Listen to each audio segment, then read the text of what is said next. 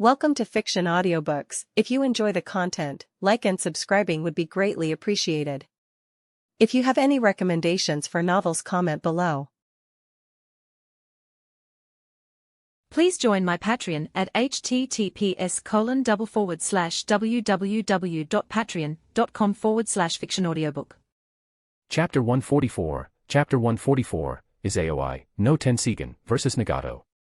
Izayoi had been wondering where Nagato's real body had gone. He hadn't expected Nagato to come straight for him, and using Izayoi's own tactic, no less, disguising himself as Ōtsutsuki Toneri via wood transformation. If anything went wrong, Nagato could simply put the blame on Tonory. Still, Izayoi couldn't figure out why Nagato was suddenly targeting him. The only time they'd met was in Orochimaru's underground base. Was there really a reason to track him now? At a glance, it didn't look like Nagato had discovered Izayoi's secret identity. If he had, he wouldn't have come alone to confront him in this forest. He'd have shown up in force to wipe out Konoha. But regardless of Nagato's intent, Izayoi disliked being on the back foot. Gazing at Nagato descending from above, Izayoi sneered. The proud leader of the Akatsuki, the so-called god of the new shinobi era, actually disguising himself as his enemy. Those raids on the 5 great nations over the past couple of months, the so-called Seijai showdown, wasn't it all personally orchestrated by you, wielder of the Rinnegan? Nagato had planned to speak with Tonory-like arrogance, but Izayoi's words lodged in his throat. An awkward, goosebump-raising feeling swept over him. Looking down at Izayoi's derisive face, Nagato couldn't help asking, "How did you figure it out?" "Your disguise is as clumsy as Uchiha Obito's," Izayoi replied with a snort. "Your wood transformation is flawless, and your chakra signature does differ from the last time we met. But, you can't change the aura of your soul. Your sensory ability can detect soul auras." Nagato blurted in shock. "Interesting," Izayoi said with a mischievous smile. "You, outwardly of the Uzumaki clan, awaken would release instead of any of the Uzumaki's unique traits. You even mastered the wood golem jutsu that once belonged to the first Hokage, yet you've never displayed a single bit of Uzumaki's signature powers." "I see," Nagato remarked, immediately grasping Izayoi's point. "You must have awakened the Uzumaki clan's unique ability as well, combining Mind's Eye of the Kagura with some other techniques to form a special type of sensory ninjutsu." Indeed, Nagato had fused his own Mind's Eye of the Kagura with the Rinnegan to create the Rain Tiger at Will technique, a specialized form of perception. Realizing he'd truly been exposed, Nagato cancelled his wood transformation. As expected of the genius who saw through Uchiha Madara's real identity back in the academy. "Your talent and intelligence even put me under pressure.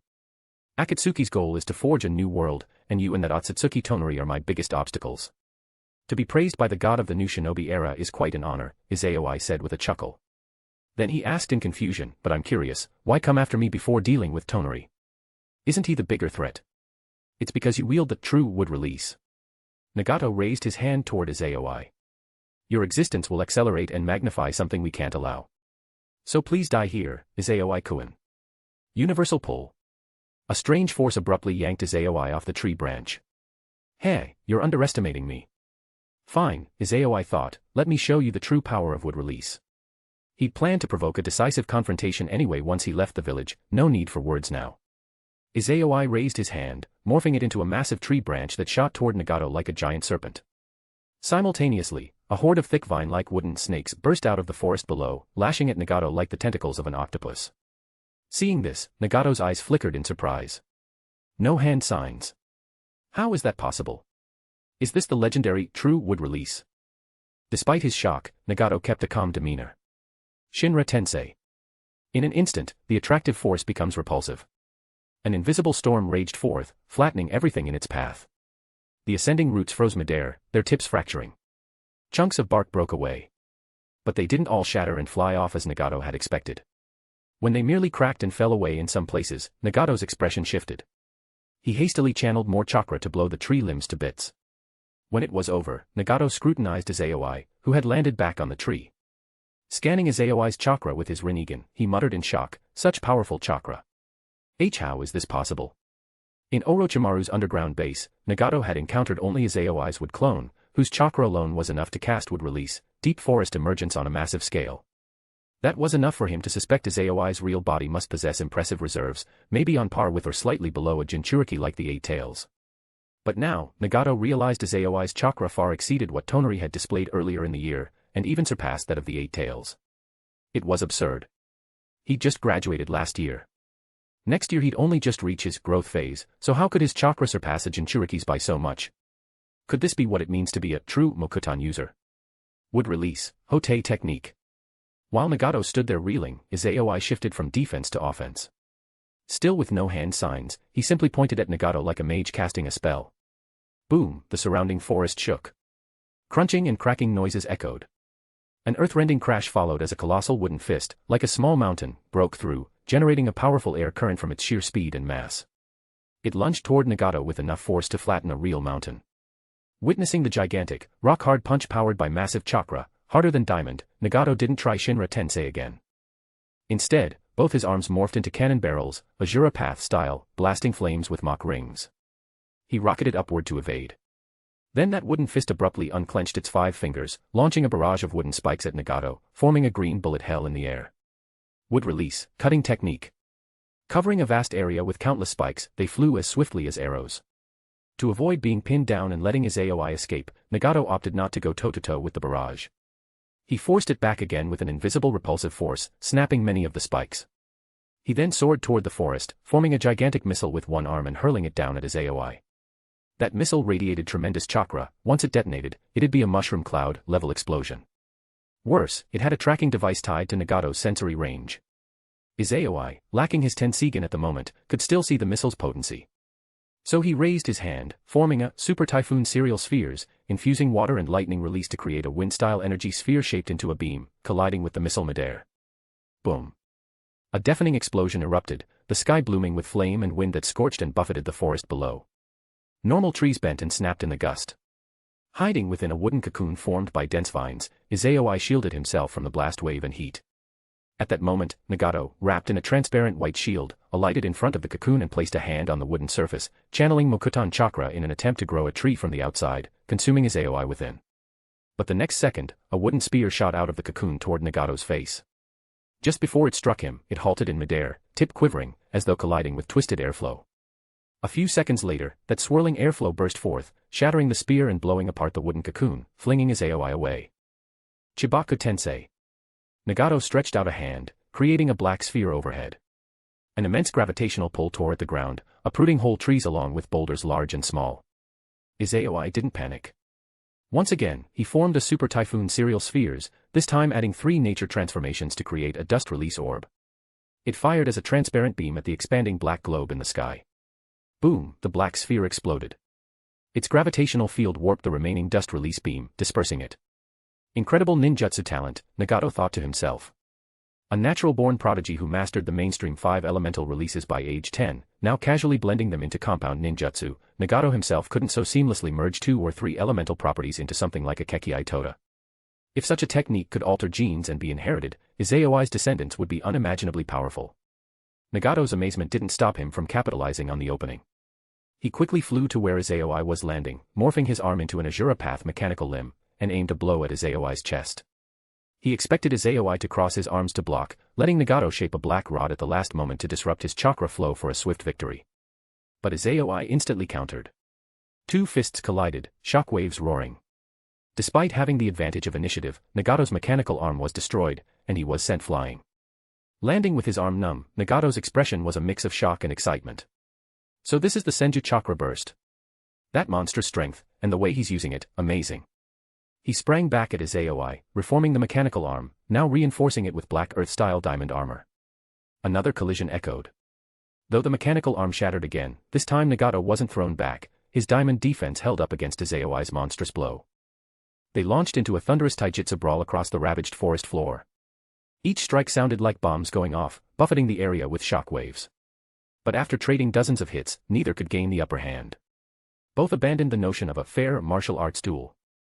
Nagato's head folded open, revealing a laser weapon, while Izayoi's shoulder morphed to wood, forming a giant wooden fist. The laser clashed with the wooden fist, neither attack pierced the other, and both men were blown back. So this is the real wood release. Nagato muttered, watching Izayoi's body seamlessly turn to wood without seals, forming chunks so durable that even lasers couldn't penetrate them.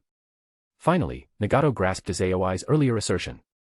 Compared to Izayoi, Nagato, and Obito, who had only transplanted Hashirama cells, were far behind in Mokuton power, requiring hand signs for any jutsu. Their Yang release plus would release simply weren't enough for deep forest emergence. And their wood was nowhere near Izayoi's monstrous hardness. The gap was akin to a 3-tomo Sharingan facing the eternal Mangekyo. As Nagato had also realized, would release strongly counters Shinra Tensei. For Nagato to completely obliterate Izayoi's real Mokuton, he had to expend several times, maybe more than 10 times, the chakra it would take to shatter normal wood. And if he tried using a super Shinra Tensei to destroy a single target, he'd risk leaving a Megakure open for a sneak attack by Tonory. Thus, with no spacetime ninjutsu and no willingness to use an ultra-broad Shinra Tensei, Nagato resolved to take Izayoi down the hard way.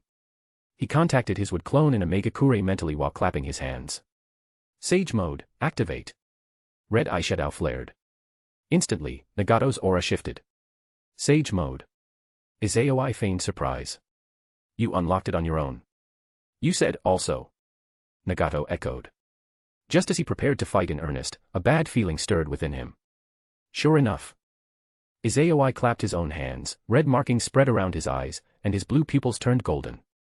As I thought, you know Sage mode too, Izayoi said calmly. I may not have those absolute powers of gravity or repulsion like a Sage Eye user, but you won't take me down with that alone. Show me the wood release you used against Ōtsutsuki Toneri. A true Mokuton battle. Sage art, wood release, deep forest emergence. Rumble, rumble. A barrage of colossal trunks, thick enough for 20 men's arms, burst from the ground. Like a gigantic green tsunami, they swallowed Nagato in an instant, rolling outward in all directions. In mere moments, the ordinary forest transformed into a primeval wilderness surpassing even the forest of death. Each towering tree contained potent chakra at Izayoi's command, resistant to fire, water, lightning, wind. Even attempts at draining it would fail because these branches absorbed chakra from anything they coiled around. That was the signature jutsu used by the god of shinobi to end the Warring States period, the ninja world's strongest large-scale battlefield ninjutsu. Only by donning Tobi's armor had Nagato temporarily tasted that power. Now he realized the full might of deep forest emergence. Yet Izayoi taught him another lesson. Nagato, though left unscathed by flying overhead at high speed, scanning in all directions, soon found 4 translucent purple walls ascending around him. They rose high, and a 5th panel sealed the top. It turned out that the Mokuton branches sprouting around him had grown a wood clone that cast a barrier to trap Nagato inside. Before he could approach the wall to absorb it with Predapath, more and more vines and branches sprouted, flooding inward in a suffocating wave. With no spacetime jutsu, escape was impossible. Didn't realize Mokuton could be used like this. Impressive, Nagato murmured sincerely. No longer underestimating Izayoi, he spread his arms wide. His massive chakra compressed into pure force, forming a green barrier around him. As the branches closed in, about to devour him completely, Nagato glowed white. A flash of blinding brightness engulfed the entire cage, bleaching the enclosed forest pure white. Boom. After 10+ seconds, an earth-shaking blast reverberated across the woodland. Gale force winds sighed through the colossal trees, each trunk towering over the forest canopy yet harder than solid rock. Many snapped or bowed under the force. Chapter 145, Spark of War. The power of real, traditional wood release is actually this formidable. Back in Megakure, Nagato's real body received the live updates from his battle clone and silently thought, this isn't good. If this keeps up, things could get very bad. He decided he needed a backup plan. So Nagato called over Black Zetsu and handed him a coded scroll. Black Zetsu opened it, took one look, then immediately nodded and sank into the ground, vanishing. No sooner had Black Zetsu departed than Nagato grew tense, staring out the window. So it's begun, has it? The question is he focused on that battlefield where my clone fights, or is he right overhead in Megakure, watching for a chance to strike? His official task is to collect the Geto statue from the ninja world. Despite having the Flying Thunder God technique and that heavenly transfer jutsu, he hasn't instantly appeared at the statue's side. It must mean I can't form a summoning contract with the statue. Even if he drags away the Geto statue, I can resummon it anytime with the Rinnegan. Between us, one must die. And if I had to guess, he's probably out there on the same battlefield as my clone. However, he might also be waiting overhead somewhere, ready to ambush me, especially if he fears Obito's Kamui letting me escape. No matter which scenario, it means the endgame is here. After analyzing his options, Nagato clasped his hands together and thrust them to the ground. Edo Tensei. Outside, in the main area of Megakure, the sky above the village abruptly filled, like the 5 great nations had experienced months earlier, with a horde of figures clad in matching white robes, their bodies riddled with black rods and iron spikes, numbering about 200 in total. Woo woo woo. Sirens blared immediately. In the past half-year, the villagers had performed evacuation drills twice every month. They now tossed aside their tasks and sprinted toward the shelters. Run, it's the enemy of our god, some villagers shouted in warning to those travelers or ordinary folk who had come from afar to tour Megakure, prompting them to flee as well. Once you're inside, keep running, there's a safe zone at the very end, a Aim yelled as they opened an entrance to the underground tunnel leading to the shelter, guiding the villagers.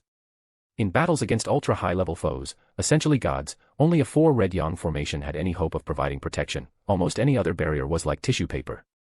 Hence, over the past half-year, Amagakure's underground shelter had been expanded into a network of tunnels leading away from the village to safer territory. You all go, too. This sort of battle is beyond what you can handle. Descending from above, Conan addressed the Aim coordinating the evacuation. Yes, Angel-sama, the Aim answered deferentially, then left via the tunnel as well. By this time, war had ignited across Amagakure. Coffin after coffin burst out of the muddy ground or materialized atop steel structures.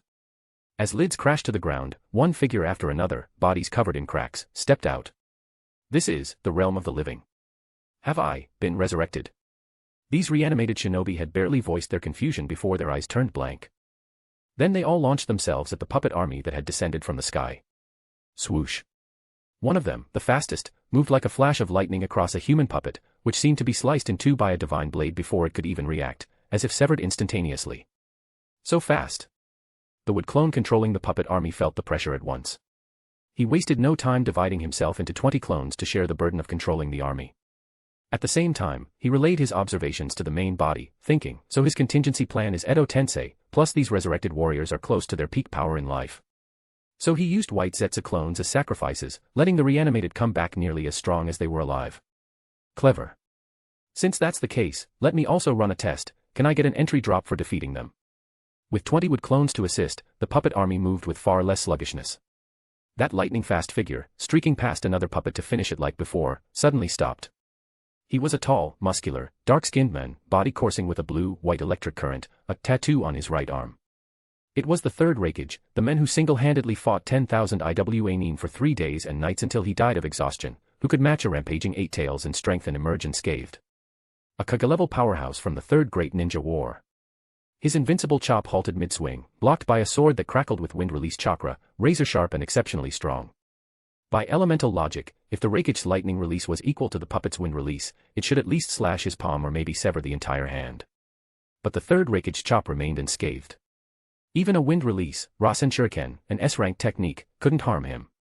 Holding that blade, stopping the Reikage's hand chop, was Shimura Danzo, fully cloaked in lightning chakra mode himself. Indeed, so were over 200 other puppets. In an instant, arcs of electricity surged wildly through Amagakure, destroying buildings as they clashed with the resurrected dead. Body parts of the reanimated flew apart, dissolving into dust. The pressure swung dramatically back onto Nagato's side. Wood release, multiple wood clone technique. Nagato's wood clone wasted no time splitting its chakra into dozens of copies. All of them stayed in the ghetto statue's underground base, controlling those mindless reanimated corpses in battle against the puppet army. Black Zetsu had spent half a year robbing graves, so Nagato's Edo Tensei arsenal was huge.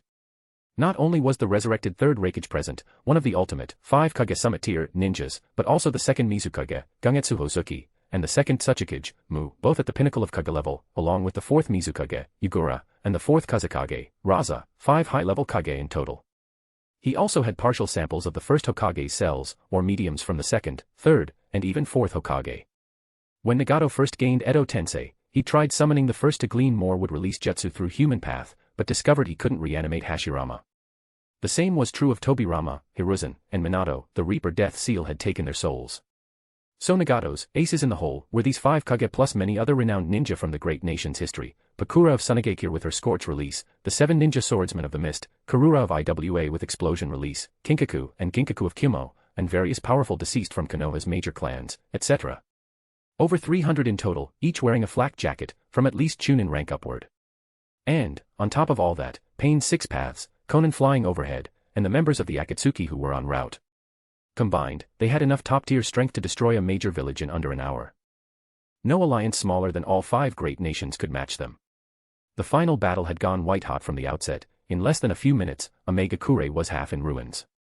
Sure enough, not long after, a swirling vortex of space-time opened at the battlefield, and the black-robed Akatsuki finally arrived. The final war has at last begun, Daidara cheered, then his eyes widened at some scene. What the heck? Why do they all have lightning release chakra mode? That jerk specifically targeting me. Silly fool, stop gawking if you don't want your head chopped off, Sasori chided. This is likely more intense than the average ninja war. Only puppets. With no blood, what can I offer to Jashin-sama? Haiden whined. Humph, I only agreed to fight. No way I'm giving up my life. If that damn wood manipulator or that boy personally show up, I'm gone, Kakuza warned. Kisame and the others similarly hung back, marveling at the puppet army and the resurrected army slamming each other in the rubble. As S-rank missing Nin, most of them realized that only fools would dive into such a clash between two armies of the dead. If any living person got in the middle and died, they'd only have themselves to blame. Even Deidara, who was initially ready to self-destruct, was talked down by Sasori and resorted to assisting. Explosion after explosion echoed, 5-element blasts lighting up the sky. Within half an hour, most of Omegakure lay in ruins.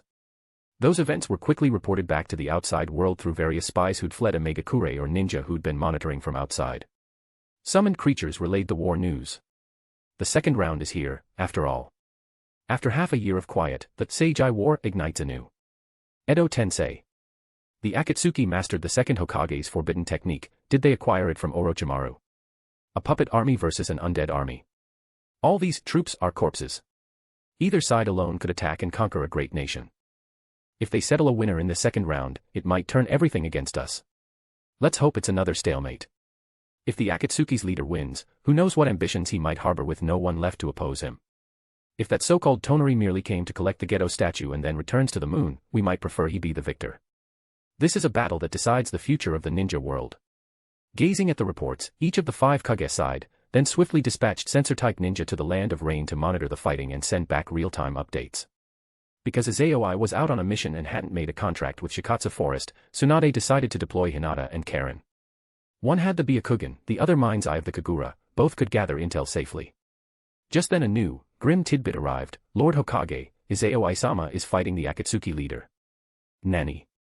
Tsunade shot to her feet in alarm. When did that brat sneak off to Omegakure? Not Omegakure, the messenger panted. It's in the forests of the Land of Fire. Moments ago, 2 massive chakra sources collided in the eastern woods. Our returning squad recognized them as Izayoi-sama and the Akatsuki leader. Summon Hinata and Karen. Never mind, I'll go myself. You notify the elders and the jonin in the village for an emergency meeting, Tsunade barked, her face grim. An ultra-powerful leader fixating on Konoha's future was a possibility Tsunade had to prevent at all costs. So she made a shadow clone, leaving it behind to preside over the meeting, and left the village in person. Hinata and Karen, who had been applying for leave to exit the village, were brought along. Ah. The Akatsuki leader is after Izayoi-kun. Karen's face paled. Is he okay? I don't know. We'll see when we get there, Tsunade replied with a scowl. And I fear Tonory might be eyeing that battlefield, too. Hinata's face looked slightly awkward. She said softly, Hokage-sama, you might as well head back. Izayoi-kun will be fine. What do you mean? Tsunade asked in bewilderment.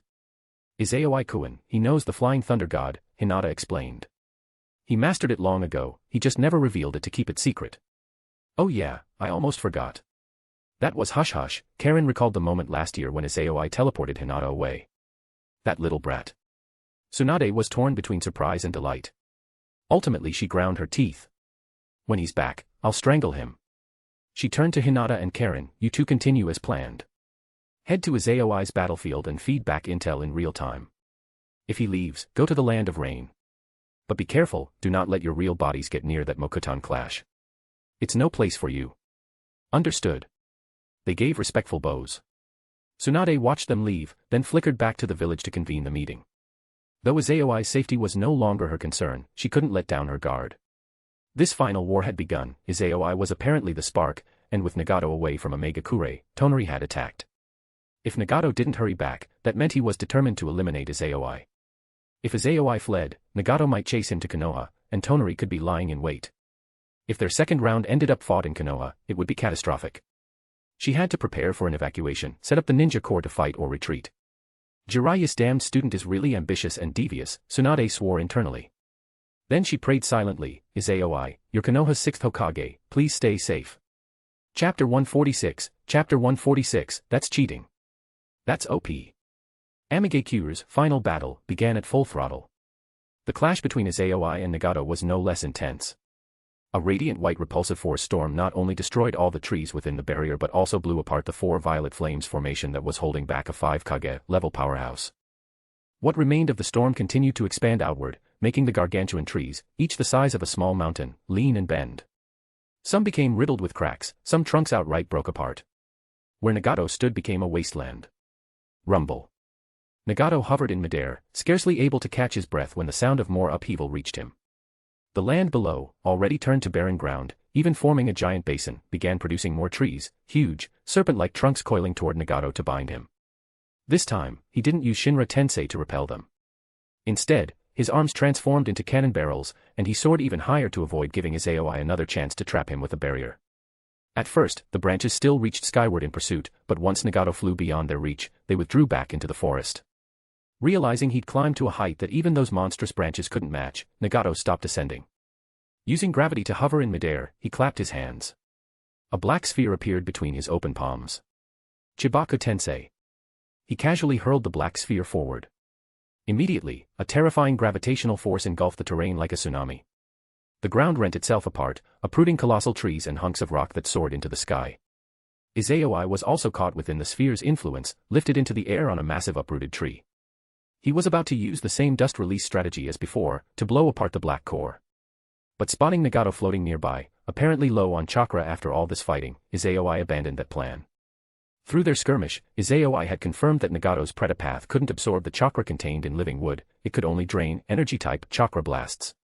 But a sage-level dust release was precisely such a big energy ninjutsu. If Nagato absorbed that, he'd likely regain a good chunk of his blue bar chakra reserves. So Izayoi cancelled the spinning chakra ball he'd already condensed, clapped his hands, and said, Sage Art, Wood Release, Wood Dragon Technique. Ruahar. A roar that seemed to shake all living things echoed through the forest. A colossal, mountain-sized wooden dragon tore out of the ground. Under Nagato's widening eyes, the wood dragon opened its gaping maw and clamped the Chibaku Tensei meteor between its jaws, almost like a dragon playing with a pearl, and then whipped its tail, stirring violent air currents as it slammed toward the dumbstruck Nagato. Watching that sweeping tail, like a mountain smashing sideways, Nagato had no time to drop down, nor could he accelerate away with his Azura path. He could only unleash his repulsive force to block it. A moment later, something unbelievable happened. Swirling air currents formed an invisible barrier resisting the dragon tail's onslaught. But unlike those normal trees that froze in midair, the tail continued slowly pressing forward. The usual Shinra Tensei that effortlessly crushed entire forests couldn't smash this wooden dragon, it barely held it off. How hard is this thing? Nagato thought. How heavy, and how much chakra is packed inside it? If a normal Shinra Tensei can't blow it apart, does that mean every time I need to repel a Mokutan of this caliber, I have to spend time charging up? I can't afford this kind of slugfest, Nagato decided. While his repulsive windstorm still persisted, he quickly descended into the forest. During the descent, he spared Izayoi a glance, feeling slightly relieved to see that the latter's chakra was also draining at a massive rate. He wasn't the only one burning huge amounts of power. Once on the ground, Nagato prepared to form hand signs and create a few wood clones, hoping to do what Izayoi had done earlier, trap them together in a barrier and force Izayoi to burn huge chakra on Shinra Tensei. However, before he could begin, a swirling vortex of spacetime appeared right next to him. Leader, I'm here to help you. That silly voice rang out, and a pale white creature named Toby popped out of a fist-sized black hole. Toby, you finally made it. Nagato's expression brightened. Just in time, help me finish him off. Yes, sir. Toby saluted, then spread his body like white glue, covering Nagato. At once, Nagato felt his Mokutan chakra and yang release surge. Where previously he couldn't compete for control of this forest, now he could. Even his sage-enhanced physique received another boost. If they switched to taijutsu again, Nagato, empowered by Sage Mode chakra, Azura Path machinery, and Earth Spear technique, would no longer lose to Izayoi's own Earth Spear plus monstrous strength combo. Leader, our village is under attack by Ōtsutsuki Toneri's puppet army. Shouldn't we go back to support them? Toby's voice murmured in Nagato's ear. Still scanning for Izayoi, Nagato calmly replied, that man's official mission is to retrieve the Geto statue. But from what we discussed last time, it's clear the statue originally resided on the moon until I summoned it here via Rinnegan. As long as my Rinnegan remains, no matter where he takes the statue, even if he hides it in another dimension, I can summon it back. His real mission isn't to get the statue at all, but to seize these eyes. He and I can't coexist. He's likely lurking nearby, waiting for Konoha's Mokutan user to wear me down so he can strike at an opportune moment. I've made arrangements, and it doesn't matter if the village is destroyed. I can Edo Tensei as many reanimated corpses as needed, so as long as our people are safe, it's fine. Compared to Tonory, Konoha's Mokutan user is the bigger threat, both now and in the future. Finished speaking, Nagato clapped his hands. Let's go, Toby. Understood. Sage Art, would release, would Golem technique. Just as Toby spoke, two voices overlapped, chanting the same jutsu name. Boom. The ground quaked violently. A towering wooden statue, roughly 150 meters tall, reminiscent of a huge 100-armed Buddha, rose from the earth. So this is how it's made, Izayoi murmured, having watched the entire process from the shadows rather than interrupting. Observing the birth of this giant 100-armed Buddha, he instantly grasped the trick behind the wood golem. He clapped his hands, pouring his vast sage chakra into the earth. Sage Art, would release, would Golem technique. Another violent tremor rocked the land. Even though Hinata and Karen, who had arrived from Konoha and were still 20+ kilometers away, felt the tremors. They were using Byakugan and Mind's Eye of the Kagura to watch the battle. Yet more than the scale of these vibrations, what truly left them gaping was the sight of two mountain-sized chakra masses. How can there be so much chakra that it's visible, even physically manifested? That's crazy, Karen muttered shakily. Mind's Eye of the Kagura showed her fuzzy outlines but could sense profound vitality and aggression within that chakra. She identified the first as yang release, the other as natural energy, just as Izayoi had once described. Meanwhile, watching the newly risen Golem face off against the 100-armed Buddha, Hinata thought Izayoi-kun and the Akatsuki leader had both grown even stronger. Back at the start of the year, she'd seen Nagato and Toby use a 100-armed statue that wasn't anywhere near this size. It wasn't only Sage Mokutan boosting it, Nagato's chakra must have increased over the months. But that couldn't compare to Izayoi's insane growth. After Tensigen's second gestation, Izayoi's chakra skyrocketed. And once he stopped permanently maintaining Sage mode, it rose again. Now it dwarfed Naruto's many times over, easily eclipsing the Akatsuki leader. But with her keen sense for battle, Hinata was worried. At this rate, Izayoi-kun is in trouble. Because once Toby showed up, it was no longer a fair one-on-one. Izayoi would be facing two at once. He does know would Golem technique. Nagato said, grimly gazing at Izayoi standing atop the Golem's head. All right, then let's make the target even clearer. Leader, should I greet him? Toby asked slyly. Nagato smiled. Go ahead, Toby, say hello. Got it. Toby channeled the 100-armed statue's chakra, turning it into 5 different chakra nature transformations. A prismatic pillar of fire blasted from its mouth toward the Arhat Golem and Izayoi. If anything touched or collided with it, the explosion would wreak cataclysmic damage. Even the Arhat Golem, tough enough to catch a tailed beast bomb, would be blown to pieces by that level of force. Yet Izayoi had more than one way to defend. The simplest would be using the Golem to launch a dust release and disintegrate the Sage 5 Elements blast. But if he unleashed such a big ninjutsu at the giant scale of the Golem, Nagato would likely jump free and use Pretapath to absorb it, regaining a huge chunk of chakra. Similarly, Tensigen's absorption technique was also off-limits, he couldn't blow his cover here. So Izayoi simply twitched a finger. Ruahar. The huge wooden dragon that had fallen to the ground after losing control reawakened, spat out the dragon pearl it had formed from Chibaka Tensei, then opened wide to swallow the rainbow pillar. Its body swelled, glowing 5-colored as it hurtled toward the 100-armed statue. Seeing this, the statue extended its colossal arms, grabbing hold of the wooden dragon. Boom. Before it could fling the dragon back, the swollen wooden mass burst like a balloon, exploding into a blinding flash of multicolored radiance. That terrifying blast disintegrated the statue's outstretched arms, also engulfing Izayoi and Nagato on either side. The Arhat Golem shielded Izayoi from the fiery shockwave. Nagato used Pretapath to drain as much Sage chakra as he could from the blast. The moment the glow subsided, the earth-shaking rumble echoed again. This time, the Arhat Golem charged forward and launched a fist at the 100-armed Buddha. The statue responded with its own punch. When the two fists collided, the shockwave howled like a storm, making the Mokutan forest sway violently. The impact forced both giants back, but they instantly swung again. As soon as the second collision occurred, Nagato exploited the opening, Bansho Tenin. Universal pull. He tried yanking Izayoi off the Arhat Golem's head with gravity. But a wooden shield popped up, cutting off that gravitational link. Toby, meanwhile, rained down massive punches from the statue's 100 arms, plummeting at Izayoi like meteors. This was exactly what Hinata had feared. From the moment Toby arrived, it was 2v1. Nagato used gravity interference, Toby piloted the statue. An impressive combo. Nearly caught me, except. Izayoi snickered, you still have no concept how powerful a no-hand sign Mokutan can be. With those words, the wooden platform beneath Izayoi sank, lowering him inside the Arhat Golem's head. At once, the golem's eyes flashed golden, red-eye markings appearing. It raised its other hand against the incoming barrage of fists, sprouting countless thick branches to form a cluster of massive wooden fists that crashed into the statue's raining arms. A terrifying backlash jolted both giants back a few steps, splintering limbs on both sides. What the? Even Toby couldn't maintain his usual jokey tone. He's literally going inside the wood golem. Didn't he need hand signs for that? His Mokutan truly has no need for them, Nagato said quietly. Toby, can you do the same? Impossible. This is beyond me, Toby replied bitterly. We can channel the statue's chakra to cast 5-element combos, or set up certain techniques using the statue as a medium, but not fluidly like that. We'd need time for incantations or forming seals. He's doing it seamlessly, with zero delay, like hand signs don't exist. How? Probably, that's the power of a true Mokutan, Nagato concluded. So this is a genuine wood release. It's amazing, Toby said excitedly. Leader, we gotta capture him. If we transplant his cells, you and I can boost our Mokutan even further. That's my plan. Nagato grinned. You handle his golem. I'll exploit his weaknesses. Got it. Toby commanded the statue to regenerate its shattered arms and move toward the Arhat golem. At the same time, a wooden dragon burst from the forest, coiling around the Arhat golem. The golem raised its newly regrown fist, cloaking it in a bluish chakra flame, and charged at the statue. And no way, Nagato, and Toby gasped. Seeing this, the statue halted. Its 100 arms extended wildly once more, raining down a hurricane of blows.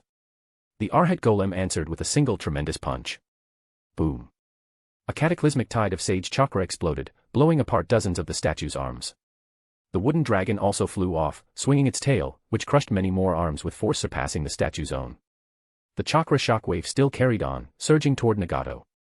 Regaining his composure, Nagato formed a one-handed seal and created a wood clone in front of himself while pulling back. The clone spread its arms, forming a translucent white shield that absorbed the oncoming chakra wave like a magnet, sucking it into its body. Seeing that, Nagato smiled. It's still just chakra, we can absorb it. Great. Then we have nothing to fear, Toby chimed in happily. I messed up, Izayoi thought from inside the Arhat golem's head. I forgot just how massive this golem is. Monster Strength Punch is effectively the Senju clan's raw chakra burst. Even though it's a form of taijutsu, we're releasing obvious chakra outward, like a giant wave. That's easy for Predapath to absorb. Unless we catch them off guard, we can't use that giant, obvious blow again. Izayoi changed tactics, once more showing the difference between his Mokutan and theirs. The Arhat golem grabbed the wooden dragon's head in its hand. In a flash, the dragon coiled around the golem transformed into a gargantuan wooden broadsword. That's cheating, too much cheating. Toby howled. This kind of fluidity and shape morphing, without seals, that's too OP. No hand sign Mokutan was indeed that broken, like a fully formed Susanoo made of in-release chakra that can shape swords, magatama, shields, and bows at will. Chapter 147, Full Power Again. Boom. Boom. Boom. A thunderous rumble shook the earth as the Arhat golem, gripping its dragon-slaying blade, once again rushed toward the 100-armed Buddha.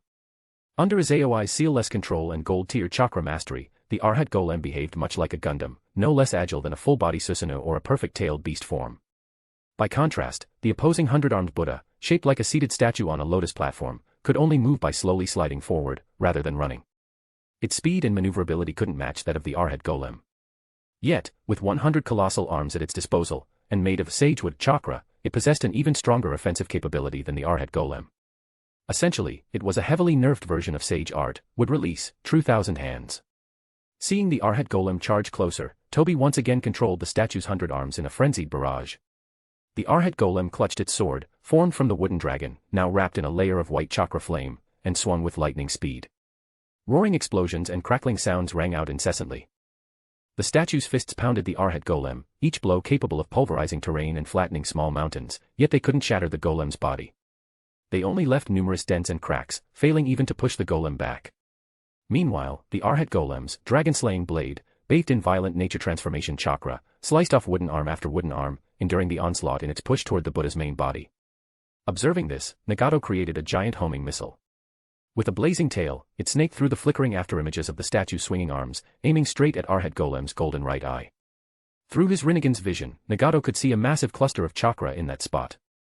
With luck, that was exactly where Izayoi was hiding. But he still underestimated the wood synergy between the golem and the wooden dragon.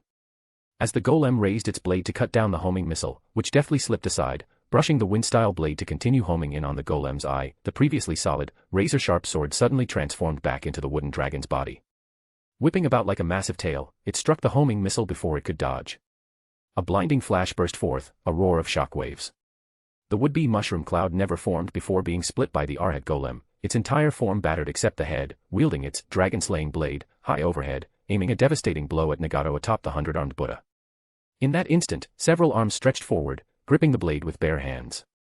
There was no stalemate of strength, the Arhat golem simply let go of the sword and slammed in a mighty punch instead. The statue, as if suddenly alive, unclasped its giant main hands, previously in a praying gesture, to counterpunch the golem. Simultaneously, the sword caught in those arms reverted into the wooden dragon, freed itself from the statue's hold, whose taijutsu was even weaker than the dragon's, and leaped skyward, slamming its tail down. So fast was the tail strike that Toby, controlling the arms, had no time to shield. Nagato likewise didn't bother using his chakra for a repulsive wind burst, he simply flickered out of range. The dragon's tail crashed onto the 100-armed Buddha's head, breaking off a large chunk and spreading cracks all around. As for the fists colliding, Arhat golems versus the 100-armed Buddhas, both giants were blasted back by the terrifying sage chakra. The Arhat golem staggered back a few steps. Without Toby's continued control, the Buddha lurched backward over a dozen steps. The wooden dragon soared back, rewrapping around the golem. All the dents and cracks left by the Buddha's punches mended themselves at visible speed. Nagato reappeared atop the Buddha's head, where a large section was missing. But even that missing piece and the statue's shattered arms began to regenerate before their eyes. Immediately, the golem and the Buddha each resumed attacking. They unleashed wave after wave of techniques, aiming at each other's main body. Whoever failed to land a decisive hit would try everything possible to wear the other's chakra down until the opponent was forced to yield or run out of stamina first. They fought like that for a day and a night. During that time, the final battle in Omegakure, and the super news of the Akatsuki leader's showdown with Konoha's wood-style shinobi, had spread across every corner of the ninja continent. Even the land of water, and distant islands near the ninja mainland, heard of it. Outside the ruins of Omegakure, each nation's top censor ninja took shifts gathering intel and sending real-time updates via summoned creatures back to their village leaders. Likewise, in the land of Fire Forest where Nagato and Izayoi were fighting, spies from all nations lay in wait. Gazing upon those two colossal figures pounding each other, whether they had witnessed the Sage-Eye battle earlier this year or were seeing an ultra-tier duel for the first time, all were left speechless, sensing a divide in raw power that dwarfed their comprehension. Reading these developments, each hidden village's higher-ups wore grim expressions, mixed with relief or anxiety. This era no longer resembles anything I know, muttered Inoki of Iwagakure, studying the intelligence and photos of these two even larger wood giants. The old man rarely felt so powerless. Lord Hashirama and Uchiha Madara both took over their clans as adults, only then displaying this level of super-tier strength. Yet these three youngsters look like mere boys, one of them only graduated last year. How can they already have such power? Comparing them to Hashirama and Madara, there's not much difference anymore. Even Inoki, a Kage at his peak, couldn't help feeling faint-hearted. The other Kage were much the same. The fourth Reikage stewed in frustration, while elders like Chiyo and the retired Genji worried about future chaos. Two super-tier warriors had once ended centuries of war, founding the five-nation system. Now three such figures existed, likely to plunge the ninja world into anarchy. Any misstep could see the great nations wiped off the map. In the midst of that collective alarm, only Tsunade, the Hokage, harbored some relief. That brat. When did he grow to this extent? Staring at the real-time intel Hinata and Karen relayed, Tsunade could hardly believe it, yet she felt an upwelling of excitement. She was born too late to witness her grandfather Hashirama or Madara fight firsthand, only seeing pictures from the start of the year of Wood Golem Jutsu, Tonori's meteor showers, and Tengai Shinsei. She viewed those displays as a super-tier unattainable by any normal ninja force. Hence her high expectations for Izayoi, to someday master the Wood Golem as well. If that day came, Konoha would possess its own super-tier champion. But Tsunade had also assumed forging such a colossal wooden construct would require not only huge chakra but top-tier chakra control, nature transformation, shape manipulation, etc. She imagined Izayoi might only accomplish that after turning 20, in his physical prime. Yet unbelievably, he had done it already. Or, more accurately, he'd been hiding his power all along. Considering how he'd concealed the fact he possessed would release at all until after Hiruzen Sarutobi and Danzo died, Tsunade teased under her breath, that brat's unbelievably cautious. Leader, can you still hold out? After an entire day and night of fighting, both the Arhat Golem and the 100-armed Buddha were sluggish, lower agility and strength, slower arm regeneration, slower healing from damage. Minor cracks that didn't impede motion weren't even being repaired. Standing atop the Buddha, Nagato was breathing raggedly, his face slick with sweat. His clothes had soaked and dried multiple times. Tobi's voice wavered with worry. Nagato chuckled, I'm okay. How about you, Tobi? My chakra's been drained dry. Fortunately you've been feeding me chakra, or I'd have been done hours ago, Tobi replied wearily. He's likely in no better shape, Nagato said, staring at the Arhat Golem's dimmed golden eyes and the absence of red markings around them, which once indicated Sage Mode. His Rinnegan told him the chakra inside it wasn't much higher than his own. Throughout this day and night struggle, Nagato had never unleashed a super Shinra Tensei. Though it could destroy the Arhat Golem, it wouldn't guarantee Izayoi's death. The exchange wasn't worthwhile for the chakra cost. He used only small-scale Azura Path moves, trying to target the Golem's eye and yank Izayoi out with Universal Pull, but each attempt failed. Ultimately, Nagato spent the entire time in a Mokutan duel, draining each other's reserves. Without Tobi, he'd have run empty long ago. Yet by avoiding Super Shinra Tensei, Nagato managed to prolong the fight until now. The 100-armed statue was up against the Arhat's 2 arms, gaining no initial advantage, but as the Arhat Golem repeatedly burned chakra to heal, it eventually ran out of Sage energy. Izayoi's massive reserves could no longer keep the entire structure in Sage Mode. Once that was gone, the Golem's defense and power dropped significantly. Though not destroyed, it became riddled with injuries.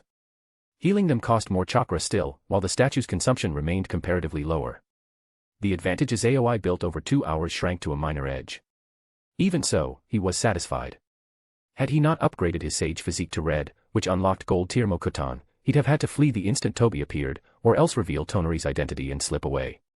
But having Gold Tier Mokutan to counter Gold Tier Rinnegan allowed him to fight even with a minor advantage. That advantage existed only because of his non-seal wood manipulations, plus the red tier Sage physique stamina. A red tier entry, though not fully realized, still overrode Gold Tier entries. Furthermore, Izayoi was thrilled about the results of the Puppet vs Edo Tensei fight in Omega Kure. Defeating reanimated Edo Tensei strongmen also yielded entry drops. Even a soul-only enemy triggered the system's loot mechanism. However, defeating them required sealing them, otherwise, they couldn't truly be incapacitated. Over one day and night, both Izayoi's puppet army and Nagato's reanimated forces suffered heavy losses. Puppets shattered to powder, irrecoverable. Edo Tensei soldiers were sealed and whisked away by Tensen no Jutsu, Heavenly Transfer. On the spot, Nagato couldn't reclaim them.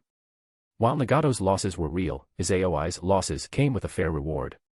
His point total soared from 799,999 to 856,109.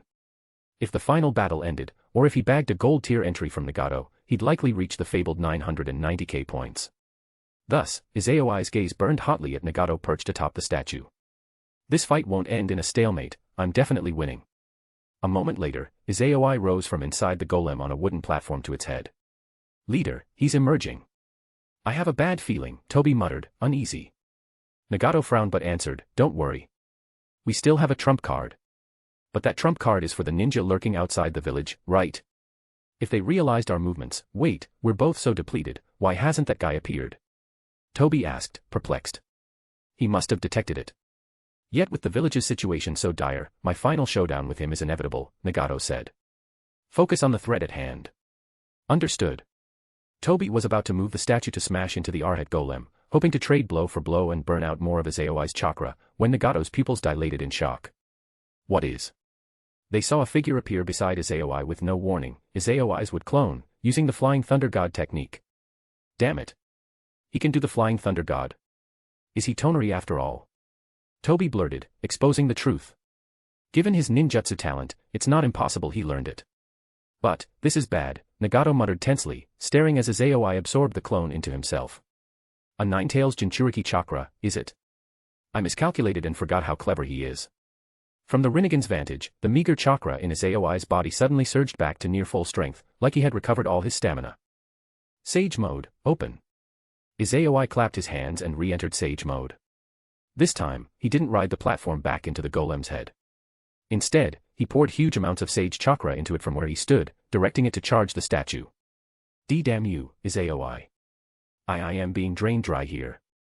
In Konoha, Uzumaki Naruto lay sprawled on the ground, weakly complaining.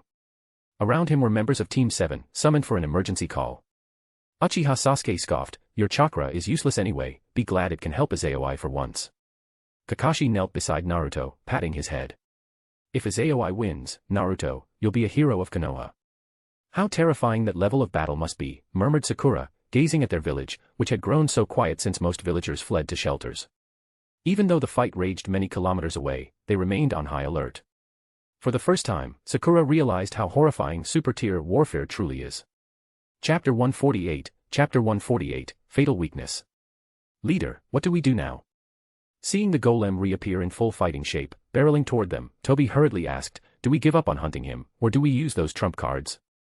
Nagato furrowed his brow, thinking it over. Izayoi's strength had far exceeded expectations. He thought this operation would be easy, capture Izayoi, boost Nagato's and the White Zetsu army's power. Never had he imagined there would be someone like Izayoi hidden in the ninja world, besides the moon-dweller Ōtsutsuki Toneri. So young, yet already wielding ultra-high-tier strength, a total monster. They had battled day and night, Nagato was close to winning. Suddenly, Izayoi, who also knew the Flying Thunder God, chose not to flee but had in fact pre-planned a wood clone to siphon the Nine-Tails Jinchuriki's chakra for just this moment. This was cunning, on par with Tonory, who could spy on them from afar. Moreover, unlike Tonori's Tensigen, which was similar in power to his Rinnegan, Izayoi's Mokutan at this level could counter many of Nagato's Six Paths abilities. If Nagato weren't merged with Toby, Izayoi would be an even bigger threat than Tonori. So, Nagato made his call. We'll use our trump cards, Toby. Let's team up and finish him off. Sounds good. Let's do it, leader. Toby's voice was suddenly brimming with confidence. Then he detached himself from Nagato. Immediately Nagato vanished from the top of the 100-armed Buddha, reappearing on the ground below. Forming hand seals, he slammed his palms down, yelling, summoning Jutsu, Geto statue. Meanwhile, in the underground base of Omegakure, where Nagato's wood clones were controlling the Edo Tensei forces against the puppet army, they leaped off the Geto statue at once. The moment they landed, the statue vanished in a cloud of giant white smoke. One of Nagato's wood clones turned to a dark corner and said, use our trump cards. No reply came, but through his Rinnegan vision, Nagato saw that cluster of chakra fade away. Izayoi's wood clone also perceived the same thing. Suddenly, while Shimura Danzo locked in combat with Tendo Pain, vanished without warning. Tendo Pain warily scanned the area, searching for Danzo's chakra, but he was gone. A few seconds later, Danzo reappeared and resumed attacking Tendo Pain. Nagato had no idea what Danzo did in those seconds. Rewinding a few seconds, in a fog-enshrouded mountainous area of the Land of Water, Danzo suddenly materialized. His left eye bore the side-shaped Mangekyo design. He cast Kamui on a disguised wood clone that had absorbed the Six-Tails Jinchuriki's chakra, changed its chakra signature, and took the form of Ōtsutsuki Toneri. He sent it off to Kamui space. At that moment, inside Kamui space stood a handful of figures, a Bito, a White Zetsu clone, 2 of Nagato's wood clones, plus 2 captives. That brat forced you to use this trump card. You saw with your wood clones, his Mokutan is almost on par with your real body plus Toby together, and in Sage mode, your real body can't measure up to him, Obito said gravely. All this time, Tonori hasn't appeared. Could he be Tonori himself after all? A wood clone can disguise its chakra signature too. Nagato posed a question Obito had once asked. When he enters Sage mode, his pupils turn from blue to gold. The Sage Eye can revert to a normal state, can it? Obito stayed silent, dismissing that suspicion. Neither he nor Nagato realized that a self-evolved Sage Eye could revert to normal. He's a clever one, sending a clone back via Flying Thunder God to absorb the Nine-Tails Jinchuriki's chakra, just like we prepared. Nagato's 2 wood clones each grabbed a captive by the throat, absorbing their chakra, and laughed. But with the Geto statue plus wood golem working together, it won't matter if he knows Flying Thunder God. He's fated to lose, unless he abandons Konoha and runs off alone. The 2 captives, clutched by Nagato's clones, were the 5 and 7 Tails Jinchuriki.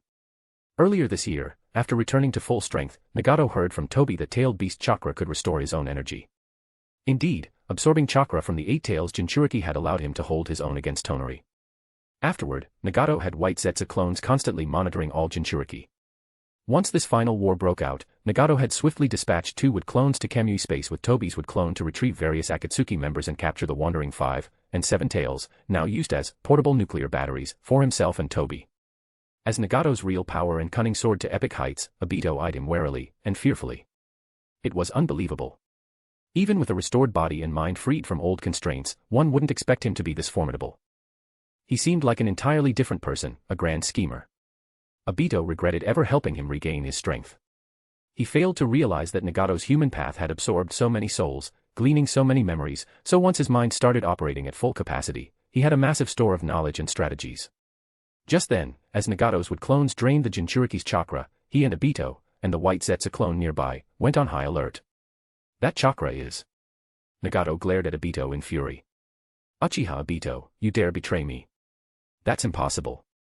How could he get inside Kamui space? Obito blurted out in uncharacteristic panic. Kamui's intangibility and Izanagi were his life-saving trump cards, plus the reason he dared to bring Nagato or others into Kamui space. So long as his real body hid there, no one could harm him, and he could appear anywhere via Kamui. But now, a second person had broken in, and Obito was utterly terrified. Crack crack crack. Suddenly, several green beams shot from the darkness of Kamui space. Run, don't get separated. Obito snapped, regaining composure just enough to warp away with the nearest Nagato wood clone and the Seven Tails Jinchuriki. Meanwhile, the other Nagato clone released the Five Tails it had been choking and fired a volley of five-finger missiles to intercept the beams. Missiles collided with those green beams, the blasts fizzled without any real explosion, those missiles' chakra was absorbed by the green orbs. The orbs then scattered, one of them shooting directly at Nagato. He hastily invoked Pretapath to form a transparent white dome. The beam slammed into it and was itself absorbed, feeding chakra to Nagato. Absorption of a purely, energy-type ninjutsu was easier with the Rinnegan than the orb zone energy siphon. But while Nagato was fine, his captive, the Five Tails Jinchuriki, was not. A beam pierced its body, instantly draining its remaining chakra before retreating as a green sphere into the shadows. From those shadows, Ōtsutsuki Toneri, actually Izayoi in disguise, emerged, holding that green orb, then absorbing it. His own chakra soared. How is this possible? Nagato demanded calmly. Toneri gave a haughty smile. It's the difference in our eyes. Nothing in your ninja world escapes the Tensigan.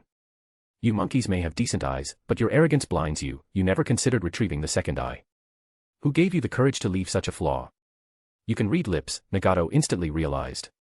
His expression darkened. Indeed, Obito had overlooked the possibility that identical Mangekyo techniques could coexist in both eyes.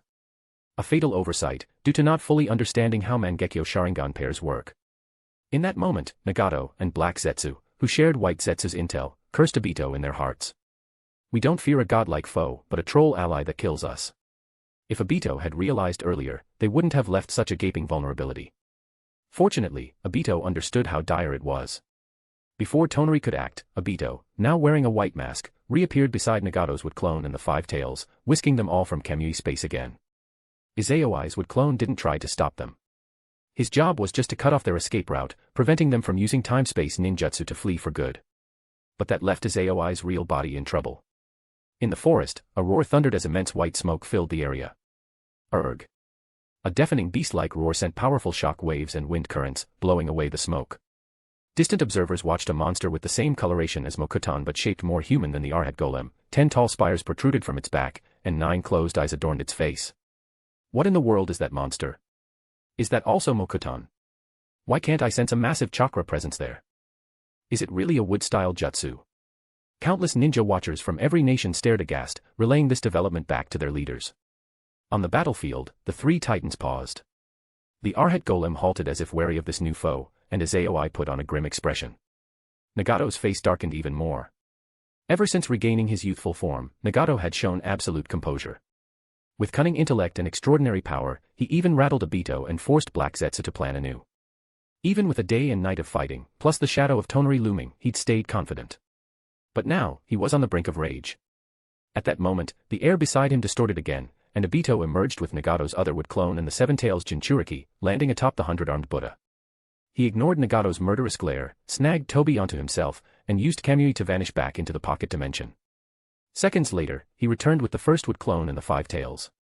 On Obito's back was a large fan with chains, a treasure of the Uchiha clan, forged from the god tree's wood, the Uchiha Gunbai. Despite rescuing both wood clones, both tailed beasts, and even retrieving the Gunbai from Kamui space, Obito showed no sign of relief. He had only one more chance to return to Kamui space. And with Toneri lurking inside, Obito was petrified. Without Kamui's intangibility, he was stuck in a battlefield of super-tier fighters, aware that his own power was just around, Kage elite, at best, still no match for either of these monsters. So Obito flickered over to the unconscious Seven Tails Jinchuriki, ordering, Toby, absorb her chakra. You're so ruthless, and so weak, Toby retorted, absorbing the Jinchuriki's remaining chakra. Your chakra's too puny. If I fuse with you, I might not even manage deep forest emergence. Nagato wore a look of disgust as well. Give Toby to my wood clone so it can control the golem. Then you go support and find the person who holds your other eye. My other eye. Obito echoed, thinking of Kakashi. That guy can read lips. He knew who you were the moment you were unmasked, Nagato said coldly. If your Mangekyo has the same technique in both eyes, you should have retrieved that second eye long ago to remove that weakness. Obito fell silent. In the original timeline, he was the hidden mastermind shaping the ninja world, yet here, having encountered a forewarned Izayoi, he'd been outplayed into near futility. 2 new Naruto fanfic is out. Part-time teacher in Konoha. Absolute justice in Naruto. Chapter 149, Final Stand. Izayoi couldn't hear the conversation between Nagato and Uchiha Obito. Right now, he too was receiving real-time information from his wood clone and feeling quite surprised. So Nagato's trump card is the same idea as mine, setting up a nuclear-charged battery. Only instead of capturing Inkarama as Izayoi did, Nagato had seized 2 Jinchuriki. This final battle had deviated a lot from Izayoi's expectations. Originally, Izayoi had planned for the showdown, final battle, to take place in a Megakure, with Ōtsutsuki Toneri leading an army of puppets powered by Inkarama's chakra to crush the Akatsuki. But before Izayoi could don his disguise, Nagato came looking for him, making Izayoi himself one of the protagonists. Even though there were unexpected twists, everything still proceeded under Izayoi's control. The wood clone had now entered Kamui space. Obito could no longer escape via Kamui with Nagato and Toby. Meanwhile, Nagato had shown his trump cards of the Geto statue and the captured Jinchuriki. Next would be the true all-out final showdown. However, there was no way the lone Arhat Golem could withstand both the Geto statue and the 100-armed Buddha. Izayoi's current sage physique and sage art power still weren't on the level of Senju Hashirama's sage art, would release, true several thousand hands at full scale, so he needed an ally. So, without waiting for Nagato or Obito to make their move, Izayoi tilted his head to the bright blue sky and shouted loudly, "Hey! Ōtsutsuki Toneri. I know you're watching. If you don't come down soon, I can't win this, and I'll run off. Attack!" Hearing Izayoi threaten to run, Nagato, having just absorbed a wood clone to restore chakra, instantly cast Bansho Tenin, Universal Pull. The invisible gravity dragged Izayoi away from the Arhat Golem's head.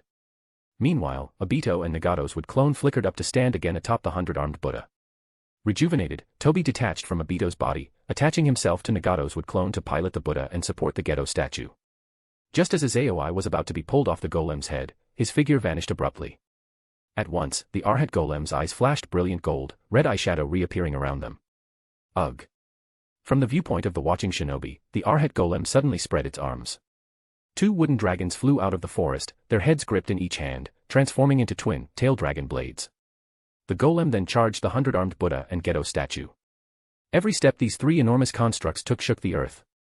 The rumbling and tremors could be felt even by the ninjas stationed who knew how far away. Is this the final push? One-on-one they fought a whole day and night with no outcome. Now it's 2 against 1, Konoha's wood-style shinobi is doomed. Who would have guessed the Akatsuki leader still had such tricks up his sleeve? That monster.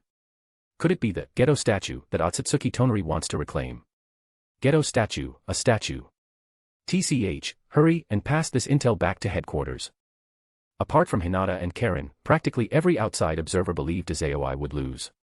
Yet some sharp-eyed watchers realized something was off, guessing that the statue must be the treasure Toneri had come to retrieve. Just as they were preparing to send that intel back, the 100-armed Buddha abruptly halted. Watch out, Shinra Tensei. Nagato's wood clone seemed to sense something, hastily warning Obito while releasing an invisible repulsive force that blasted Obito clear. Obito, still midair, was caught off guard. Not far away, the air shimmered, producing a cloud of red dust. A dazzling blue light then rocketed straight toward him.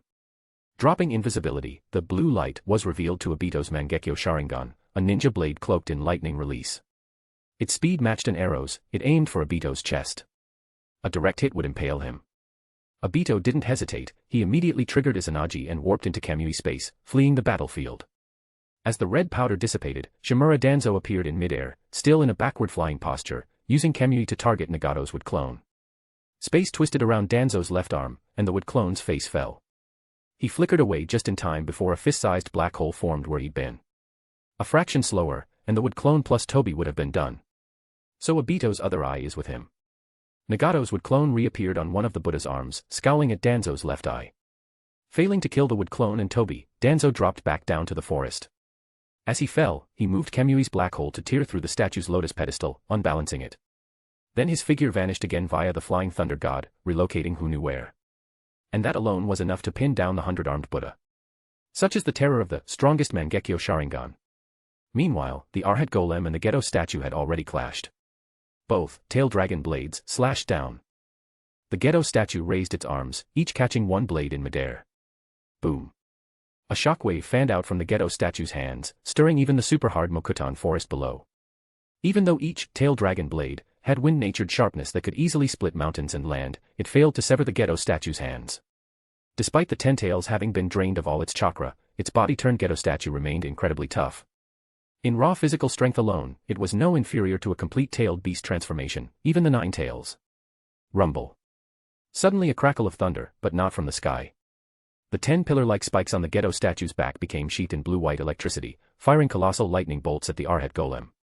The Golem quickly let go of its blades and raised its arms to shield its face, staggering backward under the lightning barrage. Ugh.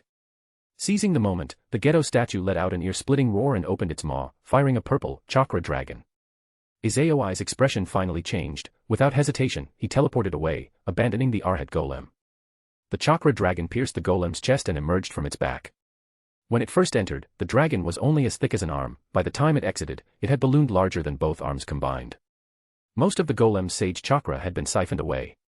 That was the Geto statue's most dangerous move, a technique akin to a lethal fusion of human and puppet paths. With no physical body, it ignored all attacks. Anything it touched lost its chakra and soul in an instant, a supercharged fatal blow. But the technique had an obvious weakness. Nagato, standing atop the statue, now had multiple black rods piercing his back. Because he'd acquired the 6 paths jutsu and yin-yang release rods from Obito, he couldn't form a direct pipe connecting himself to the Geto statue the way Obito and Madara did. He had to use that painful method, jabbing black rods into his body to funnel enough chakra into the statue to spawn that deadly dragon. Had it succeeded in devouring Izayoi, Nagato would have emerged victorious. Yet Izayoi bailed at the last second, so only the Arhat Golem's chakra was consumed. Unable to recall the chakra dragon in time, Nagato could only sever the black rods linking him to the statue. Pale-faced, he flickered away just as the dragon crashed to the ground with a roar. The next instant, brilliant white light filled the area. Boom. A monstrous explosion sent a huge mushroom cloud skyward. The blast wave obliterated half the forest, rolling outward in all directions. Within a few breaths, it reached the onlooking shinobi. Any who hadn't anchored themselves to the ground were flung through the air, slamming into rocks or trees, coughing blood. Even those who braced themselves, arms raised, were forced back. When the gale finally subsided, they gazed at the towering mushroom cloud, its ferocity exceeding even a tailed beast bomb. Faces went white, minds wavered. Their legs shook involuntarily. This is insane. I nearly died, and we're so far away. This is a super-tier fight. What was that dragon technique? Why so terrifying after the blast? No wonder Ōtsutsuki Toneri wants to seal away the Geto statue. That thing's more horrifying than a tailed beast. Steeling themselves, the ninja watchers retreated further. Little did they realize the explosion's power was magnified because the chakra dragon had devoured so much of the Golem's sage chakra. The more it absorbed, the stronger the detonation. Had Nagato reclaimed the chakra dragon, he wouldn't have lost anything, and might have gained more chakra. But focusing on killing Izayoi, he forgot about Danzo. Since the puppet path can't absorb Kamui space warp, Nagato had to flee or die. Rumble. Within the dust-choked aftermath of the giant mushroom cloud, the ground convulsed again. Gusts swept the debris away, revealing the 3 giants. They looked far less imposing now. Having lost most of its sage chakra to the dragon, and bearing the brunt of the explosion at ground zero, the Arhat Golem had protected both the Buddha and the Geto statue from the worst. Thus the Arhat Golem was half obliterated, its backside and entire left half gone, leaving only its legs and right half. Not too far off, the 100-armed Buddha was covered in cracks yet not severely damaged. With some chakra, it could repair itself. Meanwhile, the Geto statue was completely unscathed, being the 10 tails empty shell, even tailed beast bombs, 5-element combos, or dust release can't harm it. Only a 6 paths, tier power, or space-time ninjutsu, or a taijutsu/senjutsu strong enough to hurt a 6 paths level foe could physically destroy the statue. That is how the 10 tails Jinchuriki gains immunity to lesser attacks. At the moment, the Geto statue looked slightly awkward, bound with thick wooden branches and pinned to the ground by large red loops. Neck clamps locked its limbs and throat in place. Leader, maybe we should run too. Toby, now back on Nagato, saw Izayoi standing atop the statue along with Danzo lurking somewhere. He timidly proposed leaving. Gone was Toby's carefree persona, he now showed a more cowardly side. Nagato, who had pulled out the black rods in his back, letting Toby heal him, gave a faintly pale smile. Toby, I can hold them off. You should leave alone. Eh? Leader, you're not coming. Toby exclaimed. I'm already stuck here, Nagato admitted. One misstep and the whole plan collapses. To fight this final battle, I prepared thoroughly, lost or won, it's all thanks to Kamui. If not for Kamui space storing Jinchuriki for us to drain, or giving us an escape route, we'd have done something else. But ignoring that left eye of Obito's, plus forgetting to retrieve Kakashi's Sharingan to defend, that one hole destroyed me. The route out is blocked, so all that's left is a final fight. Toby, you can go, no need to die with me. Hearing this, Toby stayed silent but didn't depart. He signaled an update to Black Zetsu. Far away, Black Zetsu, who had been cursing Obito in his mind, suddenly broke into a crafty grin. Then he sank beneath the earth, vanishing without a trace. Chapter 150, Black Zetsu's trump card. I'm running low on chakra in my wood clone, Konan. I can't keep controlling the 6 paths of pain. High in the sky, Tendo Pain looked down on the battlefield below and spoke calmly to Konan, blatantly lying, my real body's battle isn't going to end anytime soon. Take Yahiko's body and wait for the signal to reconnect Tendo Pain to the main body. All right. Having no suspicion at all, Konan used her dance of the Shikigami to wrap Tendo Pain in countless sheets of paper and flew away from Omegakure with him. After a day and night of fighting, only Konan remained nearby. All the other members of the Akatsuki had left. Even Kisame Hoshigaki, known as the tailless-tailed beast, couldn't keep up for a full day and night. And with the puppet army's lightning release chakra mode and flying thunder god, both of which counter Kisame's water style and chakra absorption, the living combatants were at a major disadvantage on this field teeming with puppets and Edo Tensei undead. Killing a puppet meant little to the Ōtsutsuki Toneri like foe, he'd just lose some materials, and corpses could be harvested from the 5 great nations' graveyards at any time. On the other hand, if the Akatsuki got hurt or died, they'd lose everything.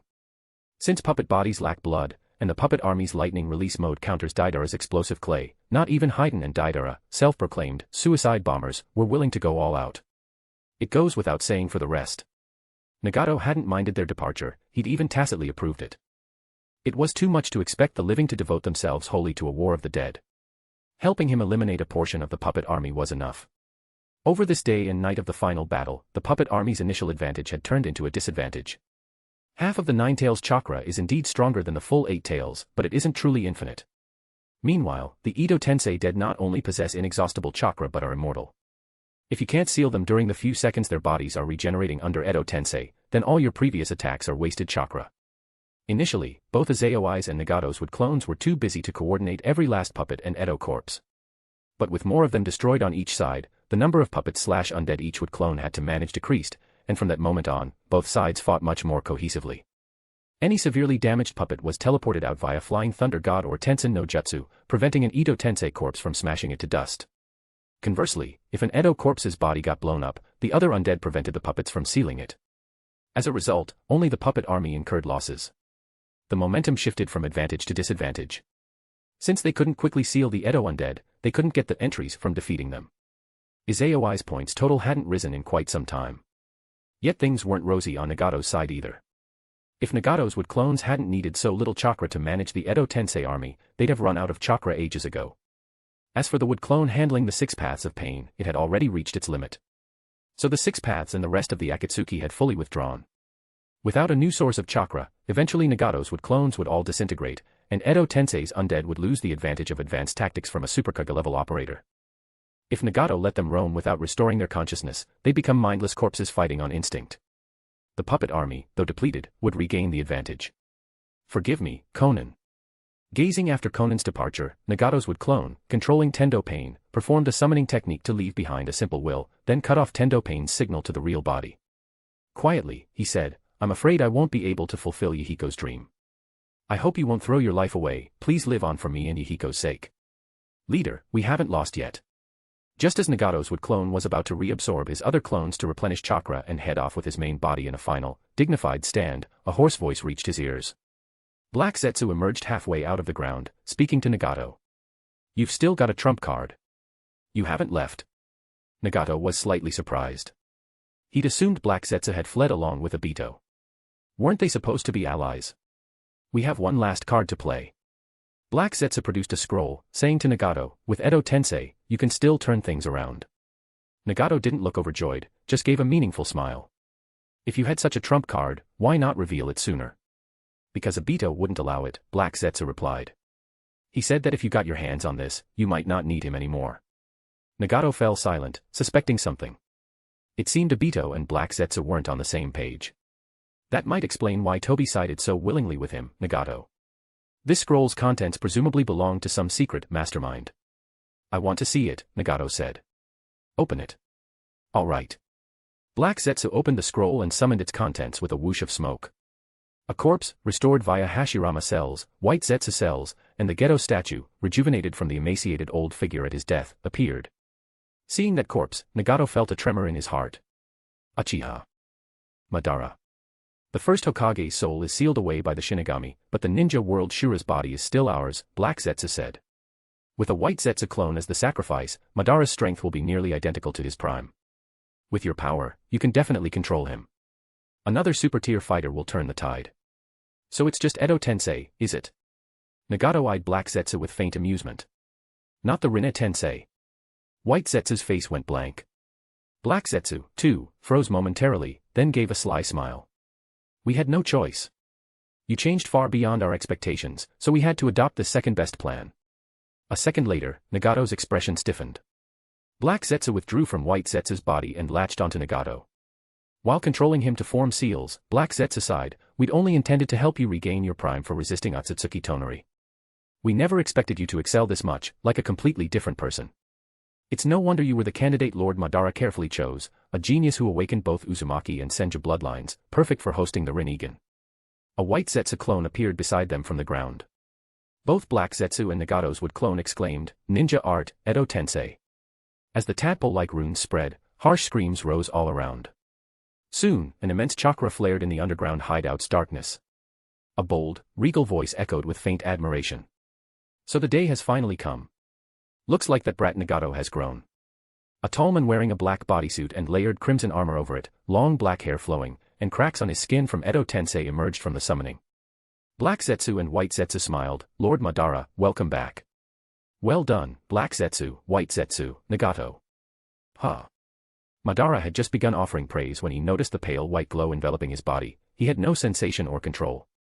Scowling, he muttered, this is Edo Tensei, not the Rinne Tensei. Sorry, Lord Madara. The plan hit some snags, so we had to resurrect you this way. Black Zetsu apologized half-heartedly. Madara said nothing, quickly forming seals and pressing his hands to the ground. In the next moment, the white light on his body vanished. Nagato's main body instantly lost control of the Edo Tensei. What's going on? Madara asked, his Edo Tensei control override in place. Black Zetsu slipped off Nagato's wood clone and latched onto Madara instead. Immediately, waves of images and intel flooded Madara's mind. The Moon Dweller. Ōtsutsuki Toneri. Tensigen. Ghetto statue retrieval. Izayoi. Madara digested it quickly, a faintly intrigued grin emerging. Interesting. So the ninja world hid such secrets. No wonder you revived me this way. Well done. This era is more spectacular than the one you and Hashirama knew, White Zetsu teased. Humph, not by much. Madara folded his arms. Yes, they're young and strong, but their Mokuton and Dojutsu aren't as refined as Hashirama's or mine. Meteors and Chibaku Tensei. Or would Golem Jutsu?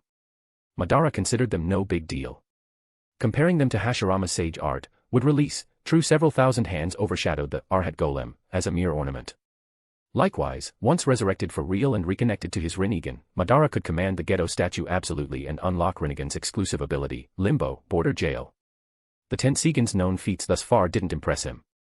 So the Rinnegan really is yours, came Nagato's voice. At once, Nagato regained control of his own body, showing neither panic nor alarm. Madara glanced at him approvingly. So you managed to last this long against those two little brats. Exactly the men I chose.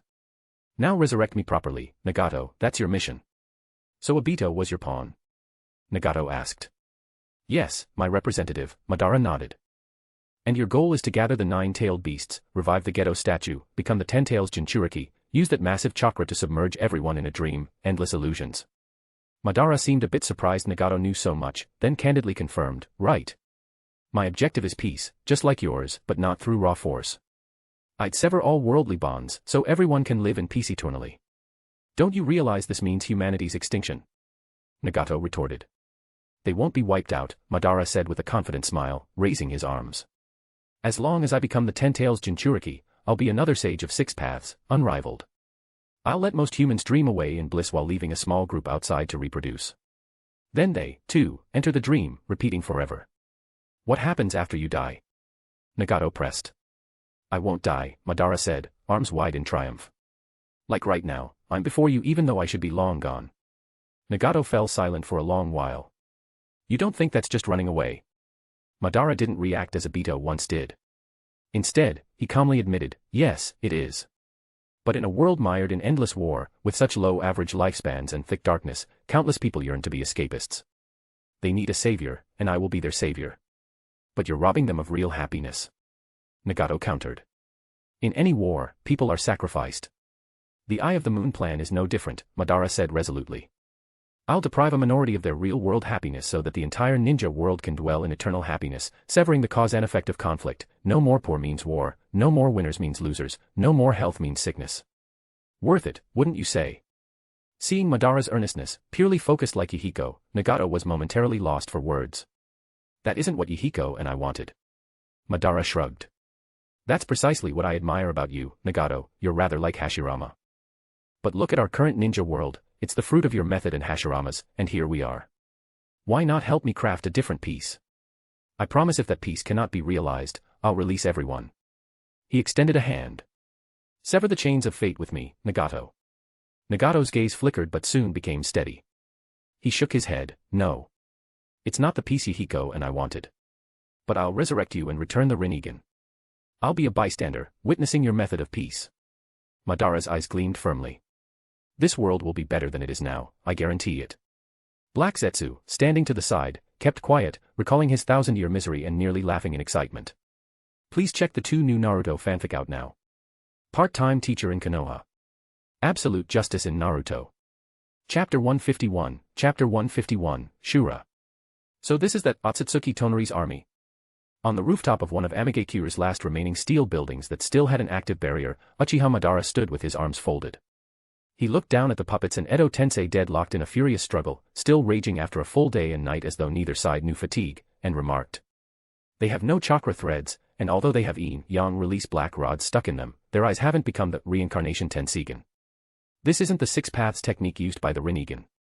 It appears that those so-called Tensigen eyes are akin to the Rinnegan, both stemming from the Sage of 6 Paths, or perhaps the Sage of 6 Paths' surname was actually Ōtsutsuki. Standing next to him, Nagato asked, so the Rinnegan is the end, apex, of the Ōtsutsuki bloodline. You could say that. When the 2 poles unite into one, it bestows the power to command all creation. 2 poles unite. Nagato murmured in confusion. Before he could think any further, Madara lowered his arms, the corners of his mouth curving upward. That's the power called. He formed hand seals and thrust his arms forward, announcing the very jutsu Nagato knew so well. Would release, nativity of a sea of trees. The ground quaked, countless cracks splitting the earth. A multitude of enormous, thick tree trunks, so big around that over a dozen people could wrap their arms around them, burst from the fissures. Surging upward as if anchoring themselves, they instantly wrecked the ring of steel buildings around the central area. Then, like a green tidal wave, they spread out in all directions, submerging the entire battlefield in the blink of an eye.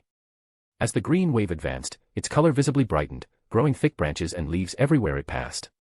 It left behind towering giant trees, each unbelievably tall. That chakra, it really is his. Another butterfly effect, muttered one of Izayoi's wood clones, which was watching the scene and transmitting information back to the real body in real time. Meanwhile, it directed the surviving puppet army to teleport away with Flying Thunder God technique. Aside from some puppets that were flooded by the forest wave and had their chakra instantly drained by the winding branches, the rest vanished abruptly. Only Edo Tensei's undead remained. Seeing this, Madara frowned slightly and spoke with disdain, Tobarama's Flying Thunder God, eh? How sneaky, just like that other guy. Don't bother with this battlefield, it's just a war of the dead, Nagato reminded him. That Ōtsutsuki Toneri's Tensigen has an extremely overpowered telescopic and X-ray vision, and he can read lips. He's probably seen you and everything you said through his Tensigen. If he and Izayoi join forces, plus Shimura Danzo with Kamui, I doubt my main body and Toby can hold out for long. Relax. Nothing to worry about. Madara gave a confident smile. The moment that guy shows up, it'll only be a matter of seconds to reach you. He barely finished when space rippled before them. A warped figure tumbled out, a man wearing a half-broken mask, with scarred forehead and cheeks, and a crimson glow flickering in a 3-tomo Sharingan. It was Uchiha Obito.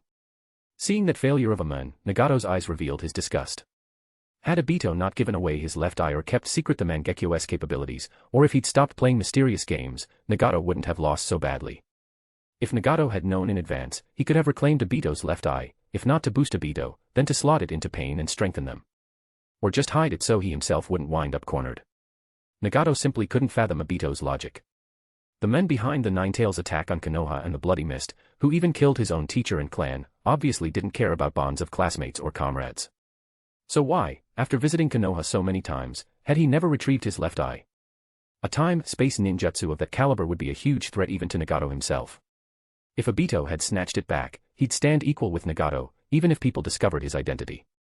But he never did. Nagato couldn't figure him out. Had Nagato tried to think of Obito and Kakashi's bond the same way as himself and Yahiko, maybe he'd understand. "You're an utter disappointment, Obito," Madara said with a furrowed brow. "Haven't you bothered training the things I taught you all these years?" Obito, who had expended 2-3 Tomo Sharingan for Izanagi, didn't reply. He simply removed the bulky container strapped to his back and tossed it to Madara. "Take it back. There's someone extremely dangerous in Kamui space. His green orbs can instantly drain chakra. If they're strong enough, you can't even activate Izanagi. So that's Tonory, right?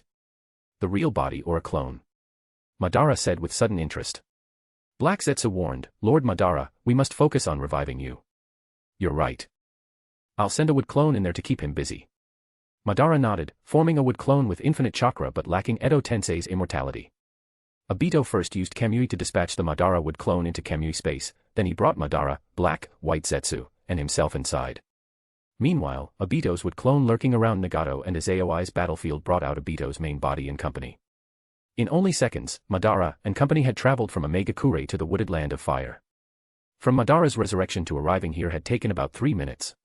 During that same time, Izayoi had just used Danzo's Kamui to knock Nagato and Tobi off the 100-armed Buddha's head, keeping a large chunk of his own chakra. Izayoi then seized control of the Buddha, pummeling Nagato and Tobi with the statue's 100 giant arms. Shinra Tensei. Nagato unleashed a terrifying storm of repulsive force, shattering the Buddha's attacks. When the barrage stopped, he quickly formed seals to release the summoning controlling the Geto statue, which had been pinned down by nativity of a sea of trees and the gate of the great god.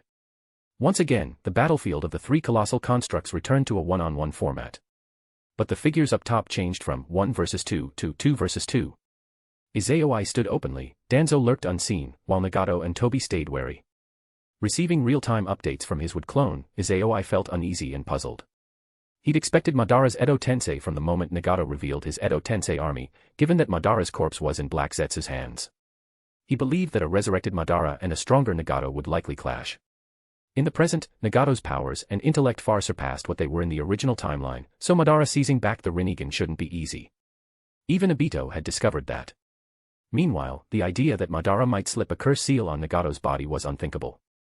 Possibly they'd join forces, but it looked like Madara now had the upper hand. What happened in that underground hideout? At that moment, a figure appeared atop the Geto statue.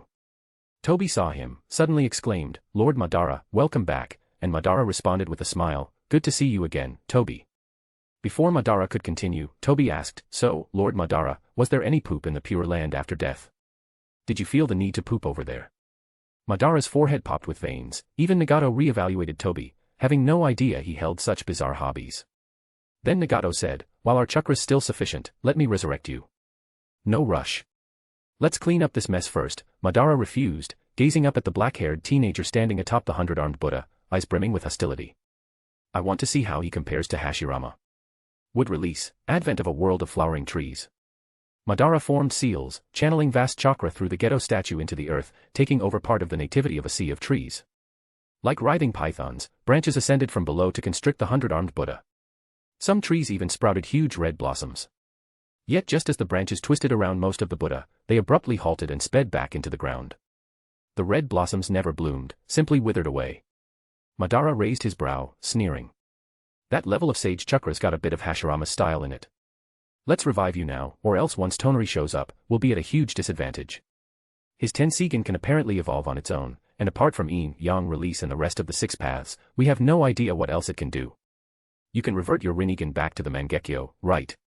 Nagato said again. Madara, who'd been about to unleash perfect Susanoo against Izayoi, recalled his limbo, border jail, and wariness replaced his battle intent. Very well, let's get the resurrection done. With that, a white pipe extended from the Geto statue's head and plugged into Madara's back. Ugh. The Edo Tensei's unlimited chakra poured in, causing the Geto statue to emit a deafening roar. Violent airwaves and sonic booms battered the forest, forcing Izayoi to narrow his eyes. Then enormous chakra chains erupted from the Geto statue's mouth, pulsing with purple chakra, coiling around Madara. Next, the Buddha's chakra was rapidly drained, and one chain shot toward Izayoi. He didn't bother to resist, simply vanished. Meanwhile, near Madara, space began to distort. This is Obito's other eye's ability. Madara commented, slicing off his link to the Geto statue. It's decent but only one eye, the Mangekyo can't reach full power. Both Sharingan and Rinnegan are strongest in a pair, not just halved in might but significantly weakened. A second later, Madara's face changed as the swirling vortex avoided him and Nagato, instead aiming downward at the Geto statue's head. Madara readied Susanoo, hoping to see if Iin release could disrupt it. But right then, a figure appeared atop the 100-armed Buddha, Obito with his left eye blinded. Well played, Obito, Madara praised sincerely. Nagato, who'd been forming seals to cancel the summoning, paused. He swiftly landed near Madara and said, "Cover me." Obito. Madara shouted. Obito flickered over. Toby peeled off Nagato and reattached himself to Obito. Madara and Toby formed seals, sending chakra into the ground to forestall any Mokutan ambush from Izayoi. Obito took a quick glance at Madara, then at Black Zetsu's half-submerged figure in the distance. Realizing the predicament, he steeled his gaze on Nagato, preventing Danzo's Kamui from interfering. "Outer path, Rinne Tensei!" Nagato shouted. Instantly, Madara's body gave off wisps of whitish steam. The Edo Tensei cracks faded as the black scara in Madara's eyes flickered like shattered glass, fragmenting into pieces that flaked off. At that moment, space warped near Madara again. Obito promptly forced the vortex away. Moments later, a fist-sized black hole popped into view. A pale white hand stretched from it, then multiple green beams shot at Obito's trio. Alarmed, Obito cancelled his output of Mangekyo power, warping away. Having just resurrected, Madara sensed danger as well. He dodged sideways, conjuring Susanoo's skeletal form. Holding a glowing blue sword, he slashed at the oncoming beams. Yet his blade met no resistance, it looked like some rule-based power had neutralized it, melding his Iin-release chakra into the green orb. In the next second, the green orb exploded like a shell, forming a colossal mushroom cloud. Meanwhile, Nagato, half-drained of chakra already, was too slow to respond. He failed to employ Predapath and was impaled by a beam. He collapsed, losing combat ability. From his body emerged 9 different colored beams that only Izayoi could see, 2 gold, 3 blue, 4 purple, although the text specifically says, 2 gold, 3 blue, 4 purple, total 9, it might be relabeled differently. The essence is that multiple color-coded entries soared out. The raging explosion then erupted. Thick branches burst from the ground, forming a wooden wall to shield Nagato from the shockwave. Black Zetsu, who had reattached himself to Nagato, used the chance to seize Nagato's eyes and quickly bring him over to Madara. Rumble. Deprived of Madara's and Toby's chakra, control of the forest returned to Izayoi. The earth rumbled violently as thick tree trunks emerged, flinging Black Zetsu and Nagato into the air, then shooting wooden spikes at them. At the last second, the branches froze, leaving only the unleashed wooden spikes. Black Zetsu conjured an eggplant-shaped wooden shield to cover Nagato, blocking the wooden barrage. A shadow-like figure merged with the earth and vegetation, fleeing at high speed. "What a good combo," came Madara's approving voice within the forest. Without Hashirama's Mokutan, those two kids almost succeeded. In a swirl of movement, the trees parted to reveal Madara with Rinnegan eyes again. Crimson splatters lay around them, revealing how he'd forcibly seized Nagato's Rinnegan. The terrifying ocular power seemed to sense the entire forest, causing the living vegetation to quiver, not daring to move. After merging both eyes, obtaining the power that commands all, the dreaded Uchiha Madara was fully revived. Countless color-coded bubbles appeared around the shinobi Shura's figure, a swirl of different colors that only Izayoi could see. The most conspicuous bubble was a dazzlingly prismatic one, bearing the label Kekkei Genkai Rinnegan, multicolor. A brand new tier surpassing even the red-level entries had finally appeared. Chapter 152, Chapter 152, Aftermath. Too bad. I was hoping to take advantage of that moment and maybe triple kill them. Izayoi had teleported away from the battlefield and used the Flying Thunder God technique to bring Hinata and Karen back to Konoha. Now he stood in a deserted area, peering via his Tensigen at the place where Madara and his associates were located. He sighed softly. A newly revived Madara, devoid of eyes, would undoubtedly have been at his weakest. If Izayoi's clone had been able to instantly kill him, maybe he could have scored a major drop, i.e., entry. But instead, they only managed to assassinate Nagato at his weakest, during the moment he used Rinna Tensei and was already worn out.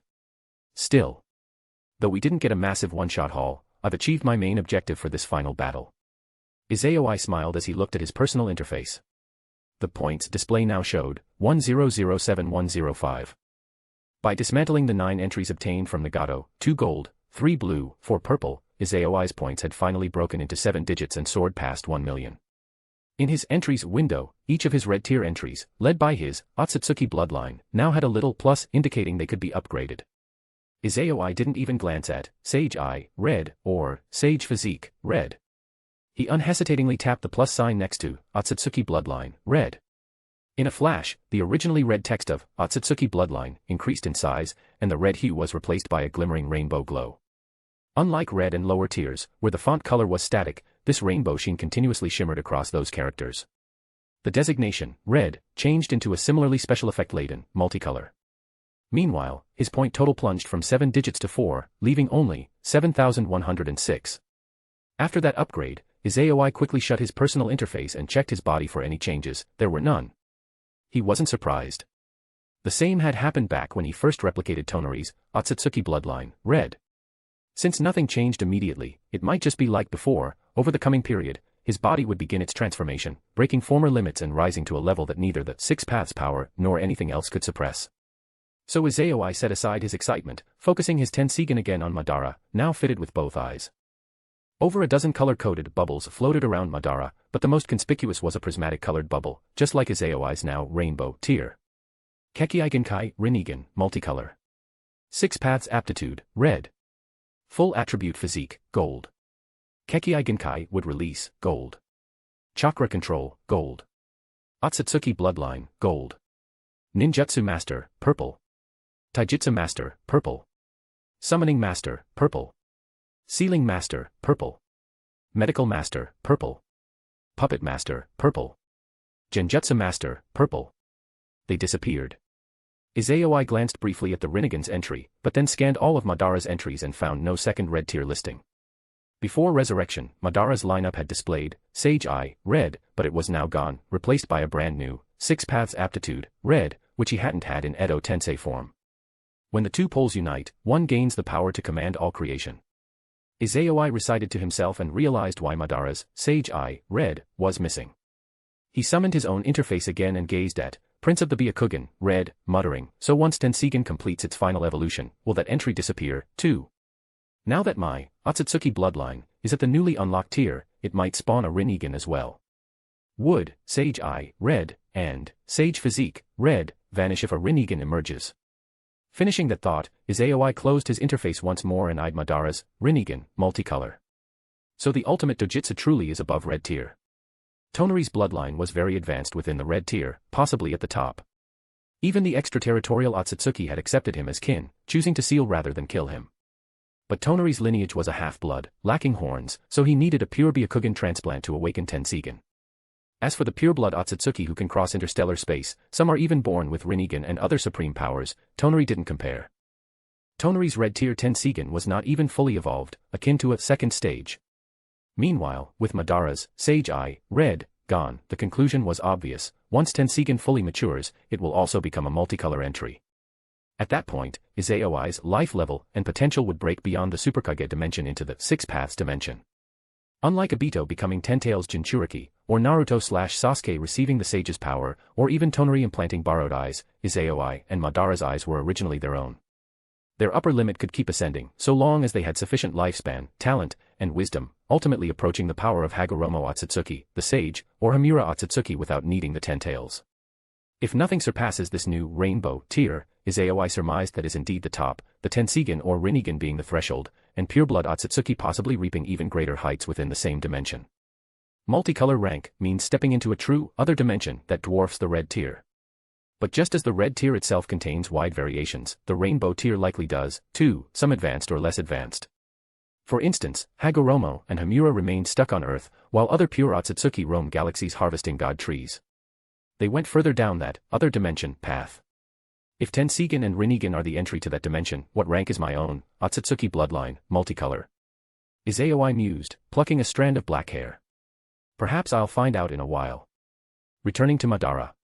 Lord Madara, welcome back, Black Zetsu hissed, seeing Madara fully restored to prime condition. Our plan has gone beautifully. Barely acceptable, Madara responded with some emotion. Originally, I was supposed to be revived by Rinna Tensei at a time when Nagato had already collected all 9-tailed beasts. I'd become the 10 tails Jinchuriki and cast infinite Tsukuyomi to sever the chain of fate. We had no choice, Black Zetsu insisted. Obito bungled things, leading to the 3 tails' death and forcing us to wait for its revival. None of us foresaw that from the sage's era there existed Tensigen or a Ōtsutsuki clan lineage. If you truly wish to be the savior, you'll have to face these trials. TCH, 2 cowardly kids, Madara sneered. I wanted to experiment on them, but all they did was ambush me at my weakest, then scurry off. They're nowhere near Hashirama's level. Maybe they sensed your presence, Black Zetsu flattered him, secretly rolling his eyes. After all, those 2 are in their teens, while Madara's nearly a century old. You yourself were, just skimming water, at their age. But outwardly, Black Zetsu smiled. Lord Madara, with the 3 tails still dead for a bit longer, what's your next plan? Madara didn't reply immediately, but asked, what's Nagato's condition? He had plenty of chakra left to cast Rinna Tensei, so if not for Tonori's ambush, he might still be fighting now. Though his chakra was drained, he's a hand-picked Rinnegan host, awakened both Uzumaki and Senju blood, plus Hashirama cells, giving him remarkable vitality. So if Toby fuses with him again and the Geto statue supplies some white Zetsu or Hashirama cells, Nagato can recover. But not to that former level, Black Zetsu added. As long as he's alive, Madara said. He gave a slight grin, gazing at the blue sky. Black Zetsu, do you think if I used perfect Susanoo, I could fly to the moon? Black Zetsu went blank, then forced an awkward smile, urging caution, if you were still Edo Tensei, you might have unlimited chakra. But as a mortal, it's a bit risky. He wanted to cling to Madara's leg and beg him not to do something so insane. Black Zetsu had spent 1,000 years setting up the second pair of Rinnegan. He didn't want to see Madara kill himself. Don't worry, Lord Madara. There must be a spatial passage to the moon. With your Rinnegan outclassing Nagato's, plus an army of white Zetsu inside the Geto statue, I'm sure we can find that portal. Madara turned back. Then I'll leave that to you, Black Zetsu. Of course, Lord Madara. With that, the final battle ended. Within a day, its story was compiled and circulated throughout the ninja world. At the year's start, everyone had known the war between the Akatsuki leader and Ōtsutsuki Toneri Sage Eyes was unfinished. They expected a second or third round, continuing until one of them died, presumably. Instead, the second round turned out to be the final, and it wasn't just those 2, or even 3, but 4 protagonists. First, the Akatsuki leader unexpectedly targeted Konoha's wood-style user. The latter somehow fought the leader one-on-one for a day and night. Meanwhile, Tonori's puppet army assaulted a Megakure, prompting Nagato to use Edo Tensei, developed by Konoha's second Hokage, to summon hundreds of famous or infamous powerful dead to fight Tonori's puppet army. Another day and night conflict erupted with heavy losses. Then, just when everyone thought Tonori would swoop in as the finisher letting the final strike, the wood-style user and Nagato restored themselves to full power via some unknown means, and the rumored monster, Geto statue, arrived, a beast apparently stronger than a tailed beast bomb. At that point, nobody could guess how things would wrap up. But everyone was sure the winner would be one of 3, the Akatsuki leader, the Konoha wood user, or Ōtsutsuki Toneri.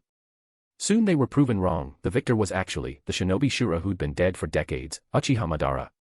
Once that name spread, both ninja and civilians across the land were terrified.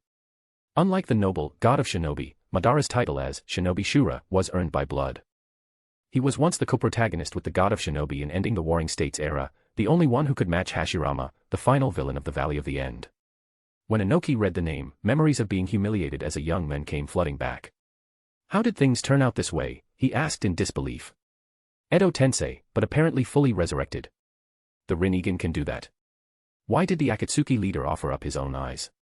Inoki couldn't parse it, this all transcended his understanding. Fourth Reikage and Chiyo, similarly perplexed, felt the same. Chiyo had dabbled in developing a reanimation jutsu but never finished, so the notion of a true resurrection jutsu was unheard of. But the real shock was that the resurrected man was Uchiha Madara, and the one performing the resurrection was the new god of shinobi. They apparently joined forces, putting them at odds with the 5 great nations. Imagining those 2 unstoppable powers as enemies made the Kage shiver. They promptly commanded their envoys to reach out to other major villages, pushing for a 5 Kage summit to coordinate their response. Where's Izayoi? Demanded Tsunade in Konoha, looking at Hinata and Karen. Didn't he return with you? He said he'd be off on a mission, Hinata answered, giving a strange look. A mission? Now. With that power he holds, I'd be ready to step aside and give him the hat. No one would argue about promoting him to Jonin after his day-long clash with the Akatsuki leader, Tsunade said, frowning. Do you have a way to contact him? Get him back immediately, this is critical for defending the village. No, Hinata and Karen said in unison. With no alternative, Tsunade sighed and reviewed the intel they'd compiled. Anger and apprehension flitted across her face.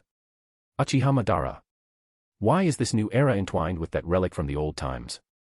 The Edo Tensei by my granduncle was supposed to have weaknesses.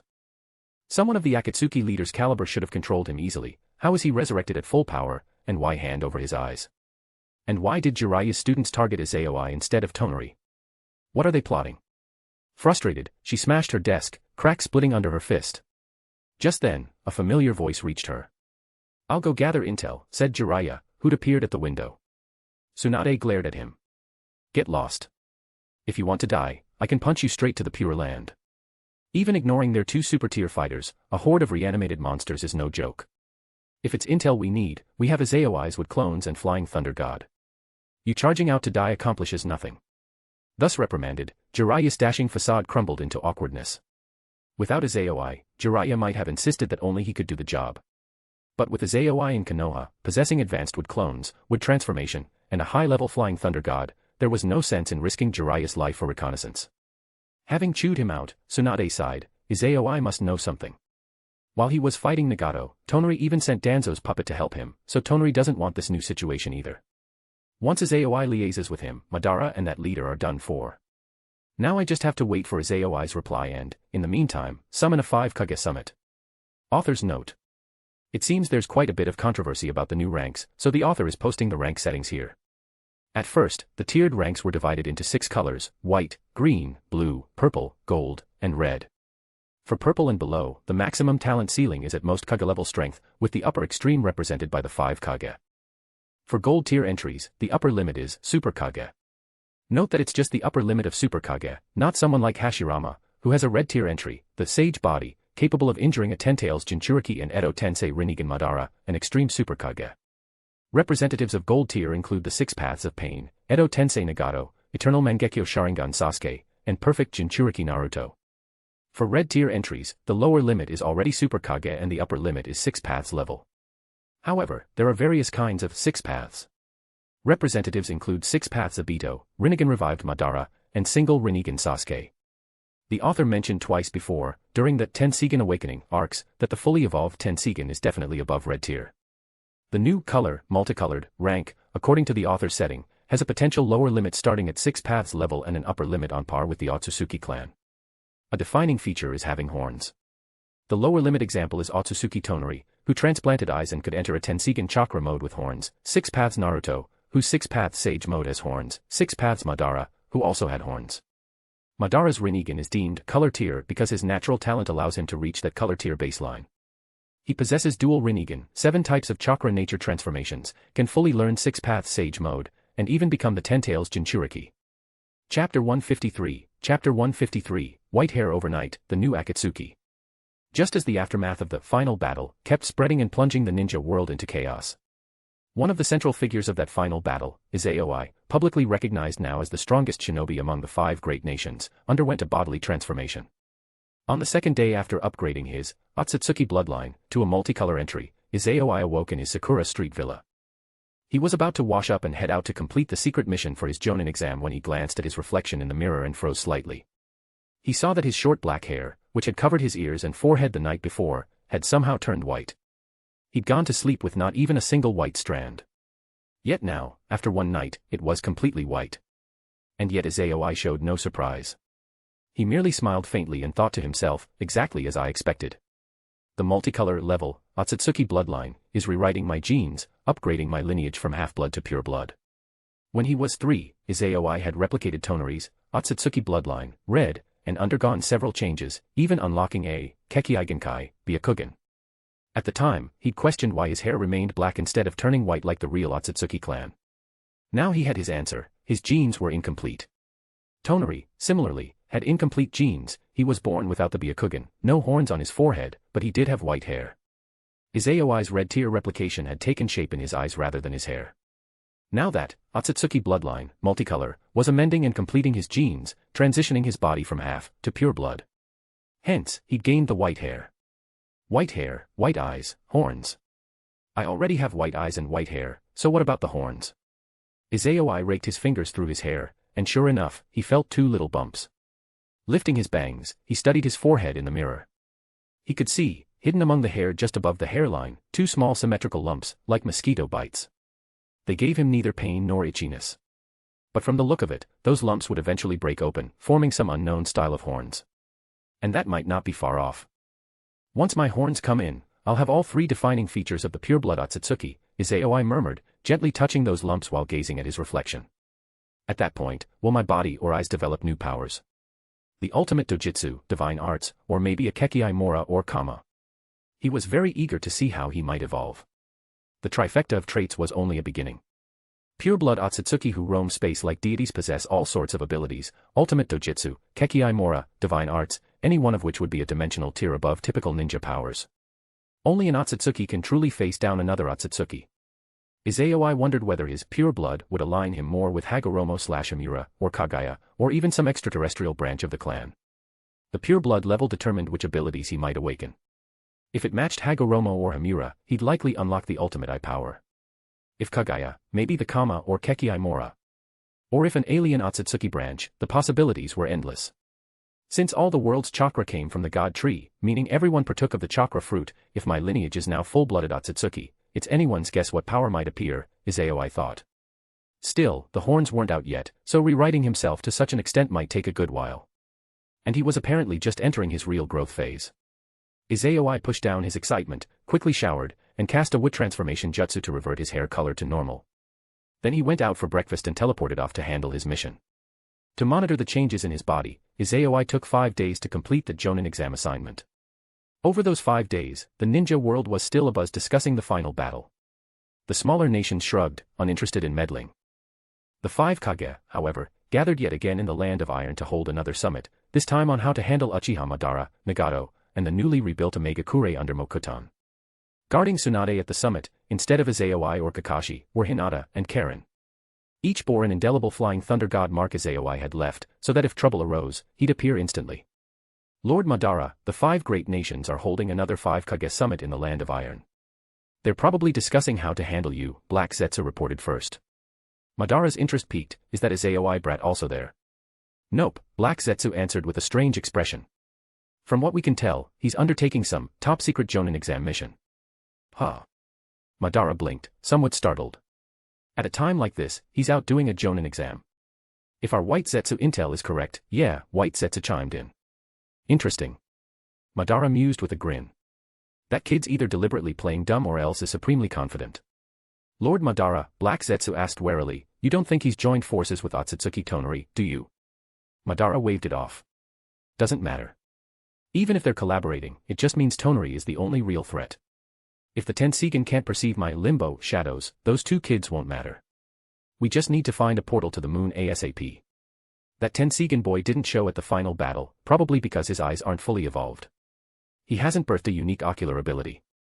If he had, he'd be unstoppable, so he must still be in the last stage. Lord Madara, Toneri can read lips, he might be overhearing everything, Black Zetsu reminded. Bah, let him, Madara said dismissively. If Tensigen is the same tier as the Rinnegan, it probably follows a path like from 3 Tomo to Mangekyo to Eternal Mangekyo, culminating in the Rinnegan. He's only how old? Barely early adulthood. At best, he's in the Eternal Mangekyo stage. His final evolution step remains. Meanwhile, we just need to reach the moon. Unless or until he surpasses that threshold, he can't cross dimensions. Black Zetsu didn't respond, but internally his dread only grew. As Kaguya's 3rd son, Black Zetsu knew better. Indra/Ashura needed the 2 poles unified trick to awaken the Rinnegan because their blood had thinned over generations. Madara only awakened it near old age because he'd spliced a tiny fraction of Hashirama's flesh into himself, gradually merging Indra and Ashura's chakra over decades. But Toneri's a direct member of the Ōtsutsuki clan with little dilution, plus he'd awakened Tensigen, meaning his blood wasn't that watered down. He might be 99% of the way to the ultimate ocular power, momentarily short of full blossoming, at which point he'd be in Madara's league. That left Black Zetsu deeply troubled. They had to locate the moon portal quickly to stop Toneri from completing that final step. He merged with Madara's body to speak telepathically. Lord Madara, the lunar portal is likely connected to Tensigen's powers. The seal might also be Tensigen level. If Tensigen is a final tier ocular technique akin to the Rinnegan, you might need a share of your ocular power to detect the portal's chakra. Madara's eyes lit up. Precisely. Then I'll dispatch some wood clones to help you and the White Zetsu army find that portal. If that fails, I can gather tailed beast chakra in a pinch and simply attempt flying to the moon with a perfect Susanoo, if that's possible. Let me try first, my lord, said Black Zetsu, determined to kill Tonory. They concluded, and Black Zetsu turned the conversation. Lord Madara, do you want to greet this era's 5 Kage? Not interested. I don't feel like playing ninja house with children, Madara said dismissively. They can attempt to sabotage me becoming the 10 Tails Jinchuriki by moving 8 tails around, but Tonory, who seems to want the Rinnegan, might not be aware of the Geto statue's real secret, or he disdains the 10 tails. Another possibility is he wants the statue for himself. Either way, it's all in our favor. Don't mention the 10 tails. Let the 5 nations guess. Let them fret. Understood. Black Zetsu nodded. After injecting the right amount of Mokuton chakra into Black Zetsu to strengthen his search for the portal, Madara headed into a wooden chamber. Inside, on a wheelchair with bandaged eyes, sat Nagato, Conan standing behind him. Madara eyed Nagato with regret. You really won't transplant another pair of eyes. With your bloodline and Hashirama cells, you could use a pair of Sharingan, or at least ordinary Byakugan. The Geto statue's yin-yang release could cultivate them for you, so it wouldn't be inferior to Sharingan. Why turn them down? No, Nagato said softly. I want to see the world through my heart. I once believed I was born with the sage eye, that I was the prophesied child Jiraiya-sensei spoke of. Yet I never really had ambition, just wanted to fulfill Yahiko's dream. Now I know I'm not the prophesied child, nor can I become god of the new world in Yahiko's name. So let me be an observer and watch how this era ends. You're leaving. Yes. I plan to head back with Conan to that place. It holds our childhood memories and those shared with Jiraiya-sensei. Nagato nodded and removed the ring from his hand, giving it to Madara. Henceforth, Omega-kure and the Akatsuki are yours. A pity, I was hoping you'd help me sever the chains of fate, Madara said with genuine regret, glimpsing Nagato's conviction. He found Nagato far better than Obito could ever be. But seeing Nagato's resolve, he didn't force it. If Nagato wouldn't embrace the Eye of the Moon plan, so be it. Nagato was resolute, reminding him somewhat of Hashirama. Madara personally saw them off. Then he strolled to a small wooden conference room in an underground base, sat at a wooden table, and used the ring to summon the Akatsuki members to a meeting. Except for Black Zetsu, Tendo Pain, and Conan, only the mental projections of the others appeared. They were silent while Madara scanned them, gleaning intel from Black Zetsu. His gaze lingered on Kakuzu, Kisame, and Itachi the longest, those 3 he found most interesting. At last, Sasori, lacking patience, blurted out, "Where are the leader and White Tiger, i.e., Toby? Why are his Rinnegan in your possession? Did you kill them?" 3 rapid questions that reflected everyone's greatest doubts. Nagato and Conan have quit the Akatsuki, they're no longer shinobi, Madara said, chin resting on his hand, voice amused. And as for why his Rinnegan are in my eyes, well, I was merely reclaiming what was originally mine. Nani? The members gawked, yes, even Deidara and Haiden were shocked. What do you mean by that? Sasori asked. The Uchiha clan's bloodline is the Sharingan, right? Why call the Rinnegan your own? Itachi remained silent, but huge waves churned inside him. He'd believed the eternal Mangekyo was the Sharingan zenith. Now he realized the Rinnegan was its true final form. I'll tell you that secret, if you stay in the Akatsuki, Madara said. But your real bodies must come so I can carve a vow seal to prevent leaks. Then I'll explain why we collect tailed beasts, the Geto statue's secret, and how all your dreams can come true. The members fell silent once again. Eventually Kakuzu asked, if we don't come, you plan to kill us? You're that Kakuzu from Takigakure, right? Even you could endure the negative side effects of Earth Grudge fear, no wonder you've lived so long, Madara remarked, then gave a scornful smirk. Your power's hardly worth my time. I can use Edo Tensei just fine. That undead army you witnessed belongs to me now. I allowed you to remain out of respect for Nagato's efforts. If you don't want to remain, just destroy your ring and leave. With that, he waved his hand, bored. I can't be bothered talking to you illusions any longer. You have 3 days. Those who wish to stay, come see me in person. Those who don't, consider yourselves out. Meeting adjourned. Madara cut off the chakra flow, dispersing their mental images. Thank you for reading, guys. Chapter 154, Hypocrite. 3 days later, the Akatsuki members showed up as a team, clearly having met beforehand to discuss their plans.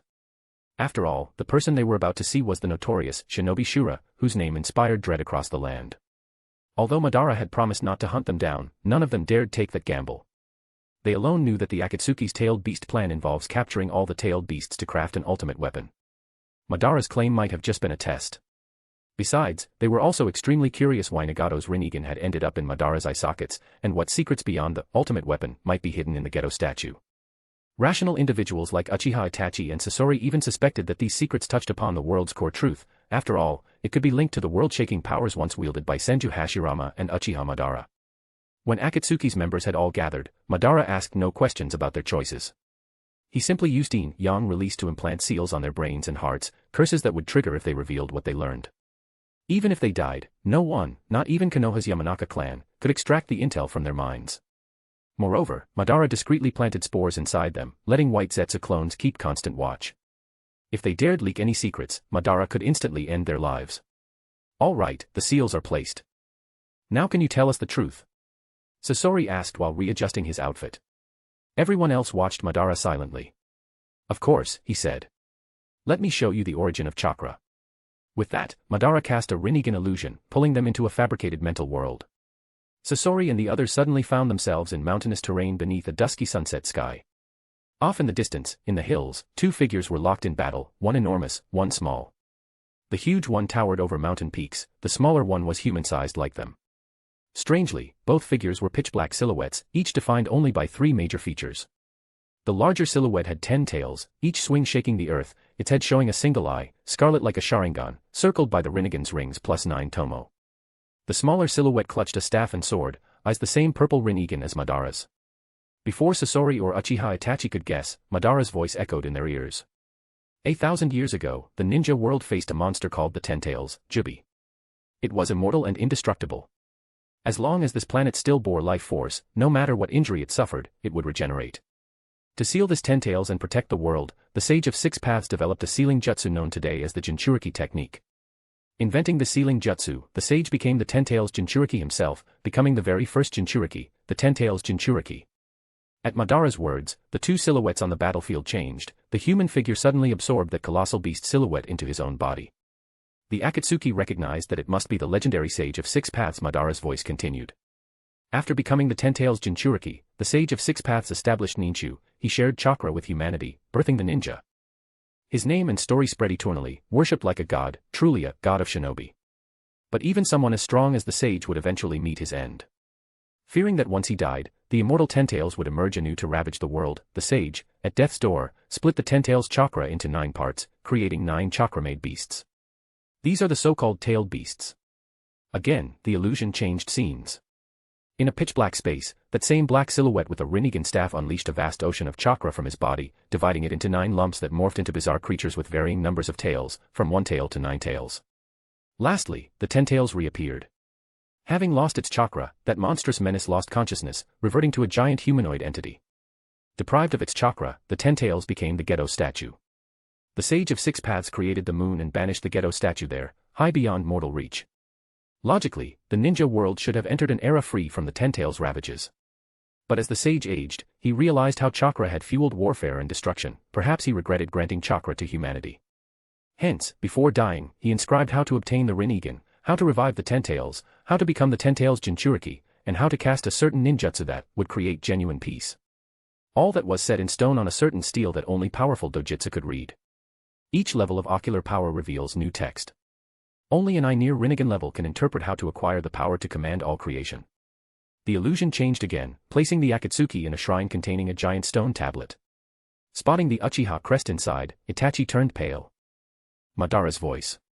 One day, someone who'd awakened an eternal ocular power arrived at that steel and learned how to attain the power of all creation, as well as create true peace. Thus emerged the Battle of the Valley of the End. In that conflict, the men with eternal Mangekyo obtained what he needed and feigned his own death, escaping under false pretenses. Decades later, Uchiha Madara, an old man, finally transcended mortal limits and acquired the power of all creation. The scene shifted to a cave with an elderly man, sleeping more than awake, who suddenly opened a pair of purple Rinnegan. The Akatsuki realized it was none other than Uchiha Madara in old age. Sasori and the others stared in realization. At last they understood why the two founders of Konoha Hashirama, and Madara, had ended up fighting that epic-making battle. The illusion dissolved, returning them to reality. Madara rested his chin on the back of his right hand, speaking casually. At that time, I was close to dying of old age. I couldn't bring about true peace myself, so I devised a plan to resurrect me in my prime. I transplanted the Rinnegan into a young Nagato. Now that everything's in place, the Rinnegan naturally returned to me. So you plan to collect all tailed beasts, resurrect the Geto statue into the Ten Tails, become the second Ten Tails Jinchuriki and the second Sage of Six Paths? Sasori asked bluntly. Exactly. And what exactly is true peace? Uchiha Itachi asked. It's another ninjutsu. Madara pointed upward, smiling. Once I'm the Ten Tails Jinchuriki, my dojutsu will be beyond measure. I'll project my eyes onto the moon and cast a large-scale ninjutsu across the entire ninja world, infinite Tsukuyomi.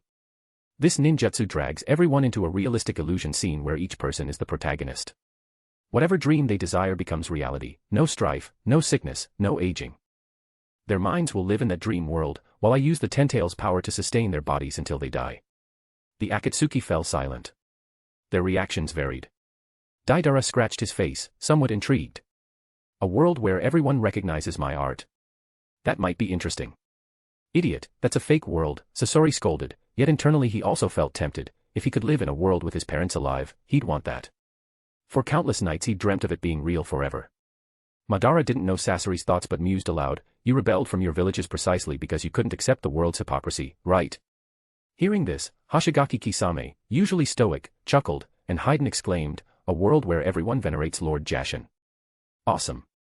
Kakuzu was also tempted, he'd long been sick of the corrupt real world. Only Uchiha Itachi retorted coldly, that's not genuine peace. You're just running away.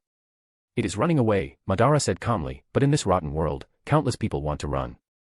I am their savior. Not everyone wants your dream world, Itachi persisted. Aren't you ignoring how they feel?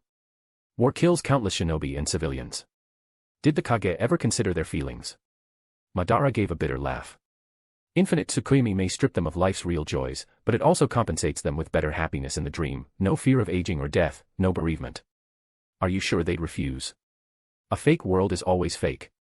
It can't become real, Itachi shot back in the same unwavering tone as Nagato once did. Amused, Madara waved the others away. All of you, leave. Let me have a private chat with this Uchiha. The Akatsuki, especially Deidara, who'd wanted to see an elder Uchiha thrash a young Uchiha, reluctantly filed out. Once they were gone, Madara continued leaning on his arm, tilting his head to regard Itachi with an unreadable gaze. He asked, I'm curious, why did you wipe out the Uchiha clan? To test my capacity, said Itachi, giving the same response he once gave Sasuke. Heh. Madara's smile grew mischievous. And you spared your little brother only to harvest his eyes for the eternal Mangekyo, right? Yes, Itachi said flatly. I left him alive so he'd awaken Mangekyo, and I'd then steal it to become a second you. Madara didn't get angry or dispute how he got his own eternal Mangekyo. Instead, with his Rinnegan seemingly reading deeper truths, he teased, but the eternal Mangekyo alone isn't enough. If you truly want to be the second me, you'd need the Rinnegan. I can offer you two ways, a method that doesn't require a relative's eyes to achieve eternity, plus how to unlock the Rinnegan. You were willing to kill your entire clan for Mangekyo, so presumably you'd do the same to your brother for the Rinnegan. Right now I can teach you those two methods, then you just need to return to Konoha and kill your brother. Deal. No sooner had he finished speaking than Itachi's eyes turned to Mangekyo, tears of blood falling from his right eye. He shouted, Amaterasu. Black flames burst into existence, cloaking Madara. Yet he remained motionless, supporting his chin as though bored. A crow flew from Itachi's ear with a special white-limbed left eye, Koto Amatsukami. The crow cast Koto Amatsukami, the mind-altering Mangekyo technique with a decade-long cooldown, while Itachi also used more eye power to conjure a scarlet swirling arm that brandished a red gourd and fired a sword of red flame at Madara. But that flaming blade halted in midair, not even touching him. Inextinguishable black fire, the mind-modifying Koto Amatsukami, plus the sword of Totsuka documented in history. You sure lucked out with your ocular powers, Madara remarked as he easily absorbed the black flames covering him. Then his voice turned contemptuous, but your trifling Mangekyo means nothing before the ultimate dojutsu. Boom. The sound of flesh being pummeled. Itachi's skeletal Susanoo soon shattered under an unseen assault. He was battered like a punching bag, bouncing every which way. In a matter of seconds, with his Susanoo dispelled, the badly injured Itachi lay sprawled on the floor. Madara strolled over, planting a foot on Itachi's head. His voice dripped with contempt. As you see, you never considered your own family's feelings. The day you traded them for Konoha, you lost your right to lecture me about illusions. Being the most gifted Uchiha, none knew the clan's pride or familial love better than Madara. And he despised how Itachi had chosen to butcher the clan for Konoha's sake. If Obito was the Blackened who avenged Rin, Itachi was the Blackened who destroyed his own clan in the name of the village. Both extreme and self-righteous. Let me see what's in your head. Madara used a sealing technique to strip Itachi of bodily control, then knelt to lay a hand on Itachi's skull. Human path. He tore out part of Itachi's soul, scanning reams of memory. Scenes flooded Madara's mind. After reading them, Madara returned the soul, leaving the pale-faced Itachi gasping on the ground. 3 sets of Mangekyo in 1 generation, turned into that fiasco by a handful of novices. I now get how the clan ended up destroyed. Madara shook his head. Truly, like a father, like a son.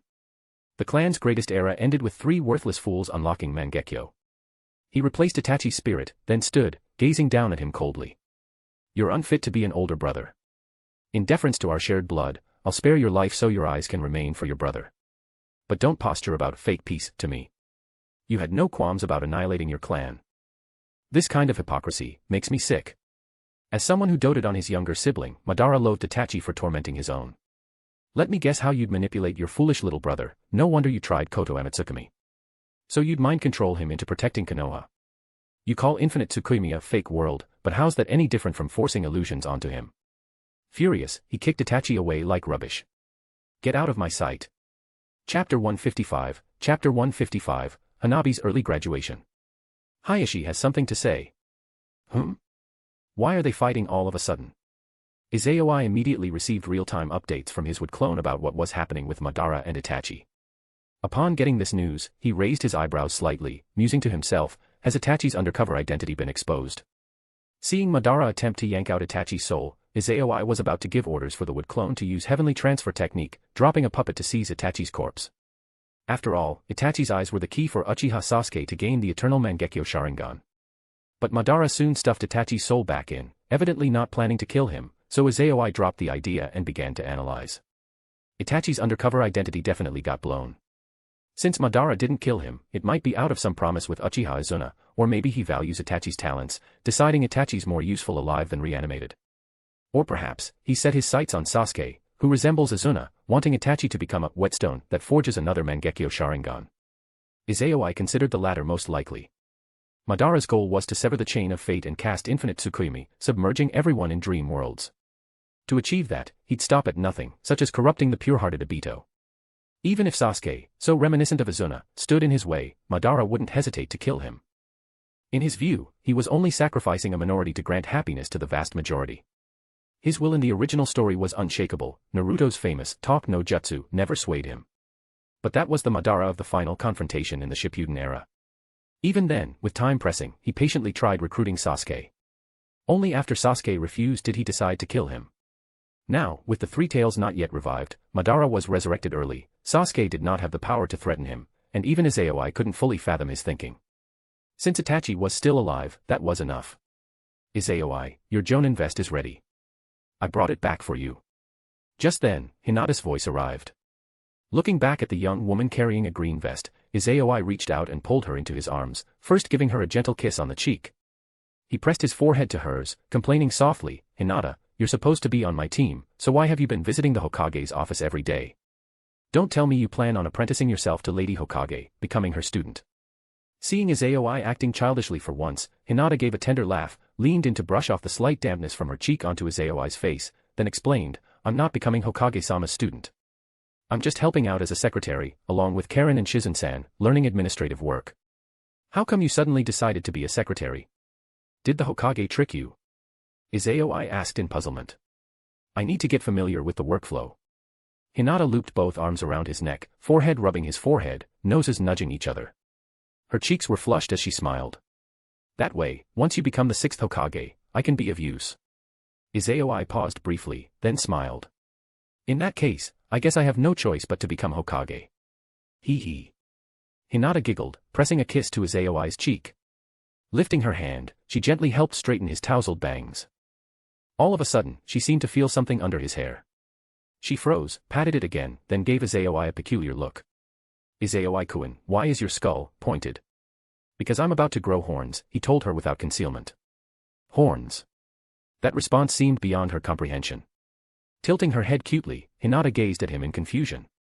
Izayoi didn't answer. He silently cancelled his wood transformation. In an instant, his black hair turned white before her eyes. Realizing the chakra flow, Hinata's eyes went wide. Your hair turned white, Izayoi-kun. Did you dye it? No, it's a genetic transformation. Catching on quickly, Hinata asked, is it because of those eyes? Izayoi nodded, refraining from going into detail. The whole Ōtsutsuki clan concept was still too big a bombshell for her. It wouldn't be good to tear down her worldview so soon. Knowing it was from the Tensigen, Hinata relaxed, then curiously touched his hair and the small pointed lumps on his forehead. The sage's eye is so amazing, it can even turn your hair white and make you grow horns. Are you scared? Izayoi teased. Depends on what kind of horns you get, she said, covering her mouth with a grin. If you sprout ram horns, Hanabi, and I won't dare nap with you. In that case, I'll grow bull horns and gore you to death, Izayoi joked, mock-flaring his temper by burying himself in her chest, vigorously nuzzling her. Hinata laughed, hugging his head as they horsed around in the villa's living room. Cheers. That evening, 4 of them gathered in the dining room of the traditional house to celebrate Izayoi's promotion to Jonin with a simple banquet. Holding their fruit juice cups, they clinked glasses. Hanabi immediately sidled up to Izayoi, face brimming with excitement. Hey, Oni-chan, you're a Jonin now, remember what you promised me? Promised you what? Izayoi feigned ignorance. You liar, Oni-chan. She pouted. You said once you became a Jonin, you'd let me apply for early graduation and be my own personal Jonin instructor. Did I say that? He pretended not to recall. This time, Hanabi didn't rage and scream, instead she bit her lip, tears glistening in her eyes as she gazed at him pitifully. Izayoi instantly felt guilty. He quickly set down his juice and pulled his little sister-in-law close. All right, I remember now. That was indeed the deal. Hanabi, don't be naughty, Hinata scolded sternly. Izayoi has important things to do. He doesn't have time to guide you on missions. Lies, sister. Oni-chan doesn't have any big responsibilities, Hanabi retorted tearfully. Don't think I don't know how your teammate works. Now that Oni-chan's a Jonin, you and Karen are assisting the Hokage as secretaries, and Shino, after making Chunin, went off for Umbu testing. The Hokage said it was a waste to keep the 3 of you together on missions anyway. Hinata was left speechless, and Karen hid a grin. Hanabi continued, and besides, with Oni-chan's reputation, he might become 6th Hokage in a few years. Then he'll be far too busy to mentor me. Izayoi stroked her hair gently. You're right, your info gathering and analysis is quite good, you do meet the standard for an early graduation. If that's the case, I'll go talk to your father tomorrow. As long as he agrees, I'll ask the Hokage if I can personally be your sensei. A one-on-one Jonin sensei arrangement wasn't unprecedented in Konoha. Orochimaru and Anko were an example. Father already said no, Hanabi mumbled, hugging Izayoi's neck and rubbing her cheek against his. But if you talk to him, I'm sure he'll say yes. I'm counting on you, Oni-chan. Izayoi melted at her cuteness. Hinata sighed, you're indulging her, Izayoi. She didn't stop them, though. The next day, Izayoi visited the Hyuga clan for the first time in months. Despite having established a relationship with Hinata last year and obtaining free access, he'd only come once since then, for Hanabi's birthday. The clan's formal atmosphere always unsettled him, and being near his future father-in-law left him ill at ease. If not for Hanabi, he might have delayed the visit longer. Lord Izayoi. Izayoi entered the Hyuga compound unimpeded. Seeing him, the Hyuga clan, both main and branch houses, bowed respectfully, many gazes fervent. Especially the female clan members who admired him openly. Were he not promised to the main house's future heiress Hinata, they might have flocked to him. The same was true for countless other women in the village. On the way here, Izayoi had disguised himself with a wood clone and slipped out quietly. If he went out openly, he'd attract huge crowds of admirers. Izayoi's fame was simply that towering, after the final battle concluded, he was recognized as one of the ninja world's 4 super-tier warriors, and among the 5 nations, the strongest. In a world governed by the 5 great nations, he had become Konoha's trump card and a sign of hope against evil. Uchiha Madara and the Akatsuki leader were labeled evil. The 5 nations now preferred that Izayoi or Toneri triumph. They absolutely didn't want Madara or Nagato's plot to succeed. Following the 5 Kage summit, the 5 daimyo had all signed an alliance. Although they hadn't formed a ninja coalition to take down Madara and the Akatsuki yet, they agreed that should Akatsuki make a move on any of them, they'd unite immediately. Uncle, it's been a while. Standing at the entrance to the clan leader's home, Izayoi once again saw Hayashi and his 2 daughters. Their formality made Izayoi uncomfortable, but he politely gave a bow. Hayashi bowed as well, then said gravely, "You've come at a good time, I have something to tell you and Hinata. Come inside."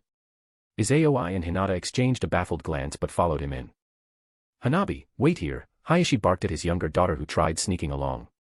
"Don't you dare try following, and don't open your Byakugan. Or I'll punish you severely." "Yes, father," Hanabi muttered, puffing her cheeks unhappily. Chapter 156, Coming Clean.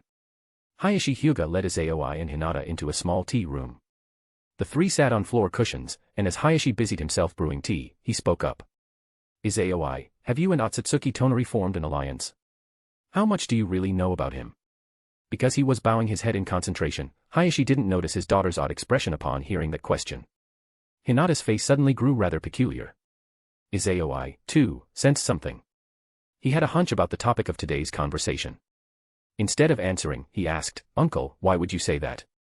If you two are indeed allied, I don't want you trusting him too much." "You need to be on guard," Hayashi said sternly. "That man can't possibly have good intentions toward you." Hinata nearly ducked her head, hands clenched, desperately holding in the urge to laugh. After all, only she knew that Izayoi was in fact Ōtsutsuki Toneri. Even her father, her little sister, and Karen were all in the dark. But the more she fought not to laugh, the more her thoughts ran wild. Imagining her father, always so serious and expressionless, warning her boyfriend not to trust himself, telling him, just like everyone else, that Ōtsutsuki Toneri was a threat. The whole scenario amused her to no end.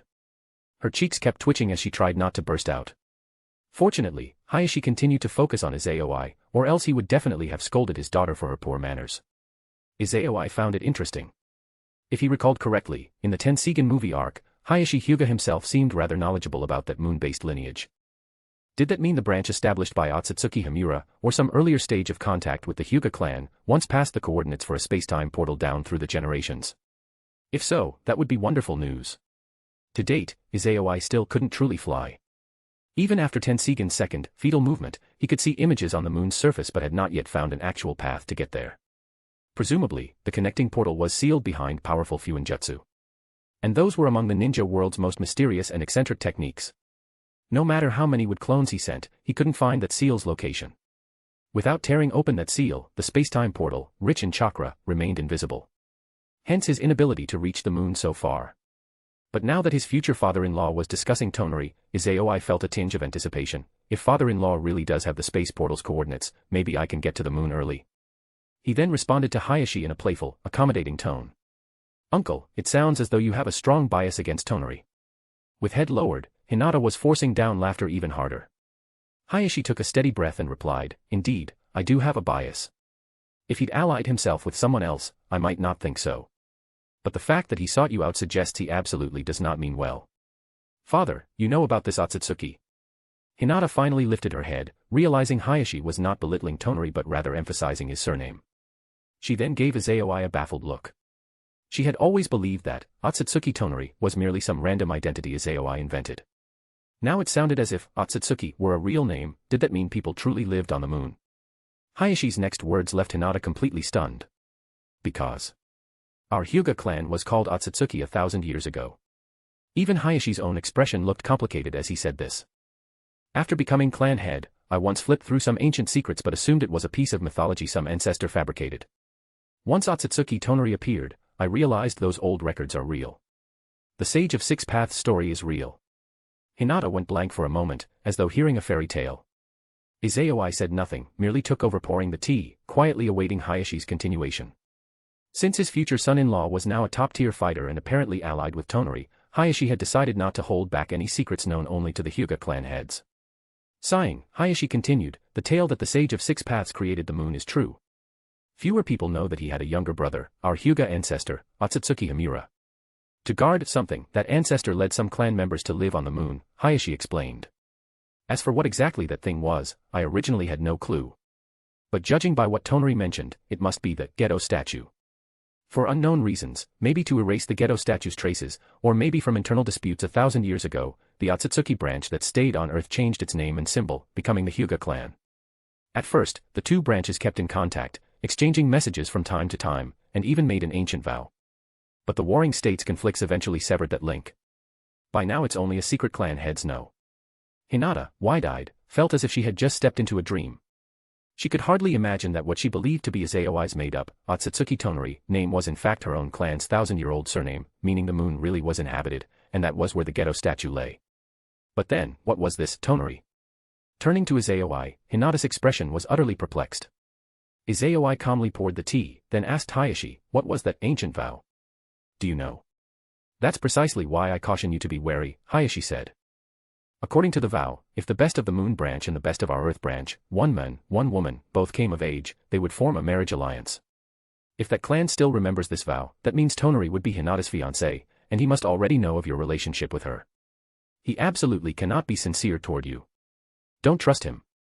From Hayashi's anxious words, it was obvious that even if Hinata had a betrothal to Toneri, his heart firmly sided with Izayoi instead.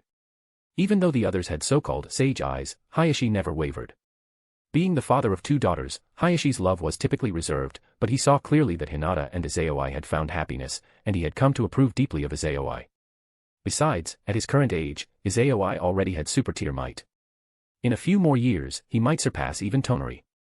Hinata didn't see her father's fatherly love, but Izayoi did, and he held much respect for him. I'm gratified that you, uncle, even knowing of Hinata's old vows, still chose to break that vow in my favor, Izayoi said, clasping a dazed Hinata's hand while smiling at Hayashi. Since you still recall it, I won't hide it anymore. Hayashi's eyes widened in shock as Izayoi released his transformation, the black hair swiftly turning white before their eyes, while his blue pupils morphed to bluish-white slitted irises, shot through with cracks, like the destructive glimmer of overwhelming visual power. In the previous year, the Tensigen was unknown, it wasn't even as famous as the legendary Crimson Eye. At least rumors of that circulated. Yet Tensigen was unheard of until this year, recognized as being on par with the Rinnegan, perhaps surpassing it. However, few had witnessed it up close. Seeing it now for the first time, Hayashi realized it was indeed the Tensigen. This. Hayashi was utterly stupefied, staring at Izayoi. Only after a long pause did he snap out of it and break into a rueful smile. You cheeky devil. Now I see why you zeroed in on Hinata from your academy days, hooking her so soon. Seems you had your designs all along. So that means, my fiancé is actually Izayoi-kun, Hinata said, still snuggled in Izayoi's arms, stunned. Indeed. We were fated from birth. Izayoi interlaced her fingers with his and smiled. The Sage of Six Paths was ancestor to the Senju and Uchiha, to gain each other's powers was to awaken the Rinnegan, bridging Indra and Ashura's lines into that power of creation. That's how Uchiha Madara, at the Valley of the End, got Hashirama's cells and later awakened the Rinnegan. Likewise, the Akatsuki leader's Rinnegan was originally Madara's.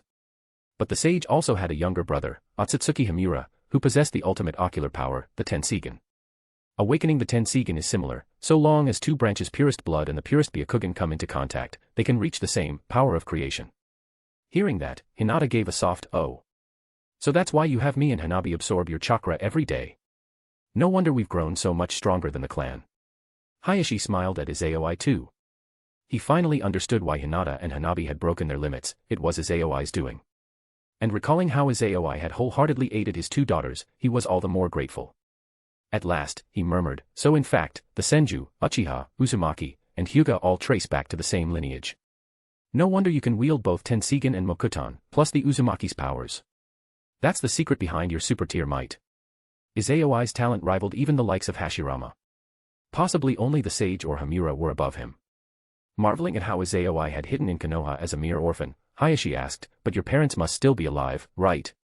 What's going on with that branch? Hinata looked hopefully at Izayoi, thinking how maybe he was never truly alone, that he had family out there.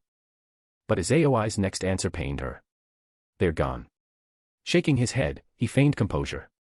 Because summoning the ghetto statue down to earth caused internal strife, war erupted. I only recall that my father, badly wounded, brought me to Konoha and arranged my identity here, sealing some memories into my mind that would slowly unlock as I grew, teaching me my real mission. Once I awakened Tensigen, I used Farsight to scan the moon above, and it's empty of life. It must have been hard, Izayoi-kun, Hinata said sympathetically, cupping his cheek. She realized he had been carrying out his father's dying wish all along, vowing to remove the ghetto statue from the world. Hayashi felt pity too, albeit tinged with an inward relief. If Izayoi was all that remained, the Tensigen and Mokuton would fully merge with the Hyuga line. Hinata's marriage wasn't diluting the lineage but bringing in a nobler Ōtsutsuki name. Win-win indeed. Hence, Hayashi kindly offered, in that case, think of the Hyuga clan, once called Ōtsutsuki, as your new home, too. I'm long since over it. Izayoi forced a brave smile, hugging Hinata closer. Then he looked at Hayashi, but while father's memory reveals no coordinates for the portal to the moon, do you, uncle, have anything like that in your records? I wish to go there and see. I don't. The Hyuga clan is a 1,000-year heritage with so many archives. The summary scrolls I consulted didn't mention any coordinates. But our repository is full of very old books and scrolls. You're free to look if you want. Really? Izayoi's eyes brightened. Of course. Hayashi nodded with a smile. I'll help you, too. Hinata perked up, clenching her fists excitedly. She wanted to find the path to Izayoi's old home, maybe to pay respects to his parents. The long misunderstood girl now felt unstoppable joy, discarding her label of girlfriend for fiancé. Indeed, as Izayoi said, they were born for each other. Chapter 157, Konoha year. Time slipped by, and quietly, Konoha's calendar flipped over into year 62. Looking back on year 61, so much transpired in just 12 months. First was the incident in Kimogakure at the end of year 60, which only spread across the entire ninja world in year 61. Then came the 5 Kage summit, held for the first time in decades. At first, everyone thought it was the Akatsuki attacking Kimogakure, with the latter mounting retaliation and sparking a war. Who would have imagined it was actually the work of someone from the moon? Ōtsutsuki Toneri, who possessed the sage eye known as the Tensigen, set off a chain of conflict in order to reclaim the Geto statue, personally orchestrating the war between Kimogakure and the Akatsuki. Following that, there was a peak-level clash of extraordinary forces that once again shattered the ninja world's understanding, on par with the Valley of the End battle between the god of shinobi and the shinobi Shura so long ago. That confrontation expanded everyone's worldview. A fiery red meteor shower raining down like an ocean tempest, a green forest sea that spread like a tsunami, a towering 100-armed Buddha, repulsion blasts over huge areas like invisible storms. This conflict brought the ninja world into the era of the Sage Eye. The Akatsuki leader and Ōtsutsuki Toneri both looked barely 18 or 19. People thought the next few decades would be completely dominated by their sage eyes. 5 major villages might at any moment be consigned to the dust of history. Toneri's puppet army assaulted the 5 great ninja villages for months on end, letting him train his puppet corps by fighting their elites. This only strengthened people's belief that once the final battle ended, it would seal the fate of those 5 villages. But who could have guessed that less than a year later, that final battle would break out, and neither the Akatsuki leader nor Ōtsutsuki Toneri was the victor, nor the sudden wild card, the wood-style ninja. Instead, it was Uchiha Madara, long dead for decades, the shinobi Shura of legend. It turned out the legendary Rinnegan had the power to fully resurrect others. And the Akatsuki leader who cast that resurrection was apparently fine afterward, no side effects from that power. But no one dared meet Madara's eyes head-on, because once resurrected, Madara simply took back the Rinnegan from the Akatsuki leader, who did not resist. Though the leader lost the Rinnegan, he remained recognized as an extraordinary force, thanks to his potent wood style. With 2 such super-level fighters, Omegakure suddenly became the strongest ninja village in the land. Of course, having experienced the final battle and with Madara lurking there, nobody dared visit the newly rebuilt Omegakure for tourism. Only the Omegakure citizens themselves returned to live in that village that had been hastily rebuilt by Mokutan. It might be that the 5 Great Nations Alliance Treaty deterred them, or that Konoha's wood-style ninja had contacted Ōtsutsuki Toneri. Either way, the ninja world was left in an uneasy balance. So far, Madara and the Akatsuki leader seemed disinclined to attack the 5 great nations, and Toneri and Izayoi likewise did not assault Omegakure. But everyone knew they were just regrouping. Sooner or later, a battle bigger than the final one would erupt. To avoid their own graveyards being robbed, and to reinforce Omegakure, the 5 great villages voted to open the tombs of those powerful shinobi who had shown up in the final battle. They removed the remains and sealed them in scrolls, leaving only burial keepsakes in the coffins for reinterment. Because being desecrated in Edo Tensei is even worse than having your corpse stolen. If those deceased knew, they would doubtless approve, not wishing to become enemies of the villages they once protected. That was year 61's big news. Meanwhile, smaller stories happened in each village. For instance, Meitarumi, after leading the Mist Ninja in a 2-month fight against the Puppet Corps, gained loyalty and popular support in Kirigakure. At the end of year 61, she formally assumed the position of 5th Mizukage. This happened far earlier than in the original timeline. Similarly, the 4th Reikage was now focusing on personal training, handing off responsibilities to Darui. Accompanied by Killer Bee at the new Kimogakure, he was pushing himself to perfect his father's strongest shield and strongest spear. Anoki tried to have Katsuchi contact Daidara, hoping Daidara would come back to Iwagakure to learn Dust Release. But after being refused again, Inoki gave up on passing dust release to an inheritor, choosing instead to guide Kitsuchi and Kuratsuchi in elemental transformations in the hope that they, too, could grasp a bloodline selection like dust release to survive the new era. Then there was Gaara, who finished his academic courses and began leading sand ninja on missions, becoming a jonin of Sunagakure. Gradually, the villagers' and fellow ninjas' rejection and fear of him melted away, and he built a small fan base of supporters. With all 4 major villages changing like this, Konoha was no exception. Among the new graduates of Konoha Year 60, Izayoi was not only the one who became Chunin the fastest, but also the first in the new generation to reach Jonin rank. Once he rose to all-round Jonin, Team 8 basically ceased to exist. Hinata was right behind Izayoi in reaching Chunin, and Aburame Shino after her. As Tsunade said, sending them on low-level missions would be a waste, so the team effectively disbanded. Izayoi convinced his future father-in-law and Tsunade to let Hanabi graduate early, thus becoming her personal Jonin mentor. Now he spent even more time with his sister-in-law than with Hinata. An early-blooming Hanabi, fully aware that Izayoi would one day become 6th Hokage, figured that once that day came, he'd be too busy to spend time with her, and as she grew older, they might become more distant. Thus, she clung to him all the more now, wanting to fill her childhood with precious memories. Izayoi never guessed her deeper motives, he only noted how clingy she'd grown since she no longer attended the academy daily. He didn't mind, with his power at its current level, further training was unnecessary. He had the 7 elemental transformations, had surpassed the Wind Rasen Shuriken threshold, unlocking Ninjutsu Genius, blue, and swiftly upgrading it to Ninjutsu Master, purple. Once he mastered the Supreme Jutsu, Truth-Seeking Orbs, that might upgrade again. He had basically learned all the forbidden jutsu from Konoha's scroll, short of becoming 6th Hokage. All he lacked was time. After his birthday, he'd finally enter his true growth phase. Whereas the 2 previous years were a growth period, the coming 2 would overshadow them entirely. Naruto served as the prime example. Short in the academy, he shot up to 166 centimeters in Shippuden, then 180 centimeters as an adult. Since Izayoi also had Sage Physique, Red, Sage Eye, Red, plus the newly minted Ōtsutsuki Bloodline, multicolor, far beyond Naruto's capacities, he'd attained extraordinary might well before his real growth phase even began. Over the next 2 years, his transformation would be unimaginable. Within 2 years after graduating, he'd already soared in height from 163 centimeters to 178 centimeters, which in the Land of Fire was quite rare for someone his age. Even with the best lineages, it normally wouldn't be this extreme, but Izayoi had yet another hidden trump, the Jello Stone deposit. Unknown from what point, the personal hot spring at his home was tinted a shimmering green, its bottom lined with Jello stones saturating the water in life energy and natural energy.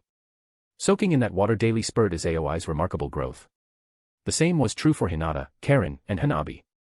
Hinata's height and figure had now surpassed both the Shippuden and even the Tenseigan movie versions, reaching 168 centimeters, the same as Shizun. Just 2 more centimeters and she'd match the adult Hanabi in Boruto. Karen wasn't far behind, standing at 165 centimeters, though in body shape she still lagged behind Hinata. Onlookers' gazes were always locked on Hinata rather than Karen.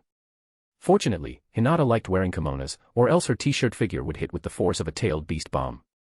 Besides Tsunade and Samui, basically no one else compared.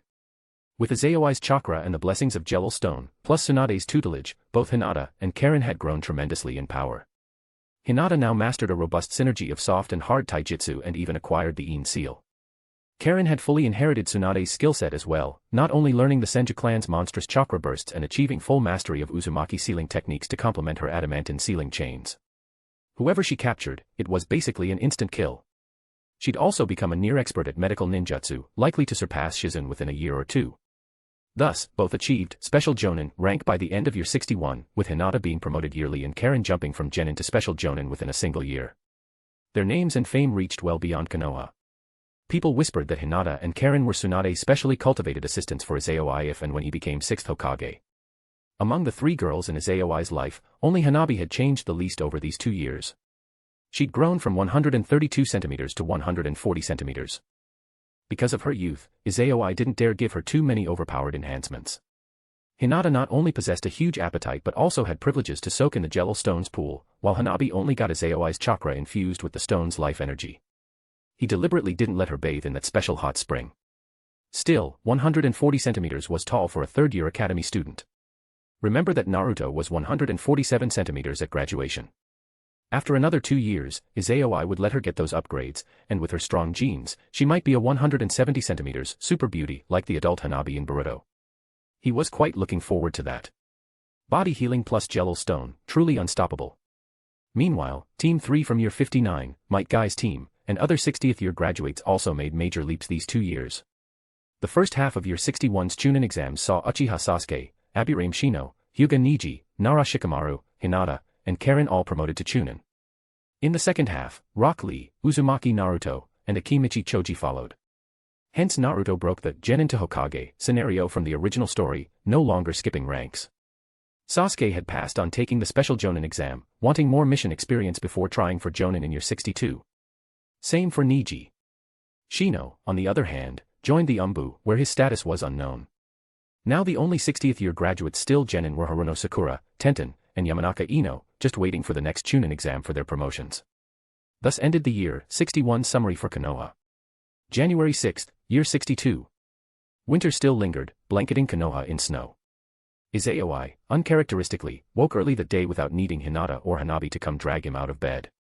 Nor did he rise naturally, it was itching that woke him, which was quite embarrassing for a man with Ōtsutsuki bloodline, multicolor, and sage physique, red. Yet that was the truth. The itching wasn't on his body but his skull, specifically 2 lumps on his head.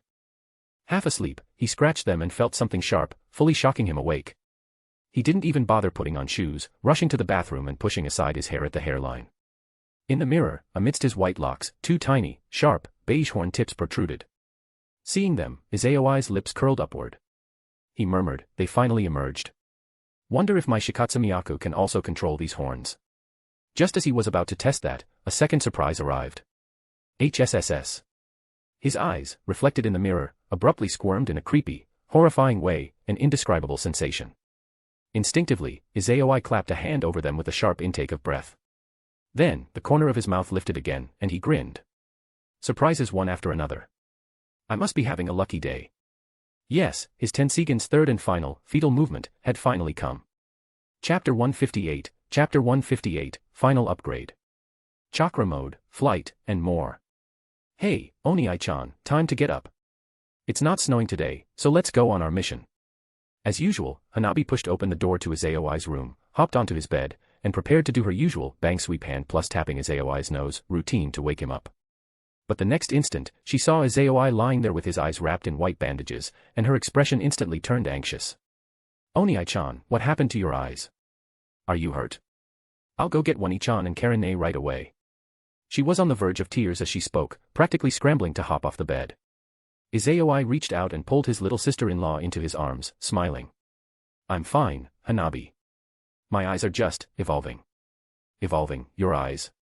Hanabi blinked in confusion, then propped herself on Izayoi's chest, questioning, Oni-chan, you too have a dojutsu?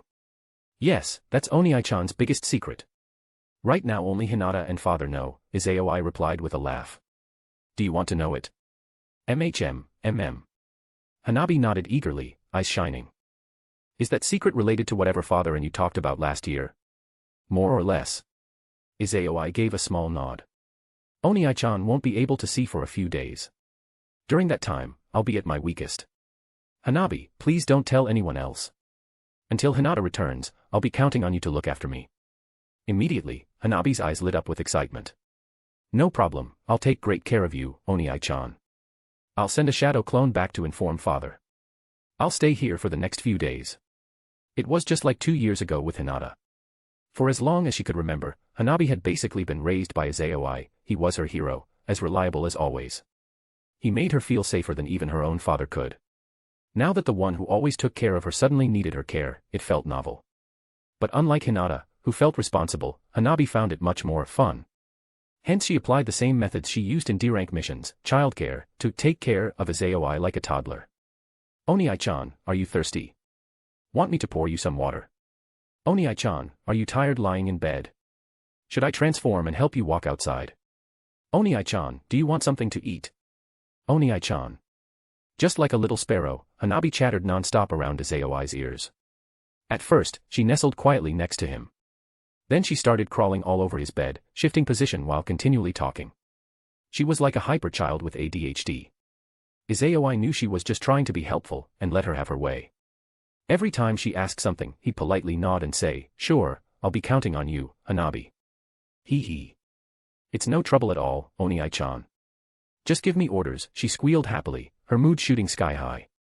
Thus Hanabi kept pouring him water, bringing him snacks, even using the transformation technique to adjust her height so she could help Izayoi walk around the house. In truth, he didn't need her help. This was the final, fetal movement, of the Tensigen. Once it finished, Izayoi would cross beyond his current threshold, stepping into a genuinely different realm, 6 paths level. To ensure everything went smoothly, he recalled half of his wood clones from their outside assignments.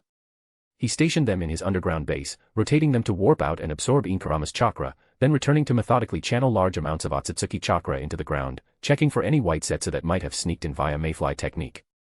The other clones monitored everyone in Konoha from a distance, courtesy of Tensigen's far-side and X-ray vision, on guard for odd behaviors. The moment they saw anyone acting suspiciously, the clones would use wood clone technique to capture and seal them. Meanwhile, whichever clones were still deployed externally continued surveilling Madara, Obito, and Ōtsutsuki Toneri.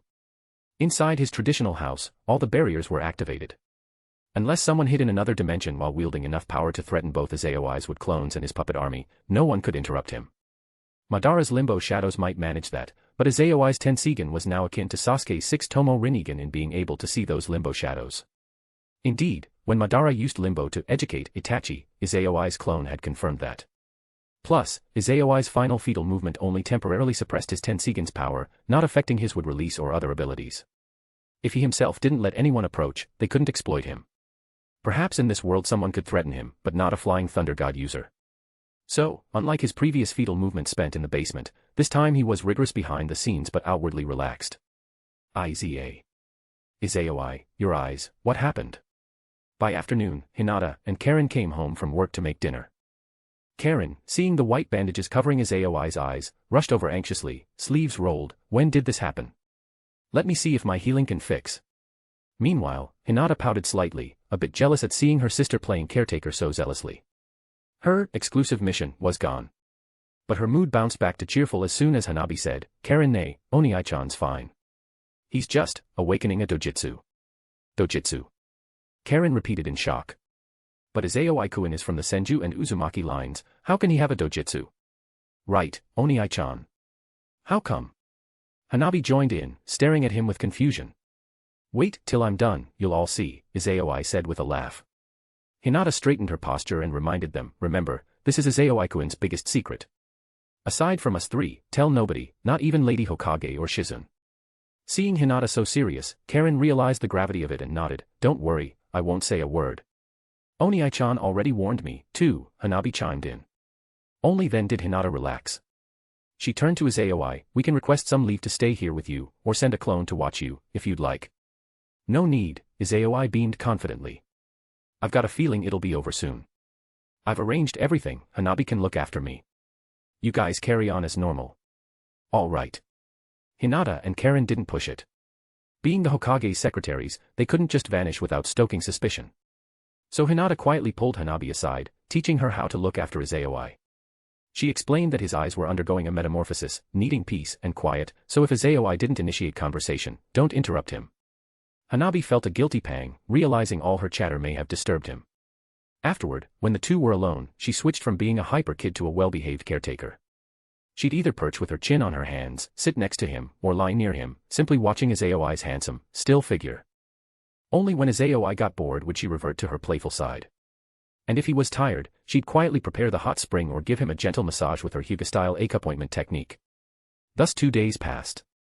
The Tensigen's final fetal movement still wasn't complete, but Izayoi's Ōtsutsuki bloodline, multicolor, advanced first, unlocking a new entry. Ding! Your body has mutated, granting the talent entry, Sky's Way, Gold, which cannot be dismantled. All at once, Izayoi felt as if shackles had fallen away, his body light as a feather. He no longer needed to rely on gravity manipulation. With one mere thought, he could float into the air. Before, flight basically meant controlling power to move himself around. Without chakra control, Gold, he couldn't do it as deftly as Earth-style's lightweight rock technique, nor accelerate while flying. That was why Nagato used Shura Path for a speed boost when airborne, and why Izayoi, despite oceanic chakra reserves, never dared attempt flying to the moon.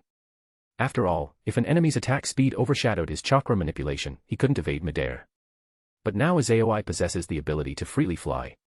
By growing horns and unlocking his pure-blooded Ōtsutsuki trait, he'd escaped the biological limits of ordinary humans, evolving into a being of a different dimension. In the original story, aside from those who manifested horns via chakra modes or physically sprouted them, no one else could truly fly. Earth-style flyers like Inoki or the second Tsuchikage were using ninjutsu. Others who soared also used jutsu. Actual flight was a hallmark of the Ōtsutsuki clan. With that, even if he lacked coordinates for a space portal, he could simply fly to the moon. Despite obtaining this new ability, Izayoi didn't frolic like a child with a new toy but calmly awaited the Tensigen's final metamorphosis. Possibly thanks to Ōtsutsuki bloodline, multicolor, that third fetal stage took just 3 days to finish. Konoha Year 62, January 9th, nighttime. Under the watchful eyes of Hanabi and Karen, Hinata gently undid Izayoi's bandage. He slowly opened his eyes, and immediately, in full view, Hanabi and Karen's faces froze with visible shock.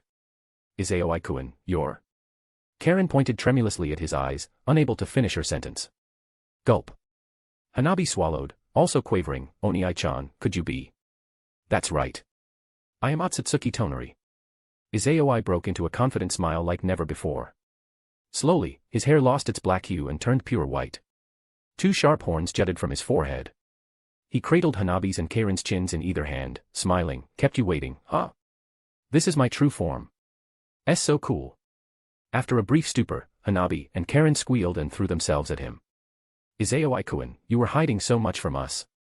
Karen huffed in mock indignation before running her fingers admiringly through his hair. But white hair suits you so well. Oni-chan, these horns, they're for real.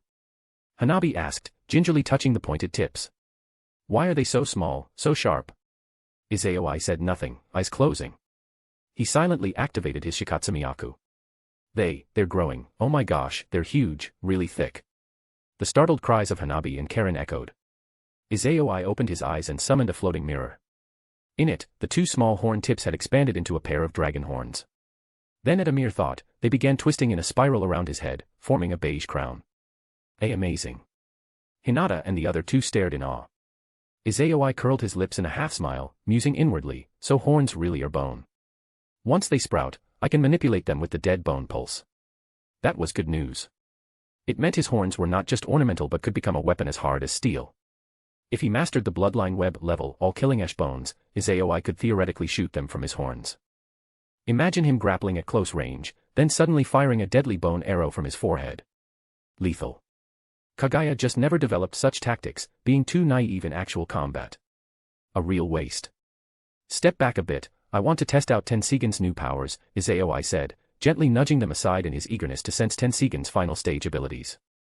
Just as Madara had mentioned, the Tensigen's evolution paralleled the Sharingan's path from single Tomo to Mangekyo to eternal Mangekyo, culminating in a dimension-transcending trial. The Byakugan and Tensigen's first 2 fetal movements merely unlocked ordinary abilities that, though able to reach super-tier power, remained bound by humanity's upper limit on Earth. But the final movement truly transcended dimensions. It lets one evolve from human into a god. His far vision and X-ray abilities both improved again, now scanning the entire ninja world.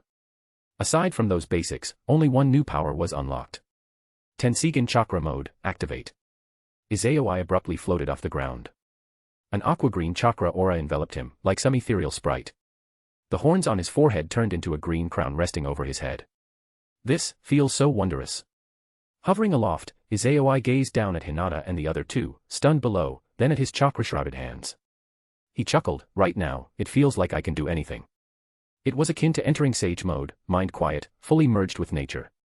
Izayoi felt like a Beto conquering the Ten-Tails will, ascending to a new domain at the dawn of 6 paths power. Then, before he could deepen his experience of Tensigen Chakra Mode, a system prompt rang inside his mind. Ding! Your body has mutated. The entry, Chakra, Gold, has completed an ascension. Izayoi frowned slightly, calling up the personal interface only he could see. Host, Izayoi. Talent entries, Ōtsutsuki Bloodline, Multicolor, Kekkei Genkai, Tensigen, Multicolor, Sage Physique, Red, Sky's Way, Red, 6 Paths Aptitude, Red, Kekkei Genkai would release, Gold. It's gone. He looked somewhat dejected. So it's just as I suspected, once the Tensigen completes its final evolution, Prince of the Byakugan, Red, vanishes. More than that, not only Prince of the Byakugan, Red, but also the Sage Eye, Red, that he had extracted from Sasuke were gone. Now Izayoi only had 3 red tier entries left, his upgraded, Sage Physique, Red, the newly unlocked, Sky's Way, Red, and his high potential, 6 Paths Aptitude, Red. After a moment's melancholy, Izayoi gave a wry smile. No wonder I could finish all 3 Tensigen fetal stages before truly hitting my growth spurt. It was the Sage Eye, Red, that sped things along. Right from the first stage, Izayoi surmised that the reason he awakened the Tensigen so much earlier than Tonory likely wasn't just thanks to Prince of the Byakugan, Red, but also Sage Eye, Red. The former represented purity, the latter the pinnacle of Ine-based power. Fusing that with his Ōtsutsuki bloodline, Red, effectively opened 2 acceleration hacks. He felt grateful for not merging that Uchiha bloodline, Purple, from Sasuke back in the day. Otherwise, Sage Eye, Red, might have targeted the Sharingan for advancement instead of the Byakugan. Without the Tensigen's repulsion, attraction, and puppet control abilities, even an eternal Mangekyo user wouldn't be able to reach what he'd achieved. A single decision can shape the entire future. He reflected on the butterfly effect. Then, turning his attention back to the new entry, he closed his eyes, letting its abilities flow. Soon, his gaze glowed with burning excitement. What a perfect name, he thought happily. He finally understood why the flight entry was labeled Sky's Way, Gold, instead of Flight, Gold. That skill could do far more than just fly. Pureblood Ōtsutsuki possessed time-space aptitudes that the system hadn't enumerated. The term, Sky's Way, implied controlling or steering space. Its base tier gave free flight, but as he developed it further, it would unlock deeper time-space potentials. And if it ascended to Sky's Way, Red, he would begin harnessing space itself, moving objects within a certain range as if they were his personal weapons. Eventually, like Ōtsutsuki Hamura, he could create a portal connecting to the moon or even conjure a full-blown space-time gate. Indeed, this entry would be his stepping stone to the fabled Kekii Mora. The Ōtsutsuki truly are the ultimate hacks, he mused. Having both, Ōtsutsuki bloodline, multicolor, and Tensigen, multicolor, Izayoi finally appreciated just how vast the gap had been between his old self and brothers Hagoromo and Hamura. Chapter 159, Chapter 159, To the Moon. Oni-chan, is this the Tensigen's new ability? This chakra is physically manifest, it's so pretty. Once Izayoi returned to the ground, Hanabi and Karen immediately crowded around him again. They circled him clockwise and counterclockwise, inspecting his Tensigen chakra mode. Then, plucking up her courage, Hanabi reached out to the greenish-blue chakra aura enveloping Izayoi and exclaimed, "Wow, such a strange feeling, like cotton. It's not warm at all." Karen likewise felt it, marveling, "These chakra flames are actually neutral, like your Super Typhoon cereal spheres, meaning you can transform them into any nature you want." Meanwhile, Hinata said nothing. She produced a camera out of nowhere, took a photograph of Izayoi's current state, and then cheerily called out, "Izayoi-kun, change that beige crown back into the old dragon horns." "Fine, fine. You." Izayoi had just been about to test out the other capabilities of his Tensigen chakra mode when Hinata used his own style against him. Sighing to himself, he pushed aside his plan, changed the beige crown into dragon horns, and again floated upward into a cool pose. Hanabi and Karen, laughing giddily, stepped aside so Hinata could snap the photo. With a click, she pressed the shutter, comparing it in her mind to the previous shots. "The dragon horns look better," she concluded. "That crown doesn't suit your robes. Wani-san. Take a picture of me and Oni-chan together." "Me too." Hanabi and Karen crowded in again.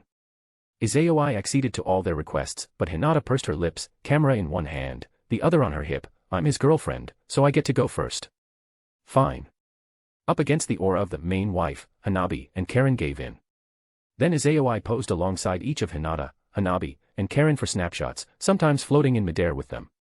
Finally, the 4 of them took a group photo. Afterward, the 3 girls bustled off to develop the pictures, leaving Izayoi to refocus on his Tensigen chakra mode. Since this was the ability unlocked at the 3rd, and final, fetal stage, symbolizing his leap into a higher dimension, naturally, it wasn't just for show. Quickly, Izayoi dug out the Tensigen chakra mode greatest and indeed only real power. Chakra orbs. Form. Clapping his palms, Izayoi conjured a large black ball in his hands. In an instant, it broke apart into 9 fist-sized black balls orbiting around him, reminiscent of truth-seeking balls. In his past life, Izayoi had often mistaken them for truth-seeking balls when watching the last, Naruto the movie. But in truth, while these black balls were also made with yin-yang release, they lacked the extreme 7 nature transformations that would allow them to disintegrate everything on contact. These black spheres are known as chakra orbs. Because they result from yin-yang release plus Tensigen chakra mode, these orbs possess extremely potent creative power. Izayoi lifted his hand, and with a mere thought, one black sphere glowed blue-green before morphing into a greenish-blue ball shooting away. After hovering in midair for a few seconds, it burst into motes of greenish-blue light. That light rose from bottom to top, gradually assembling into a birdcage fashioned of metal, formed out of nothing. To create tangible forms from the intangible, this is the power of Een release, Izayoi murmured. Then he pointed a finger toward the ground. Another black sphere at his side morphed into a greenish-blue ball and fired forth as a beam, sinking into the earth. The soil faintly trembled, forming numerous tiny cracks that glimmered with greenish-blue. Bits of rock then detached, came together, and built a figure about Hanabi's height, a stone statue shaped like a character from Izayoi's old childhood memories, in this case Ultraman. To grant life to a form, that's Yang release, Izayoi went on, eyes on the Tiga statue now waving at him. He spoke quietly. Using mental energy, Een power, which governs imagination, to produce shapes from nothing, then using physical energy, Yang power, which governs life, to imbue that shape with vitality. Unite the two, and you have Een Yang release. In that instant, Izayoi understood how Tonory in the last had crafted a birdcage to imprison Hinata, or awakened the Hamura statue with an immortal body, plus the powers Silver will reincarnation explosion, and Golden will reincarnation explosion. He also grasped the Tensigen's appellation as an eye of creation and destruction. Tensigen chakra mode has only one actual function, the chakra orbs. And those orbs, in turn, only have one power, creation, enough to either create worlds or annihilate them. Silver will reincarnation explosions tornado, Golden wheels light sword, space-time gates, even man-made suns. All rely on chakra orbs. As long as one's mastery of Een Yang release is sufficient, theoretically they can craft anything, even truth-seeking balls. No wonder Ōtsutsuki Hamura managed to wield truth-seeking balls despite not being a Ten-Tails Jinchuriki or having a sage physique, Izayoi mused. Chakra orbs are basically a precursor form of truth-seeking balls. He lifted his eyes toward the sky. His gaze penetrated the building, glimpsed that artificial sun on the moon, and locked onto a palace likely formed by chakra orbs. The place presumably held further knowledge. Perhaps Hamura not only left behind the caretaker of the Tensigen, but also the complete Een Yang release formula for merging with the truth-seeking balls. If Izayoi obtained these, then he might not even need six-path sage mode to produce the balls himself using Tensigen chakra mode. Hinata, Hanabi, Karen, Izayoi announced. I'm heading out. No need to save me any dinner. He gave them only a brief update before vanishing, ignoring their protest. Hanabi grumbled, Oni-chan's gotta be off testing a new power. Hinata was about to agree when Karen hypothesized, or maybe, as Ōtsutsuki Toneri, he's going to Madara and Nagato for a trial run. Eek, that's too extreme, right, squeaked Hanabi, biting her lip. Hinata patted her sister's head. Don't worry. Izayoi-kun always prepares carefully. He'll be fine. That's true. Hanabi and Karen, only just having learned Izayoi's biggest secret and real identity, both pouted. Glancing at Hinata's big G, the younger pair felt a surge of envy. Oni-chan really is biased, he tells everything to Oni-chan but not us. Karen nodded in solidarity. Hinata smirked with unusual satisfaction. And whose fault is that? You two can't be serious half the time. This is about everyone's safety, even the fate of the whole ninja world. Besides, I'm Izayoi-kun's girlfriend and fiancé. At those last words, she reiterated her role, happily. Hanabi and Karen glared in exasperation.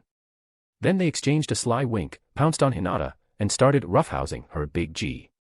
Her shrieks echoed through the house. Izayoi missed the entire scene, otherwise, he would have teleported back to stop them, then fixed Hinata's big G. By that time, he was already a teal blur streaking through the sky, laughing. This is real flight, awesome. Freed from gravity, capable of traveling at supersonic speed, the cold air parted around his Tensigen chakra aura. He felt no wind resistance or tearing sensations, it was all blocked out by the aura. Now the sky's mine. He wasn't sure how long he soared. Breaking through the clouds, even out of the atmosphere, he left his home planet behind. He didn't head straight for the moon but paused in outer space, looking down at Earth. Closing his eyes, he spread his arms as though about to bask in the sunlight, feeling the cosmos.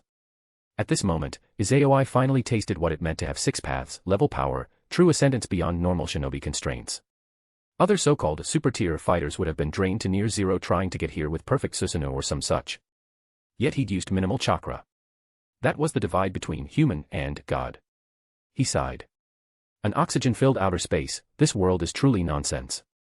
Then, recalling that a clan from another planet and god trees exist, he shrugged off the unscientific details and set his sights on the moon. Rather than land, he flew to that artificial sun above the lunar surface. He recognized it as a massive barrier or structure likely formed by chakra orbs plus advanced sealing techniques. Without a key, even a super-tier could hardly break that golden barrier. But Izayoi only clapped his hands, letting his teal Tensigen chakra flare. His intangible space-time skill forcibly usurped control of the barrier. With a flick of his finger, the gold walls split open. That was the might of Sky's Way, Red. Passing through the rift, he entered the interior of that shining sun, glimpsing two structures, a giant palace and a shrine containing the clan's treasure. The huge Tensigen formed from countless Byakugan. Before he could study the gigantic golden eye, a barrage of golden energy bullets shot from the palace. A legion of infinite puppet warriors soared forward on mechanical avian mounts, unleashing wave after wave of golden projectiles. Opening with an attack. Maybe I've grown too powerful, Izayoi murmured, initially preparing a few green balls to absorb the ninjutsu. Then he paused, an idea striking him. Observing the swirling bullet storm, he grinned. They're numerous enough for me to try out that move. He clapped his hands again, condensing 9 black balls the size of fists, merging them into a ring, then coating them in his greenish-blue chakra flames, forming a green halo. Spinning it rapidly, he shouted, "Silver will reincarnation explosion." That glowing will dissolved into greenish-blue light, birthing a massive tornado that roared forward.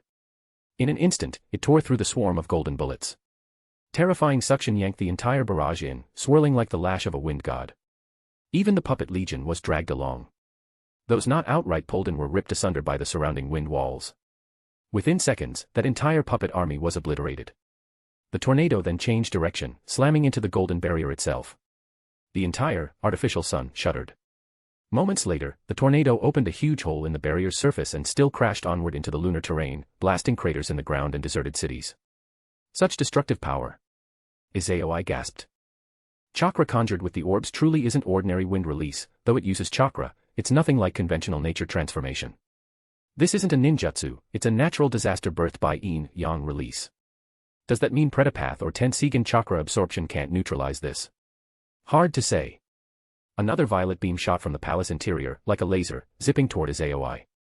Its speed was incredible, potency far beyond Azura Path's normal lasers. Glancing at it, Izayoi's Tensigen saw that it originated from Ōtsutsuki Toneri, who stood holding a floating purple stone, from which the beam emerged. Izayoi raised a palm, forming a small green ball in response. Fired as a green beam, it clashed with the violet one. Despite their size difference, the violet shot twisted and was drawn in as though magnetized, swirling into the green ball, now reverting to a sphere.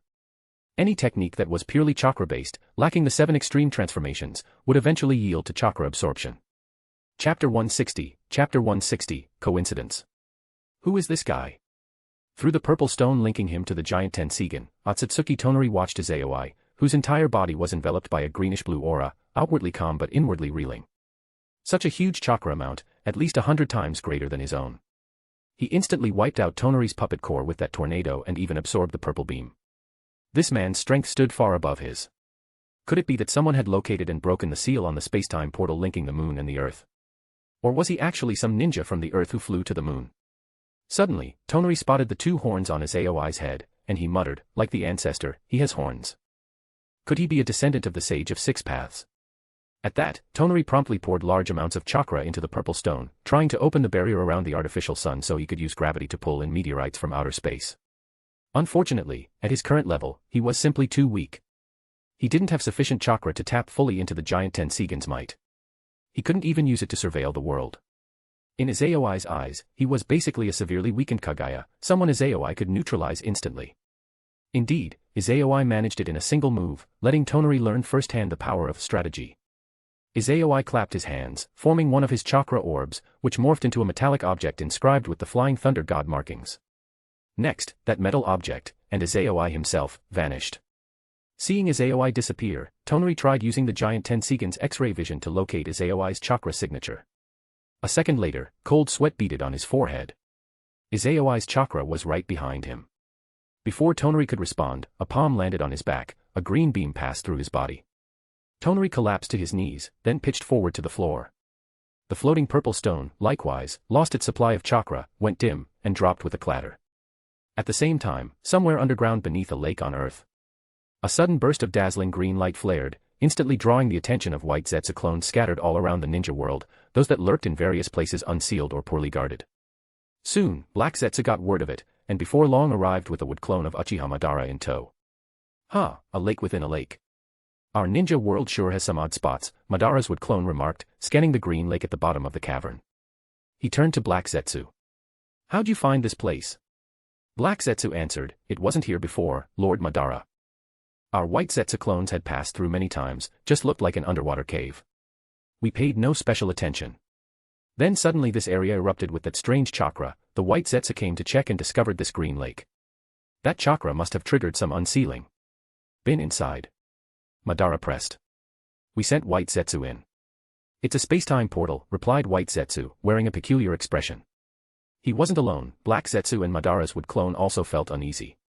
A portal, so soon? Coincidence, or sabotage? Madara mused, intrigued. We scoured so many sites without luck. Not even the Rinnegan could see the seal's chakra. Now it opens on its own. Could they be prepared for me? Do we go in, Lord Madara? Black Zetsu asked nervously. He had spent 1,000 years trying to find that lunar path. Even with white Zetsu's vast net plus Madara's wood clone scanning for the seal's chakra, they'd found nothing. Now it had abruptly appeared. How bizarre, and he couldn't believe Tonory, if that's who was behind it, would kindly invite them. He surely planned a trap. Since the enemy graciously invites me, how can I refuse? Madara's wood clone chuckled, forming a single-handed seal. But I'll send in a pawn first, scout out their tricks. Ninja art, Edo Tensei. As he finished, a coffin rose from the earth. With a thump, its lid slid free, and out stepped the second Ōtsutsuki. His form then twisted and vanished into invisibility. Mu, the silent technique of the Ōtsutsuki, allowed him to completely erase his chakra presence. Combined with earth-style, lightweight rock technique to fly, plus dust release that disintegrates matter to dust, he was among those Kage at their peak. Under Madara's control, the invisible Mu slipped into the portal. Madara's clone tapped into the Ōtsuki's field of view, exploring this route apparently left by Himura. Because it was just a wood clone, plus one made from black Zetsu controlling Madara's chakra, Izayoi had no direct awareness of it. At this moment, Izayoi was still deciding how to handle Tonory. Killing him would be wasteful, especially as Tonory had grown not insignificantly since they last crossed paths. He lacked Byakugan from birth, so he never had that, Byakugan, purple, bloodline entry. Early on, he hadn't even begun training, only having, in Izayoi's eyes, a single bubble indicating a senior high-level potential plus the Ōtsutsuki bloodline, red, which Izayoi had extracted. Now, more than a decade later, Tonory had unlocked 3 purple tier entries, Chakra Control, purple, Kage level aptitude, purple, and Puppet Master, purple. Had he possessed eyes, and begun training earlier, he might have reached a gold tier entry by now. Killing someone who has a red tier future is definitely an egregious waste. Moreover, Tonory's reversion to the ancestors' features gave Izayoi a bold idea. Hence Izayoi formed a wood clone, who picked up Tonory's limp body and flew him back to Earth. Meanwhile, Izayoi's real self picked up the purple stone to seize control of the giant Tensigen. He didn't immediately try analyzing how this artificial Tensigen, formed by fusing countless Byakugan, compared with his own organically evolved, ultimate eye. He set that aside and flew straight to the Ōtsutsuki clan's library. Like the Hyuga clan's archives, it was packed with books and scrolls. Izayoi didn't rummage through them individually. Instead, he sent real-time instructions to his wood clone, having it use the mind sphere to access Tonory's memory, searching for the clan's 1,000-year inheritance. If Tonory had studied the library thoroughly, then everything might be in his mind. If he hadn't, Izayoi would have to bag it all anyway. Sure enough, the wood clone soon signaled that there was good news. Digesting that info, Izayoi came over to a particular shelf and retrieved a mundane-looking scroll, weathered and sealed. Creating a bright green orb from a chakra orb to illuminate the dim library, Izayoi gingerly unrolled it, then cursed, "Damn it." The scroll brimmed with writing, an archaic script that looked like gibberish. Obviously, this was personally left by Himura 1,000 years ago. A big find, but it also felt like discovering the chest but lacking the code. 10 times more reason not to kill Tonory. Otherwise, he might have to rely on digging up the clan's corpses for Edo Tensei. Izayoi was reluctant, worried about encountering Himura's soul.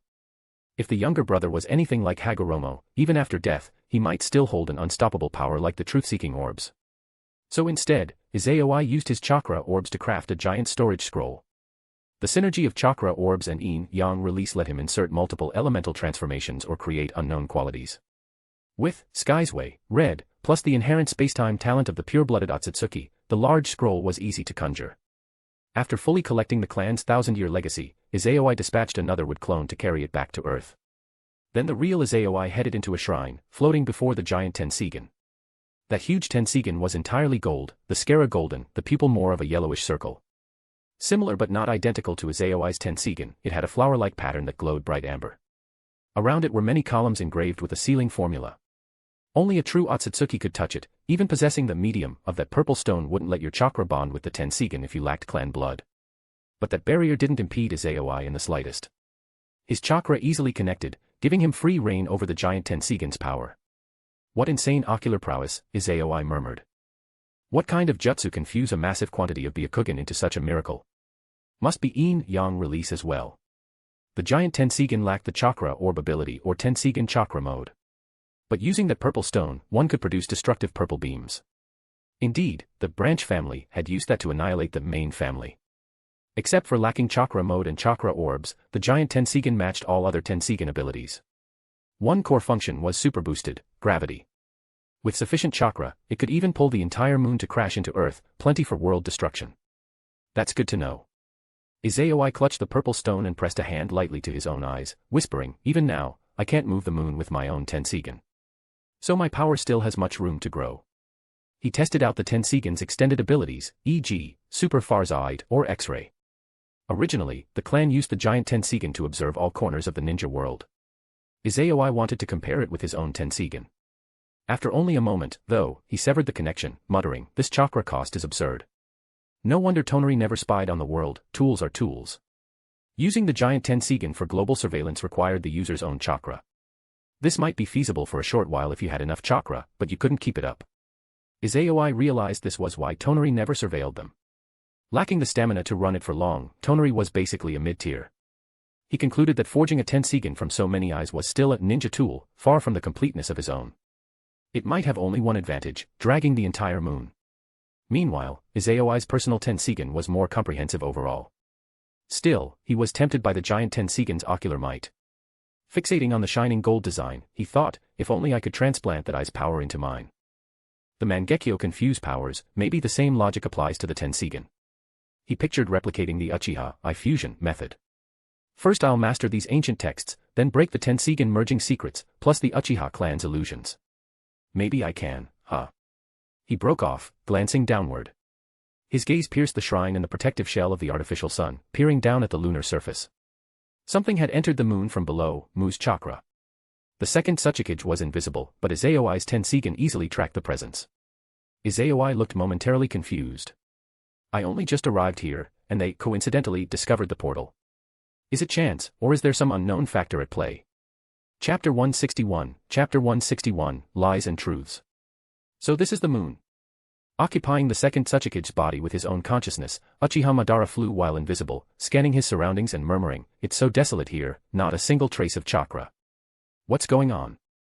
He had anticipated that, upon voluntarily releasing the seal on the spacetime portal and effectively inviting the enemy onto the moon, Ōtsutsuki Toneri would lie in wait, either at the portal itself or on the other side.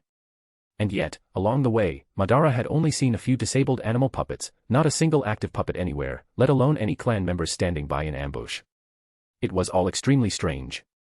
Not even Madara, for a moment, could see through Toneri's plan. So as he explored the moon, he transmitted information back to his main body in real time. As soon as his wood clone had cast Edo Tensei, Madara himself departed Omegakure, taking under half an hour to reach the portal's entrance. Receiving the wood clone's updates, he went straight into the Green Lake, swiftly passing through the spacetime portal to the moon. Black Zetsu hadn't joined him, purely out of caution, he was afraid. He feared that the brothers Ōtsutsuki Hagoromo, the Sage of Six Paths, and Ōtsutsuki Hamura might have left some security measure on the moon. If Madara ventured in and triggered that, or if they cut him off and sealed him inside, it would doom him. If Madara died, Black Zetsu could still attempt to craft a third pair of Rinnegan in some future scenario to free Mother. But if Black Zetsu himself died, Kage would truly have no chance. So he didn't dare gamble. Still, Black Zetsu longed to see his mother, so he directed White Zetsu clones to slip inside the moon using their mayfly technique to reach the sealed Kage, imprisoned by Six Paths, Chibaka Tensei. Currently, Kage has not been buried by the mass of Chakra stone. She rested in some pitch-black dimension like a sleeping beauty, but White Zetsu still couldn't get close or break that seal. Even if the moon were cut in half, she couldn't awaken unless the seal was shattered. Because the moon itself was a huge Chibaka Tensei creation, rising into space to absorb stones from beyond. As long as the seal was intact, the moon would draw on the sun's energy to power that seal. Similar to how Tonory, forcibly possessed by countless Byakugan, drifted into space and absorbed solar power until his body swelled. Standing near the silent Kage, White Zetsu watched from a distance, and Black Zetsu inwardly vowed, Mother, do not worry. I will save you. Returning to the moon's surface, the White Zetsu clone found Madara wandering an abandoned city that bore signs of having been destroyed by silver/golden will reincarnation explosions. It raised an arm, pointing to the artificial sun high above. "Milord Madara, the enemy is up there." "That must be the source of the sunlight, I see." Madara's gaze lifted to the shining orb, a faint spark of interest. Deactivating his invisibility, Madara switched the Rinnegan back to Eternal Mangekyo Sharingan, summoned Perfect Susanoo, and soared toward the artificial sun in his giant blue warrior avatar. Drawing the samurai blade at its waist, he slashed open a large rift in the golden barrier. Then, condensing the Susanoo's size, Madara slipped through and entered the interior. The barrier quickly resealed, leaving White Zetsu and Black Zetsu to watch from afar, hoping Madara's plan would succeed. Once inside, Madara promptly sensed someone's chakra. What puzzled him? "Only one single chakra signature," he muttered. "So they moved everyone else out, leaving me to fight someone alone." He couldn't comprehend the logic, but gave no leeway. He flew onward toward the palace. Drawing near, he refrained from having his Perfect Susanoo hack the palace apart, no opening greeting of that sort. Instead, he released Susanoo, shifting to the Rinnegan, and glided to the palace gates. Stepping inside, the place was dimmer without the sun's direct light. Only a few burning torches along the hall, and from his Rinnegan vantage, he saw a luminous chakra presence as brilliant as moonlight in the darkness. Proceeding closer, the humanoid chakra silhouette sharpened into that of someone who appeared about 16 or 17, a youth wearing white robes lined with black tomo, seated on a throne, resting his face on the back of his hand. Two pale horns sprouted from his forehead, and his eyes glowed with a blue-white radiance.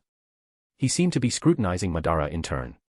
Observing the youth disguised as Ōtsutsuki Toneri and adjusting his chakra signature to match Toneri's, thanks to prior absorption, Madara focused on those white dragon horns. His voice betrayed amusement. "Your appearance differs from what I'd pictured. Are all the Ōtsutsuki just horned mutants? That's the hallmark of a higher life form." The youth, who was actually Izayoi, remained seated, yet exuded a lofty, condescending aura. In a tone of distaste, he said, "Only the pure-blooded Ōtsutsuki can bear such horns. Thanks to them, I awakened the Tensigan at a young age. Meanwhile, you needed to steal Hashirama's power, wait to grow old and senile, and barely then awaken Hagoromo's Rinnegan." "Aha. So you already know the Rinnegan used by Nagato was originally mine. Did you learn of that via Geto statue? You said Hagoromo. So that's the Sage of Six Paths' real name, apparently also tied to the Ōtsutsuki clan." So the guess was confirmed. Fixing his eyes on Izayoi, Madara continued, "If the sage's descendants formed the Uchiha, Senju, Uzumaki, all you need to do is unify their powers to open the Rinnegan. Now your Ōtsutsuki clan, do they remain on Earth? You have the Tensigan. Why sneer at the Rinnegan, calling the sage a failure? Is it just because you sprouted horns?" All these doubts were why Madara hadn't launched an immediate assault. He had too many questions. Not least, did this Ōtsutsuki Toneri know about the Ten Tails? If so, why not hunt down the Biju, or block Ten Tails' revival, but instead aim to reclaim the Geto statue? Could he secretly want to become the Ten Tails Jinchuriki while outwardly scorning the Rinnegan? Izayoi, Toneri, did not answer. Instead, leaning his cheek on one hand, he flashed a sinister grin reminiscent of War Arc Madara's smirk. He said playfully, "Interesting. So you've been guided by the Ōtsutsuki Black Zetsu to obtain the Rinnegan, yet you claim you never learned the origins of chakra. Ah. So just another pitiful pawn." Izayoi turned scornful, eyes pulsing with radiant blue and white. "In that case, let me show this frog in a well the truth behind this world." Next instant, Madara's vision reeled, everything rewinding in a blur. When it settled, he was no longer on the moon but back on Earth. In front of him stood a pale-haired, white-eyed woman, horns on her head, catching a gleaming fruit that fell from a divine tree. She bit into the fruit, an eye of Rinne Sharingan bursting open along her forehead. Then she rose into the sky, unleashing incomparably vast power, ripping open the heavens and warping space. A star out in the cosmos manifested a giant Rinne Sharingan, shining red with 9 tomo. That colossal Rinne Sharingan cast white rays over the entire world, rendering all humans unconscious. The divine tree's roots erupted, binding them into cocoons. Even lacking Ten Tails Jinchuriki powers, Madara recognized the jutsu as the infinity Tsukuyomi promised in the stone tablet's text. Yet it was unleashed by this woman, not the Sage of Six Paths. Hadn't the latter developed infinite Tsukuyomi to end all war? The god of shinobi, the origin of chakra, was Hagoromo, who sealed the Ten Tails, so what was going on? A voice that seemed to be Izayoi's echoed in Madara's ear. In ancient times, a divine tree stood upon this world, bearing fruit every 1,000 years. This was the chakra fruit. The woman who ate it was named Ōtsutsuki Kage. She seized unrivaled power to quell all earthly strife, worshipped by humans as the rabbit goddess. She long ruled the earth and bore twin sons. The older, Hagoromo, the younger, Hamura. Both inherited her might. The scene changed, showing the grown Hagoromo and Hamura with Byakugan. Why do they have Byakugan? Madara muttered. If the sage was truly the ancestor of the Uchiha and Senju, shouldn't it be the Sharingan? The mother had Byakugan as well. Did that mean the Hyuga clan was also from the Ōtsutsuki clan? Then he recalled Kagaya's brow eye was a Rinna Sharingan. Soon enough, the images clarified. Hagoromo's Byakugan mutated into Sharingan after he studied sage arts, then advanced to Rinnegan. Together, the two brothers sealed Kagaya. Throughout this, Izayoi's voice continued explaining, letting Madara realize that the Infinity Tsukuyomi was designed not for peace but to create white Zetsu. Madara's expression twisted as if his dream had shattered. But he wasn't fully convinced yet. He had indeed once used Hashirama's cells to create white Zetsu, so some of this might be real. The next scenes made him even gloomier. Kagaya sealed away, the ten tails becoming the sage's Jinchuriki, and eventually splitting its chakra into 9 Biju. Meanwhile, Hamura led certain clansmen to the moon with the Gendo Mazo, leaving behind those who had witnessed Indra and Ashura's conflict. Scenes showed Black Zetsu repeatedly bewitching each generation's leading Uchiha, revealing he'd tampered with the stone tablet. All culminating in Madara's era with Hashirama, with Black Zetsu lurking behind everything. He saw how white Zetsu was derived, how Black Zetsu replaced segments of the stone tablet. Finally, the fiasco of him acquiring the eternal Mangekyo Sharingan, reading the tablet's mention of creation of all things, and eventually shaping the Rinnegan. Then how Geto Statue's tube lets Black Zetsu infiltrate Madara's body in his old age. Everything matched Madara's own memory except for the references to Black Liquid Child of Kagaya. Now he couldn't decide if it was all a lie. If it was fake, how could it be so detailed, linking all eras from Kagaya onward with total consistency, instead of the silhouette illusions typical if Izayoi was forging it? And if it was real, why didn't the sage or Hamura eradicate Black Zetsu? Or why did the Hyuga branch not come to Earth to slay him? He felt dizzy from the revelations. Crack. The illusions froze on the image of Madara creating black/white Zetsu, fracturing like shards of glass. Chapter 162, Madara vs Izayoi, Tonori. Now that you've learned this world's true face, you little frog in the well, how does it feel? Back in the real palace hall, Izayoi savored the sight of Madara looking like his CPU was on the verge of overheating. It pleased him deeply. He loved seeing these behind-the-scenes masterminds caught off guard and rattled. Uchiha Obito had been that way, so, too, was Uchiha Madara. If only Black Zetsu were around, Izayoi would have liked to watch Madara confronting him, it would have been quite a show. As Madara silently digested the flood of information, Izayoi didn't seize the opening to attack. He clearly saw with his Tensigan that two black silhouettes lurked by Madara's side, his limbo shadows.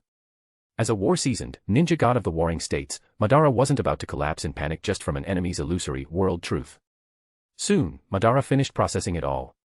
His expression again calm, he looked up at Izayoi, enthroned above. Kagaya Ōtsutsuki, be she real or not, I couldn't care less. I'm only curious about one thing.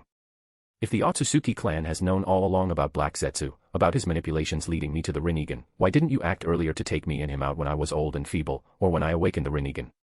Don't tell me you can observe the ninja world yet fail to accomplish something so trivial.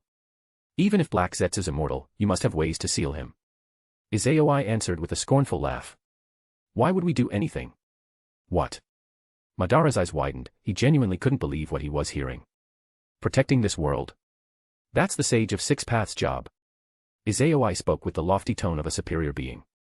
He was the one who sought to create a conflict-free world by granting everyone chakra, leading to the birth of ninjutsu, and eventually the so-called shinobi. It was his actions that turned an era of cold steel into an era of chakra warfare. Merely a bit of outside goading, and you descendants wage fratricidal strife for generations. You have the warring states era, then modern ninja wars. Clearly, the world the sage created is a failure. Such a hopeless world isn't worth saving. With that, Izayoi pointed at Madara's eyes and continued. Though you inherited that failed Rinnegan, you still had a chance to correct this world's mistakes. But your choice has now doomed it entirely. You're talking about the infinite Tsukuyomi. Memories of that jutsu turning humans into white Zetsu made Madara's stomach sink again. He still refused to believe all of this. He asked. If looking after this realm is the sage's job, then what is your Ōtsutsuki clan's duty?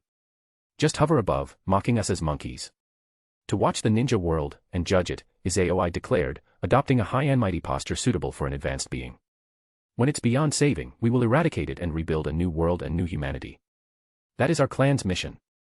Staring at that seemingly calm yet utterly arrogant figure, Madara stood dumbstruck for a moment, then exhaled a half-sardonic laugh. I see, so this is the mindset of a so-called god. Talking to you is a waste of breath. Abruptly, his face twisted with killing intent. I guess you're the real threat to this entire realm. Then let me see for myself the strength of these descendants of gods, and hopefully your Tensigen won't disappoint me, failure. Limbo, border jail.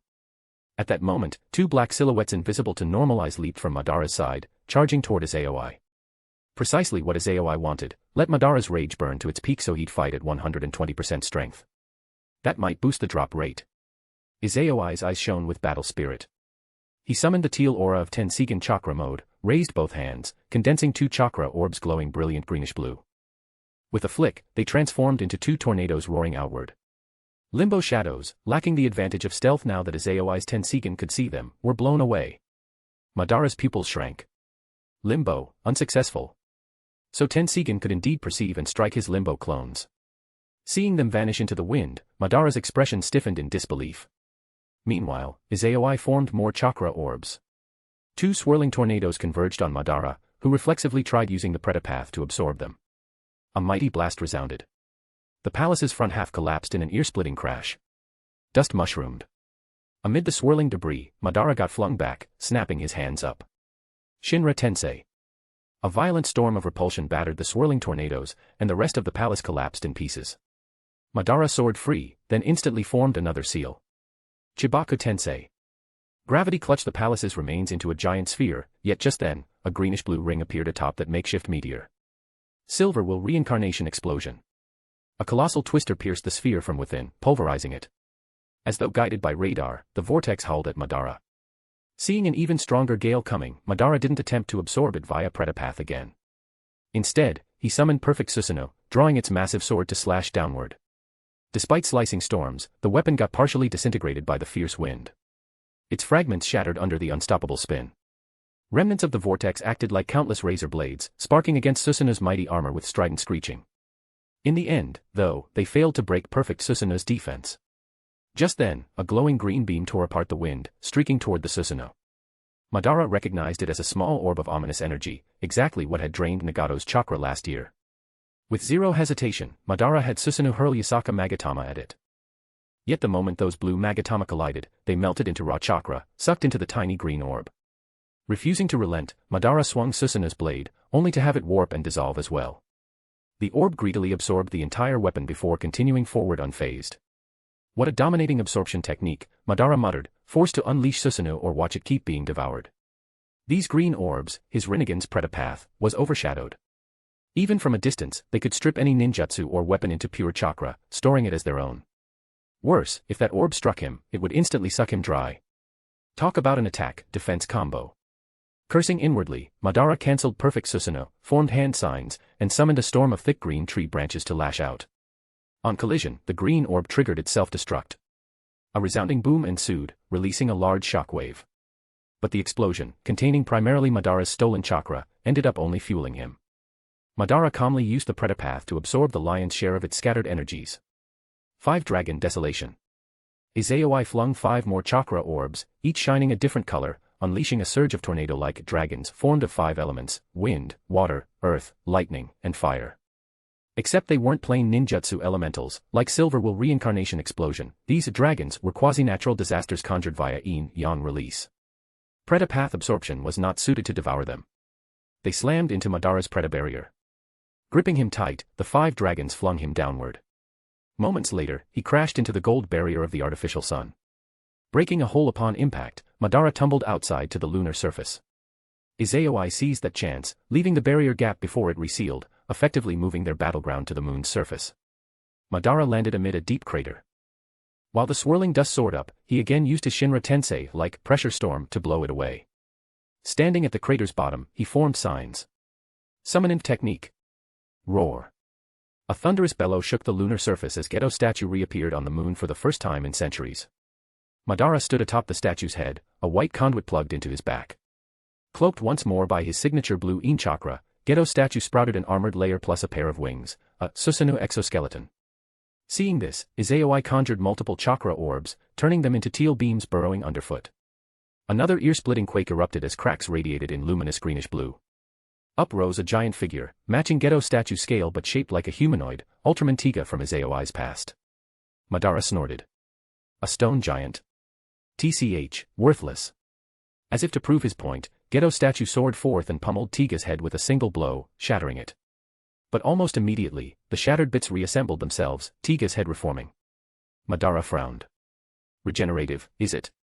Even so, I only need to keep smashing it. A worthless punching bag for Geto statue.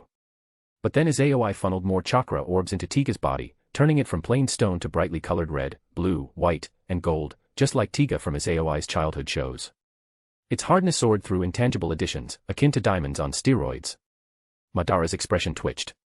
What in the hell are those black orbs? Besides conjuring natural disasters, they can create stuff like this. This is beyond mere yin-yang release. While he raged, Tiga hammered Geto statue so hard it staggered backward. If not for the Susanoo armor, Madara might have been knocked flying off its shoulder. Chapter 163, Slicing the Moon. A tremor from the Geto statue being pushed back snapped Madara out of his daze. Seeing the Ultraman Tiga before him and Izayoi floating in midair, the killing intent in Madara's heart unwittingly morphed into battle fervor. He couldn't help cracking a smile. I never thought that aside from Hashirama, this world would have a second person who could make me feel such pressure. This is simply fantastic. He roared out those last few words. Then, his hands formed seals as he shouted. Wood release, smothering binding technique. Thick, twisting roots burst from the lunar soil and, like ropes, coiled upward around Tiga, pinning him. Before Tiga could break free, the Geto statue opened its mouth and unleashed a purple chakra dragon, piercing straight through its target in a flash.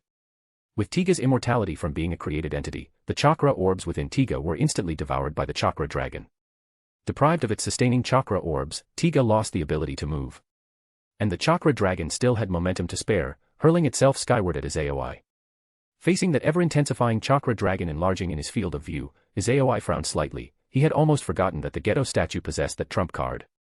In the same breath, he wasted no time conjuring a chakra orb into a teal-green wheel and shouted.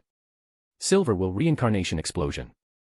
With a bang, the wheel shattered into a giant tornado which clashed violently with the ascending chakra dragon.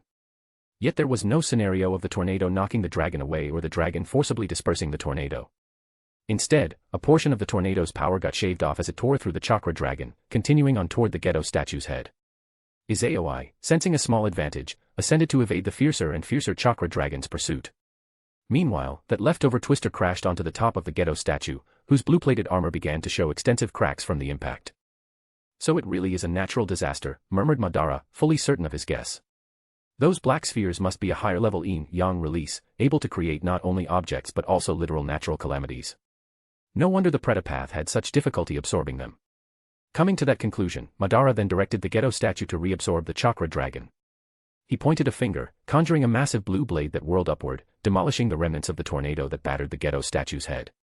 The giant statue, sheathed in Susanoo plating, unfurled its wings and soared at high speed toward Izayoi. Chibaku Tensei. Attaining the right distance, Madara raised a hand at the still speeding Izayoi and called out. Invisible gravitational force seized Izayoi's figure midair, summoning meteor fragments from outer space on all sides, rocketing toward him at incredible speed. Izayoi capitalized on this move, going along with it. His body froze in place, both hands forming a seal. Approaching meteors halted at a fixed range, then reversed course and rained down at breakneck speed upon the Geto statue. Seeing that, Madara's eyes narrowed. Spatial manipulation. Or the same repulsion/attraction we saw. That doesn't matter, here it comes. The Geto statue, brandishing its giant blue sword, unleashed a tremendous slash, splitting the meteors and shattering them entirely. The lingering slash soared onward toward Izayoi. Izayoi maintained that same hand seal. As the slash neared, its speed abruptly slowed and then came to a halt, yet didn't disperse, in midair. Go back. With a single finger point, the slash took a sharp turn, shooting back down at the Geto statue. Gravity. No. This is some sort of space-time power. Madara finally perceived the principle behind Izayoi's maneuver, also noticing this technique's limit. It could manipulate objects in a certain radius but seemingly not living beings. It even left the slash itself only partially slowed. Still, it was plenty troublesome. He'd have to remain alert, but in his mind. Not a deal-breaker. The Geto statue's blade swung once more, deflecting the returning slash aside. It opened its mouth again to fire a purple chakra dragon at Izayoi. Yet Izayoi had already prepared, molding a chakra orb inscribed with a Flying Thunder God formula. Timing the Geto statue's speed, he muttered. Heavenly transfer technique. The small metal piece in his hand vanished without warning, and Izayoi's body did likewise a heartbeat later. Madara's eyes went wide with alarm at the sudden presence materializing near him, a fist smashing down. Frantically, he tried to call out limbo, border jail, but by that point Izayoi had drawn near, arm raised. A limbo shadow managed to block the immediate punch, but Izayoi gave a faint grin and opened his palm to reveal a black sphere swirling with chakra. Boom. He channeled chakra into the sphere, turning it teal-green, which burst in a swirling glow. Instantly, yet another raging tornado manifested, flinging both Madara and the limbo shadow backward. That vacuum forcibly tore away the white tube linking Madara to the ghetto statue, severing it. Without Madara's direction, the ghetto statue, like Tiga below, went inert, losing consciousness without stored tailed beast chakra. Falling from midair, Madara stabilized himself with Pretapath. Observing Izayoi hurrying over, Madara used gravitational flight alongside his limbo shadows to evade the residual tornado, simultaneously shifting his body into mechanical form to launch a volley of missiles. He knew ninjutsu was worthless against Izayoi, so in desperation he used the least dignified technique, the Azura Path's arsenal. But he forgot Izayoi had yet another unstoppable skill. Izayoi merely formed a one-handed seal, and the missiles all froze in midair, then reversed direction straight back at Madara. Forced to hurl a Shinra Tensei like a repulsion wave, Madara detonated the missiles mid-flight in a powerful explosion while also intending to fling Izayoi away. At that moment, Izayoi brought forth 9 chakra orbs, merging them into a single black sphere that he then fed with his boundless chakra. Rays of intense brilliance flared from it, no longer teal but a golden hue. Golden will reincarnation explosion. Izayoi shouted, delivering his ultimate blow. He channeled that sphere's energy into a beam from both palms, a colossal golden stream, hurtling downward. Its speed, faster than a laser, locked onto Madara. Sensing mortal danger, Madara reflexively conjured Susanoo armor around himself, also summoning 2 limbo shadows to help withstand the blow. Even so, he had grossly underestimated that wave's terror. Boom. Like a space-based weapon, the golden beam struck the joined Susanoo armor. The thunderous roar hammered Madara as if by a tsunami, halting his breathing, his entire body lost control, forcibly sent downward. Stones and armor shards flew in all directions. Barely regaining motor control, Madara beheld the glaring golden torrent. He marshaled all his Yin chakra to keep repairing the fracturing Susanoo plating, summoning 2 more limbo shadows to help. Finally, his descent slowed somewhat. Yet right as he was about to fully break his fall, the golden glow brightened, intensifying. Susanoo, carrying Madara, was once again shoved down as if by an unstoppable drill, smashing through more layers of rock. Desperate, Madara tried using the Pretapath to repel or absorb the unstoppable beam, but each attempt failed. He tried forming a Chibaku Tensei meteor, but the embryonic mass was instantly sliced into rubble. He attempted layering it with would-release barriers, to no avail. In the end, with the limbo clones about to vanish, Madara considered summoning the ghetto statue anew to spit a chakra dragon at the golden torrent. But before he could, all 4 limbo shadows abruptly timed out, returning to his body. Losing those immortal blockers, Susanoo's plating was cut to ribbons as if made of paper. Seeing the beam about to penetrate him, Madara raised both hands, mustering the Pretapath's absolute barrier. Inside the battered Susanoo, a transparent white film confronted the golden wave. It just barely kept the destructive force from slicing him apart. But the shock drove him still faster downward, slamming through columns of bedrock. Shattered Susanoo armor demanded continuous repairs. No one knew how long that terrifying drop persisted. At some point, Madara realized he no longer felt collisions behind him. He was no longer forced to spend chakra repairing Susanoo. Yet the golden wave in front still blazed relentlessly. He blinked, seeing that the beam had retracted like a lens, revealing a silver disk behind it. With a closer look, that wasn't a disk, it was the moon. For a fleeting instant, Madara couldn't fathom why, from the moon's surface, he was once again seeing the moon at a distance, yet high in the atmosphere. Meanwhile, friction had set Susanoo aflame, its plating fracturing repeatedly as he poured in more Yin release to restore it. All across the ninja world, those who were awake beheld an incredible phenomenon, a massive golden beam connecting the moon to the earth. Even from the ground, it looked as though a golden line was shining from the heavens. Many onlookers noticed a visible crack in the moon's surface. Such an event instantly spread by word of mouth, with countless men and women running outside to witness. In the 5 great shinobi villages, the Kage felt heavy dread, gazing at the spectacle. Just, what sort of technique is that? That's no jutsu, this is divine power. That level is beyond us. Not even in the same dimension. Those with weaker resolve stood trembling. Some fell to their knees, unable to remain upright. Even the 5 Kage shared that sense of powerlessness. Soon the golden shaft fully linked the moon and earth, but not for long. The beam then swiftly contracted back, not straight downward, but shifting. When it vanished entirely, the entire world saw an unforgettable sight. The moon had been sliced by roughly 1/3. It looked as if a perfect blade had carved it like a mooncake. Every last living soul, civilians and ninjas alike, fell silent. A strike from the moon to Earth was stunning enough. But on the retraction, it incidentally cleft 1/3 of the lunar mass. That power once again upended the world's comprehension. At that instant, they realized that Super S rank might not actually be the top. Cutting a planet, that was the power of a true god. All wondered, who unleashed this judgment from the heavens? The general populace felt despair. Was it Tonory of the moon, or was it Madara who'd gone there, or the Akatsuki leader and Konoha's wood ninja? None could say, only feeling utter insignificance. That couldn't have been Oni-chan, right? Is that Tensigen's power? At Izayoi's house, Hanabi stared up in shock at the moon now missing 1/3. Her mouth fell open. MMPH. An equally stunned Karen, possessing Kage-level skill, was at a loss for words. Hinata too, who'd reached that top-tier level, stood gazing skyward. The two had endured countless shocks from the likes of Deep Forest Creation, Shinra Tensei, and Wood Golem Jutsu, believing them top-tier super-spec feats. Yet this phenomenon, bisecting a planet, completely dwarfed any previous concept of power. Not good. Hanabi and Karen both sensed multiple familiar chakras approaching the estate. Allies, presumably. They certainly came to look for Izayoi. But, right now, Izayoi wasn't home.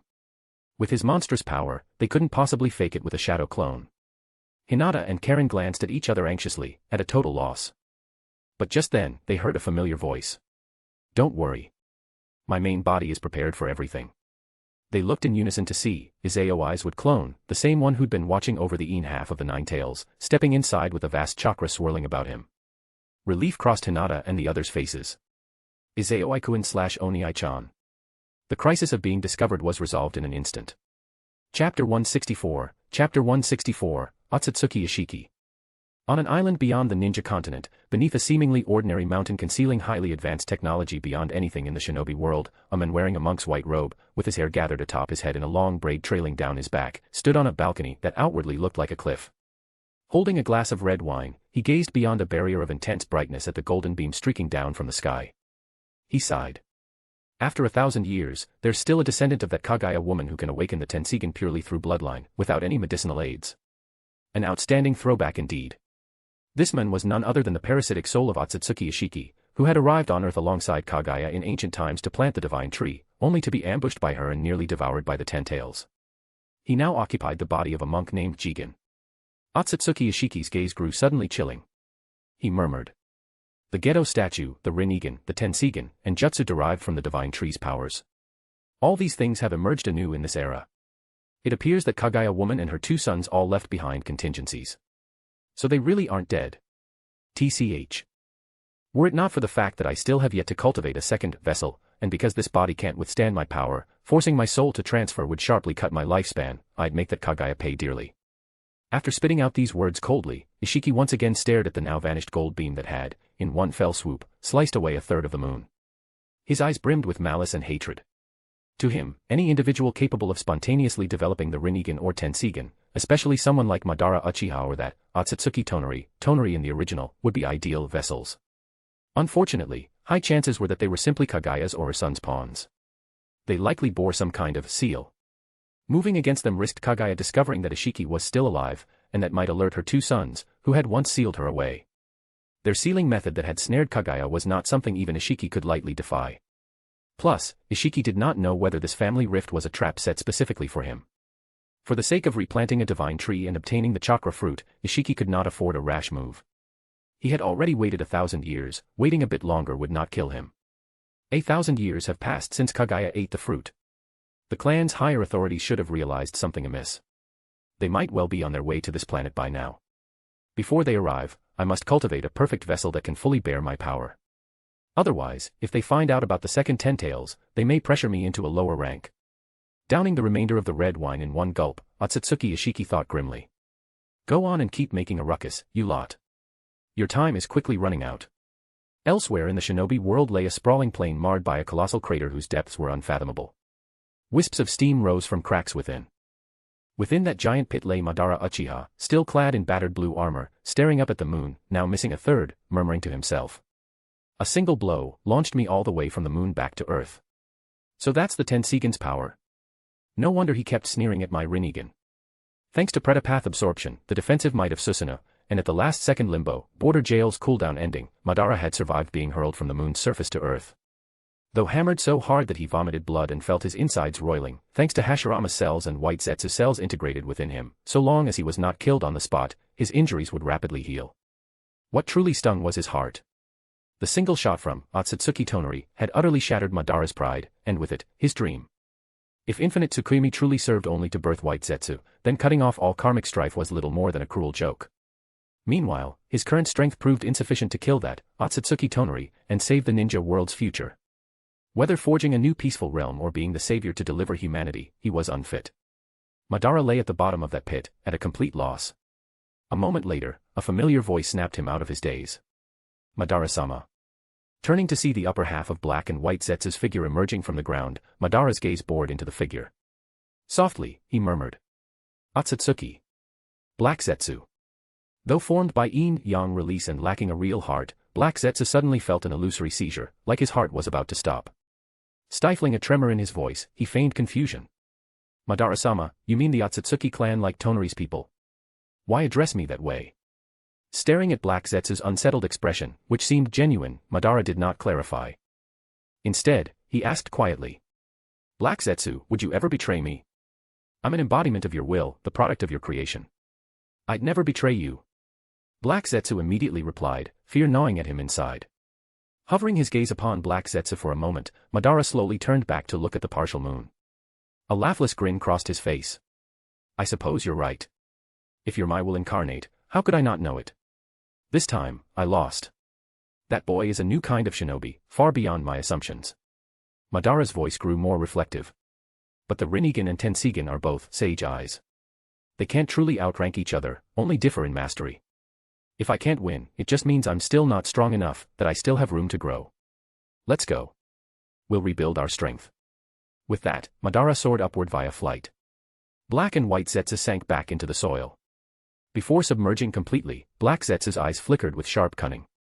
Indeed, Madara had begun to suspect him. Possibly, Ōtsutsuki Toneri had told Madara something. If so, was there a deeper scheme from the house of Hamura?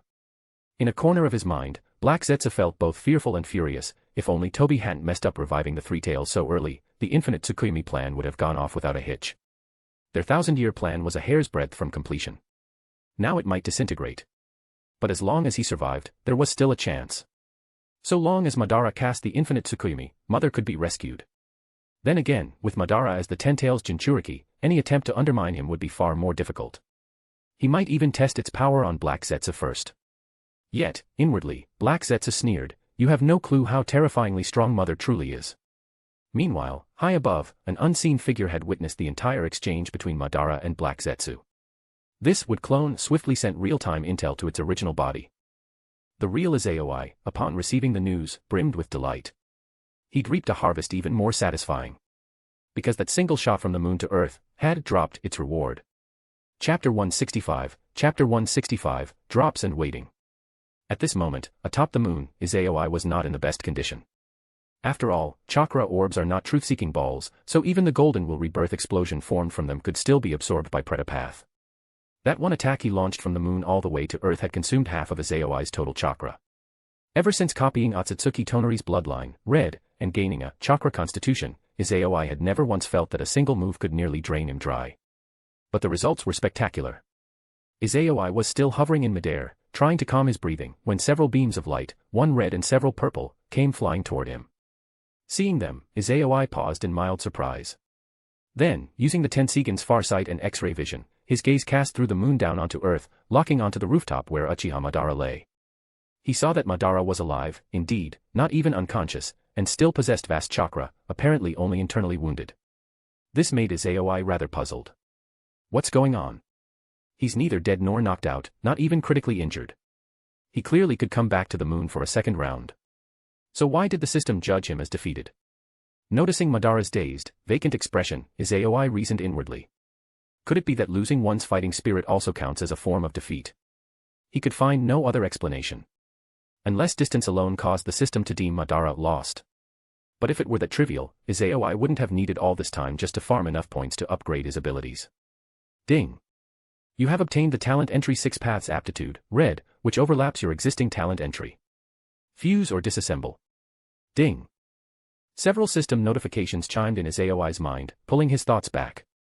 As though recalling something, Izayoi did not immediately choose, but first summoned his personal interface, giving a quick glance at Ōtsutsuki bloodline, multicolor, and Kekkeigenkai, Tensigen, multicolor, then shifted his gaze to the 6 paths aptitude, red, entry.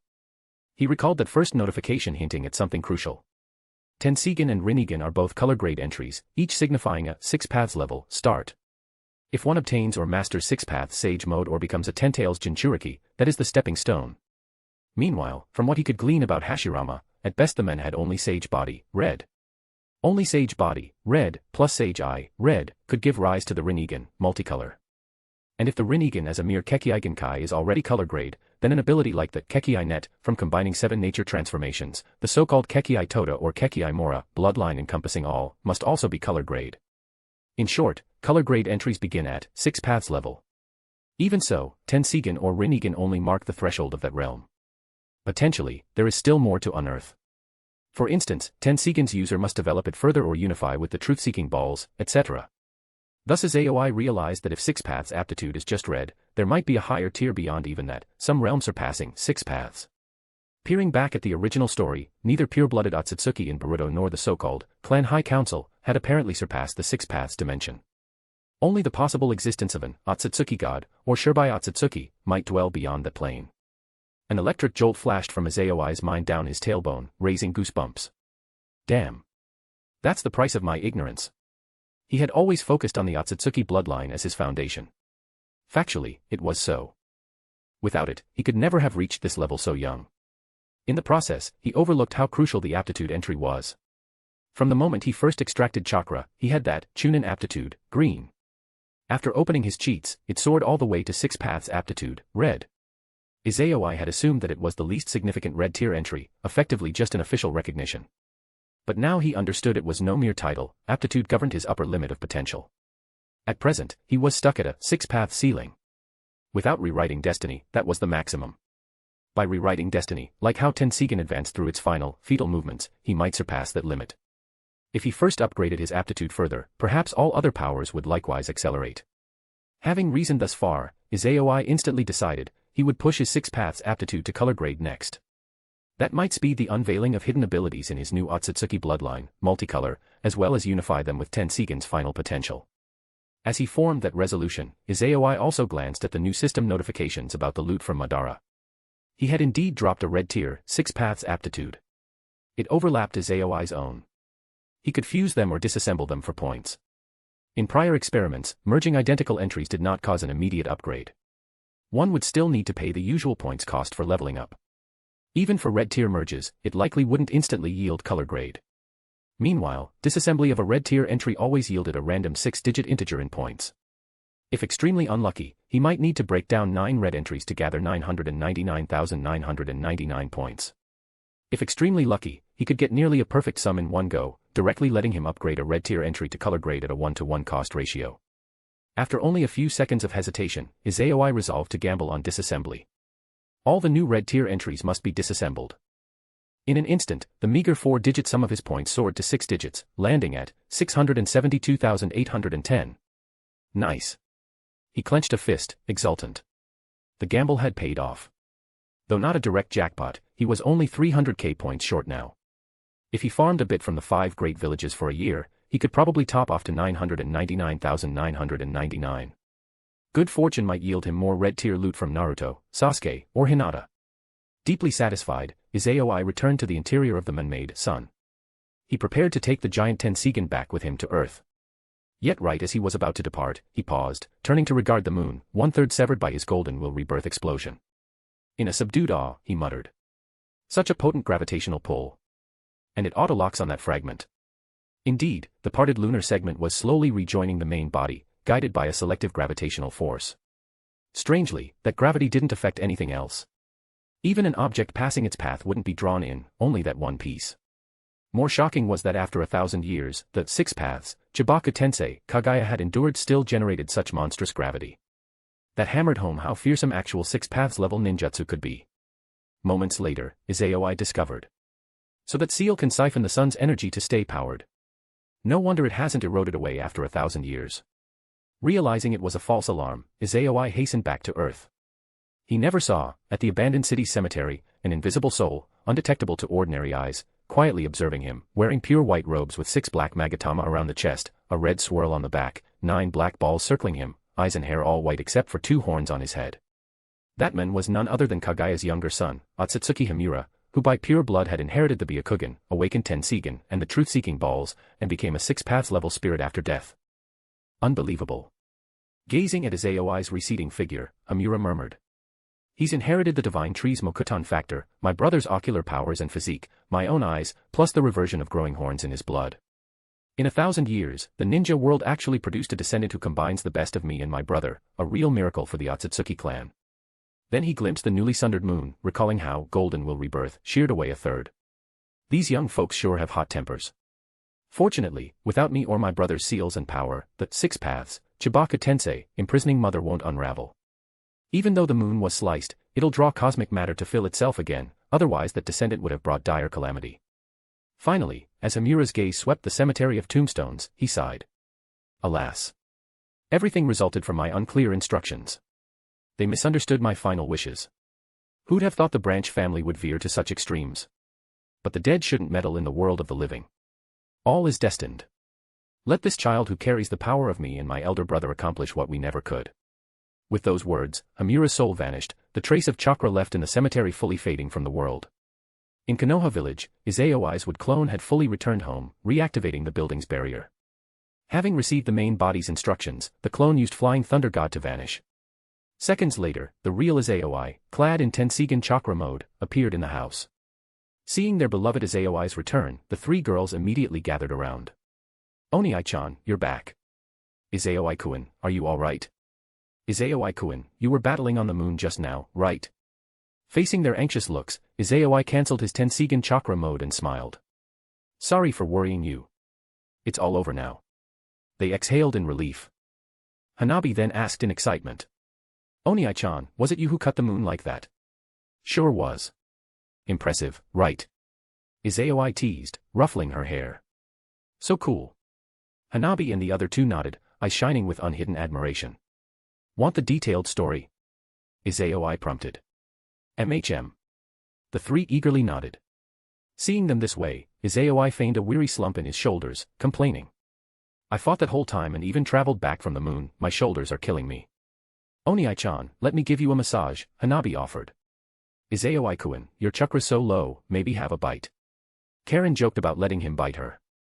Izayoi-kun, I'll fetch clothes so you can soak in the hot spring, Hinata added softly. They all nudged him toward the private hot spring. Izayoi capitalized on their pampering. I want to see Pikachu, get some peeled grapes, and have some sake. Hee hee. Just Pikachu. Oniai-chan, don't think we don't know what you insist do alone in that bath. Ouch, ow. Hanabi, if you dare peek with the Byakugan, I'll personally train you. Hinata reddened. Karen Nei also peeks. Hee hee, I'm older than you, not my problem. Karen smirked. Flat-chested girl. WH. Karen flared. Alright, you little, there's no difference between us both yet. Once I'm your age, I'll definitely be bigger. I have the same genes as sis, so I won't lose to her either. Arg, you brat, take this. Karen pounced on Hanabi. As their playfulness escalated, the 4 of them headed off to the spring for a bath. Soaking in the steaming water, Izayoi sipped sake as Hinata peeled grapes to feed him, while he recounted his entire fight with Madara on the moon. Hearing about the home visit and Madara's sudden arrival, followed by their fierce battle culminating in Izayoi's single blow from the moon to earth, the girls felt goosebumps, and then astonishment. Imagining the thoroughness of Izayoi's plans, Hanabi sighed. Oniai-chan, your powers are already unstoppable in this shinobi world. Why keep your identity hidden? Unstoppable. Not quite. Izayoi downed his cup and passed it to Karen to warm more sake. He shook his head with a wry smile. I and Madara have only barely crossed the threshold of that higher plane. If that man truly exists, there may be 4 individuals out there stronger than us. 4. The girl's eyes bulged in shock. Karen's hands trembled, letting sake drip into the hot spring. Even Hinata, at Konoha's top-tier power, felt rattled. Who is he? Hinata pressed quietly. No clue. Izayoi shook his head meaningfully. That's why I'm waiting. Yes, waiting.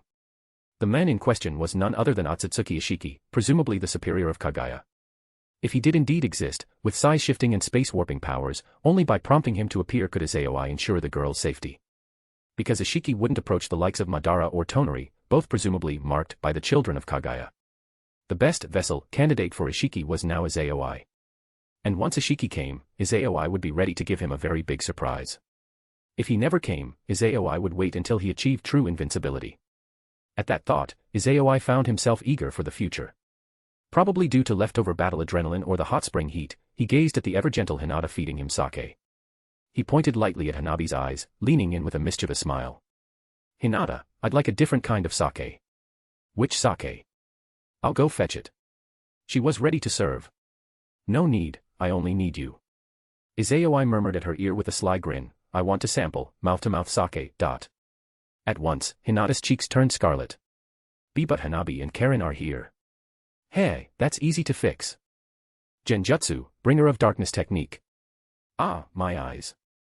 You're not letting me watch, but you won't get away with 8 trigrams vacuum palm. Water release, water formation wall. Chapter 166, Madara's recruitment. Time flew by swiftly. In the blink of an eye, a few days had passed. The fact that the moon had a third cut-off and a colossal battle broke out on the lunar surface caused a tremendous sensation in the ninja world. Everyone was discussing whether the person who cut the moon was Ōtsutsuki Toneri or Madara Uchiha. No one suspected it was Izayoi or Nagato, because among the 4 known super-spec ninja, the 2 of them were somewhat weaker in comparison. Especially Nagato, he had already lost his Rinnegan to Madara Uchiha. As for Izayoi, if he could really manage to slice the moon, then in the finale of that endgame battle, he would have been the biggest winner rather than Madara. Due to the climactic fight of the new-gen god of shinobi, Nagato, and the moon dweller, Tonory, and the showdown between the puppet armies and the Edo Tensei legions, everyone came to regard both the Tensigan and the Rinnegan as surpassing Mokutan. Particularly with the mythical aura of the Sage of Six Paths, the might of the so-called Sage Eyes was ingrained even more deeply into people's minds. Many believed that the moon must have been cut by Ōtsutsuki Toneri, since among the 2 great Sage Eyes, the Tensigan's abilities remained most mysterious. Yet some held that Madara Uchiha must have been responsible. After all, older folks from the Warring States era remembered the legend of Susanoo. Allegedly, just meeting Susanoo's gaze meant certain doom. With the power to reshape the land, that force might well slice through the moon. So each camp had its own reasoning.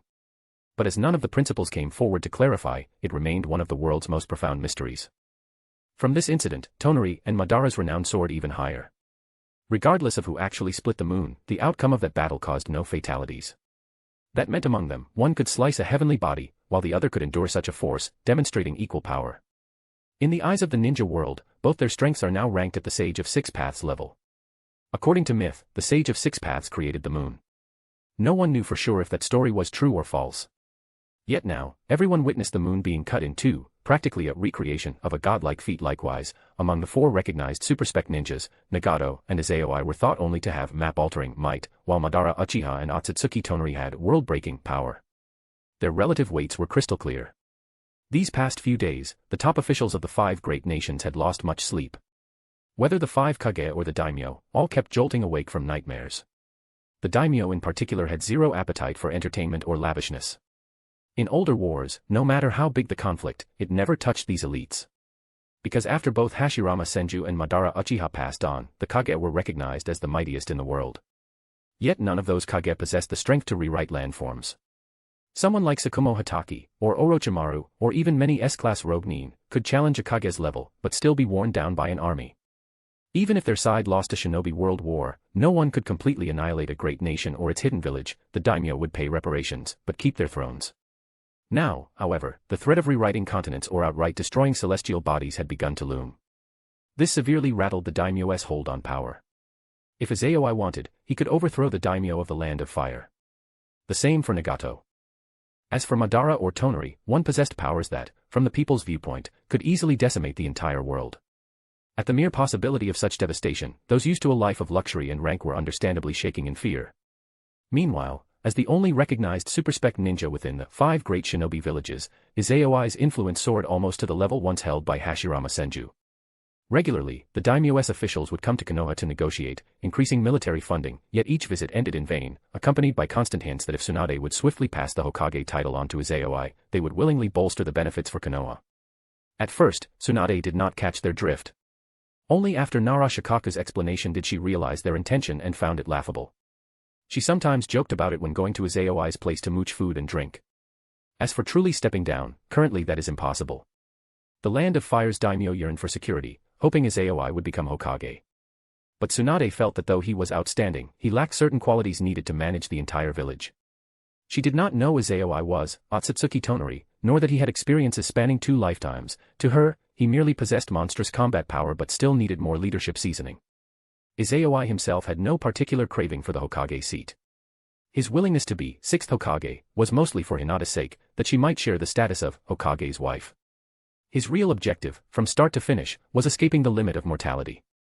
Tsunade's not handing over the office yet suited him fine, he was happy to keep playing a bit longer. With the moon incident over, everyday life for Izayoi and Hinata's trio returned to normal. Hinata and Karen would continue assisting Tsunade in the Hokage's office, while Izayoi took Hanabi on missions beyond the village, strengthening the bond between brother-in-law and sister-in-law. Since only Hinata's trio and Hayashi knew Izayoi's secret, indeed, that he had cut the moon, he let Izayoi do as he pleased. In the eyes of the entire ninja world, the Hyuga clan's once lingering anxieties were gone.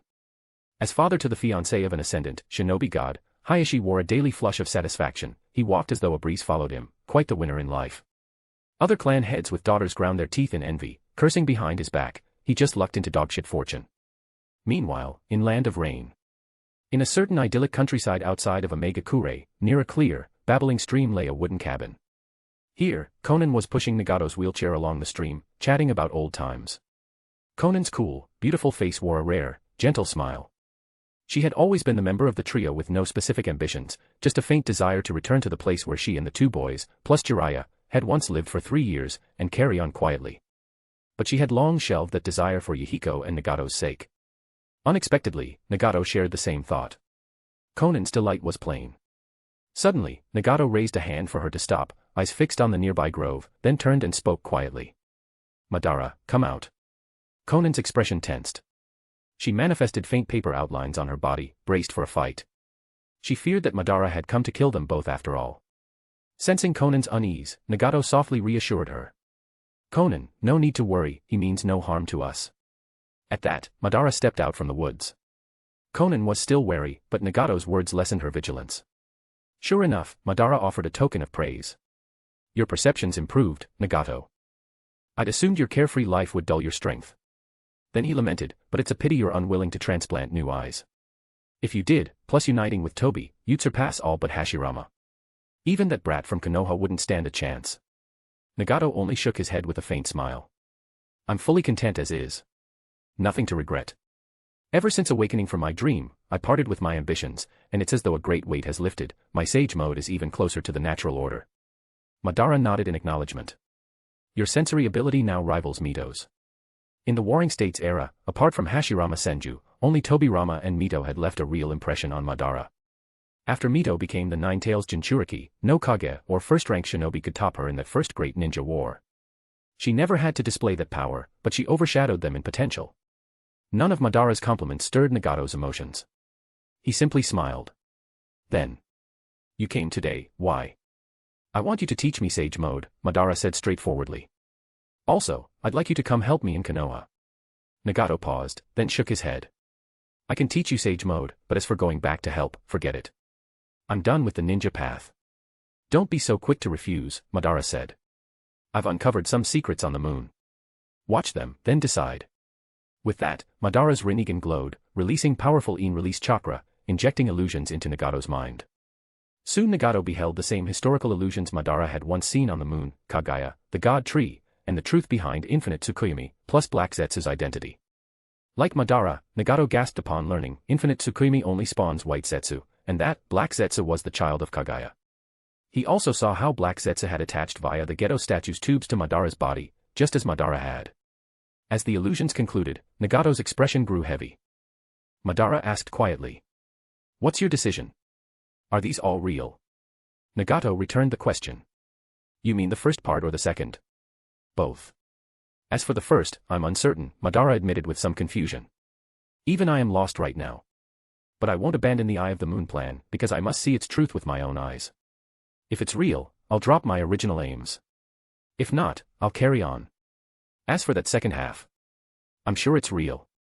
That attitude of his, aloof and condescending, didn't seem feigned. Once more Madara pulled Nagato back into illusions, showing him their confrontation. That guy surely won't let me become the Ten-Tails Jinchuriki so easily. I have to sharpen my strength, gather strong allies, and foster powerful subordinates. I refuse to let him destroy our world. When the illusions ended, Nagato used his sage senses to probe Madara for a moment. Then he gave a slight grin. All right, I'll return and help you. Madara reciprocated with a faint smile. Welcome back, Nagato. Madara-sama, where do we go next? Black Zetsu asked from upon Madara's body. Madara studied a map in his hands, replying. Looking for certain ruins, I'm not sure exactly where. Couldn't we White Zetsu handle searching for them, pressed Black Zetsu. Those sites might only appear in my Rinnegan, Madara said meaningfully. I'm merely a wood clone anyway, same as you're just an embodiment of my will. A bit of effort doesn't matter, right? Heh. Indeed, said Black Zetsu with a hollow laugh, though inside he grew ever more uneasy. Madara evidently continued to distrust or even watch him. Possibly Madara was orchestrating secrets from him.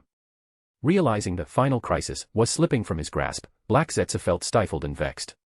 He cursed the day Obito had bungled the Three Tails, leading Madara's revival to deviate from plan. So near, yet so far, from resurrecting his mother. He chafed at the loss of control and could only mutter inwardly, damn you, Uchiha Obito. Chapter 167, Land of Demons, Morio. 8 trigrams, vacuum palm. Die. On a certain mountain road, a volley of thundering booms and thwacking thumps rang out. A young girl in a kimono, just over 1.4 meters tall, was battling a group of wandering ronin dressed in robes and wielding katana. Her slender little hand gave a casual wave, launching a swirling current of air that roared outward. Or she dashed forward in a flash, her small fist hitting an enemy's abdomen. A burst of chakra exploded on impact, blasting through the foe's back like a shock wave. In an instant, the enemy flew dozens of meters away, smashing into the mountainside and instantly dying. In just a few exchanges, the girl easily wiped out more than a dozen of these bandit ronin, punishing them severely for taking her lightly. Oni-chan, how did I do? Having easily disposed of the roadside assailants, Hanabi trotted up to Izayoi with a bright, eager look, as if awaiting his praise. Izayoi patted her on the head without stinting in his compliments. Against enemies, that was exactly the right amount of decisiveness. You did great. Hee hee. Hanabi's face lit up with a laugh, her eyes curving into crescent moons. Nearby, the client also spoke admiringly. Marvelous as ever, Lord Izayoi. Even your student is so outstanding. Right now, the client felt like he was dreaming. He never imagined that for a mere C-rank escort mission, the ninja who'd taken the assignment would turn out to be the one publicly recognized as the strongest in the 5 major villages. Paying the fee for a C-rank mission, yet hiring the super-spec fighter who far surpasses the 5 Kage, this was the ultimate sense of security. Unless Madara Uchiha or the leader of the Akatsuki, or Ōtsutsuki Toneri came to rob him, who could possibly kill him? You overpraise me. Let's continue on. Yes, sir. And so the convoy resumed its journey. Hanabi split off a shadow clone to stand guard, Byakugan active, while her real body ducked into a carriage. Among the so-called 4 great super-spec shinobi, Izayoi no longer bothered with trivial tasks of a typical hired shinobi. Were it not for wanting to train his little sister-in-law, with his fortune and status, Izayoi would have been too lazy to accept any mission at all. Even if he did take a job, he wasn't going to inconvenience himself. Hence for an escort mission like this, he'd prepared a private carriage for personal comfort, letting Hanabi handle the grunt work. Naturally, the client had zero complaints, he was just thrilled to have Izayoi himself on a mission that only cost a C-rank fee. Whether or not Hanabi was outside fighting and Izayoi demanded the caravan keep going so she could spar with bandits, who would dare object? Moments before, that gang of bandit ronin demonstrated it perfectly. After witnessing Hanabi's skill, the client was completely at ease. Even if she only used a single shadow clone, they still felt no worry at all. Inside the spacious, lavishly furnished carriage, Izayoi lay sideways on a Sealy mattress, conjured by his chakra orbs, diligently studying a journal. All the text was in archaic script, translated into a somewhat cryptic style, a personal notebook left by Ōtsutsuki Hamura, describing the complete yin-yang release. Even in Izayoi's past life, practically no one would be able to read it. So, in this world, it was an impenetrable cipher.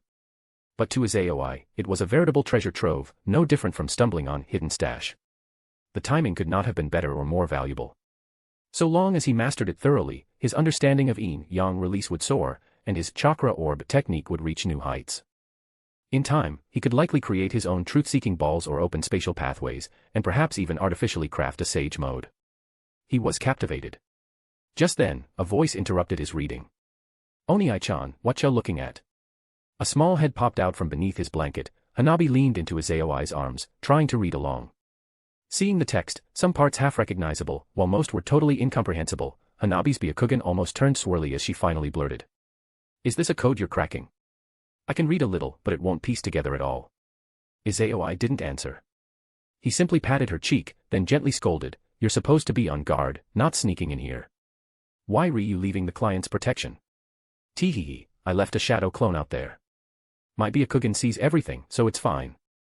I was worried you'd be lonely. Oni-chan came in to keep you company." "Not needed." Izayoi flipped off the blanket and lightly swatted Hanabi's bottom. "Going on missions outside the village is about honing your vigilance and survival skills. Until you experience it fully, how will you handle the wilderness exam and the Chunin tests? Now go keep watch on the client properly." "Oni-chan, you're mean." Hanabi pouted but obediently hopped down. She was an early bloomer who understood the shift in Izayoi's tone. He rarely used such seriousness or sharpness with her. Usually, he spoiled her rotten, so a mild rebuke was enough to make her comply without further fuss.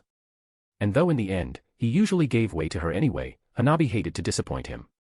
After all, besides being Izayoi's little sister-in-law, she was also his only student. She refused to bring him shame. So Hanabi cancelled her shadow clone and set about guarding properly, though she kept using Byakugan to peek at him from afar. 2 months later. In that interval, the ninja world remained peaceful, locked in a tense equilibrium thanks to the 4 super-spec ninjas. Surprisingly, the most active group turned out to be the Akatsuki, who had once kept a low profile. With Tobi's mask gone, Akatsuki became the most renowned group in the ninja world, bolstered by Madara, Uchiha and Nagato. Their presence eclipsed even the 5 great shinobi villages in intimidation. Even if someone had a bounty placed on them and got killed by Kakuzu, the 5 great shinobi villages could only grit their teeth. No one dared assault the real base at Omegakure. So the 5 Kage each decreed that if any squads encountered Akatsuki, they had permission to abandon their mission.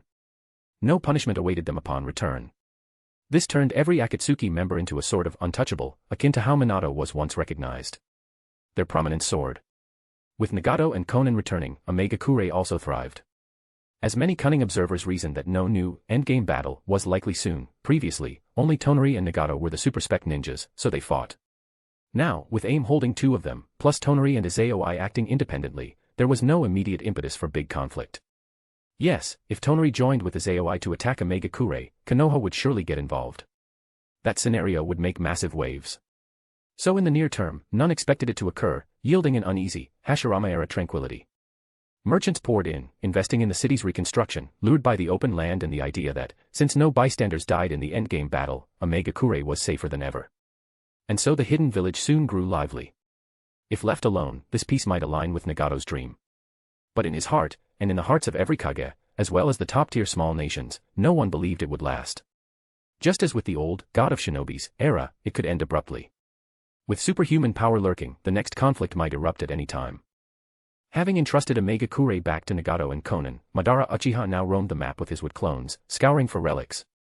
He read massive amounts of archaeological notes, deciphering all manner of ancient scripts. He exhumed countless tombs. Compared to original canon Kabuto's doings, Madara's was a much greater mania. Still, the white Zetsu clones had no clue what exactly Madara sought. Black Zetsu felt ever more uneasy. Madara's wood clone maintained a relentless watch, never relaxing. Being an artificial life form made from yin-yang release, the wood clone neither tired nor seemed to share mental strain with the real body. Only when its chakra supply wore out would it vanish. But so long as Madara found chakra to replenish it, that was moot. Hence, for 2 months, Black Zetsu had scurried along with Madara's real body and Orwood clones, with no rest. He dreaded that some secret gambit was afoot, yet dared not break away lest it appear as betrayal and invite immediate suspicion. Land of Demons, a desolate region on a remote frontier. By some odd influence, the skies were eternally overcast, winds howling gloomily, much like how Omegakure sees constant rain. Beneath a rocky mountain rose a centuries-old temple hidden from the world. Despite its remote location, samurai bearing swords and bows stood guard, watchful as if this temple was of supreme significance. None lowered their guard. Suddenly, as if some invisible force descended, these well-trained soldiers, elites among common folk, turned blank-eyed. Their eyelids drooped, heads nodding in sudden heaviness. One after another they collapsed unconscious. From the shadows emerged a solitary figure. "Southwest, this is the place." Madara Uchiha narrowed his Rinnegan eyes at the temple. He murmured, "What a strange energy pulse and seal." This is unlike any other sight I've seen. Without hesitation, Madara Uchiha vanished into the temple's interior. Before him was a glowing white altar, ringed by a barrier of brilliant light. At its center stood a colossal shrine sealed by a stone door plastered in talismanic papers. Looking carefully, Madara saw that each slip of paper contained a special power, Morio, from the land of demons. He used human path to try absorbing the talisman's priestess power, then gave a slight start as he realized how unusual that energy was, bearing some faint familiarity. Resembles yin-yang release. So I've come to the right place after all. Madara smirked, raising his hand and unleashing gravitational force. The sealed stone door parted open, revealing a huge mass of dark purple energy. That purple haze, almost alive, rushed forward like it wanted to invade Madara's body. Yet it abruptly halted, trembling with fright. An energy creature like a tailed beast. Madara murmured. Interesting. In a somewhat echoing voice, that mass of energy spoke warily. Why do you have the Rinnegan? So you do speak, said Madara, a brow lifting. You must have been sealed for quite some time by a prior priestess, right? Are you telling me you still kept track of the outside world? What do you mean outside world? Isn't the Rinnegan the sage's eye? Asked the purple mass. You've met the sage of six paths. Madara responded in surprise. Of course. It answered with pride, I am Chimo, an immortal presence from antiquity. Merge with me, and you'll gain eternal life. Madara frowned ever so slightly at its brazenness but probed further. Then do you know Ōtsutsuki Kagaya? Kagaya? Who is that? The mother of the sage of six paths. She had a name, the mass exclaimed in surprise. Madara felt exasperated. He tried another angle. What about the rabbit goddess? How do you, wait, you mean rabbit goddess? She absolutely existed. Freed mankind from war, shining on the land like the morning sun. Everyone in ancient times knew it, the mass rattled on. But after that? In my memory, the rabbit goddess vanished, and humanity somehow entered the ninja era under the sage of six paths. Madara grew more uneasy. If the rabbit goddess truly existed, then Kagaya might well be real. The illusions from Ōtsutsuki Toneri might not be just illusions. Kagaya was indeed the source of chakra. The sage was her son. Possibly, the entire storyline about infinite Tsukimi being used to spawn white Zetsu was correct. That would imply black Zetsu. Now more confused than ever, Madara pressed. Did she live in some special land or country? I recall, maybe some place known as Land of Ancestors, the purple mass guessed uncertainly. Madara nodded thoughtfully, yet not fully satisfied. He raised a hand to yank the mass close with gravity, letting it seep partly into his body. Not unlike trying to read a tailed beast's mind with human path, it did not work. Disappointed, Madara withdrew, pressed the mass back into the shrine, and replaced the talismans. The mass howled. Take me with you. I can bestow you a legion of phantom soldiers, real immortality, together we can rule the world as the rabbit goddess once did. Not interested, Madara said curtly, sealing it up once more. Then he strode out, manifested complete body Susanoo, and soared skyward to keep searching for the Land of Ancestors. Once he left, the purple mass grew silent. Unbeknownst to Madara, in the mountains behind him, a handful of minor silhouettes were peeping. One wore white robes, hair also white, the head of a faction who recognized the dark aura. They hurried off to break the seal after he had gone. Thus awakened the demon Chimo, bringing chaos to the land of demons once more, and had Madara known, he might have gone back for a second lesson. But by then, he was long gone. Chapter 168, Meeting Miko Shion of Land of Demons. Hurry. Hurry and request aid from the Land of Fire. Less than a day after Chimo's undead army reappeared, they had already swept across the entirety of the Land of Demons. As a small, ancient nation with no hidden ninja village, one that believed only in priestesses, still using cold weapons and bows, the Land of Demons had no power to contend with Chimo's army of the undead. Within a single day, several fortresses had fallen, suffering massive casualties. Arrows could not break through the undead's stony bodies, even shells capable of shattering a revenant's stone form merely caused it to instantaneously regenerate. Without killing Chimo itself, these undead's immortality was even more unsolvable than an Edo Tensei army. Those, at least, could be sealed. Because this generation's priestess had not yet matured, the Land of Demons daimyo had no choice but to dispatch carrier birds to plead for help from the Land of Fire. And that letter, after 3 days, finally arrived on Tsunade's desk. Having finished reading, Tsunade's face turned grim in shock. She immediately beckoned to Hinata, who was assisting in the Hokage's office, and spoke urgently. Hinata.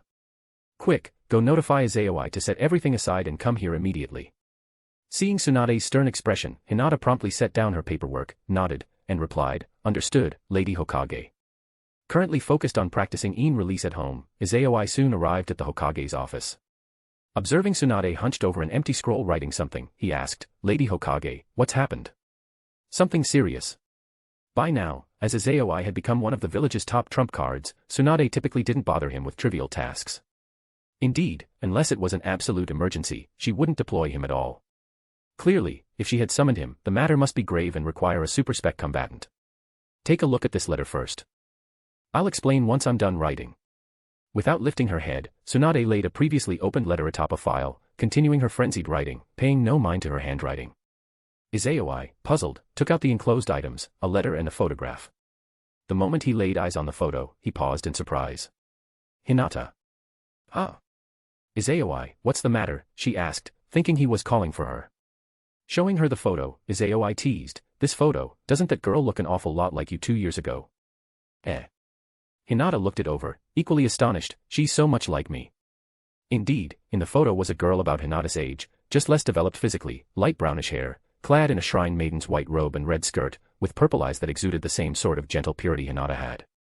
And, just like Hinata from 2 years prior, the girl possessed an unmistakably generous figure for a shrine maiden. Before reading the letter, Izayoi already recognized the face, Cheyenne, the priestess from the Naruto Shippuden movie. If memory served, that was the story about Cheyenne foreseeing Naruto's death. But recollection of any further detail was fuzzy. Curiously, it wasn't even the Shippuden timeline yet. Why had Cheyenne appeared so soon? Hence, while reading, Izayoi instructed a wood clone to gather real-time intel. As he scanned the letter's contents, the clone's observations flooded back to him. His eyes turned momentarily grave. No wonder, like so many The World is Ending movie plots, the boss here had found a way to evade his Tensigen's surveillance. Or perhaps there was some unknown reason that it slipped by him. After all, if any huge chakra outbreak had occurred, his wood clones, on watch via Tensigen's God's Eye vantage over the entire ninja world, should have detected it. And yet 3 days had passed before he got the news. Quite the anomaly indeed. The letter was straightforward. A demonic being had broken the priestess seal and revived the near-catastrophic ghost army that once almost destroyed the land of demons.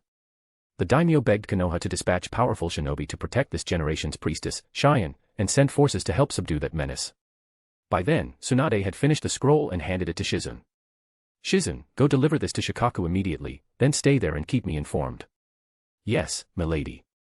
Shizun nodded politely and bounded out the window. At last, Tsunade looked at Izayoi and stated solemnly, "There's trouble in the land of demons. Have you ever left a flying Raijin formula in that region?" "No," Izayoi replied honestly. "It's so remote, and it apparently has no ninja village, so I've never been there." Tsunade nodded, unsurprised, then produced a red scroll from a desk drawer, opening it to reveal a map of the ninja realm. This was no standard store-bought map. Its coverage was exceedingly detailed, marking many lesser-known zones. Indeed, only Konoha's upper ranks were cleared to read it. Tsunade located the land of demons, glanced at neighboring nations, then asked, "What about land of earth, land of bears, or land of lightning? Did you leave any markers there?" "I left them in earth and lightning, but not bears," Izayoi clarified. Truthfully, he didn't even need them. His Tensigen plus, heavenly transfer, plus flying Raijin synergy meant he could appear virtually anywhere in moments. But Tsunade didn't know that. "In that case, start from the land of earth. I'll arrange a messenger hawk to meet you at our outpost." She circled a spot on the land of demons with a red pen, then handed him the map. "That red circle is where Priestess Cheyenne is hiding. Your mission, protect her and assist in sealing the undead army's master. Only a priestess can fully subdue that demon." Izayoi took the map and said, "Understood, Hokage-sama." Then he looked up, "I'll be taking Hinata with me." "Fine, if she's with you, I'm more confident. Off you go, no delays. We can't let the enemy beat us to Cheyenne's location." "Yes, ma'am," Izayoi replied, grabbing Hinata's hand. Then with zero warning, both vanished. Within a heartbeat, Izayoi and Hinata materialized in Tsuchi no Kuni territory. Izayoi-kun. Just as Hinata began speaking, the view warped again, and they were at the door of a Shinto shrine. The words died on her lips. Izayoi stooped to pick up the flying Raijin kunai that his wood clone had teleported there, then asked with a playful tone, "You were saying?" "And nothing," Hinata faltered, cheeks flushing. She had been about to offer her Byakugan plus the Konoha map to guide him to the land of demons, forgetting he had a wood clone there with Tensigen, and, heavenly transfer, let him warp instantly if he had coordinates. Tsunade had just given them coordinates, a single word to the clone was enough. Rather than mention her oversight, Hinata merely blushed. "How silly. Who are you two?" A man in ceremonial robes stepped out from the shrine, vigilance plain in his eyes. "We're Konoha ninja," Izayoi said calmly, revealing his headband plus the letter Tsunade had given him. "We've come to protect Priestess Cheyenne." The shrine priest accepted the letter warily, opened it, and upon seeing the daimyo's personal seal, breathed a sigh of relief. Bowing respectfully, he said, "My apologies, I was worried those 4 undead shinobi might disguise themselves as Konoha ninja. Please forgive my rudeness. I am Teruho, guardian of Lady Cheyenne." Izayoi just gave a polite nod. "I'm Jonin Izayoi, and this is my companion, Hyuga Hinata." Hearing Izayoi's name, Teruho's face lit in astonishment, followed by excited relief. He bowed even more reverently. "So you're the famed Lord Izayoi. Then Lady Cheyenne is surely safe in your hands. Take us to Priestess Cheyenne," Izayoi requested. "Of course, this way." With an air of deference, Teruho led them into the main shrine. Inside, they saw a young girl in a red-white priestess dress, a little bell tied at the collar, her tea-brown hair draped over her shoulders. Eyes closed, either meditating or simply dozing, sat Cheyenne. At first glance, Hinata felt an odd sense of looking into a mirror of her younger self. So similar. Even though Hinata had seen Cheyenne's photo, seeing her in person was more startling. The only difference, Cheyenne's figure was less developed. Cheyenne exuded a holy, serene aura, eyes shut in a calm posture. Then her gaze flickered, seeming to sense them. Slowly, Cheyenne's eyes opened, purple irises, originally expressionless. But in the moment she locked onto Izayoi, her pupils changed from purple to a bluish purple, layered with ring-like patterns. It was as if she could see through time, her focus turned blank, her expression dull. Seeing this, Teruho's face changed. He recognized Cheyenne's prophetic power activating on its own again.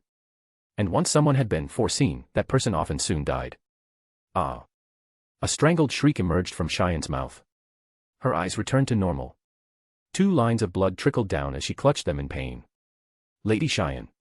Teruho started forward anxiously, only to halt, mindful of her exalted station. "Hinata, see if you can heal her." "Yes." Stepping beside Cheyenne, Hinata knelt and gently removed Cheyenne's hands from her eyes. Green healing chakra soon glowed between them, as Hinata also activated her Byakugan to examine Cheyenne's body. After a few moments, Hinata spoke in a gentle tone, "Your eyes are fine. The sudden pain was from intense feedback, likely an after-effect of your skill. It will pass quickly." Her healing finished, Hinata encouraged, "Try opening them now." Cheyenne slowly blinked. Her sight was slightly fuzzy at first, then cleared. The stabbing pain was gone. "Thank you." She offered quiet thanks, then stared at Izayoi with both shock and a hint of dread. Who are you really?" Izayoi had been silently reading the bubbles floating around Cheyenne, the system's representation of her skills, and was momentarily intrigued. Turning back, he asked. "So that was your prophetic power, right? Then, what did you see about me?" Cheyenne shook her head, confusion clouding her features. "I didn't see anything, just a blank." "A blank?" Hinata wondered. Cheyenne pursed her lips, voice uneasy, "My prophecies activate themselves. You're the only one I've ever encountered whose future is totally invisible to me." A fleeting shift crossed Izayoi's gaze as he read Cheyenne's stats.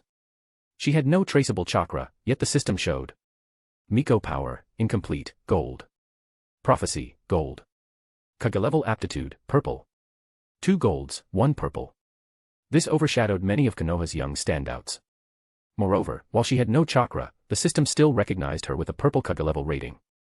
That meant some deeper secret dwelled within her. Also, her Miko power, incomplete, was gold. If it were complete, might it be gold or even red? Putting away his thoughts, Izayoi gazed upon the still-guarded Cheyenne. He said with a faint, lofty smile.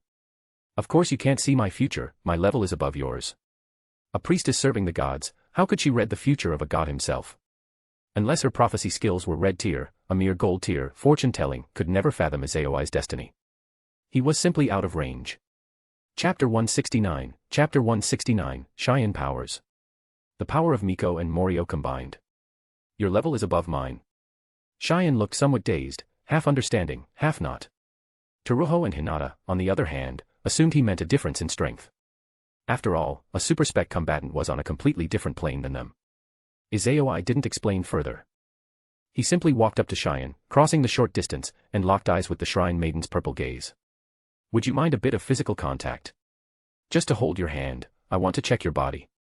Looking at Izayoi's handsome face, Cheyenne suddenly felt her temperature spike and her heart race, her cheeks grew flushed. She hurriedly lowered her head, lifted a small hand, and spoke in a trembling voice, barely above a whisper. Sure. Hinata. She didn't feel jealous, she was instead experiencing a strong sense of déjà vu.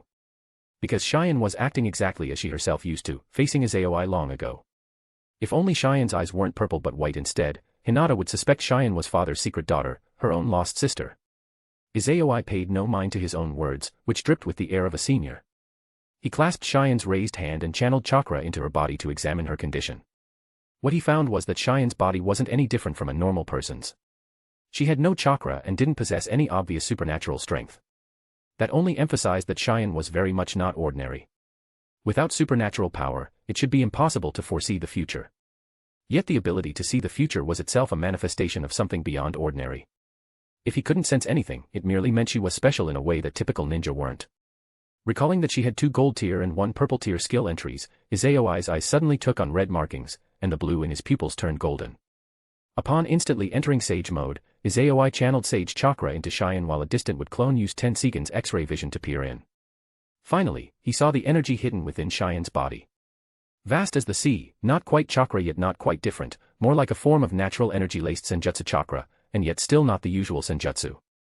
Twisting as it was, that was the reality.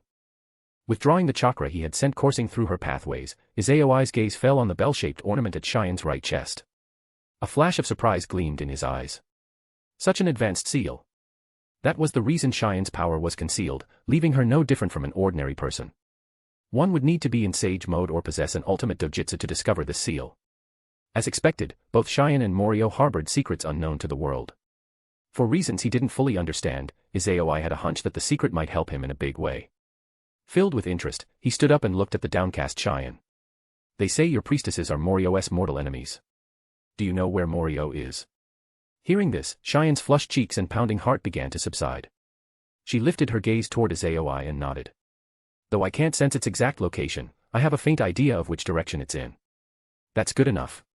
Izayoi smiled. Let's move quickly and finish off Morio, so we can save as many lives as possible. Once again, Cheyenne lowered her head, lacking confidence. But my priestess powers are too weak right now. I may not be able to seal Morio away. Izayoi and Hinata exchanged glances, each revealing a peculiar look. Izayoi's expression was somewhat odd, as if he wanted to speak but hesitated. He really wanted to say that if she was considered weak, then there were barely any truly strong individuals left in this entire world. A gold tier skills upper limit was a super Kage level powerhouse, sure to surpass the apex of the 5 Kage. Even a 6 paths gatekeeper like Pain was a champion at that scale. Nagato, after losing his Rinnegan, lacking the A fusion battle suit, had only 1 gold tier chakra control. Meanwhile, Cheyenne had 2 gold tier skills. Although they were presumably supportive abilities, they should still be more useful than Hinata's, Princess of the Byakugan, Red. Hinata likewise saw herself reflected in Cheyenne, the same insecurity she used to have. If not for meeting Izayoi, Hinata might not be much better off than Cheyenne. Hence, Hinata gently placed her hand on Cheyenne's slender shoulder, smiling in encouragement. Don't worry. With Izayoi-kun here, you'll be fine, and you will seal Morio. Cheyenne stared blankly at this girl who was so very similar to her, struggling to understand where that confidence came from. But she recalled that Izayoi was the one whose future she couldn't see, and somehow that gave her an unexplainable sense of security. She nodded firmly. After meeting Hinata's eyes, she turned to see Izayoi wearing the same kind smile. Then I'll rely on you both.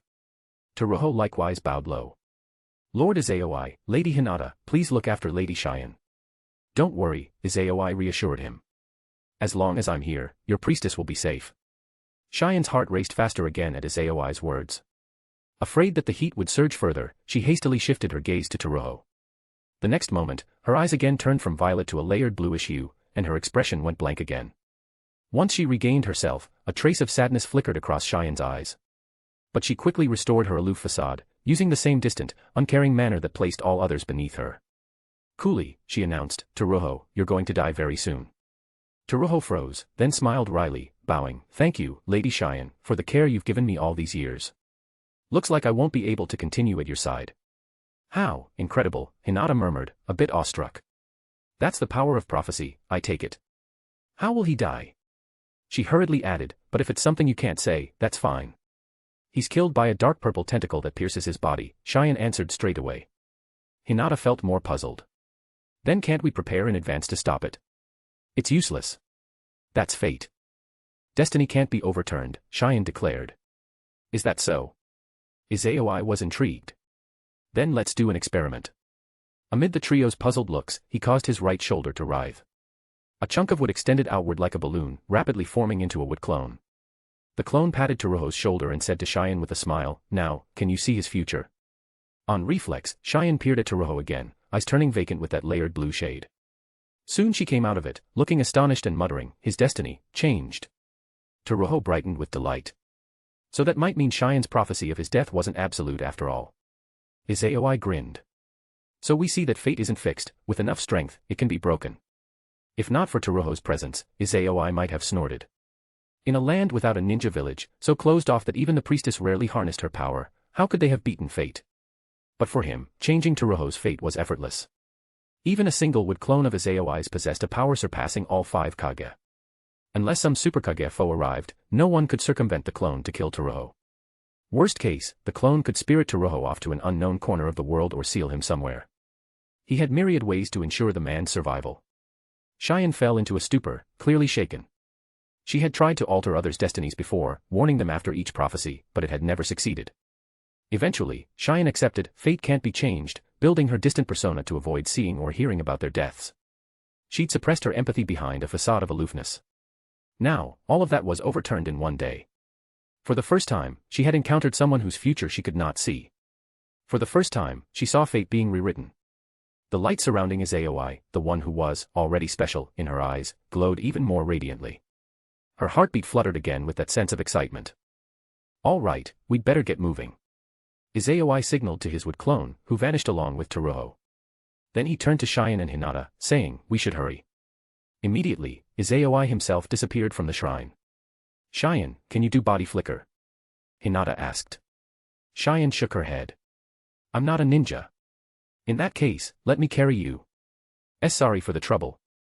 Cheyenne climbed onto Hinata's back, feeling somewhat self-conscious. "Don't worry, our mission is to protect you," Hinata consoled. In an instant, she leaped away from the shrine, utilizing Byakugan to locate Izayoi's chakra. Charging through a forest, Hinata soon caught up to Izayoi. At that moment, he stood in a clearing, near 4 corpses lying in gruesome shapes. Beside them were trails of purple blood and a severed, dark purple tentacle. Cheyenne's expression tensed at the sight. Those are the ones that would have killed Toroho in the future. "See," Hinata said proudly. "Izayoi-kun's very strong. With his help, you'll definitely seal Morio." Cheyenne nodded firmly, feeling more hopeful than ever. "I guess Morio's still in the same direction?" Izayoi asked. Cheyenne closed her eyes, sensing something. After a bit, she opened them again, nodding. "No change. The signal is even stronger. Morio must be close by." "Excellent." He gave a swift grin. "Let's go." This time, instead of using Heavenly Transfer plus Flying Ragin, Izayoi sped forward with Body Flicker. Hinata followed closely, Cheyenne atop her back. In that posture, Cheyenne's chest pressed tight against Hinata's figure, quite overshadowed by the latter's development. Cheyenne ended up with her arms around Hinata's neck, eyes half drawn to that chest. A moment later, she quietly shifted her gaze forward to watch Izayoi from behind. "So your name is Hinata?" Cheyenne asked softly. "Yes," Hinata replied with a smile. "I'm Hyuga Hinata." "I'm Cheyenne." "It's nice to meet you." After a formal introduction, Cheyenne's voice dropped conspiratorially. "So, what's your relationship with Izayoi?" Catching Cheyenne's drift, Hinata's eyes flashed with a surprising sharpness, a stark change from her earlier gentle manner. She calmly declared her claim, "He's my fiancé." Cheyenne's face went ashen. Not from heartbreak, but from intimidation. Such a terrifying glare. Sensing Cheyenne trembling, Hinata resumed her usual tender air. "Sorry, did I scare you?" No, it's fine," Cheyenne laughed awkwardly, not daring to glance again at Izayoi. She feared if she did, Hinata might finish her off right then. She nearly saw her own death in a prophecy, one might say. After an hour or so of traveling, they left the forest and entered a region of stony mountains. Difficult terrain meant nothing to Hinata's wall-climbing skill or Izayoi's speed. But the deeper they went, the more undead soldiers they encountered. It seemed stepping into Morio's domain triggered these ambushes. Watch out." Cheyenne tried to warn them, but the final word caught in her throat as she stared in shock. Would release, advent of a world of flowering trees. Izayoi clapped his hands. The entire mountain quaked as if the forest behind them came alive, a tide of thick branches surging forth and flattening or swallowing nearby terrain. Within moments, the entire rocky zone was transformed into a sea of greenery. Those supposedly unkillable specters were instantly buried.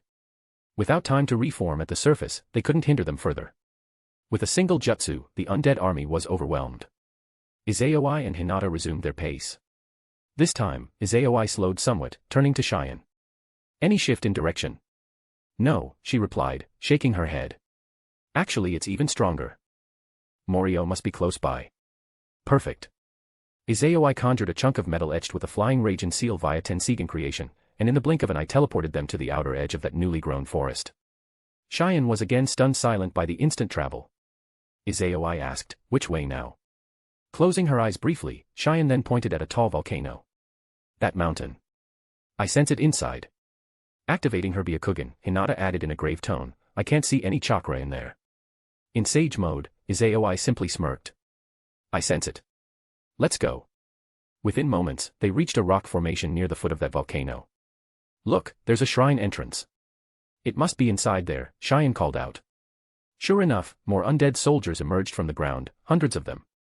Hinata, keep close, Izayoi advised and dashed ahead. Hinata followed swiftly, carrying Cheyenne. Sage Art. Storm Release, Judgment. Up front, Izayoi formed a swirling blue chakra sphere, infusing water and lightning nature transformations to produce a storm laser that shot out in a beam, disintegrating many stone soldiers. That laser then shrank into a sword of light, slicing those on either side in half. Finally, Izayoi reached the shrine entrance. Once Hinata arrived carrying Cheyenne, Izayoi used wood release to seal the entry behind them. Without further attempts to tunnel inside, the undead presumably recognized they couldn't handle Izayoi. Inside was a volcanic cave tunnel, flanked by molten magma on both sides. At its end lay a dais. Izayoi did not proceed immediately. Instead, he pressed both hands to the ground, channeling large amounts of wood chakra. Having detected no sign of black Zetsu or white Zetsu, he reopened his eyes. Looks like no one else is here. Apparently, not even white Zetsu clones could find them. That affirms how the movie arcs were indeed unusual. All right, let's go. He, Hinata, and Cheyenne headed down the path. Soon, they saw a man seated on a throne-like seat in the darkness. As they drew closer, he stepped forward, gazing at Cheyenne with a grin. You've grown, daughter of Moroku. You. Cheyenne hid behind Hinata, frightened by the man's horrifying appearance, black curse marks, nearly lifeless eyes. The man, seeing Cheyenne's reaction, introduced himself. I am Yomi, once thwarted by your mother's meddling. This time, Morio and I won't fail. He laughed shrilly. And as soon as he finished, Yomi's body collapsed, dissolving into a mass of dark purple energy. Hovering in midair, that energy uttered in a reverberating tone, my vessel has finally arrived. Izayoi, he's Morio, Cheyenne announced. Then her gaze shifted to a large box on the dais. She murmured, this shrine. I recall mother mentioning a place that can seal Morio away. Hinata asked at once, so how do we do it?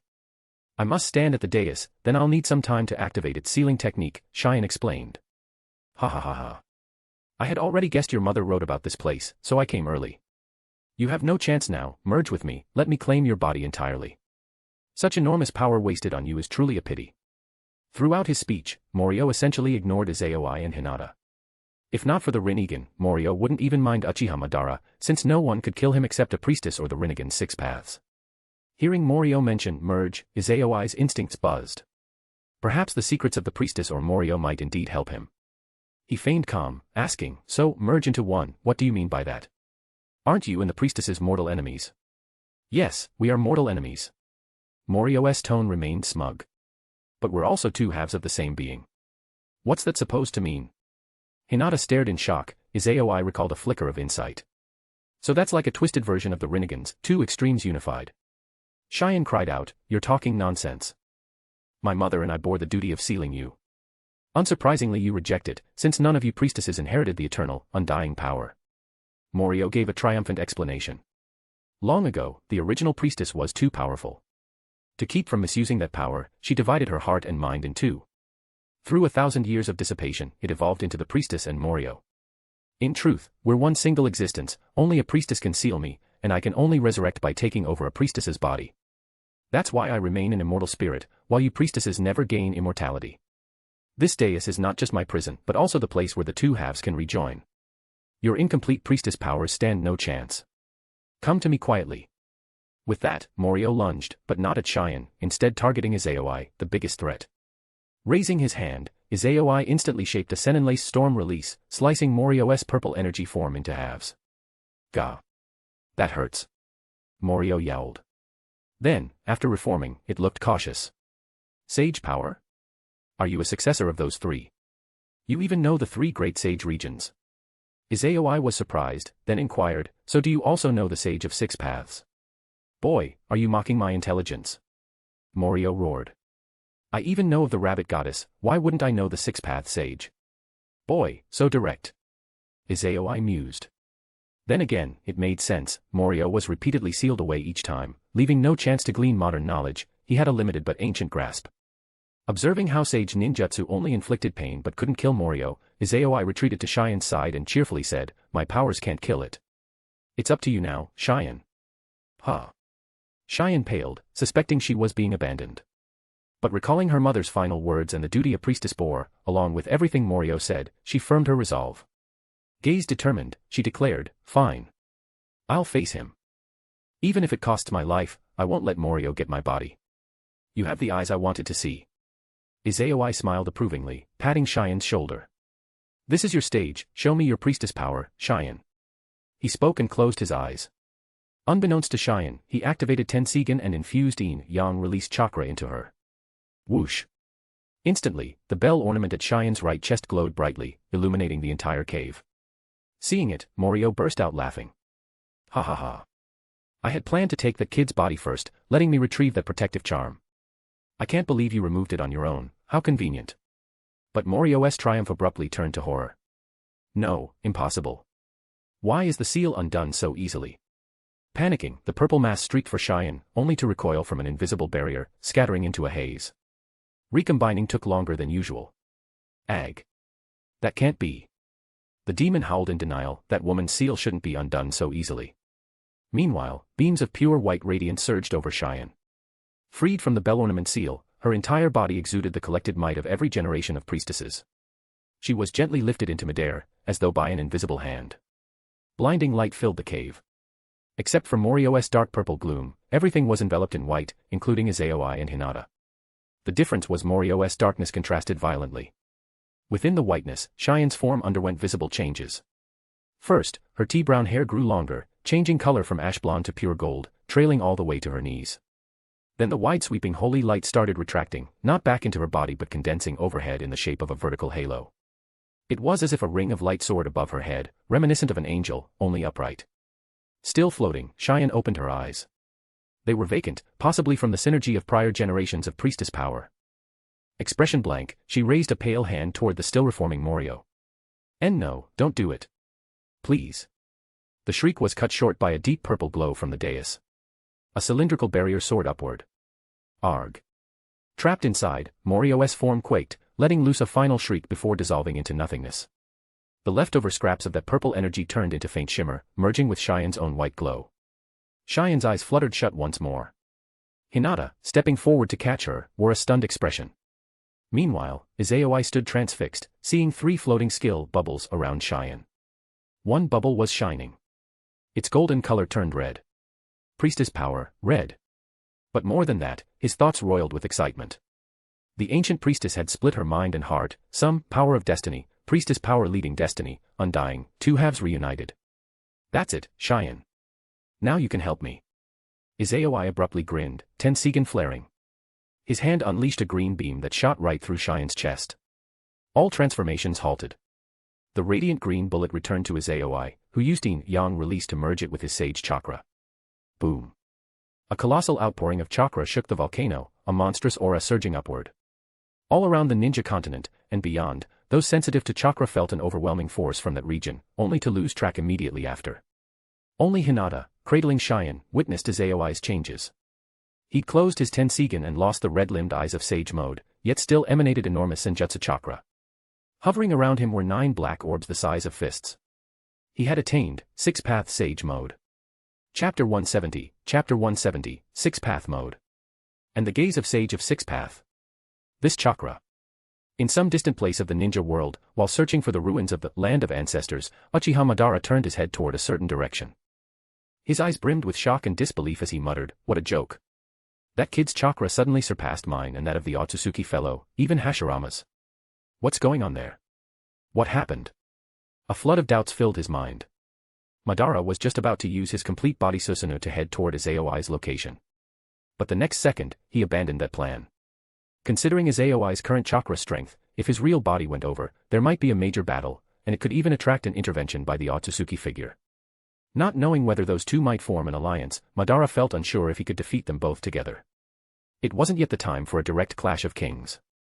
Hence, Madara ordered the wood clone who was monitoring Black Zetsu to take Black Zetsu there and investigate.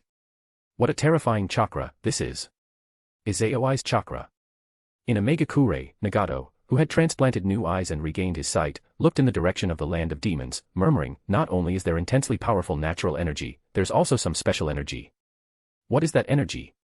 It can reach us even from so far away, as if it were right next to us. That chakra is more shocking than even the tailed beasts," Konan also said, looking astonished. If Nagato and Konan were that shaken, the other members of Akatsuki need hardly be mentioned. So this is the true power of the rightful wood-style user. Could the first Hokage's strength have been just as terrifying? Sasori sighed. First the moon was severed, now the wood-style ninja rises. I assumed this era would revolve around Nagato and Ōtsutsuki, yet it's evolved into this sort of scenario. Holy, what scary chakra. It's like seeing Lord Jashin descend in person.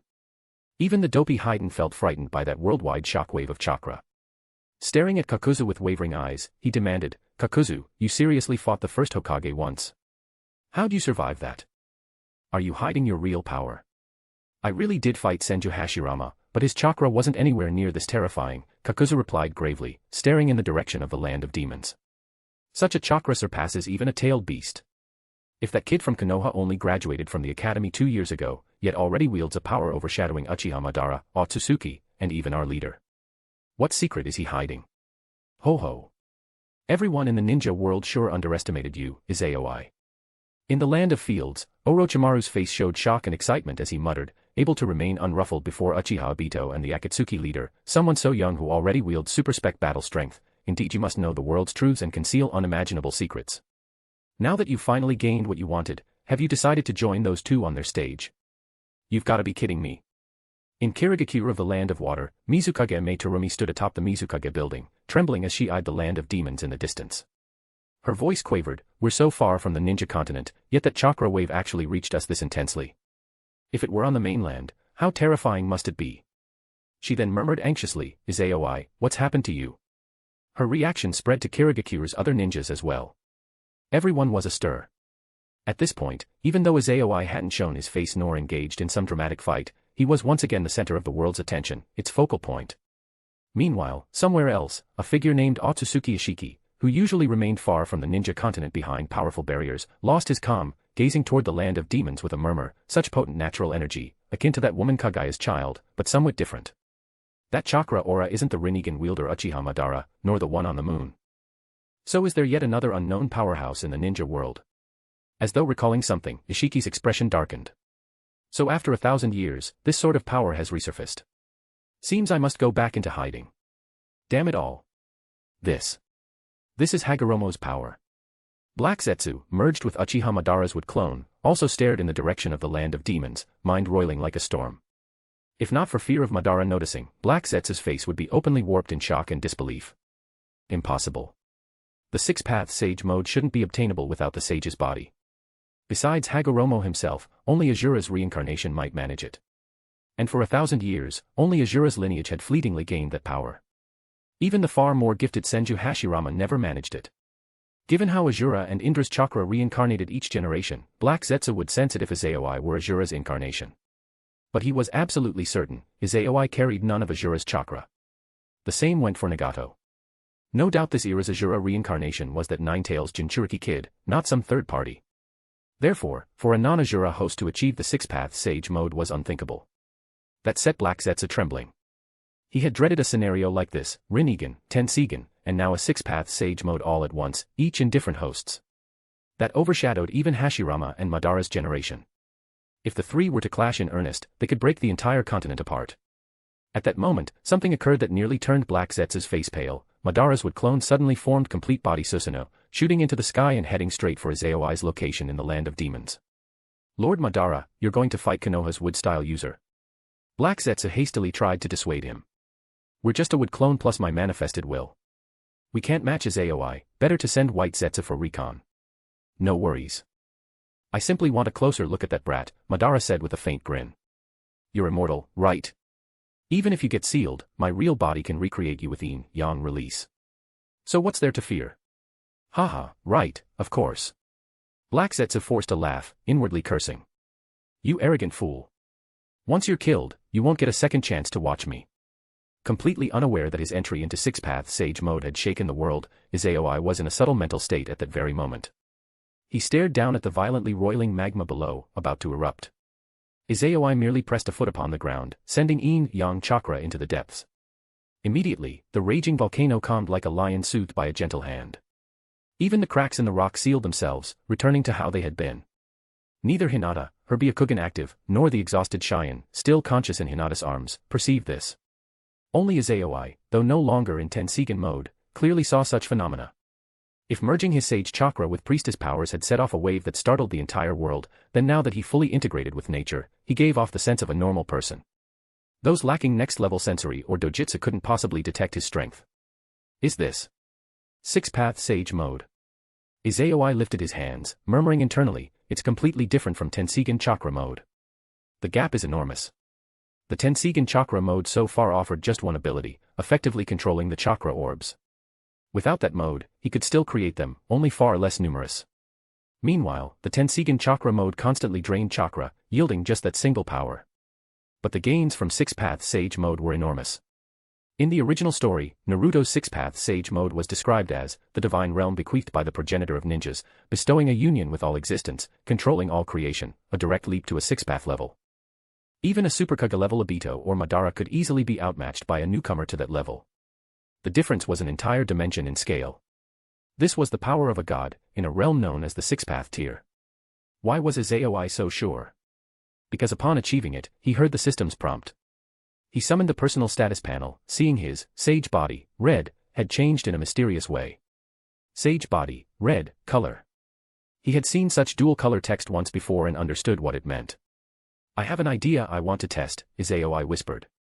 Suddenly, brilliant aqua-blue chakra flared around him, forming Tensigen chakra mode. A pair of dragon horns sprouted from his forehead, surprising Cheyenne to no end. Even more incredibly, Izayoi's Tensigen had shifted from pale blue and white to gold. He himself didn't notice yet. Layering Tensigen's far sight upon his newly mastered Six-Path Sage mode, Izayoi's God's View enveloped the entire ninja world and even beyond. Then, combining advanced chakra X-ray, he saw far more detail than ever. Until now, he saw mainly the strengths and distributions of chakra. Now, he saw all manner of energy currents, life energy, chakra flux, and animal signatures.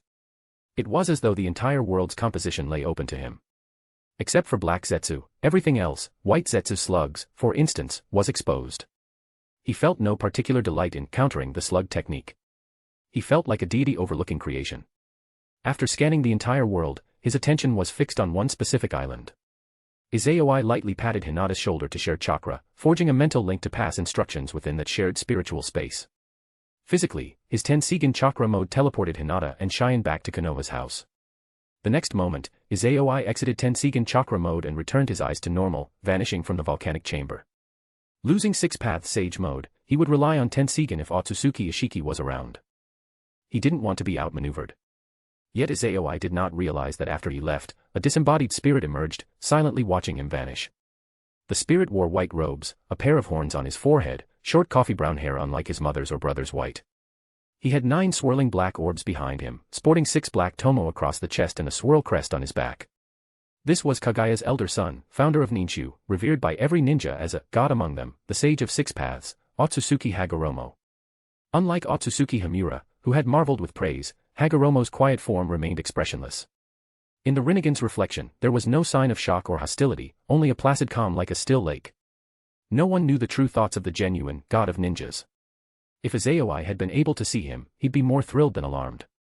If Hagoromo only appeared after Izayoi's Six Paths mode ended, that implied even the Six Path Sage himself couldn't hide before another being at that same level. With his mystery undone, like a boss monster revealing its health bar, a god was no longer intangible. If the player had a kill anything cheat, even a deity could be one-shot. Chapter 171, Chapter 171, Cheyenne joining Konoha. Wah. It's over already. In Konoha, the ninja unit that had just assembled, ready at any moment to set out and support the Land of Demons, suddenly received news that the crisis in the Land of Demons had already been resolved. Just when they'd finished gearing up, the ninjas stood there, dumbfounded. In particular, Uzumaki Naruto, who, after pestering them for so long, was finally taken by Jiraiya to Mount Myoboku to train in Sage Mode, hoping to prove himself on this mission, was left speechless when he found out it was Izayoi who ended the Land of Demons crisis. Uchiha Sasuke, likewise pausing in slight surprise, gave a cold snort and curved his lips. That braggart. He's so eager for everyone to know it was his doing. Ridiculous. Finishing, Sasuke turned and left. In truth, his heart was roiling in turmoil. The terrifying chakra earlier, despite having transplanted Hashirama cells himself and rapidly increasing his own chakra over these 2 years, was still far below Izayoi's aura, by a factor of 100. Sasuke had thought that his own growth was astonishing, never imagining Izayoi was even more so. That guy, did he truly have no limits? So it was Lord Izayoi who acted. No wonder the undead calamity ended so quickly. As expected of Lord Izayoi. Even an immortal, indestructible undead is no match for him. That means that terrifying chakra of Lord Izayoi's was projected all the way here from the Land of Demons. TSK. If I recall correctly, the Land of Demons is over by the border of the lands of lightning and earth, separated from the Land of Fire by several countries. That must be how many kilometers? Even at that distance, it felt so clear. So presumably everyone in all countries sensed Lord Izayoi's chakra. That's the strength of a super spec combatant. He only released chakra and pretty much shook the entire ninja continent. Incredible. So long as we have Lord Izayoi, we needn't fear Uchiha Madara or Ōtsutsuki. A wave of cheers instantly swept through Konoha. Hearing the details, the village residents also joined in. Once again, Izayoi's renown soared higher. And this time, it wasn't only Konoha that praised him, the impact quickly spread throughout the ninja world, even to the isles beyond. Everyone who sensed Izayoi's chakra, upon learning it spanned the entire shinobi continent, even the faraway land of water could sense it, was astonished, as much as they'd been when the moon was cut apart. It's likely even the legendary god of shinobi didn't compare. Who first spoke these words was unclear, but they swiftly spread around the ninja world, gaining widespread agreement. So many legendary battles shaped famous figures, Hanzo vs. the 3 Sannin, the Sannin's heroic stand despite defeat, the 4th Hokage single-handedly annihilating dozens of Stone Nin, the 3rd Reikage taking on 10,000 Stone Nin alone, etc. But none compared in influence to the Final Valley duel between the god of shinobi and the Azura of the ninja world. The flat terrain became the Valley of the End, the national map almost rewritten. Their might was a unique super spec level. Under that, the next famed battles, like the Akatsuki leader versus Ōtsutsuki, or Izayoi versus the Akatsuki leader, didn't outdo the Valley of the End. Even so, neither had the Valley of the End spectacle shaken the entire ninja continent. Yet cutting down the moon, or Izayoi's chakra overflowing across the land, this was at a scale the first Hokage never demonstrated. Hence, by accomplishing what the predecessors couldn't, Izayoi was deemed surpassing them. Thanks to his breathtaking exploit, he overtook the Akatsuki leader among the 4 super spec combatants, standing on equal footing with Madara and Ōtsutsuki. The one left behind was Nagato. On hearing this matter, the Fire Daimyo again dispatched officials to Konoha. This time they practically made it a public suggestion that Tsunade should hurry and give up the Hokage seat. And now, Tsunade herself wavered, wondering if Izayoi really ought to train 2 more years or simply take over soon. Because with Izayoi's current strength, even if he had no political know-how at all, no one would dare defy him. As commander of the village's military, his power was their best weapon. Izayoi, however, had no knowledge of these high-level maneuvers, nor did he care. After returning from that sea island to Konoha, he quickly began setting up Cheyenne. Over just a few days, Izayoi, on behalf of Konoha, offered warm hospitality for the visiting priestess. Wearing a simple wooden transformation disguise, he and Hinata's small circle took Cheyenne around Konoha. To this priestess from the Land of Demons who, like a Jinchuriki, had been shunned by her own people and raised alone in a shrine, Konoha's bustling streets felt like stepping into a city from a remote village. She swiftly grew fond of it. Having never had any friends, Cheyenne quickly bonded with Hinata and Karen. Both of them had gone through similar hardships. Karen in particular lived as if in hell before meeting Izayoi. So the 3 got along without barriers. Even Hanabi took a liking to Cheyenne, who resembled her sister so closely. Cheyenne, in turn, likewise did not resist. She was from a shrine lineage in the Land of Demons, a place with no real ninja army, whose people had always worshipped the priestess yet also held her in fearful awe, leaving her lonelier than a Jinchuriki. Just a few days in Konoha, Cheyenne wholly loved its atmosphere and the friendships made with Hinata's group. Gone was her aloof manner. She now acted more lively, somewhat like Hinata, to the point of forgetting about her role as priestess and her homeland. Seeing her so happy, Izayoi finally revealed his aim. Join Konoha. Cheyenne hadn't expected Izayoi's invitation. A flash of delight arose on her face, then she remembered her own status and forced a slight smile. I am the priestess of the land of demons, bearing responsibility for that land, she said. No, Izayoi chuckled. Your priestess duty is merely to seal Morio. Now that Morio is dead, and you have inherited the original priestess's power, achieving what all your ancestors could not, you're a free individual. Breaking destiny, a free person. Cheyenne repeated, a bit dazed, her beautiful eyes gradually lighting up. So that was the feeling of rewriting destiny. It turned out not only Izayoi but she herself was doing it without realizing. That was the freedom that came from smashing fate. Just like Izayoi had changed Foot's fate.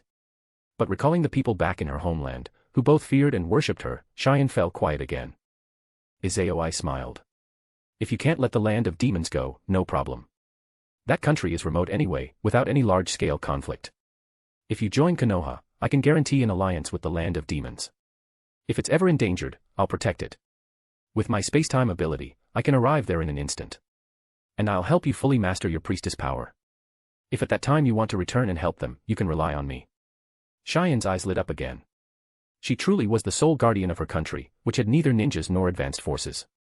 Yet after seeing Izayoi's strength and hearing his promise, she felt deeply moved.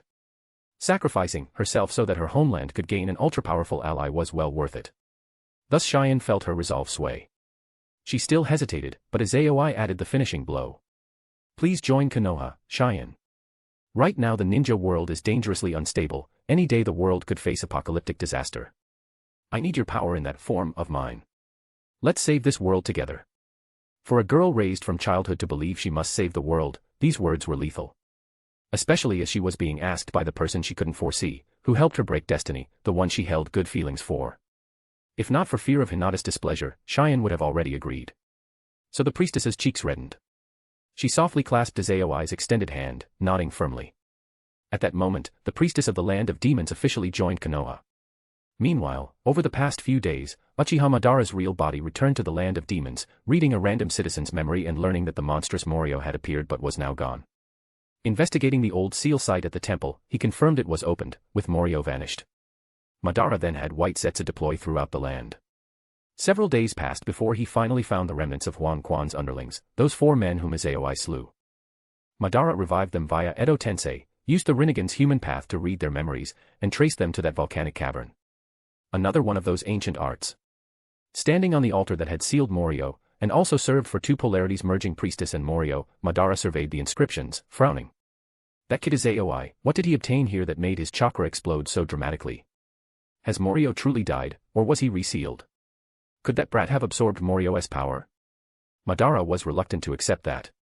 It would mean missing out on a priceless bounty. He had tried using the Rinnegan to absorb Morio before, but couldn't incorporate that energy.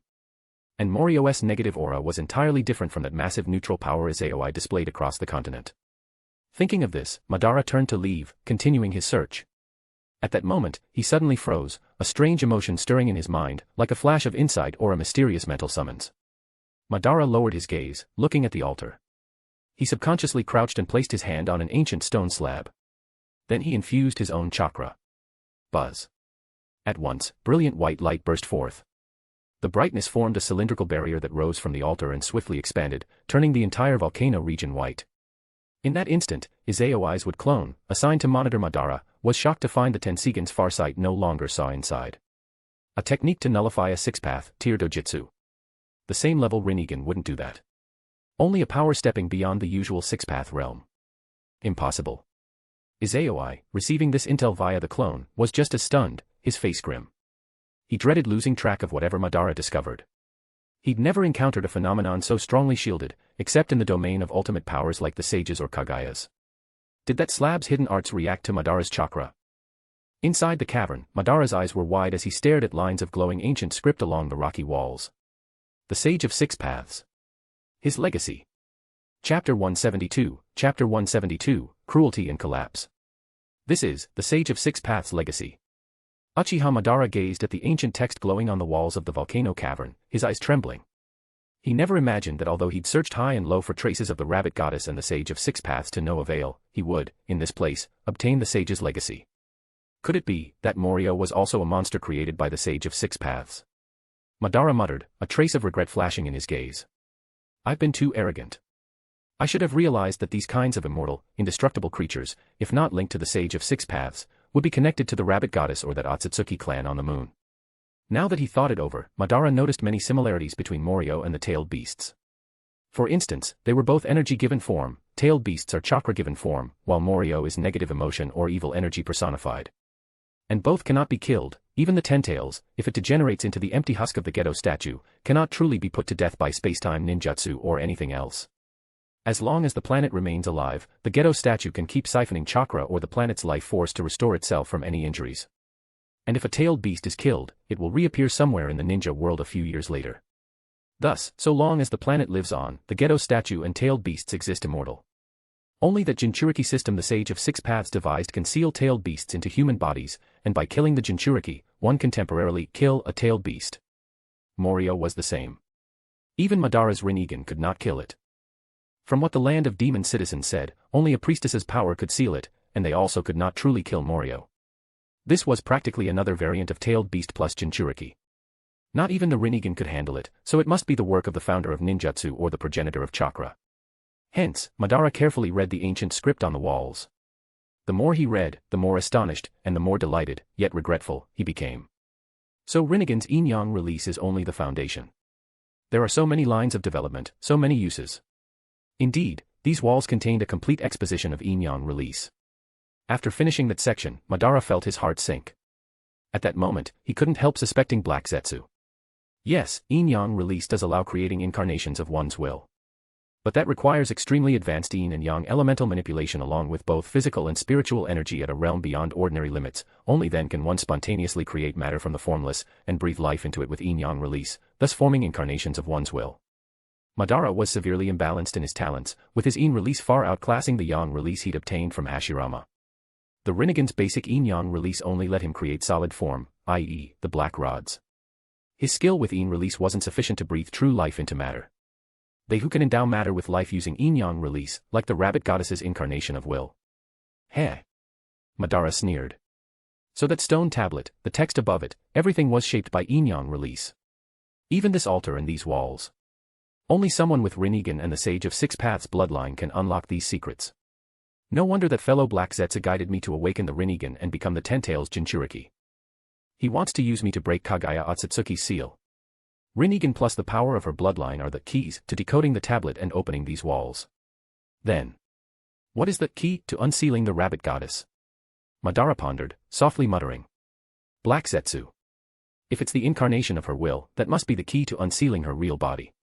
Then what's the keyhole? God Tree and the Chakra Fruit, the Ten-Tails and Ten-Tails Jinchuriki. The progenitor of chakra merges with the fruit returns to the God Tree, and the God Tree once again bears fruit. A chill shot through Madara, cold sweat beating down. He lifted his eyes toward the cavern ceiling inscribed with ancient words, his gaze seemingly piercing through the volcano to outer space, meeting Kage Ōtsutsuki sealed upon the moon.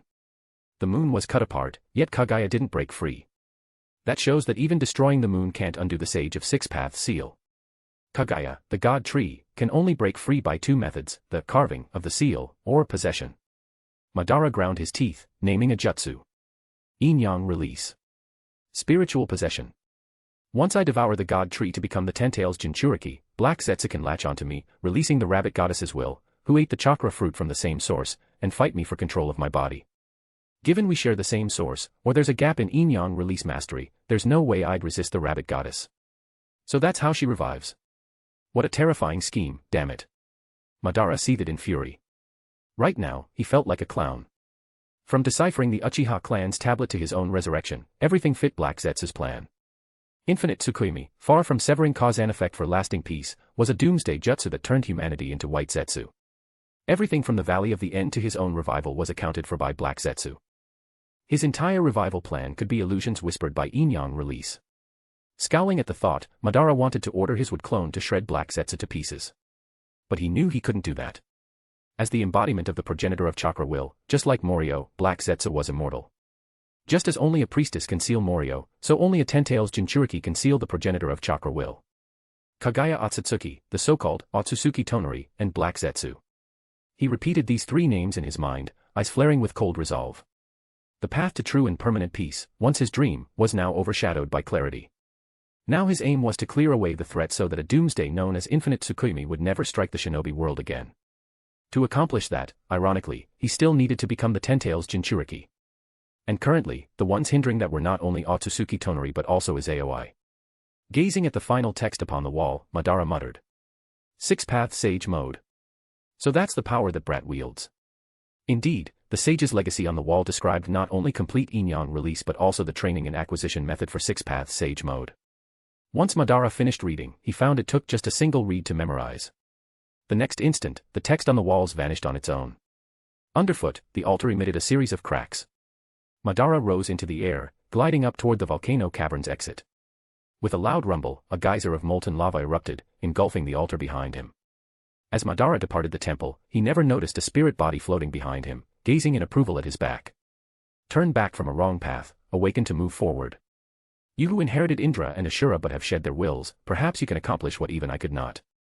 The Sage of Six Paths let out a gentle laugh, then turned to some other direction, a trace of icy suspicion gleaming in his gaze. Once Madara left, the sage's soul and the barrier vanished as well.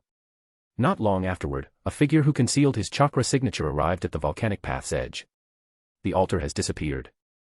Izayoi's wood clone stood on the winding pathway, frowning as he surveyed the place once hosting an altar, now only rolling magma.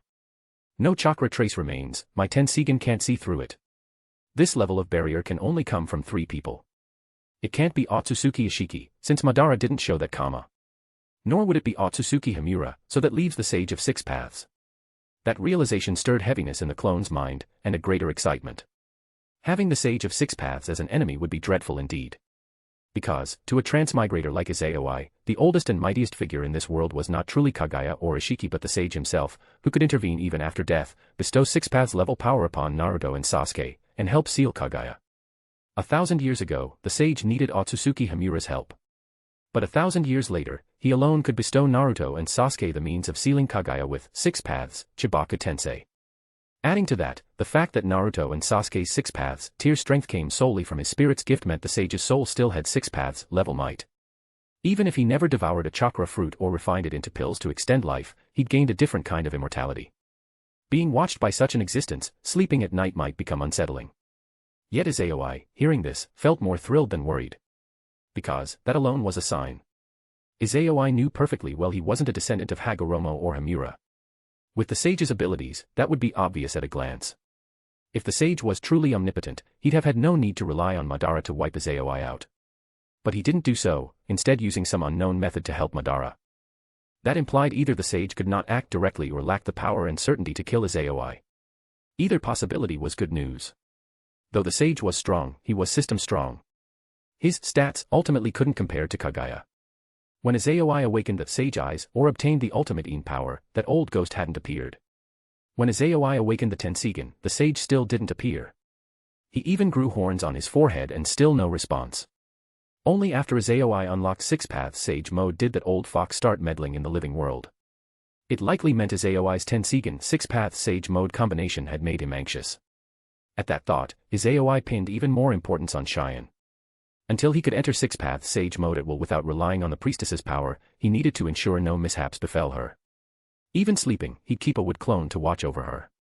Relaying everything he saw and deduced back to the main body, Izayoi's clone vanished in a teleport.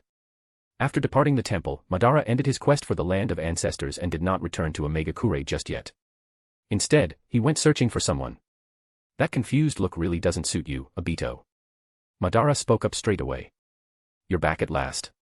On a cliff, quietly looking into the distance without his mask, Uchiha Obito cast a dull glance at Madara, tone calm. Seems you found what you wanted. Indeed I have. But for you, it's bad news. Madara gave him a wry smile. A tremor leapt across Obito's heart. What bad news? Project Tsuki no Mi is cancelled. Madara folded his arms, watching Obito's face darken, delivering a direct blow. Infinite Tsukumi is fake, there's no perfect dream world to create. What? Obito's features instantly turned contorted and menacing. With one Mangekyo Sharingan and one 3-tomo, he glared at Madara in rage. So all along, you've been lying to me. Black haze emanated from Obito's body, released chakra, tangible negative emotion and darkness. The effect of Madara's words was enormous. He could accept losing control of the Akatsuki, or having his identity exposed, reduced from mastermind to a mere observer, even the fact that his other eye had been taken and now he had to open his Anaji whenever stepping into the Kamui dimension to avoid Ōtsutsuki Toneri seizing it. He didn't mind any of that. Nor did he care if he'd once schemed to replace Madara and cast Infinite Tsukuyomi himself. Even that dream fell through. So long as Infinite Tsukuyomi would succeed in forging a world with Rin, that alone sufficed. Because in that perfect dream, Rin would be alive again, along with everyone else and true lasting peace. That's why Obito scorned the present world, teacher, teacher's wife, clansmen, or civilians. He slew them all without remorse, certain they'd be reborn in the new world. Where Rin would care for him, Kakashi would admire him, Sensei wouldn't come late, his wife would be loving, and perhaps a boy named Naruto would become his disciple. All were Obito's illusions. That dream was Obito's will to carry on. If Madara now told him that dream was false, that he had deceived Obito all along, not even the curse seal in Obito's heart could stop him from trying to kill Madara. I wasn't lying. I also learned this only recently. Seeing Obito teeter on the edge, Madara waved a hand. Infinite Tsukuyomi storage does exist, and that dream world truly is real, but not as one entire large dream. Bah, you'd best see for yourself.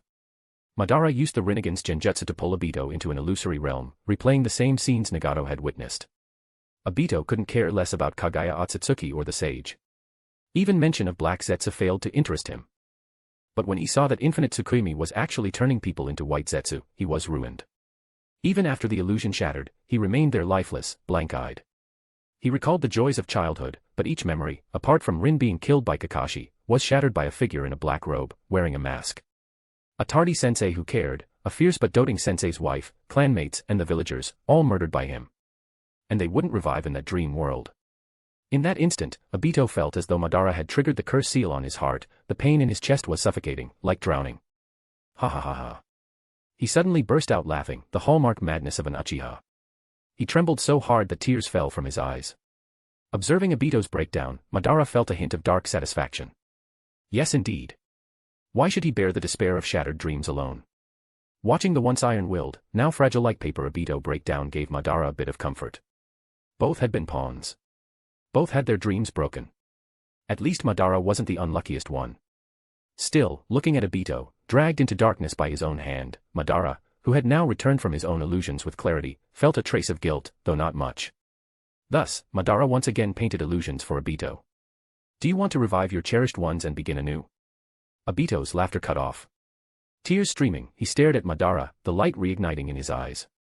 Madara drew him back into that genjutsu world, promising. Help me with one task. Once I become the Ten-Tails Jinchuriki, I'll resurrect your precious people. Fine. The moment Obito's dream collapsed, he hardly hesitated before agreeing. He didn't even ask what favor Madara wanted. But this time, Obito was more cautious. Scowling, he said. First, remove that thing. You know what I mean. All right, Madara replied without complaint. Chapter 173, Chapter 173, Uchiha Madara, come save the world with me, Izayoi. July 1st, Konoha, year 62. On this day, Konoha was abuzz with excitement because the second half of the year's Chunin exams were starting again. Recently, many unfamiliar faces had appeared in the village, genin from various countries, wearing forehead protectors of Kimogakure, Iwagakure, Kirigakure, and even Omegakure.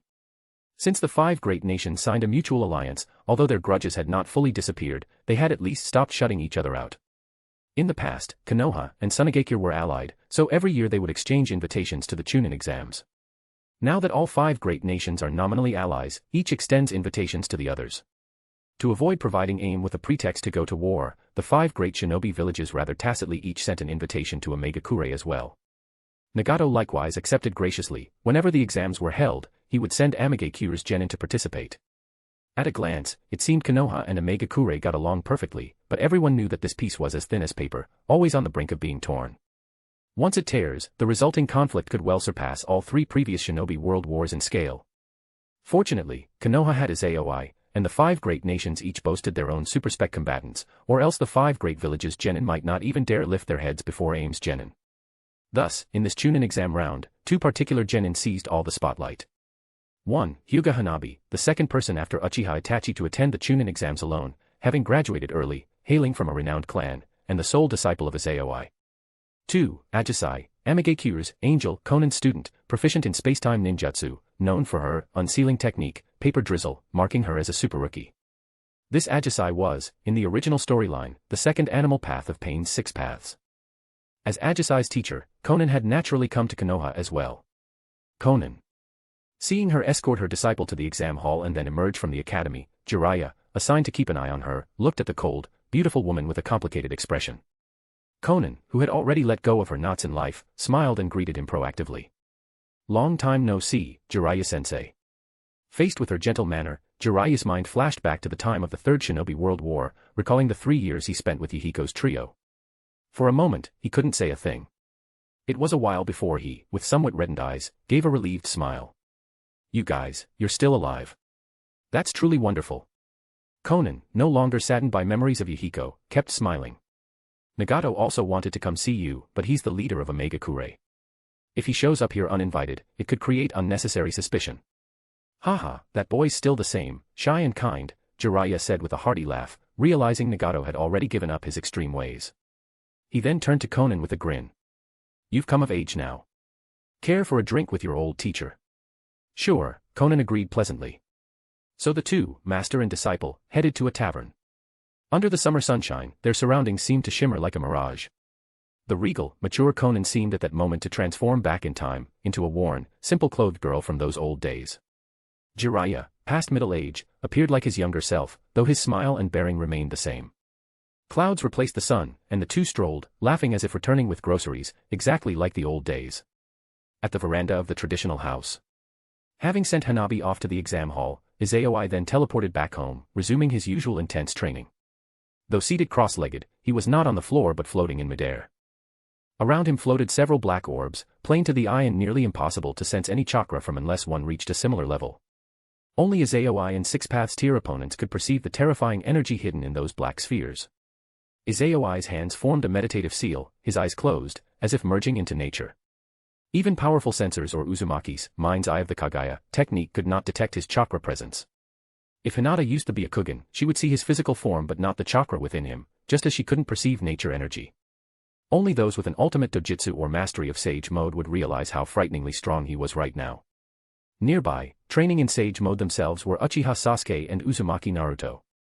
Even after countless exposures to Izayoi's aura over the past days, they still stared at the direction of his home, minds reeling. He's just entering Sage Mode, but natural energy from all directions floods him. Could he be nature's chosen child? It's like a vortex, our village's natural energy is denser than even Mount Maiboku. Sasuke and Naruto were both astounded. Now that they'd each reached the level of elite forces, possessing Sage Mode themselves, they no longer aimed to chase Izayoi's back. They knew it was impossible to catch up to him. After all, how can a water jar match an ocean? Their painstaking attempts let them store a jar's worth of Sage Chakra. Meanwhile, Izayoi's is like a vast sea. Even though they were from the same village, their own Sage training was somewhat smoother with him around, but the difference in their levels was unimaginable. At this moment, Izayoi was using yin-yang release, manifesting matter from nothing and endowing it with life while infusing natural energy into every cell. He wanted to convert all 130 trillion cells in his body to hold physical, spiritual, and natural energy. Once done, his Sage body, red, would evolve into a Sage body, multicolor. This body type could even be inherited by future descendants like a bloodline limit. For months, Izayoi had pursued this method. Because now, he no longer needed Shien's Priestess Chakra to enter 6 Paths Sage Mode. The difference between Sage Mode and 6 Paths Sage Mode was the lack of 6 Paths authority, i.e., the power of the 6 Paths Uzumaki Naruto lacked that authority, while Izayoi, who possessed the multicolor, tier Ōtsutsuki bloodline and Tensigen, did not lack it at all. He simply needed to refine his Sage body, red, to a multicolor tier level, then harness Tensigen's chakra orbs to extract the energy in each cell, forging his own 6 Paths Senjutsu chakra. Hence his current 6 Paths Sage Mode. For now, though, since too few of his cells had been remodeled, the transformation only lasted a few minutes at a time. Suddenly, Izayoi opened his golden eyes mid-training. Gazing at the figure now in his courtyard, Uchiha Madara, he calmly asked. What do you want here? So that's 6 Paths Sage Mode. Madara examined Izayoi's present state, using the Rinnegan to see the power in his body, clicking his tongue. Such an amount and quality of Senjutsu chakra, not even Hashirama had this. And those things.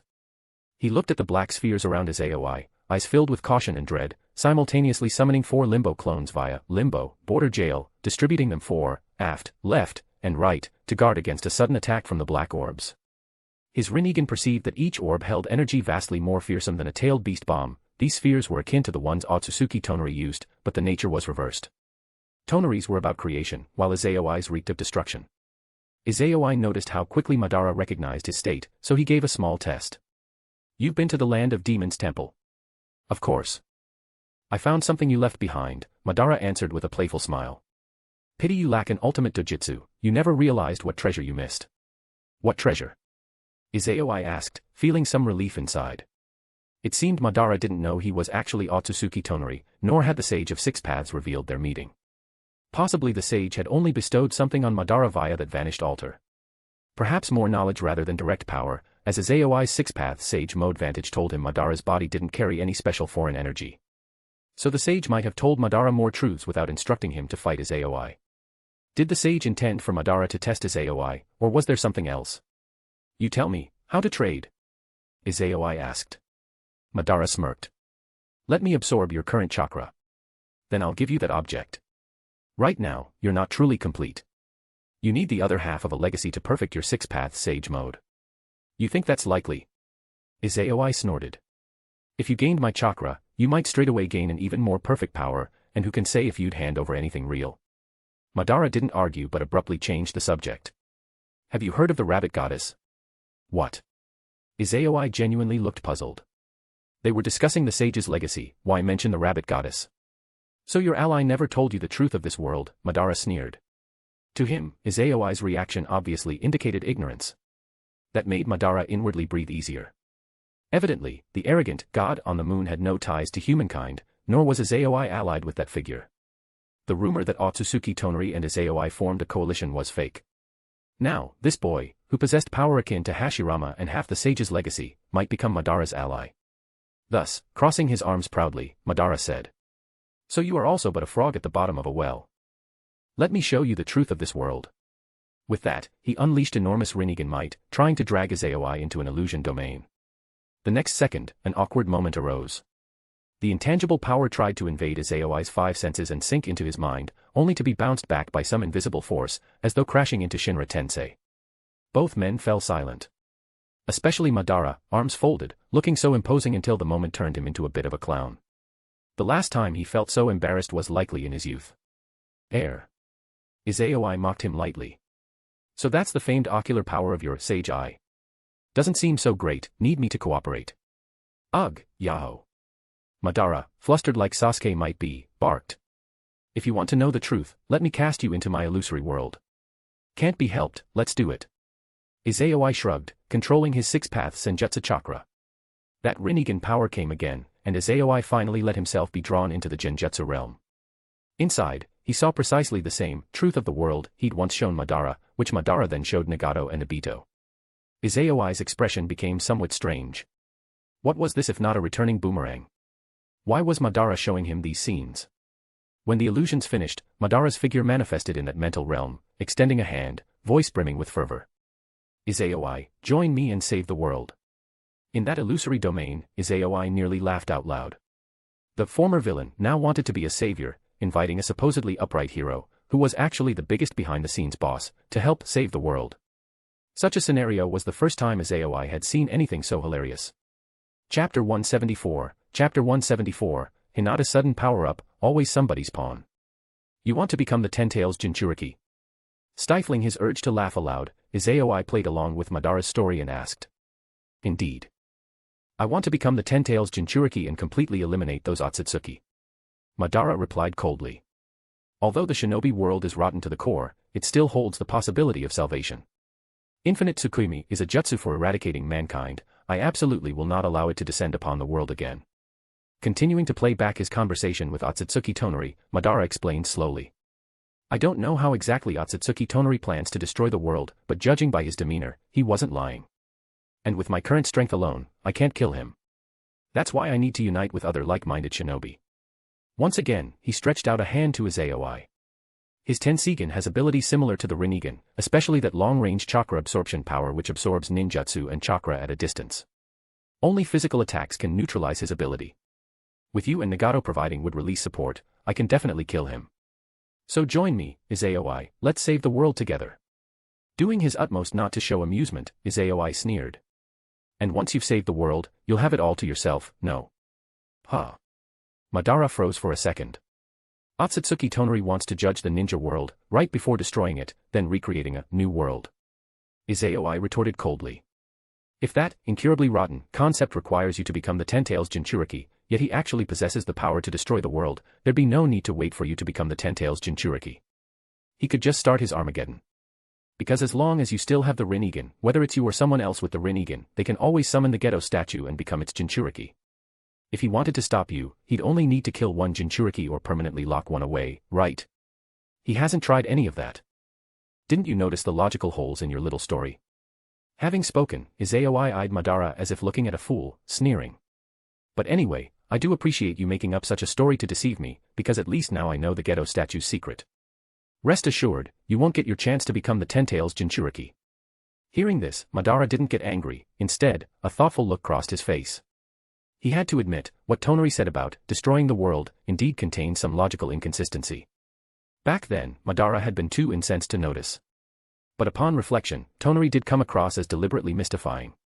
Even so, Madara felt that Tonory wasn't merely bluffing, he seemed truly certain that destroying the world was easy.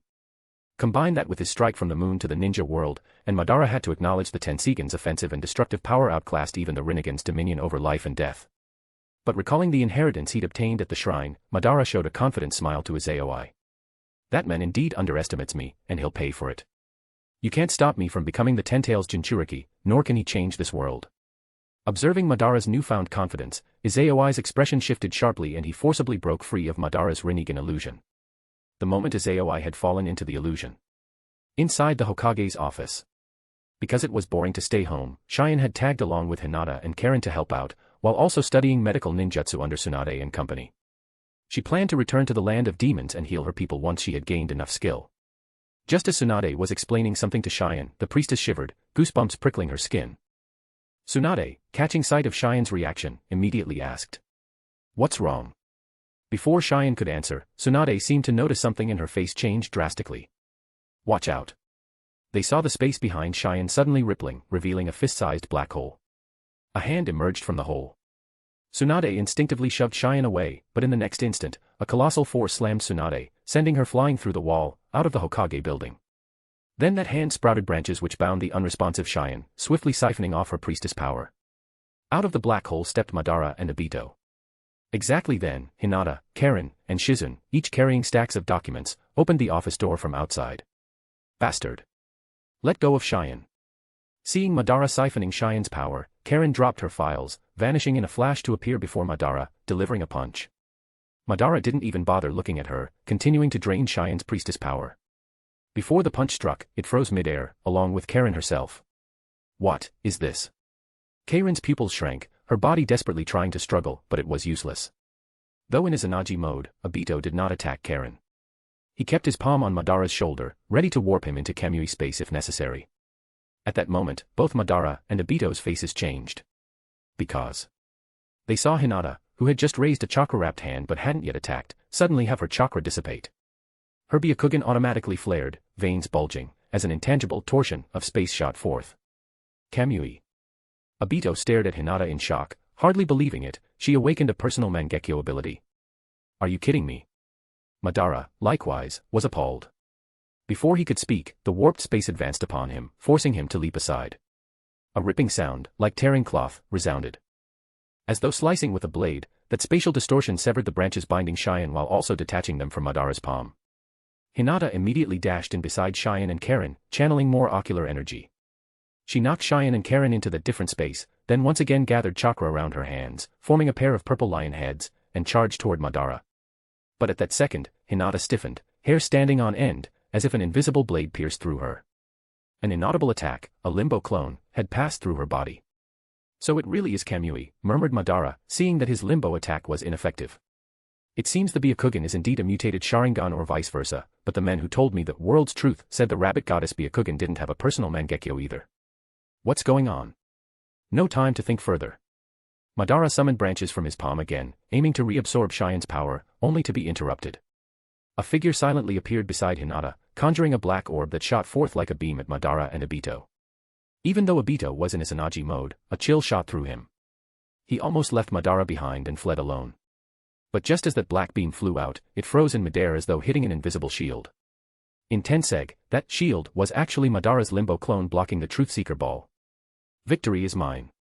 A Madara would clone, also in Six-Path Sage mode, smirked at Izayoi's own would clone. Then Obito and Madara vanished. Izayoi, rest assured, Shien and Karen are safe, Hinata hurriedly said. Izayoi did not care about Madara and Obito's getaway, but instead looked at Hinata in delight. Hinata, what was that ability? She shook her head blankly. I don't know. It felt like it emerged on its own. At that, Izayoi used his ultra-sensitive perception to examine her. Several differently colored bubbles floated around Hinata, 3 of them changed color. As of the start of this year, her Byakugan had quietly advanced to Bloodline Limit Byakugan, Red, and her formerly purple Ninja Aptitude advanced to Kage Elite Aptitude, Gold. Right now, Hinata had 2 red and 1 gold trait. Logically, by normal progression, Hinata's limit would be somewhere around the 3 Sanins level. Without awakened Tenseigan, she would never reach something like Pain's 6-path Superkage threshold. Yet at some unknown time, the Ōtsutsuki bloodline trait, once blue, had become purple. Without question, it was Izayoi's doing, or more precisely, it was thanks to his Ōtsutsuki bloodline, multicolor. She, in effect, had turned into a lower-tier version of him. Realizing this, Izayoi instantly asked. Hinata, that separate dimension, where does it lead? A dark, rocky space, she said. Don't worry, Izayoi. Karen and Shien are in there, but we didn't detect any other chakra. It's certainly not that masked man's Kamui dimension. Take me in to check. Got it. So Hinata guided Izayoi's would clone into her dimension. Meanwhile, the sirens were blaring across Konoha, ninja were rushing civilians to shelters. At Izayoi's traditional house. Exiting the illusion domain, Izayoi gazed at Madara, who showed a slight grin. Izayoi asked plainly. Quite the scheme you have there. No choice, I know the 5 great shinobi villages too well. Madara spread his arms, then shook his head. You, grown up in such an environment, are nothing like Nagato or Hashirama. I expected you would refuse me. A man with your power wouldn't let an equal become stronger than you. Madara once more extended his hand and spoke earnestly. That Tenseigan guy is truly arrogant, so eventually he'll pay for underestimating us. Right now, you can't stop me from being the Ten-Tails Jinchuriki, nor can he rewrite the fate of the world. Izayoi sensed something off and said nothing, only sneering. So you threaten me? Threaten? No, Madara said with a smirk. I want a simple, non-aggression agreement, I won't touch Konoha, and you don't harm any Jinchuriki. Let's leave the final showdown for some deserted place. Otherwise, with your level of power, even an unintentional clash would kill countless bystanders. At that, Izayoi pretended to hesitate, and Madara seized the chance. His figure vanished. High above, a giant blue Susanoo manifested, spread its wings, and swiftly flew away from Konoha. Despite not attacking, it still caused an uproar because that blue Susanoo was famed as the god of destroyer. Watching the enormous Susanoo vanish, Izayoi decided not to chase. Instead, he smirked and thought. You with such feeble purity have no qualification to harness the priestess power and enter 6-path sage mode. I wonder how the sage will help you, will he show up in person, or give you instructions in spirit form? The moment you gain that perfect 6-path sage mode, what will you do first? Izayoi looked up at the sky, his gaze piercing the clouds to focus on the moon, revealing a mischievous grin within. He mused. If so, you'll never escape being somebody's pawn. Come be my free labor, Madara. Chapter 175, 6-path Madara, the world's truth. After Uchiha Madara flew away from Konoha, he landed upon a cliff on a towering mountain. Shortly thereafter, the space beside him rippled like stones falling into a mirror lake, then warped into a fist-sized black hole. Madara's would clone and Uchiha Obito emerged from the black hole in midair. Obito pulled off his mask, then took out a vial containing a 3-tomo Sharingan from his body. Without hesitation, he dug out his already blind left eye, and forcibly implanted the 3-tomo Sharingan from the vial into it. Because the left half of Obito's body was composed of Hashirama's cells, his vision instantly returned to normal. Seeing Madara reclaiming his own would clone, Obito asked in puzzlement, why did you specifically take that priestess's chakra? She's so weak, how can her chakra be of any help to you? I'm not too sure myself. Madara shrugged with a chuckle. But certain things, even if not strong, can be crucial keys. He clapped his hands together and said, that Miko, priestess, power, it's a fragment of the key to opening the dimensional door. Finishing these words, Madara pressed his palms together and spoke. Sage mode, open. A blue aura materialized out of nowhere, surging outward to inward and fusing into Madara's body. Yet no red pigmentation appeared at the corners of Madara's eyes. If his upper clothing were removed, one would see that on the left side of his chest, where the Hashirama face had grown from the transplanted cells, red sage markings had now emerged. After instantly opening Sage mode, Madara did not lower his clasped hands but rather assumed a grave expression, activating Yin release to merge the Sage chakra within his body with that Miko power. All at once, Madara's Rinnegan radiated a brilliant purple glow. Its terrifying ocular power sent chills into Obito with just a glance, forcing him to hastily take a few steps back. What was that just now? Obito felt cold sweat trickling down, alarmed. Why did just one glance make me feel like my soul was about to be torn away? TCH. As for Madara, he felt a burning heat in his palm, reflexively gasping in a breath of cold air. Normally, even if he were pierced by dozens of arrows or had a blade run through him, he would hardly blink. As long as it was not instant death, any wound for a seasoned shinobi could be endured. Yet now, that burning pain compelled Madara to gasp. Clearly, the scorch did not target his flesh alone, but rather, his very soul. Madara lowered his gaze to his hand, finding that somehow a white sun-like seal had appeared in his palm. At once, a massive trove of new information poured into his mind, and an unfamiliar energy replaced his Sage chakra plus the priestess power inside him. Indeed, this was six-path Sage chakra. So it's transmitted via the Rinnegan.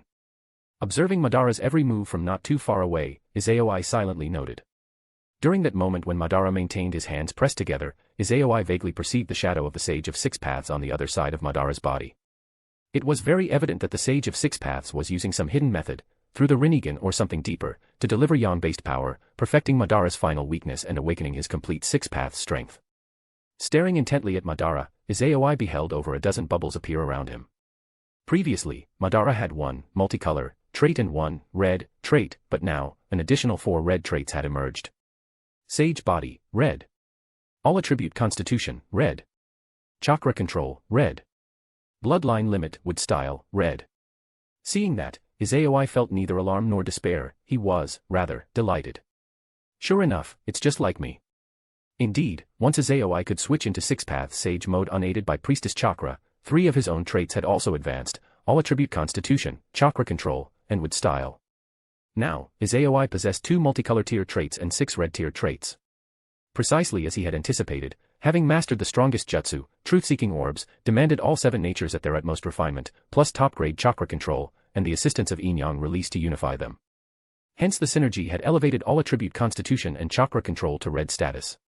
Now, with the Sage of Six Paths forcibly granting Madara the same synergy, Madara's newly awakened powers matched Izayoi's experience.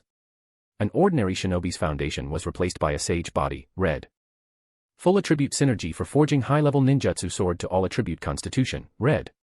Chakra flow discipline sword to chakra control, red. And for offensive synergy, Madara's transplanted wood style likewise turned red. It's the same as what Naruto and Sasuke once received, Izayoi thought inwardly. But the old man's way of bestowing it differs. This is definitely no ephemeral hand-me-down. Madara is now truly in the same league. Still, the Sage of Six Paths had not personally manifested, presumably to remain hidden from Izayoi's own detection. After all, if the Sage were to appear in front of Madara, given Madara's intelligence, he might realize the Sage was interfering with the living world. Then this partnership might sour. So it's not purely to target me, though that was my suspicion, Izayoi reflected. If the Sage had deemed me an external threat from the Ōtsutsuki clan, he'd have told Madara directly. And Madara would come at me openly with the Sage's backing. So the old man must have a bigger plan or greater worries. I can't fathom his exact motive, but, all the better. My goal remains to transcend mortality. So let's see how they proceed. So this is the power of six-path Sage mode. Feeling that new force, Madara's eyes wavered. No wonder that brat left me with an impression overshadowing even Ōtsutsuki Toneri. Nagato's or Hashirama's Sage mode is nowhere near this dimension, this is an entirely different plane. Merely by entering it, Madara sensed every life signature in the shinobi world, not just shinobi but also civilians and creatures. He felt that he could even unite his chakra with them if he wanted, stepping forth to touch those life signatures. If so, something unimaginable might occur. This was only the enhanced perception. In terms of raw might, Madara believed he could now crush Hashirama's Great Buddha or even his own perfect Susanoo with a single punch. In short, everything about him had soared by an entire dimension. He possessed so much chakra that he no longer feared Tensigen's absorption. With complete synergy of yin and yang, this was the crest of Six Paths power. Round 2 begins now, Madara said with a grin. He shot into the sky. Having mastered Six Paths Sage mode, he could freely fly, and the chakra cost was negligible, far less than maintaining perfect Susanoo. So Madara resolved to start where he had once been defeated, not using the spacetime corridor, but literally flying to the moon. Soaring upward, Madara quickly manifested black orbs from the newly gained knowledge swirling within his mind. 9 desk-sized black spheres hovered behind him, these truth-seeking orbs capable of obliterating all creation. I knew he'd come to reclaim his dignity. Izayoi lightly smirked. He's heading for the moon once more. With that, Izayoi signaled his wood clone guarding the Newbie. Soon, that clone also opened up Six Paths Sage mode combined with Tensigen Chakra mode, scanning the entire moon's vicinity. Confirming that no spirit forms were secretly lurking, Izayoi cancelled his own mode, performed a wood transformation to disguise himself as Ōtsutsuki Toneri, then teleported to the moon. Standing inside a palace he'd shaped with Tensigen orbs, Izayoi retracted the Tonory puppets. Seated upon the throne, he closed his eyes and waited for Madara. No more than half an hour later, Madara appeared in that temple. Seeing him, Izayoi teased. Just got your Six Paths powers, and you can't wait to reclaim your pride. You don't seem surprised, Madara replied, curious. Could your eyes see even my new powers? Which proves your eyes are but the eyes of a loser, Izayoi retorted, entering Tensigen Chakra mode. He raised a black orb brimming with universal destructive might, gazing haughtily, you poured so much effort into obtaining what I easily wield. This is the difference between pure blood and a mongrel. Madara gave a grave look. Have you always been so strong, or did you just become stronger? He paused. You once said your Ōtsutsuki clan's duty is to watch and judge the shinobi world. When the shinobi world becomes unsalvageable, you exterminate it and remake a new planet and new humanity. So how do you judge a world?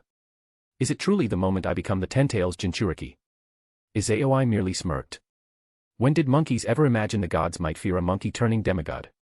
If your Ten-Tails Jinchuriki forms the threshold, I could obliterate the 9 tails or 1 Jinchuriki, you'd never unify them. That's hardly our standard, you see. Madara observed him quietly. Could it be there's a threat greater than the Ten-Tails Jinchuriki? Seeing Izayoi's eyes widen slightly, Madara said. So that's how it is. How did you guess? Izayoi asked, crossing one leg elegantly in interest. A kid told me something, Madara said. If your standard hinged on me becoming the Ten-Tails Jinchuriki, you'd have destroyed the world long ago. Or you'd only need to kill or remove one-tailed beast. But you didn't do that. He concluded that you must have a trump card that surpasses even Ten-Tails Jinchuriki. After hearing that, Izayoi revealed admiration. Madara thus felt more certain. Then there must be a threat even greater than the Ten-Tails, right? So, what is it? Among monkeys, you truly are top tier, Izayoi praised without scruple. Then, after verifying with his clone that no spirit forms lingered, he gave Madara a mischievous grin. I once mocked the Ten-Tails Jinchuriki as a false god. So, can you guess what stands above a false god? Madara's face turned somber. Before he could speak, Izayoi simply said. Previously, I showed you a fabricated world's truth, lacking a prologue. Now let me show you the real truth of this world. Chapter 176, Chapter 176, My Eyes Can See the Past. With Izayoi's words dropping, Six Paths mode Uchiha Madara's field of vision suddenly raced in reverse, as though traveling through time, from the present into the past. They were still in outer space, yet now there was no moon, only the sun, other planets, and one beautiful blue planet, Earth. This time, however, Ōtsutsuki Toneri did not vanish from the illusionary world. Instead, he floated in outer space next to Madara. Madara was just about to say something, but the words died in his throat. Because he saw 2 figures flying over from somewhere else in the cosmos. As these 2 figures drew near, Madara's eyes narrowed, his spirits instantly on alert. He saw that the 2 were 1 man and 1 woman. The woman's figure turned out to be the progenitor of chakra who ate the chakra fruit, mother of the sage of 6 paths, Ōtsutsuki Kage. But Madara's focus didn't settle on Kage, rather, he was staring at the men floating 1 step ahead of her. Even with the starry backdrop, his imposing aura was terrifyingly oppressive. Like Kage, the man was dressed in a white robe, with equally pale white skin, and ash-white hair. Crucially, he had horns on his head, even larger than Kage's, a kind of long curved crown. Moreover, on his forehead was only a single white eyebrow. Unlike Kage, who had a pair of Byakugan, he had only a Byakugan in his left eye. Meanwhile, his right eye, which had an eyebrow, was a golden, ring-shaped pattern. 8 triangular shapes were set around the pupil, containing a truly astonishing ocular power. An unknown dojutsu, and that one step of standing in the lead. Madara's heart trembled, faintly sensing a fatal threat. He had a general idea now of what this lethal crisis was. Next came the conversation between these two, causing Madara's expression to change further. Is this the planet? Yes, Ishiki-sama.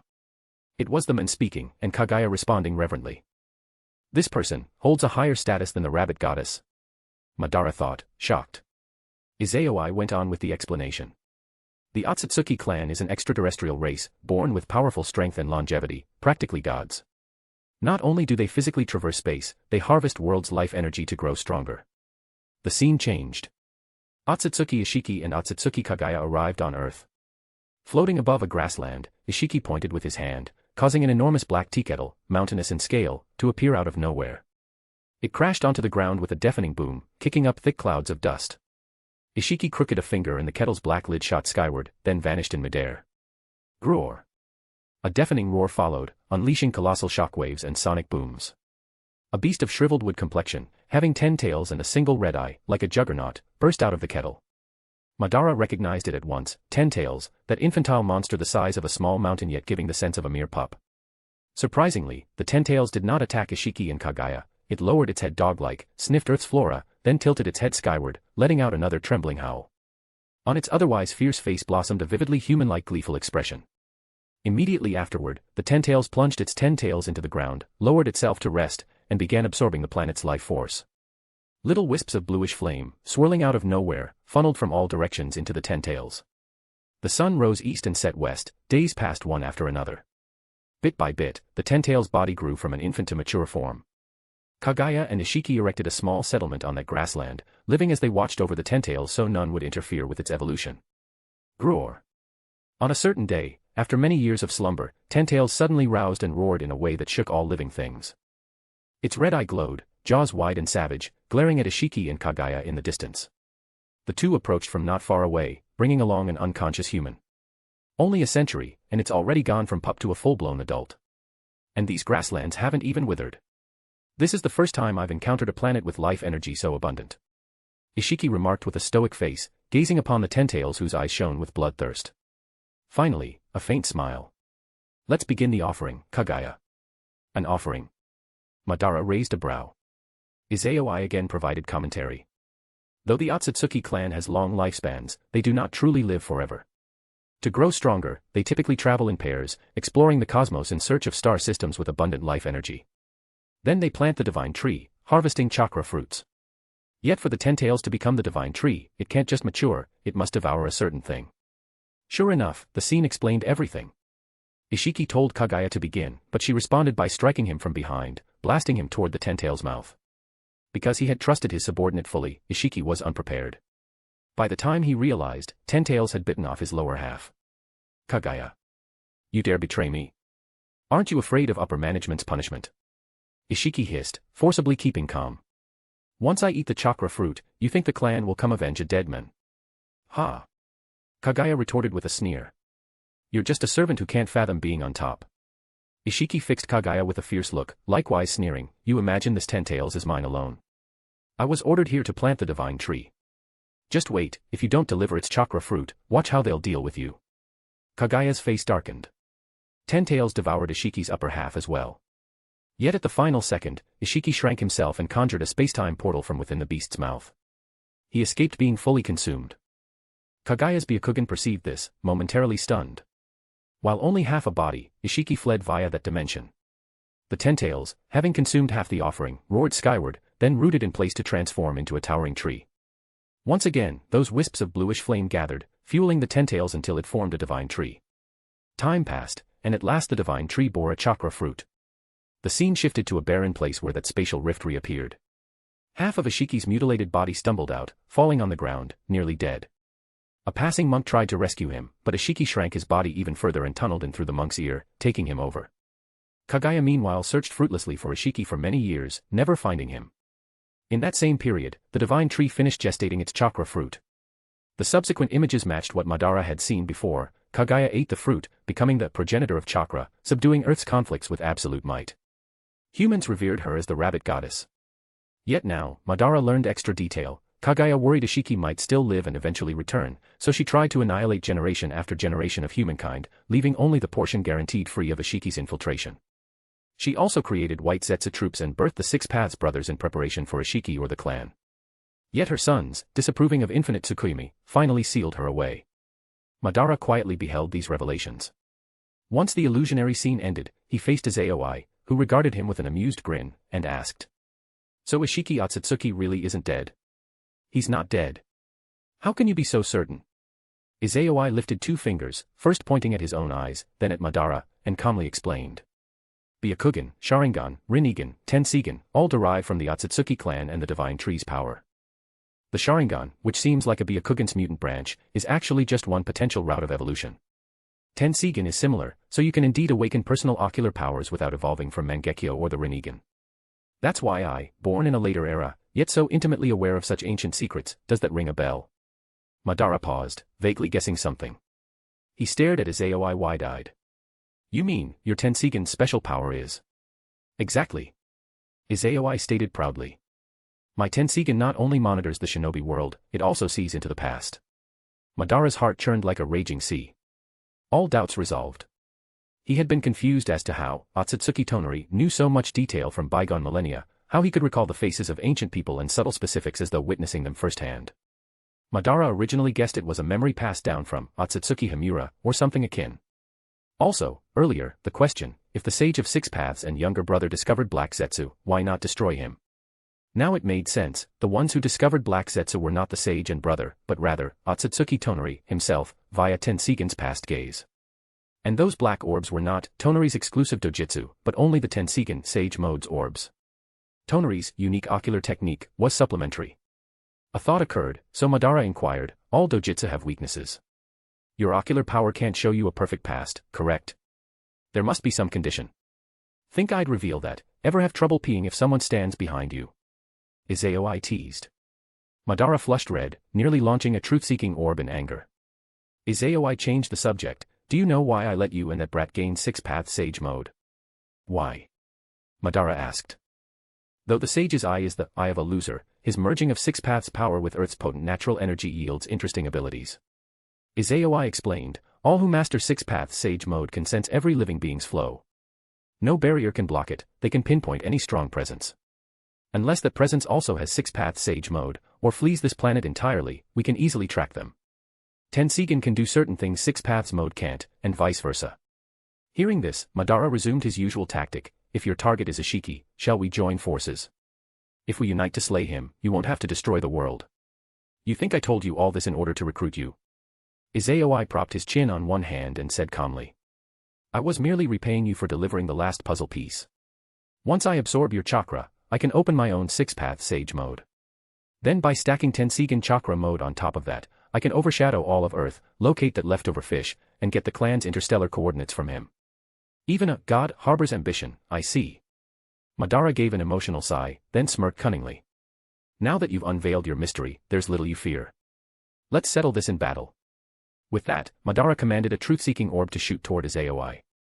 Izayoi likewise retaliated. Bam. When 2 dazzling white lights met and merged, the artificial sun overhead unleashed a searing brilliance. Then, in an instant, the moon fell into darkness.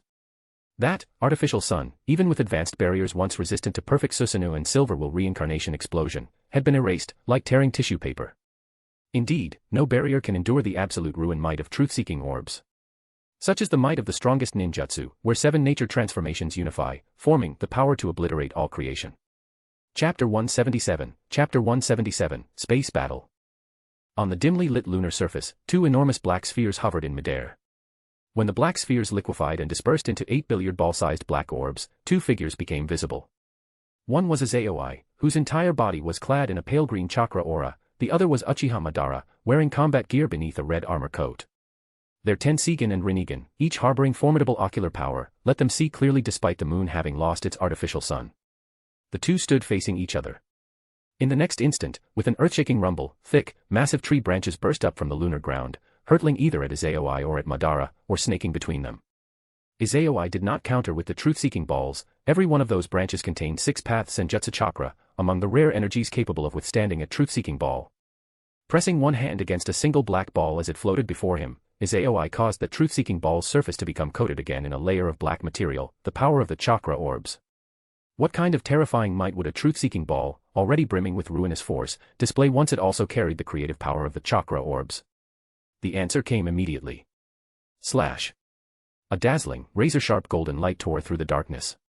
Even from far away, Madara found the golden glow incredibly intense to the eye, and the threat it posed made him reflexively summon 2 limbo clones, placing them out front. He was far too familiar with this golden beam.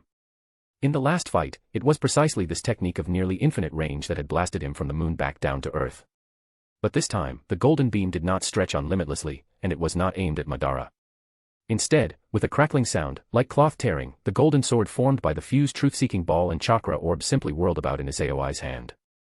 As though it were the Rui Jingu Bang, he simply swung a few arcs through the air, and every massive, snake-like branch that lunged over got sliced apart. Done with that, Izayoi continued pouring chakra into the golden sword, thrusting it in a certain direction.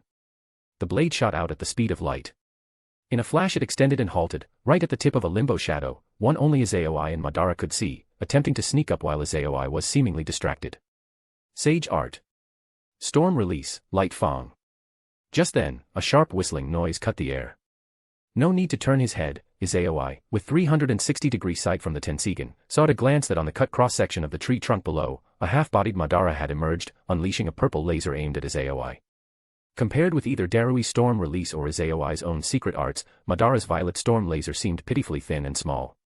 Yet that delicate beam contained an otherworldly energy, its speed was no less than Izayoi's golden will reincarnation explosion. With no time to dodge, Izayoi swiftly directed one truth-seeking ball to intercept the violet beam, while conjuring about 10 or so chakra orbs at his wrist. When the lethal truth-seeking ball, which annihilates anything on contact, collided with the flash of violet stormlight, an unbelievable sight unfolded. Moments ago so imposing, capable of destroying the artificial sun by a single detonation, the truth-seeking ball was actually cut in two by the tiny violet beam, which then continued zipping toward Izayoi. Silver will reincarnation explosion. Izayoi's wristful of chakra orbs promptly expanded into a spinning greenish wheel, morphing into an enormous tornado that roared forward. This natural disaster-level tempest succeeded in shattering the violet beam and, still carrying unstoppable momentum, rushed downward. It pulverized the tree trunk and the wood clone below, then whipped around in a curve, hurtling at Madara's true body. Whether it was light or wind, both were unbelievably fast. Even though Izayoi and Madara could see them coming, they had little hope of outmaneuvering them. Unless using space-time abilities, pure flying speed was outclassed, like horse-drawn cart chasing a race car. Before either could absorb the wind or set up a barrier, these had soared to a realm beyond normal ninjutsu. Madara simply gave a small grunt and summoned the limbo shadows. Those invisible guardians shielded him, forcibly scattering the tornado. Boom. As the attack subsided, Madara's newly transformed wood appendage was demolished.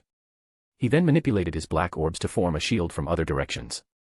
Realizing long-range assaults would do no good, Izayoi and Madara locked eyes and, as if in silent accord, launched themselves at each other. A golden sword stretched out from Izayoi's fist, whiplashing with unstoppable force. Madara brandished his six-ringed staff, Six Paths Rod. In response, the weapons clashed. The sword's sharpness, even surpassing Storm Release, Laser Circus, still failed to cut through Madara's staff. Indeed, the staff was formed similarly to the truth-seeking balls, yet carried powerful yang chakra just like the combined black orb plus dash chakra orbs sword in Izayoi's hand. For a moment, they seemed evenly matched. Yet in short order, after a dozen furious collisions, Izayoi increased his chakra output, raising the golden sword's length to about 10 meters and bringing it down in a fierce overhead slash. Though turned into a massive blade, it still struck with blistering speed. Madara, holding the staff in both hands, braced to block, while a limbo shadow darted from behind, heading for Izayoi. Clang! The giant golden blade hammered onto the staff. It could not break Madara's rod, but its terrifying power sent Madara crashing downward onto the lunar surface. As the limbo clone lunged from behind, Izayoi, both hands on the sword, could not dodge. So he sent out one truth-seeking ball to defend, shape-shifting it into a black spiked lance that impaled the invisible shadow. Simultaneously, the remaining orbs merged into a giant black sphere, enveloping Izayoi. A split second later, the black sphere's surface appeared full of bullet-like holes, as though hammered by an unseen barrage. Yet peering through those holes, one found emptiness. As though a certain trigger had been met, the large black sphere abruptly lost shape, plunging away and exploding outward. Back to the lunar ground, with a deafening impact, the collision triggered an enormous detonation. Via illusions formed by chakra orbs plus a timely combination of heavenly transfer jutsu plus flying thunder god, Izayoi had teleported out from inside the sphere to behind Madara, who had just used a sub-tree or would clone to guard himself. Izayoi's palm aimed at Madara as he unleashed 5 Dragon Devastation. The orbs at Izayoi's wrist coalesced into 5 differently colored dragons, which fused into a single 5-colored lesser dragon. In a roar that shook all beasts, it instantly grew into a 5-colored giant dragon, roaring with unstoppable might to engulf Madara. The draconic wave pressed on, slicing a massive gash across the lunar surface, continuing onward until it soared off into the void beyond the satellite. Protected by his orbs, Madara remained unscathed but was carried along as the 5-colored behemoth slammed him off the moon. Staring all around, Madara realized he had soared far away from the moon's orbit, no Earth or satellite in sight, only drifting asteroids and 1 or 2 other planets. Does that brat want a stamina war in deep space? Madara muttered with a cold smile.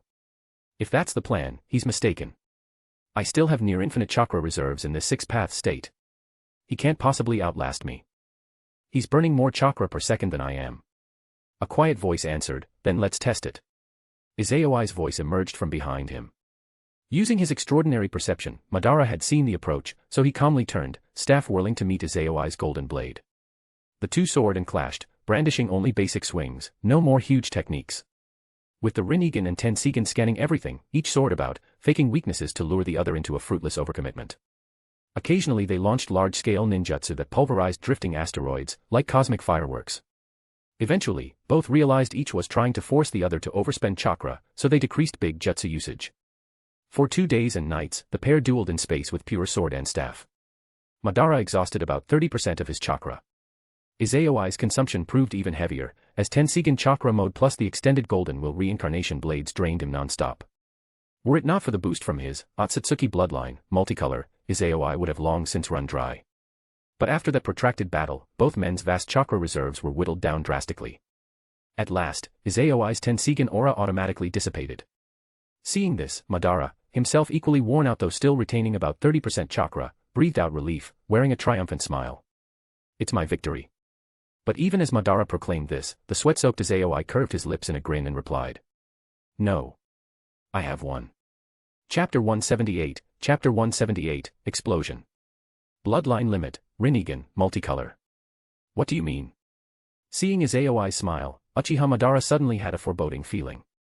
Izayoi raised both hands at angles clearly typical of normal posture, yet he assumed a condescending stance and spoke with a haughty look on his face.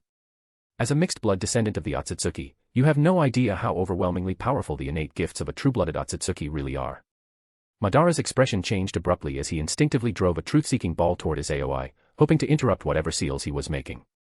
Though he did not know exactly what Izayoi was trying to do, Madara could deduce from Kage and Ishiki, plus the traits of the Six Paths brothers, that a horned Ōtsutsuki was born already vastly ahead of one who did not have horns. A prime example was himself versus that Ōtsutsuki Toneri. He had only awakened the Rinnegan in old age, thanks in large part to sheer luck. Ōtsutsuki Toneri, by contrast, going by Earth standards, still under the legal drinking age, had long possessed the might of an ultimate dojutsu, and he wielded with ease the truth-seeking balls that Madara had only managed to obtain via the Six Path Sage's legacy plus absorbing the Miko's power. Regarding such a blessed being effectively born at the finish line, who knew what trump card he still concealed? After all, the illusions shown in that past vision were precisely what Izayoi wished him to see, who could say what more he hid. Hence interrupting him was the best move. The truth-seeking ball, flying over, had yet to near Izayoi before it began glowing brilliantly white, brimming with annihilative force as if about to detonate any second. Madara simultaneously manipulated the rest of his orbs to liquefy into a single black sphere, wrapping his body inside it just before also activating Limbo, Border Jail, producing 4 shadows. If Izayoi tried using a truth-seeking ball to block, those Limbo shadows would unleash 6 paths senjutsu on him. Izayoi only sneered. His figure vanished without warning. Boom.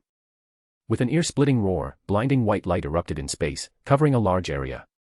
Wherever that pure white radiance extended, scattered chunks of meteorite, rather than being visibly disintegrated bit by bit, were erased on contact, as if some sort of rule-based power was wiping them from existence. Hiding within his own black orb, Madara could sense something amiss, and his face grew taut with alarm.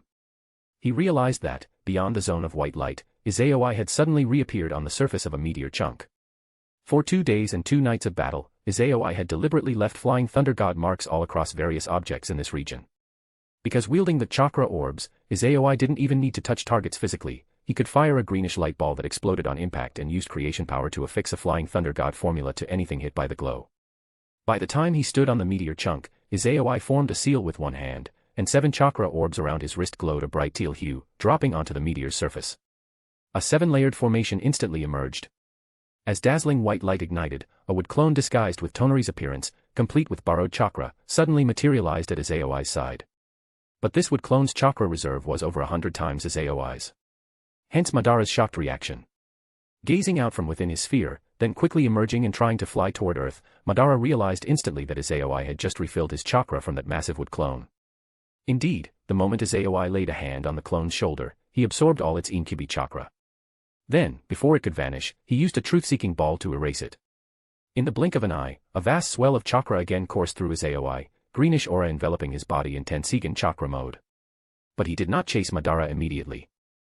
Instead, he first restored the supply of chakra beads, then took one bead and shaped it into a metallic object bearing the flying thunder god mark, then used heavenly transfer to airdrop it above Madara's head. A second later, Izayoi appeared overhead Madara. Madara, anticipating some move, fired a purple laser the instant Izayoi arrived. He hoped to slice Izayoi in two, just as 2 nights prior, that storm release beam had cut apart a truth-seeking ball. Alas, after unlocking the Ōtsutsuki bloodline, multicolor, Izayoi's teleporting carried no lag. And he had already grasped another ball in his hand, embedding chakra orbs into it. Just upon emerging, he morphed the ball into a brilliant golden beam. When the golden beam collided with that violet laser, the latter was scattered, and the golden radiance continued onward with near light speed momentum, filling Madara's field of view. If his body were swallowed up by that beam, it would almost certainly be over, even for Madara. That blast contained the truth-seeking ball's property to negate existence entirely. Even the spirit itself, if hit, would be irrevocably damaged. Just when it was about to hit Madara, it halted 5 centimeters away, like meeting an invisible barrier. A moment later, that barrier buckled, flinging Madara backward. Then that same barrier collapsed in turn. In Izayoi and Madara's eyes, the invisible barrier was a limbo shadow that got shattered, unable to reform. But Madara seized that chance. Staff in hand, he clashed with the golden light once more. Thanks to the yang power that formed his 6-path staff, it refused to be cut. For 2 days and nights, both men had withheld from using anything too large-scale. Now each was throwing in every last ounce of chakra. Izayoi swiftly fused the rest of his balls with chakra orbs, forging them into a coruscating rainbow beam, while Madara tried a last push. Madara lost, and survived. Yet the final blow was not immediate. Summoning the rest of his balls, Madara forced them all to self-destruct in a final brilliant swath of pure white, trying to counter Izayoi's newly formed rainbow sword. The white glow's erasure clashed with the polychrome brilliance that threatened to reduce Madara to nothing. Both sides contended, but white exhausted itself before the rainbow did. Madara was battered away, slammed into an unknown planet. Dazed and half-charred, even his hair burned off, with nearly half his right torso dissolved, he had escaped the rainbow only to crash in a shockwave forming a colossal crater on that alien globe. Lying in that crater's center, eyes half-lidded, Madara glimpsed Earth's faint outline far behind him. At the point of near despair, he felt a flicker of vitality from the environment. Realizing he still retained enough 6 paths chakra, Madara forced out a trembling single-handed seal. Summoning Jutsu. In a swirl of white mist, the Ghetto statue, Outer Path Demon statue, appeared. Connecting a white rod to his body, as he'd done decades before, Madara stabilized. He and the statue vanished in more mist, reappearing who knows where, beyond the Tensigen search range. Meanwhile, Izayoi had returned to where he started, riding a newly created throne of chakra orbs, scanning his personal status screen with a pensive frown. At the moment Madara lost all hope of controlling his body, essentially accepting death, 3 beams of light flew from him. One beam shone with the same hue as Izayoi's rainbow sword, colorful, signifying a multicolor-graded trait.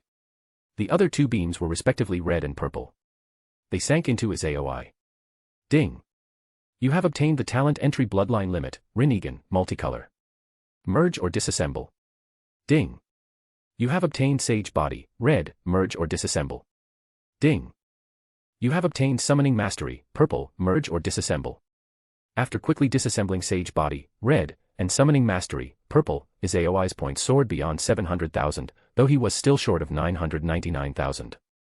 He hesitated over whether to break down the newly acquired bloodline limit, Rinnegan, multicolor. Disassembling a red entry yields random 6-digit points. A color entry was still unknown, but presumably might be random 7-digit points. That could net him 1 to 9 million points at random. Even the unluckiest roll would surpass 1,000,000, letting him easily upgrade any red trait to multicolor. If luck smiled, he might even get 9,000,000, thereby able to push multiple traits at once, or explore any further grade beyond color. Faced with that gamble, Izayoi was sorely tempted. At the same time, if he rolled the minimum, it might be just 1,000,000 or so. Then it would be back to zero chance of reacquiring a multicolor Rinnegan soon. After a few minutes, he steeled himself. Fortune favors the bold. If I keep hesitating, I'll never get anywhere. Let's do this. Raising his head, Izayoi gave a decisive shout. Disassemble. Chapter 179, Chapter 179, Six-Path Attitude Upgrade. Fourth Fetal Movement. Disassemble. As Izayoi spoke, the points in his balance instantly jumped from just over 700,000 to 2,810,000, precisely an integer. No low roll, I'll take that. Izayoi's lips curved into a slight grin. A 1-for-1 trade already wouldn't be a loss, and getting a 1-for-3 multiplier was undoubtedly a solid profit. With a shortfall of only a little over 100,000 more points, Izayoi's total would allow upgrading 3 red-ranked traits to color-ranked. At that point, he would be a man bearing 5 color traits. Picturing that, Izayoi felt an impatient urge to confirm his ideas. He raised a hand and tapped the plus behind Six Paths Aptitude, red. In an instant, his 2,810,000 points drained down to 1,810,001. The original text label, smaller than the color-ranked entries and displayed in non-flowing red, immediately changed. The red hue rapidly faded, replaced by a flowing rainbow radiance, while the words Six Paths seemed to wriggle like worms, undergoing transformations. When they finished morphing, the original Six Paths Aptitude had vanished. In its place was thump, thump crack. Just as the trait completed its metamorphosis, Izayoi's heart gave a fierce jolt. He vaguely heard something shatter. Yet in the silent void of space, it felt as though it must have been an illusion. But Izayoi's attention wasn't on that sound. His gaze had riveted upon the trait column. In a manner analogous to computer sorting, the trait column also adhered to a ranking of levels and prestige. The highest level traits came first, among those of the same level, the rarer and more precious ones took precedence. Before upgrading, Izayoi had only 2 color traits. The first was always Ōtsutsuki bloodline, multicolor. All of Izayoi's current power hinged on the Ōtsutsuki bloodline. One might call it the heart of his entire trait system. Without it, he would never have awakened bloodline limit, Tensigen, multicolor, at such a young age, even snatching the Sage Eye, red, from Uchiha Sasuke or the Sage Body, red, from Uzumaki Naruto would not suffice to let him become a Six Paths level powerhouse by the final war arc. Given that was the inherent limit of mixed blood descendants of the Ōtsutsuki. Comparatively, Ōtsutsuki Toneri, who had an Ōtsutsuki bloodline, red, could by his teen years already combine high purity Byakugan to awaken Tensigen. Hence among all Izayoi's red traits, Ōtsutsuki bloodline, red, had long stood at the top, becoming multicolor, only reinforced that position, presumably outstripping Tensigen by a wide margin. After all, the bloodline's first awakened side trait was already red level. Tensigen and Rinnegan, by contrast, were each formed by fusing 2 red traits. Izayoi reasoned that even among color-ranked entries, Ōtsutsuki bloodline, multicolor, must belong to the upper stratum. But now, that trait, once unshakably first, had gotten displaced. In the top slot stood Transcendence Aptitude, multicolor. For Izayoi, the word aptitude had always seemed like trash among traits. Something like chakra control could be pivotal for mastering the truth-seeking balls. Even a medical prodigy or medical master could let him become a famous doctor. But aptitude, be it green or red, didn't provide any immediate power, seemingly just occupying a slot. All along, that trait was purely a side entry. Whenever he raised his upper limit, that entry would ascend first. At best, it might rank in mid-lower or mid-upper range. Now, aptitude had soared beyond the heart trait and risen to first place. Even more amazing, for some reason, Izayoi felt that Ōtsutsuki bloodline, multicolor, being surpassed wasn't unfair at all. Transcendence Aptitude, the 4 syllables spoke for themselves. Especially to someone like Izayoi who had watched Boruto, only 2 people in the entire cosmos and timeline might own that. He himself, and the possibly world-transcending Ōtsutsuki Shirbai. Muttering to himself, Izayoi said. So that shattering sound I just heard wasn't an illusion. Something really did break. It wasn't matter but a concept. My shackles just got shattered. As if responding, a surge of endorphin-like chakra filled his mind, concentrating into his eyes. Izayoi's eyeballs began to writhe uncontrollably. HSSSS. He pressed a hand over his eyes, drawing a sharp breath. An instant later, he let out an incredulous exclamation. Is that a fetal movement? Tensigen can still evolve. He had believed that after the third, fetal movement, the Tensigen was complete, culminating in Tensigen chakra mode. Now it seems like a fourth. No, more precisely, a triple synergy had once restricted his earlier triple evolution, the red-level Ōtsutsuki bloodline plus 6 paths aptitude. That third, fetal movement, had yielded Tensigen chakra mode and the chakra beads, but apparently a full color-level Ōtsutsuki bloodline and color-level transcendence aptitude allowed for a fourth metamorphosis. While curiosity rose within him, the eyes writhing abruptly ceased. It's done so quickly. Izayoi, puzzled, summoned a mirror to check. Freed from his transformation jutsu and Tensigen chakra mode, the reflection showed the same white hair, the same pair of horns on the forehead, the same refined countenance, still the Tensigen's blue-white eyes. As if that ocular writhing had been but an illusion. Yet with his hyper-keen sight, Izayoi got close enough that his nose almost touched the mirror's surface. Upon careful inspection, the Tensigen's black corona-like pupil ring was no longer pure white but faintly tinged gold. Seeing that subtle ring, barely noticeable, Izayoi again smirked. He could already sense a new type of ocular power, something even he could not command. It gently drew in his chakra, unlike the previous 3 fetal movements which ravenously devoured it. So it's going to last a while, this fourth metamorphosis. Izayoi mused. But that suited him just fine. The longer it took, likely the bigger the eventual gain, like how Madara had spent decades fusing Indra's and Asura's chakras. He welcomed that. He had enough powers in his arsenal to handle short-term battles. What he lacked was a mysterious, exclusive ace. Since both sides had glimpsed his known cards, a hidden trump was vital. At last, Izayoi turned from the mirror to his trait panel, eyes settling on Sage Body, red. He promptly dismissed the notion of leveling that up. Mount Miyaboku's mastery yields a red tier Sage Body, and it was enough to pass down to Asura, so presumably his was color tier. If even he accomplished that, I definitely can now. But I don't need to blow points on a trait uncertain to break through. Let's save them for a guaranteed use, maybe on this. His gaze shifted to Sky's Way, red. Soaring had given him flight plus formidable spacetime talent. In just a few months, he had turned Heaven's Transfer and Flying Thunder God to creative new extremes. Were it to reach color level, that might unlock powers like Eurasian-level portals or dimensional gateways. But Izayoi thought it over, concluding. If he keeps honing, he might well replicate such feats anyway, or glean them from pure-blooded Ōtsutsuki inheritance. The cost was steep, requiring 900,000 points to upgrade. Hence he set the trait column aside and shut his panel, deciding not to haphazardly invest. Finally, Izayoi conjured a 7-layered spacetime array with chakra orbs, jumped through the vacuum, and reappeared in his subterranean base on Earth. Because he and Madara had been fighting out in deep space, practically no one else was aware. Possibly only that few might glean from Madara's injuries who had won. In sum, their second bout concluded in utter secrecy.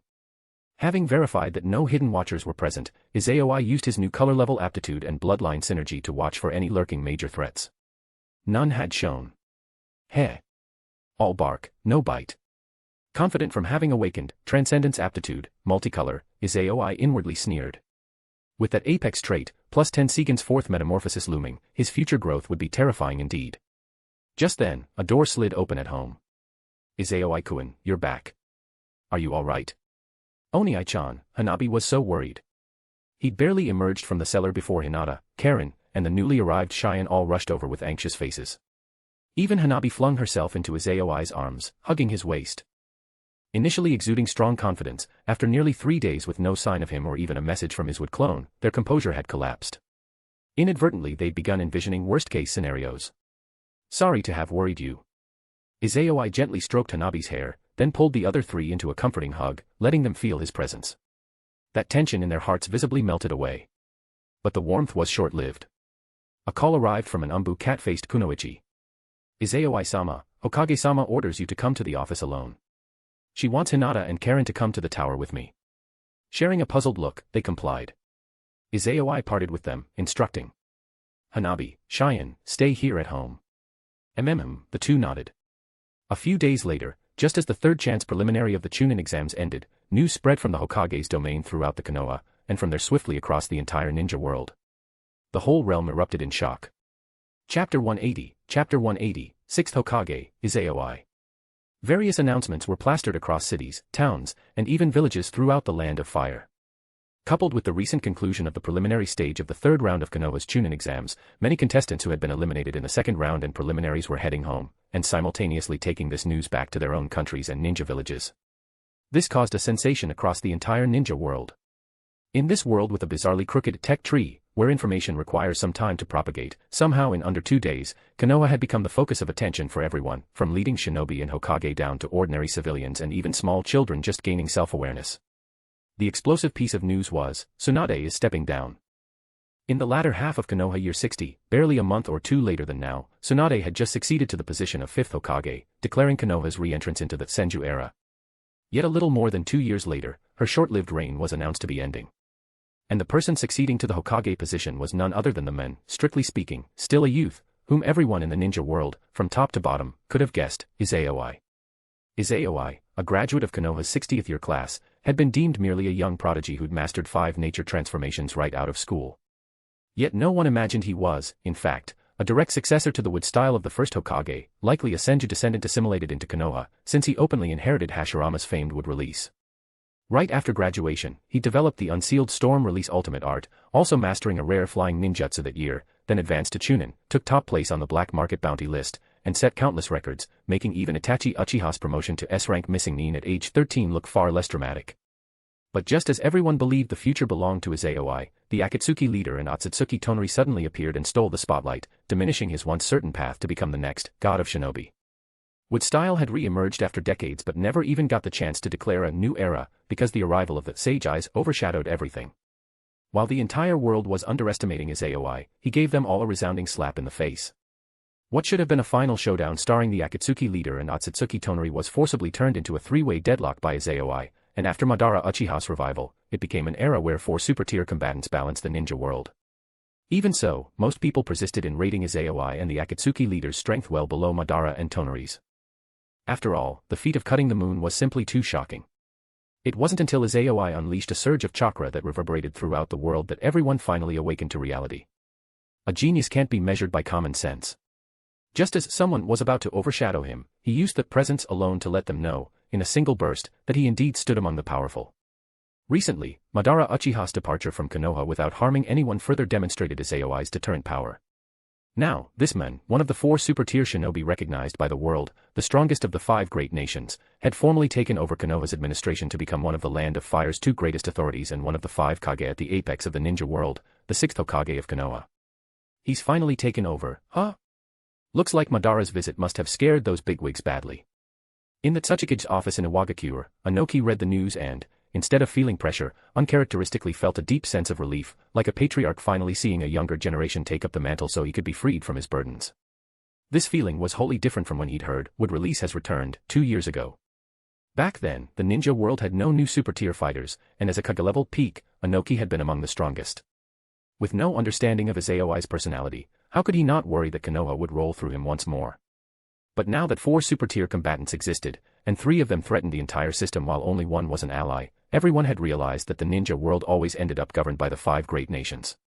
No matter the scale of war, that base structure never changed, the daimyo reigned, the Kage fought. This time, though, having 4 unstoppable fighters was anxiety-inducing enough.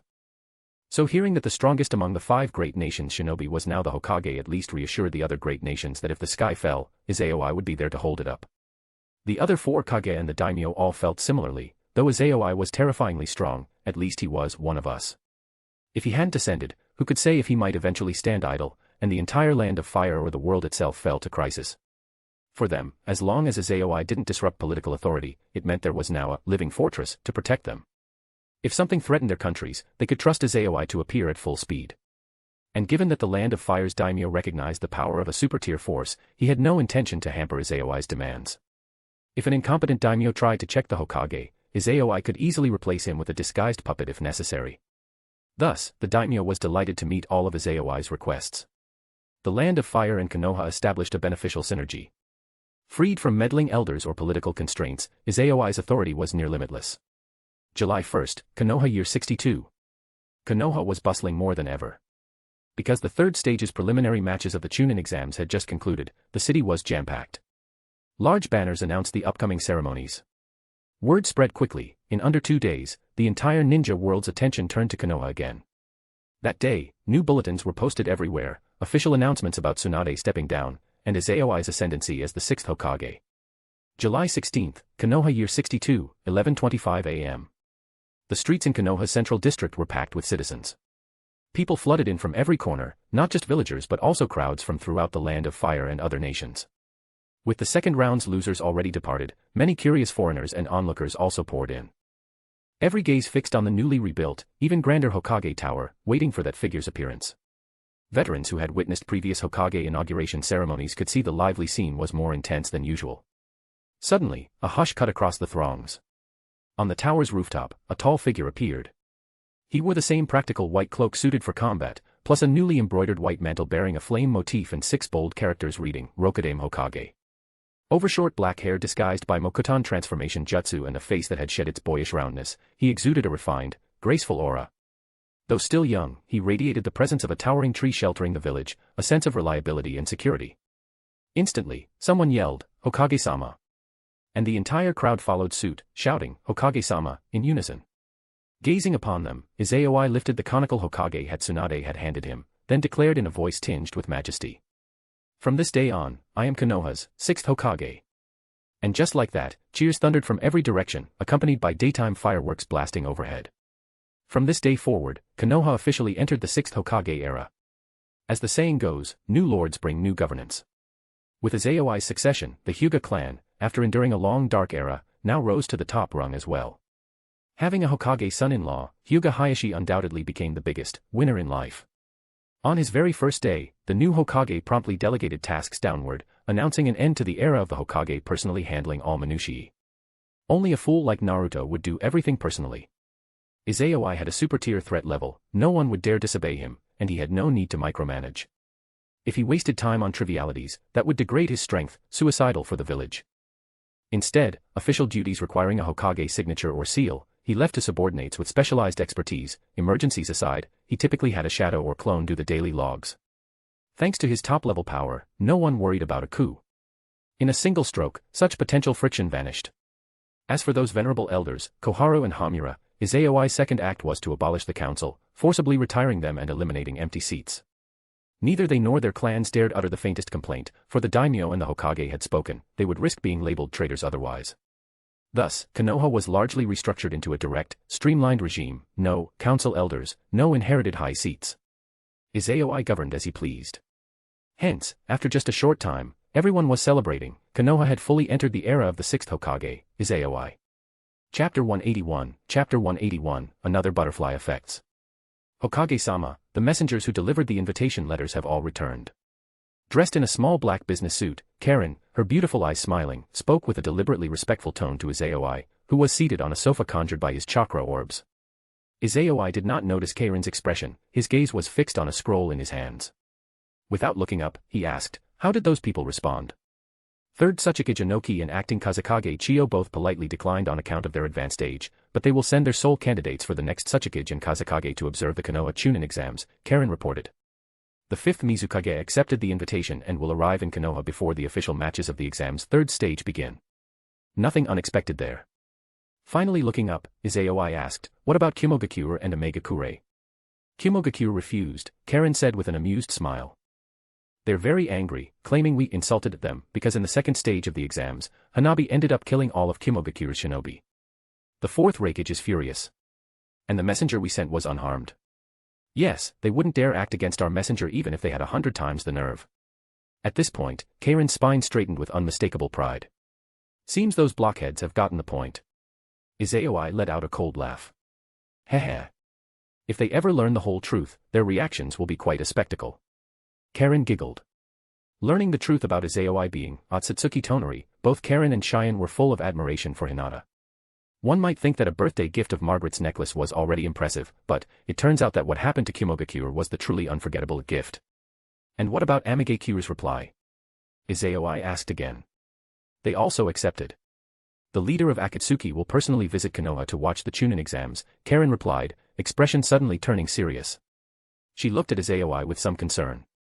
Hokage-sama, do we really want to invite a powerful man like that here? Karen's worries were understandable. An ultra-elite combatant was on a different level than a Kage.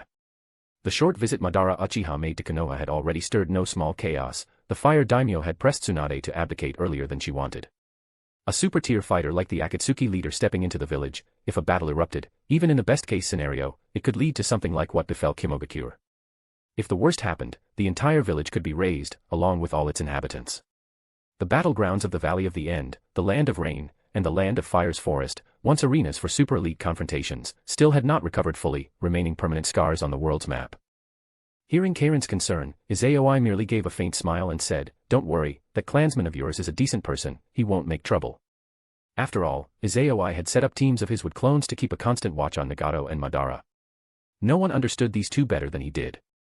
Nagato, no longer extreme, and Madara, with his infinite Tsukuyumi delusion broken, had both recovered from their Chunibyo impulses.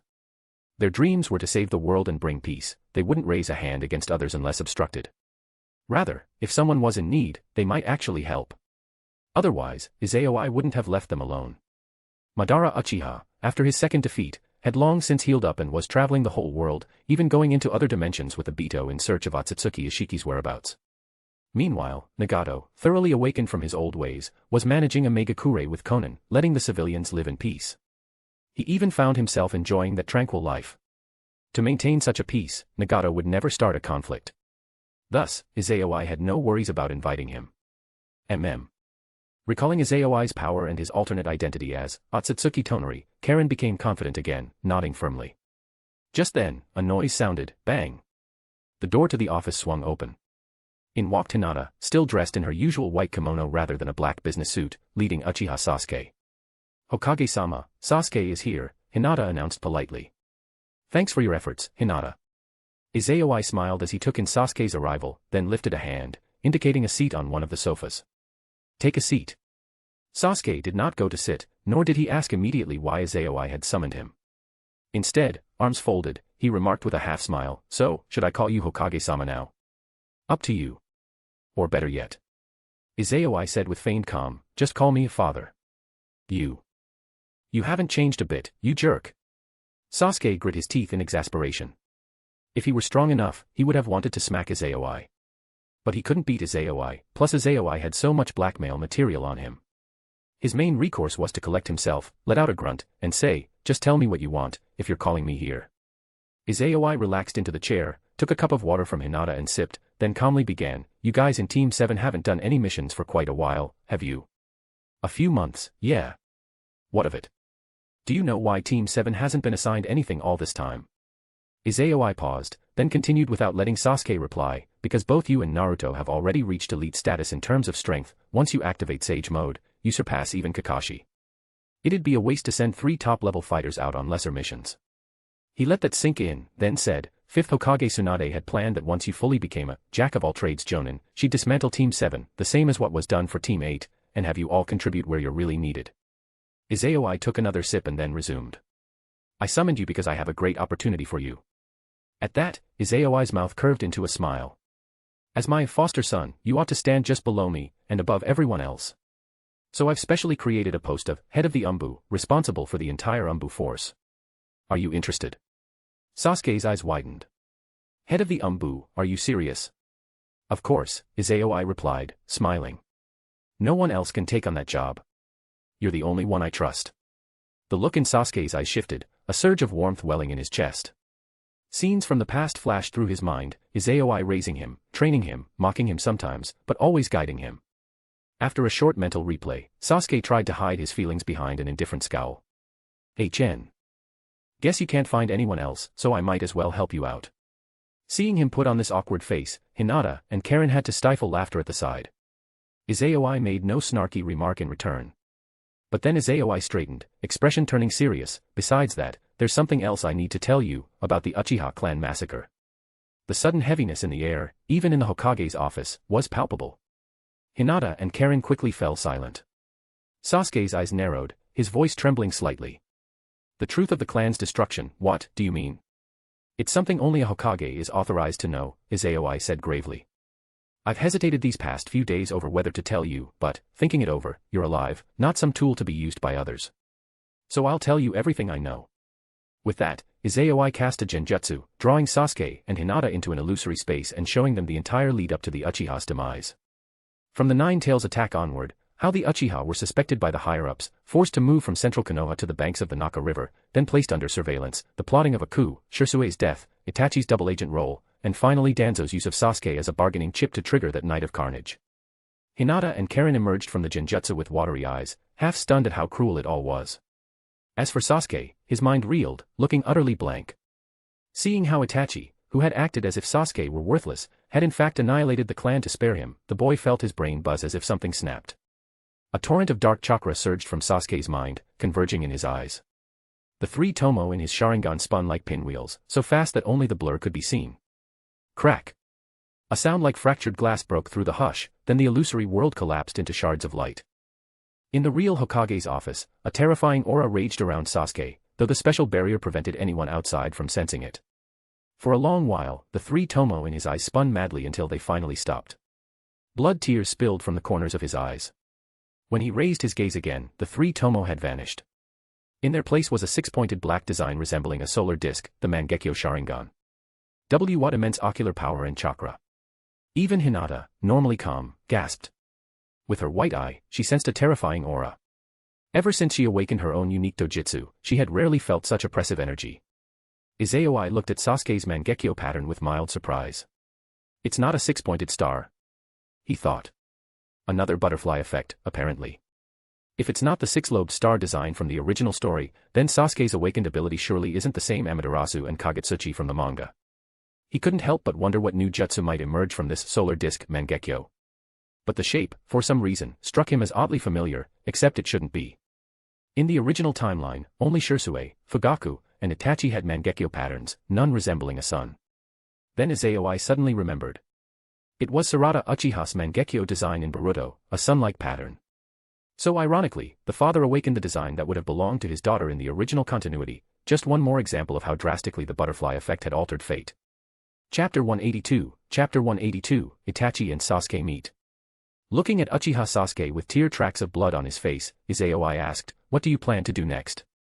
"I want to learn more details about the truth behind the clan's massacre."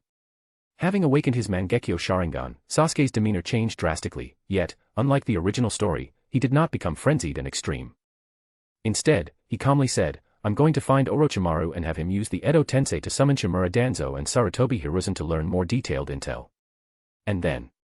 Izayoi asked. "Once you've confirmed they were responsible, what do you plan to do?" Uchiha Sasuke blinked his Mangekyo eyes, staring directly at Izayoi. He spoke bluntly, "If I want to take revenge on them, would you stop me?" "What do you think?" Izayoi smiled. Seeing that smile, the raw ache in Sasuke's heart finally eased a little. There was no need for extra words to express a fatherly bond. If Izayoi had no intention of helping him, he could have hidden the truth about the Uchiha's demise from him, forcing him to remain in the dark. But Izayoi didn't do that. Just as he had said earlier, Izayoi did not want Sasuke to be someone else's puppet of fate. He was a living person who needed to chart his own path. Thus, though Sasuke's heart appeared troubled, in truth he felt unusually calm. His choice to go to Orochimaru wasn't because he distrusted Izayoi's narrative, but rather to glean more details about the clan's destruction before deciding how to handle Uchiha Itachi. It was as though sensing Sasuke's emotions, Izayoi suddenly stood up and commanded Hinata and Karen, "I'm taking Sasuke away for a bit, everything here is up to you." "Don't worry," Hinata and Karen replied, "we'll handle all the work." So Izayoi used the Flying Thunder God technique to teleport Sasuke away from Konoha. "Orochimaru, it's been a while." Somewhere underground, Orochimaru, seeing Izayoi and Sasuke appear out of nowhere, acted as though it were nothing new, even smiling in a friendly way to greet them. Even the sight of Sasuke's Mangekyo Sharingan, with its black sun design, did not spark any greed or heated desire in Orochimaru's eyes. Apparently, he had already let go of his obsession with the Sharingan. "It's been a while, Lord Orochimaru," Izayoi said with a smile. "We've come to bother you again. Anything I can do is merely a trifle." Orochimaru waved it off. Then, as if casually testing them, he remarked, "But, Izayoi-kun, could you satisfy a curiosity of mine?" "What do you want to know?" Izayoi asked, smiling. Orochimaru fixated on Izayoi. His eyes glistened with curiosity about the unknown, showing a certain excitement, though he seemed unsure. His voice trembled slightly. "I'm very curious about that chakra we felt some time ago, what was it?" At these words, Kabuto, who was in the process of disinfecting surgical tools, and Sasuke, anxious to learn more about the massacre, both turned their gazes toward Izayoi. "Indeed, you dare ask anything." Izayoi gave a little sigh, then, with meaningful calm, said, "That was my Sage Mode's further evolution, known as Six-Path Sage Mode." Six-Path Sage Mode. Orochimaru and the other two froze in astonishment, then, as if reminded of something, Orochimaru's pupils abruptly shrank. His mind churned like a raging sea. The appearances of both the Rinnegan and Tenseigan had already proven that the legend of the Sage of Six Paths was likely real. Now a mention of Six Paths Sage Mode had them suspecting Izayoi gained the Sage's direct legacy or something similar. There was no other way to explain how Izayoi, at his age, held strength possibly surpassing even the famed god of shinobi. Can Sage Mode evolve further? Sasuke asked, looking at Izayoi. Yes, but you probably can't obtain this power, Izayoi answered straightforwardly. One of the fundamental prerequisites for upgrading Sage Mode is mastering the 7 supreme nature transformations. At these words, Orochimaru and the other two were once again taken aback.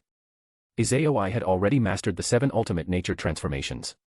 They were well aware that even Sarutobi Hiruzen, a professor of ninjutsu, had only managed to push 5 chakra natures to the advanced stage, hardly the absolute pinnacle. Typically, after pushing 2 natures to the limit, one could try merging them into a Kekkei. That alone was incredibly difficult. Therefore, mastering 7 perfected nature transformations was simply off the charts. That implied that perhaps Izayoi had fused a second, or even multiple, bloodline abilities, maybe even a Kekkei Tota. Orochimaru mentally noted all this. Sasuke, after his surprise, calmed himself. He had already grown used to Izayoi's overwhelming talent. Next, Sasuke turned toward Orochimaru. I want to read Sarutobi Hiruzen and Shimura Danzo's memories. Could you resurrect them using Edo Tensei? Sarutobi Hiruzen won't be a problem. When I reclaimed my arm's souls, I also freed the souls of the previous Hokage. I do have his medium, Orochimaru explained. But as for Danzo, I'm not sure. After all, he was one of the main pawns in that Ōtsutsuki Toneri's puppet legion.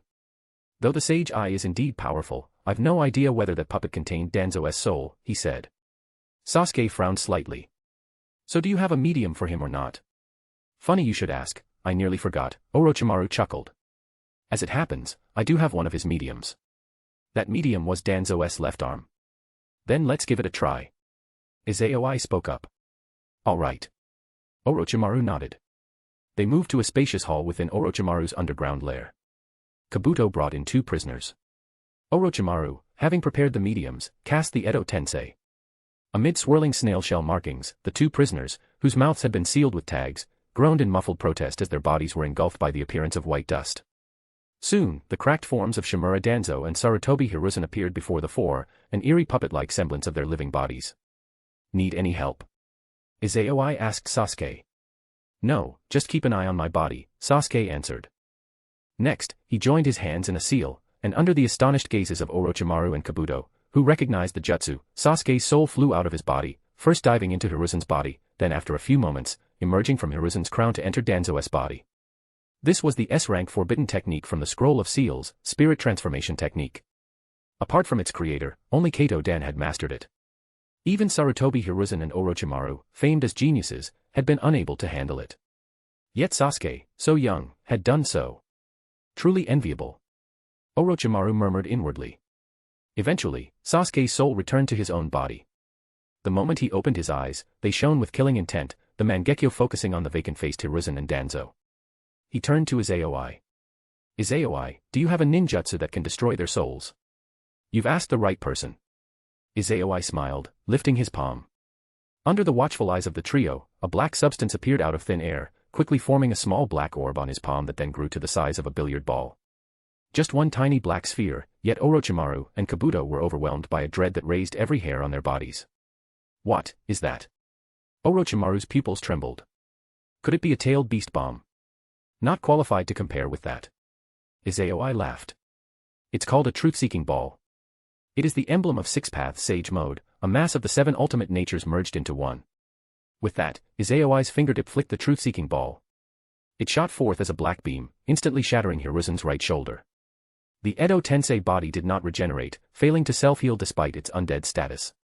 Watching their expressions shift to shock, Izayoi explained, the truth-seeking ball holds the power to annihilate all things, body or soul.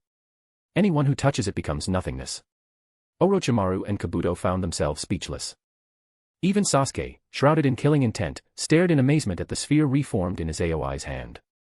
After a brief silence, Izayoi again addressed Sasuke, now, do you want me to destroy them like this? Or let them regain consciousness so they can watch their own souls vanish before their eyes? Just do it now. I don't want to see their vile faces anymore, Sasuke said, his voice laced with contempt. Orochimaru quietly muttered with some regret, what a shame. Edo Tensei bodies don't feel any pain whether physically or spiritually injured. Otherwise, it would have been entertaining to hear their screams. Izayoi gave no reply but immediately guided the truth-seeking ball to wipe out Hiruzen and Danzo's bodies and souls. In an instant, those two were erased completely from existence. Afterward, he turned to Sasuke and asked, what's next? I'm going to see Uchiha Itachi, Sasuke replied promptly. Alright, I'll take you there. Izayoi nodded. Then looking over at Orochimaru, he said, Lord Orochimaru, make your preparations. Soon, I'll pardon your crimes, you'll no longer be an S-rank rogue of Konoha. With that, Izayoi took Sasuke and teleported away, leaving Orochimaru and Kabuto in utter shock. After a long while, Kabuto came to his senses. Glancing at Orochimaru, he mumbled, Lord Orochimaru, can we really return to Konoha? If someone else had said it, I might doubt it, Orochimaru answered, quietly staring at the blank spot on the floor, then smiling thinly. But if it's Izayoi-kun, we might not only get back in, but even be given significant positions. Having moles planted in Konoha, Orochimaru was well informed about the situation there. He knew that upon assuming office, Izayoi had instantly ended the era of the diligent Hokage, dismantled the advisors, and returned authority to the major shinobi clans, a sign of both unstoppable strength and boundless self-confidence. Just like the fire daimyo in Hashirama's time who had let him establish the one country, one village system, so it was now. For a super-tier fighter, power was only a casual thing to hand out. Only the weak treat power and authority as something precious. Somewhere in a desolate region. Not in a Megakure at the moment, Uchiha Itachi and Hoshigaki Kisame had gone out on a black market mission to raise funds for a Megakure, returning now toward the land of rain. Suddenly, both paused as if sensing something, and they stopped in their tracks. About 30 meters ahead, a tree branch sprouted from the ground, on its bark, a hidden technique formula. The next second, two figures appeared without any warning, Izayoi and Uchiha Sasuke. Seeing Izayoi, Kisame involuntarily broke into a cold sweat. Uchiha Itachi, however, stared straight at Sasuke's Mangekyo, the pattern of a black sun. Sasuke, so you finally obtained the same eyes as mine. Chapter 183, Ohiri no Muchi. Same Hata, are you trembling? While the Uchiha brothers were staring at each other, Hoshigaki Kisame felt that his same Hata, which under normal circumstances would get more excited the stronger the opponent's chakra was, practically wanting to devour it, was now faintly quivering inside its bandages, making low whimpering sounds that only he could hear, urging Kisame to run away as quickly as possible. 2 years ago, when they encountered Izayoi, same Hata hadn't reacted this way. On the contrary, it was as excited as when facing a Jinchuriki, eager to consume Izayoi's chakra. But now, aside from fear, same Hata felt no appetite at all.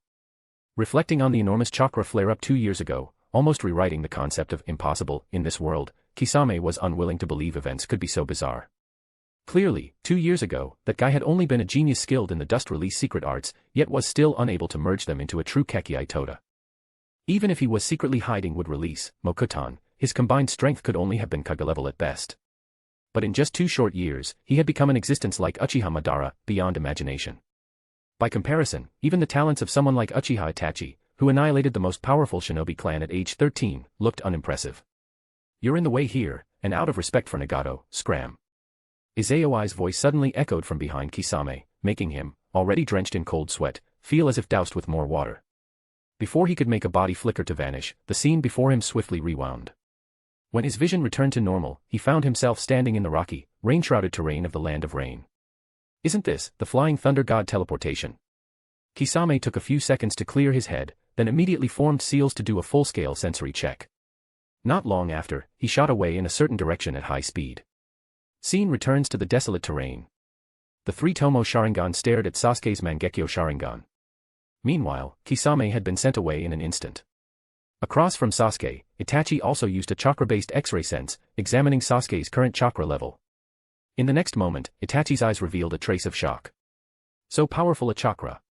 It wasn't just the E-nature chakra in Sasuke's brain, even the Yang-nature chakra in his body was far stronger compared to last time. This meant that not only his ocular power but also his would release had grown significantly stronger. Feeling delighted, Itachi inwardly gave thanks to Izayoi. Without even exchanging a blow, Itachi could feel a tremendous pressure from Sasuke. This younger brother of his had completely reached the same tier as he was. Moreover, Sasuke awakened the Mangekyo Sharingan 3 years later than he did. Possessing Hashirama cells, he could withstand the strain of the Mangekyo, and his ocular power easily surpassed Itachi's. Using his unique Mangekyo abilities repeatedly wouldn't degrade Sasuke's vision at all. After a few more years, there was a good chance Sasuke would achieve perfect Susanoo without needing to transplant Itachi's eyes. And if Sasuke did transplant Itachi's eyes, he might become the second coming of Uchiha Madara, perhaps even awakening the Rinnegan someday. Calming his internal emotions, Itachi maintained his usual impassive expression, looking at Sasuke and saying coolly, "So you've just obtained the same eyes as mine, and you couldn't wait to come seek revenge." Watching Itachi's feigned coldness, Sasuke, in the past, would have flown into an uncontrollable rage. Now, however, recollections of his childhood spent with Itachi, together with the souls and memories gleaned from Sarutobi Hiruzen and Shimura Danzo, stirred a new kind of anger in him. He fixed his glare on Itachi and snarled through clenched teeth, "How long are you going to keep up that act?" Itachi felt a throb in his heart, but outwardly kept feigning coldness. "What are you talking about? I know everything now." Sasuke bellowed in fury. "From the feud between the clan and the village, Shirsue's death, your double agent deal with Danzo, I know it all. Leaving me alive wasn't about me being a spare set of eyes, you wanted me to kill you personally, to transplant your eyes and get the eternal Mangekyo, isn't that it?" He wheezed out of rage, his features twisted in anger. "You arranged for me to step on your corpse and become a hero, right, Onizen? Who gave you the right to plan out my entire life? Am I just your puppet? You never considered my feelings. I would rather have died alongside father and mother than live on like this." Gazing at Sasuke's outburst, Itachi's own heart felt like it was being sliced apart. In the past, he hadn't comprehended Sasuke's feelings. Even if he understood Sasuke's pain, he would have pressed on with his plan. After all, his own body was failing, unable to hold on much longer. But ever since that merciless beating from Uchiha Madara, Itachi himself had fallen into a lingering sense of confusion, tormented daily. Not merely by his physical deterioration, but by the mental agony which dwarfed any wound of the flesh. Because whenever he had a moment's calm, the scene of him murdering his parents and exterminating the clan replayed in his mind. Only by dying at Sasuke's hand could he finally find release. So he endured the pain, waiting for Sasuke's vengeance. Now, Sasuke had indeed come to him with the same eyes.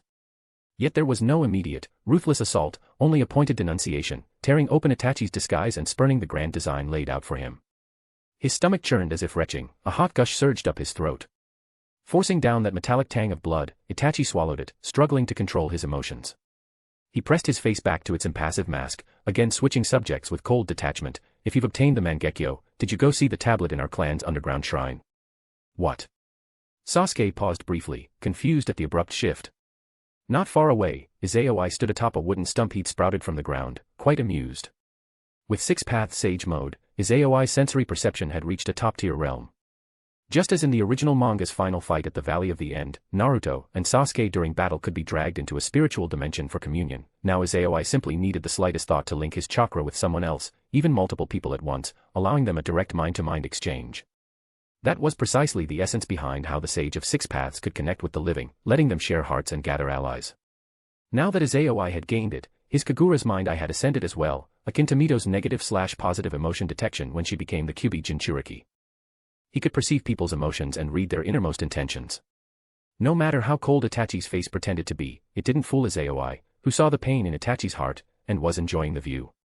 That was why Izayoi had chosen to reveal the truth of the massacre to Sasuke. Had Izayoi not become Hokage so quickly, he might have let the two brothers follow the canon path without immediately enlightening Sasuke, letting the final brotherly battle unfold. Then, after Itachi's death, he would discreetly guide Sasuke from turning dark. But circumstances had changed.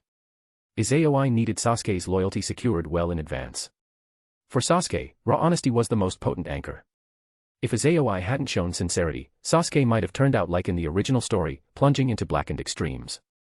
As long as Sasuke didn't defect, Izayoi would support any decision he made regarding Itachi. If Sasuke chose to kill his brother to avenge their parents and clan, so be it. If he chose otherwise, so be it. For Itachi, ironically, death was release. Living on was torment unending. Itachi, seemingly perceiving Sasuke's readiness to speak, forced himself to remain cold. He sneered, "If you checked the shrine, you'd know you're being naive to imagine I did it all for you. You don't understand the Uchiha's origins, nor do you realize how essential your eyes are to me. They plunge me into eternal darkness as the second Madara, unlocking." But just then Itachi's speech halted. He clutched his chest in agony, face contorted. Alarmed, Sasuke turned to Izayoi, forgetting the old grudge for an instant. What's happening to him?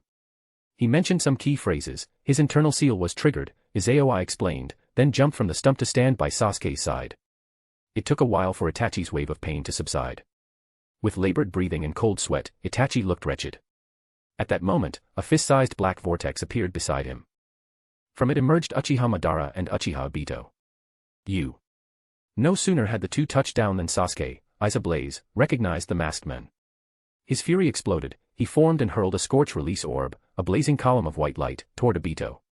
During Izayoi's illusions and from Hiruzen and Danzo's souls, Sasuke had learned that if not for Obito's role in the Nine-Tails assault, the Uchiha downfall would never have transpired. To Sasuke, Obito was even more culpable than Itachi. But that beam of white light penetrated Obito's body, only to twist and redirect toward Madara. The older Uchiha didn't move. Merely using Pretapath to absorb it, all while calmly gauging Sasuke with an appreciative, nostalgic look. Young ones nowadays truly have short tempers. He looked sidewise at Itachi with a mild sneer. You seem to be discussing how to get the Rinnegan, correct? I sense the sealing jutsu. Are you guessing what I obtained at the Valley of the End, or do you still mean to use Koto Ōtsutsuki to alter Sasuke's will, turning him into a defender of Konoha puppet? But that Barodai's Mangekyo no longer had enough chakra, didn't it? Without Hashirama cells, how did it recover so fast? Itachi said nothing. Moments ago, he had planned to spin a new lie, forgetting Madara's sealing curse placed on all members of Akatsuki to prevent them from revealing Ten-Tails or Rinnegan details. Now Madara's arrival had shattered Itachi's fallback. Sasuke's expression froze for a second. Then he let out a mirthless laugh. So stepping on my brother's corpse to become a hero was a good ending. I really am a puppet, after all. Fresh tears streamed from his eyes. Then, thick waves of ocular power poured forth. Space around Madara and Obito warped, forming a small black hole the size of a fist. But unlike Kamui, it started to expand, unleashing a massive gravitational pull that even startled Madara.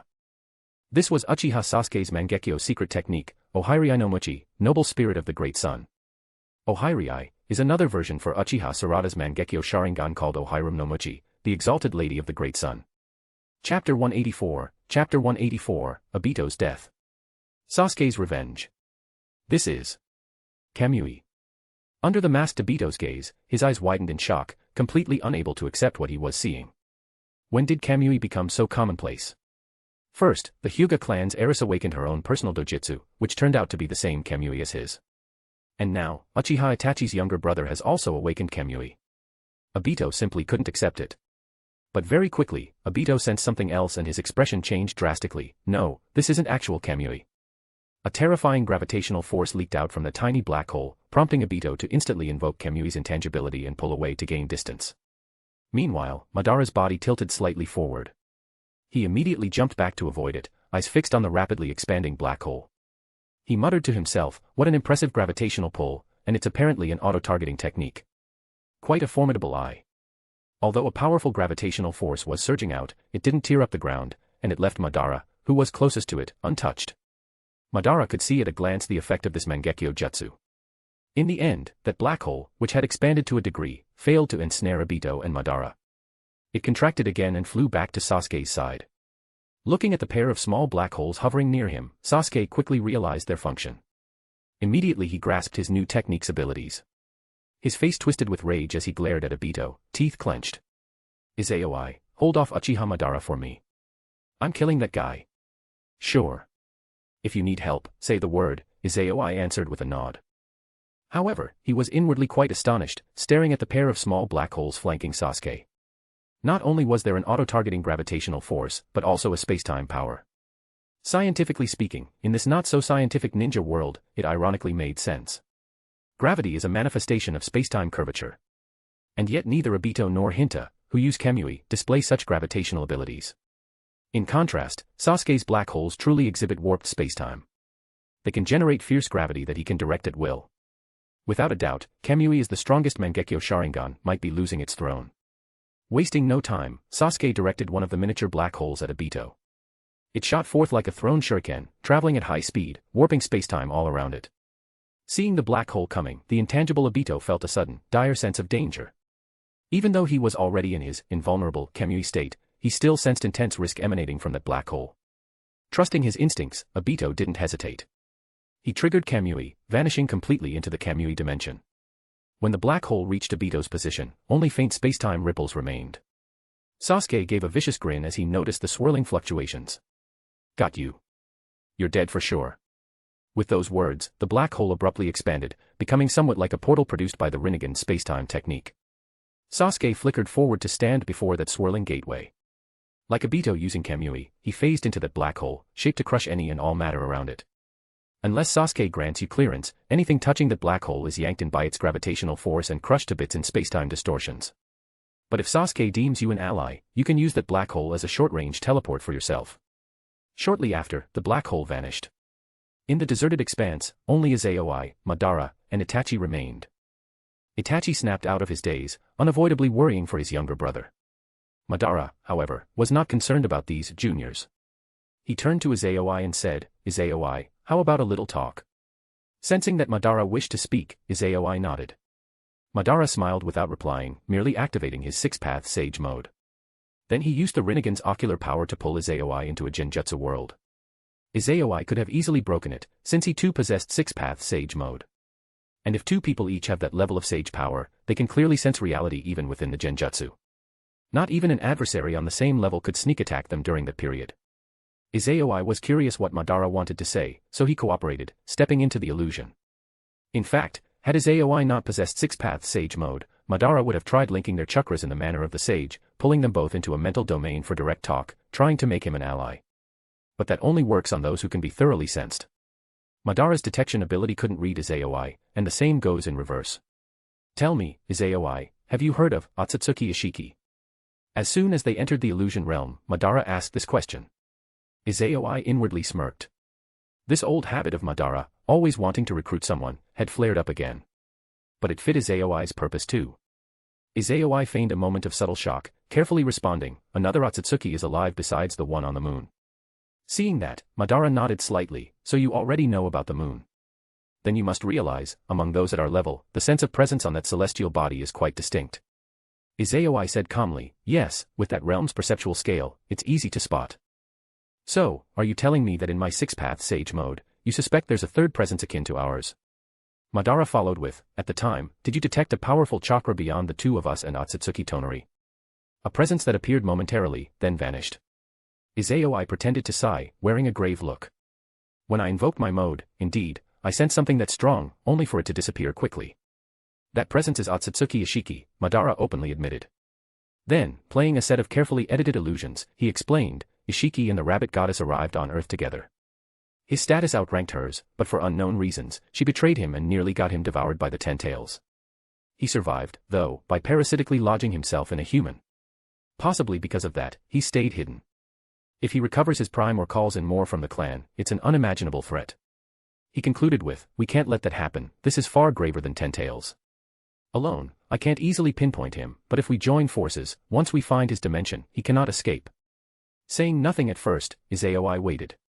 After a few seconds, he finally said, "I'm skeptical of your entire story, but if I have time to spare, I might check it out." "That's good enough," Madara replied with a faint smile. "If you need help, feel free to come find me." Hearing that, Izayoi was about to mock him but suddenly froze, sensing something else. The illusion dissipated. Returning to reality, Izayoi and Madara discovered a small black hole suddenly appeared beside Madara. Obito, clothes torn, covered in blood, missing his entire left arm, lurched out of it. Ragged with exertion, he cried, "Madara, quick, heal me." Seeing a chunk of Obito's mask broken off, revealing that left eye is now blind from Mizukage, Madara frowned. "You're regressing, Obito. I taught you every technique I know, yet you can't beat some brat who only just got his Mangekyo." Though not actually Obito's teacher, Madara had indeed bestowed everything from yin-yang release to a fraction of the six paths power. Yet after all these years, the fool still lost to Sasuke, who had awakened Mangekyo Sharingan so recently. Madara felt regret at selecting him as a pawn. With a bitter expression, Obito said, "He had black holes even inside the Kamui dimension, like Pretapath, they swallow every ninjutsu, plus they distort and pulverize absolutely everything. Even my physical attacks can't land a hit. Without Izanagi, I'd already be dead." Obito was still haunted by how he'd gone intangible in the Kamui realm, only to realize Sasuke's black holes still functioned there, tearing him apart if not for his last second Izanagi. So he can even absorb jutsu inside the Kamui dimension. Madara raised an eyebrow, giving a nod of appreciation. Offense, defense, flight, plus spacetime, truly a top-tier Mangekyo ability. Even so, it still can't threaten Madara's limbo in a real sense. But recalling his own limbo's uselessness against Izayoi and Ōtsutsuki Toneri, Madara's mood wasn't bright. He peered down and noticed a wooden branch had quietly ensnared his right foot. Confusion flickered in his eyes as he looked at Izayoi. "Let's not meddle in their personal hatred," Izayoi said with a smirk. At that moment, Madara vanished. The wooden branch had forcibly teleported him away. Caught off guard and not expecting a cheap shot from Izayoi, Madara was undone by a trifling trick. Seeing this, Obito's face went pale. Die. Sage Art, White Rage Technique. Sasuke emerged from his black hole, stepping out saturated with Senjutsu chakra. He exhaled a crimson glowing dragon from his mouth. The scarlet dragon clutched a black sphere in its claws. It dove into the sphere and detonated, unleashing a deafening white flash that devoured everything in that wasteland. The white light was accompanied by sonic waves so intense they robbed both Obito, who only just ended his Izanagi, and Itachi of their senses. They both instinctively clamped their hands over their ears, the painful vibrations rattling their bones. Obito nearly failed to activate Kamui again. But at the last second, he endured the agony, forcing the E-Nature chakra in his mind to slip into intangible form once more. He believed himself safe in Kamui's dimension. Yet he never realized that in the darkness behind him, a streak of pale blue soared by like lightning. Even if he tried scanning, he'd never detect it. One needed sensor powers capable of perceiving souls. That flickering spirit swiftly entered Obito's body from behind, his face twisting in alarm. This is a spear. He couldn't finish his sentence, for his mind went blank. His environment shifted from Kamui's dimension into a spiritual domain. But there was no battle, it ended in an instant. In reality, a small black hole appeared next to the intangible Obito. Sasuke slipped out from it, swiftly forging a blade of scorching light that ran Obito through from behind. Once the occupying spirit soared free, Sasuke jerked his weapon upward, slicing Obito's body in two. How is that possible? Eyes unfocused, Obito looked at the coldly unmoved Sasuke, utterly unable to accept dying to this brat. Yet the paralyzed half of his body, the numbness in his mind, all proved this wasn't an illusion. Just wait, Sasuke hissed. Dying is just the beginning for you. I'll use Edo Tensei to bring you back, then kill your soul as well. Only by erasing you completely, body and spirit, can I repay my clan's blood debt. Only then can I quell my rage. Obito's eyes shot wide. As if a memory flashed, his gaze was full of terror. He stammered, "No, don't kill my soul, ist." Without letting him finish, Sasuke extended the scalding light sword, bisecting Obito's head from crown to chin. Thus died the men who once terrorized the shinobi world, orchestrating the Nine-Tails rampage, plunging Kirigakure into a bloody mist, and remaining a looming dread for Izayoi before Izayoi fully matured, none other than the first Tobi, the greatest flunky behind the curtains. But to Sasuke, who awakened a Mangekyo specifically countering Kamui, plus taught advanced combat logic by Izayoi, combining the spirit transformation jutsu with the independent nature of wood clones, Obito was helpless. In that final confrontation, Sasuke shredded him like a toy. Chapter 185, Kakashi was shaken, the person behind the Nine-Tails rampage was Obito. A fist-sized black hole appeared out of nowhere and rapidly expanded. Uchiha Sasuke emerged from it, expressionless. Just by sensing his emotions, Izayoi already knew the outcome of the fight, but he still asked, as though he didn't know the answer. He's dead. Sasuke nodded, but he didn't exhibit any delight that one might feel after killing an enemy. Glancing at Itachi, who stood opposite him with a complex expression, Sasuke turned to Izayoi and said, "Let's go back." Izayoi patted Sasuke's shoulder, not uttering words of consolation. Sasuke. Right as Izayoi was about to use the Flying Thunder God technique to return them both, Itachi suddenly spoke up. His voice reached the two. Izayoi paused, canceling the chakra flow he'd been gathering, curious to see what Sasuke's reaction would be. Sasuke took a deep breath, keeping his back turned to Itachi. He shouted, "You bartered the clan for my life. I'm the only one not qualified to kill you. But I don't care about your eyes, I despise your eyes, and I'll never forgive you. Izayoi, let's go." All right. Not even sparing a glance at the vacant Itachi, Izayoi simply gave a somewhat regretful nod and teleported away with Sasuke. Staring at the spot where they disappeared, Itachi recalled Sasuke's words, "I'll never forgive you." The support that had kept him alive all this time seemed to break in that instant. Puffed. He coughed up the hot liquid he had forcibly swallowed earlier. Already ill, his condition plummeted yet further. Such agony, far more painful than death, would torment the true shinobi that he was, in every minute and second to come. Sasuke-kun, Izayoi-kun, you've returned.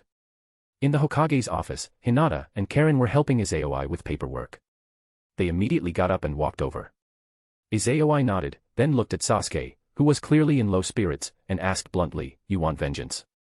I can help you." The others didn't grasp Izayoi's implication, but Sasuke did. Izayoi was referring to taking an eye for an eye approach, annihilating the families of those involved in the Uchiha massacre. Sasuke was moved. Though now the Hokage, Izayoi was plainly on his side, showing no hesitation. In Sasuke's current fragile state, such unconditional support was comforting.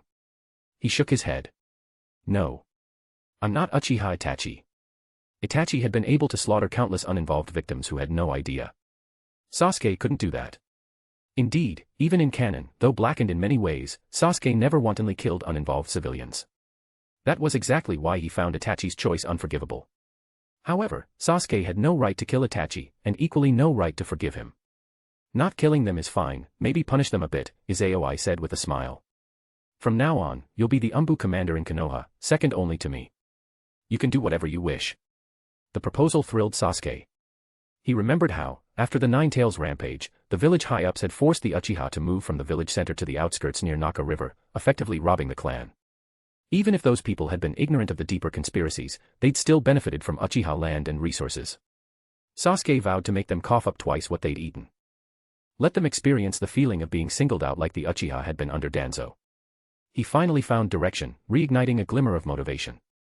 Sasuke nodded at Izayoi. All right. Go and rest for a few days to recover.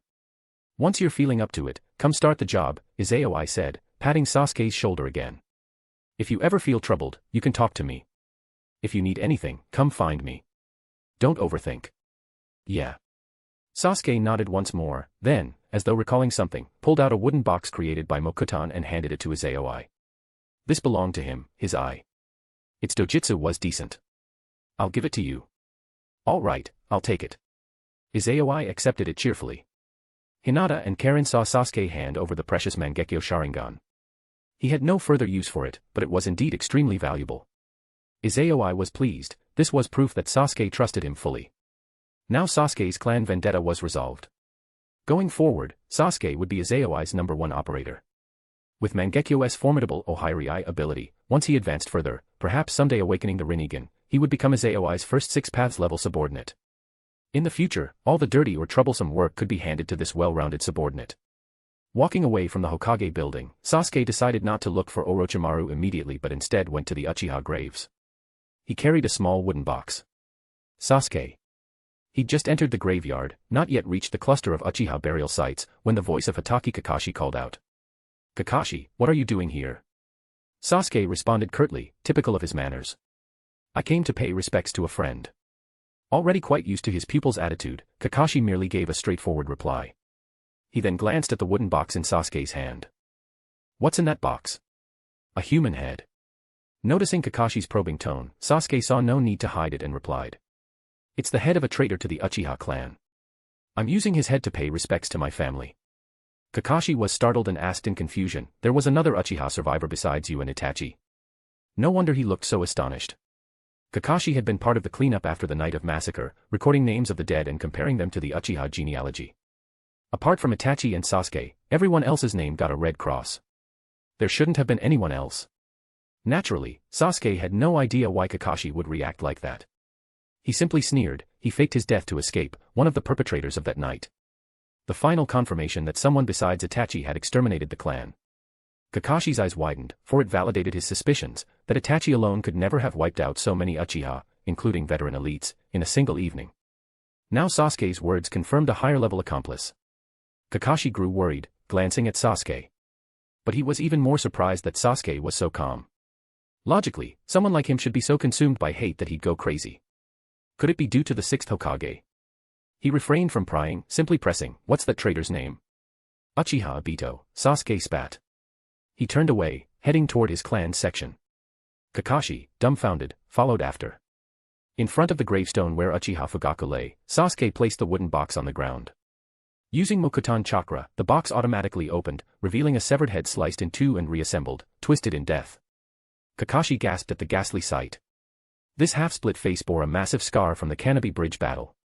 Neither Hashirama cells nor white Zetsu cells had healed it. That told Kakashi everything. The one who had died under a rock slide, whose body was never found, truly had never died. He was Obito. But how? Why didn't he return to Konoha? Why would the kindly Obito incite Ninetales to destroy it? None of this made sense. For a long time, Kakashi simply stood there in shock. Eventually, he managed to say in a trembling voice, "Sasuke, where did you find him?" Just as Sasuke was about to scold him for prying, he saw Kakashi's shaken face and realized something. "You knew him." "A lot of people from my generation knew him," Kakashi answered softly. "Uchiha Obito was just like me, both students of the 4th Hokage. He supposedly died as a hero in the Kanobi Bridge battle, his name on the memorial stone." "Yes. The one said to have died in the Kanobi Bridge battle, the name carved on the memorial stone, a so-called hero of Konoha." Sasuke let out a scornful chuckle. If those people knew that the one behind the Ninetales attack, the one who caused the 4th Hokage's death, was actually their hero, would they dig up his grave in anger? Kakashi felt his chest seize up. The Ninetales rampage, caused by Obito. That's impossible. He was so young. Why would he harm Sensei? Sasuke's black eyes remained aloof. "If you don't believe it, go ask him yourself." "What do you mean?" Kakashi asked. Without answering, Sasuke activated his Mangekyo Sharingan and created another small black hole. It hovered in the air, swiftly expanding. A fearsome gravitational force enveloped Sasuke, Kakashi, and the severed head of Obito, distorting them all into the hole. Some underground lair.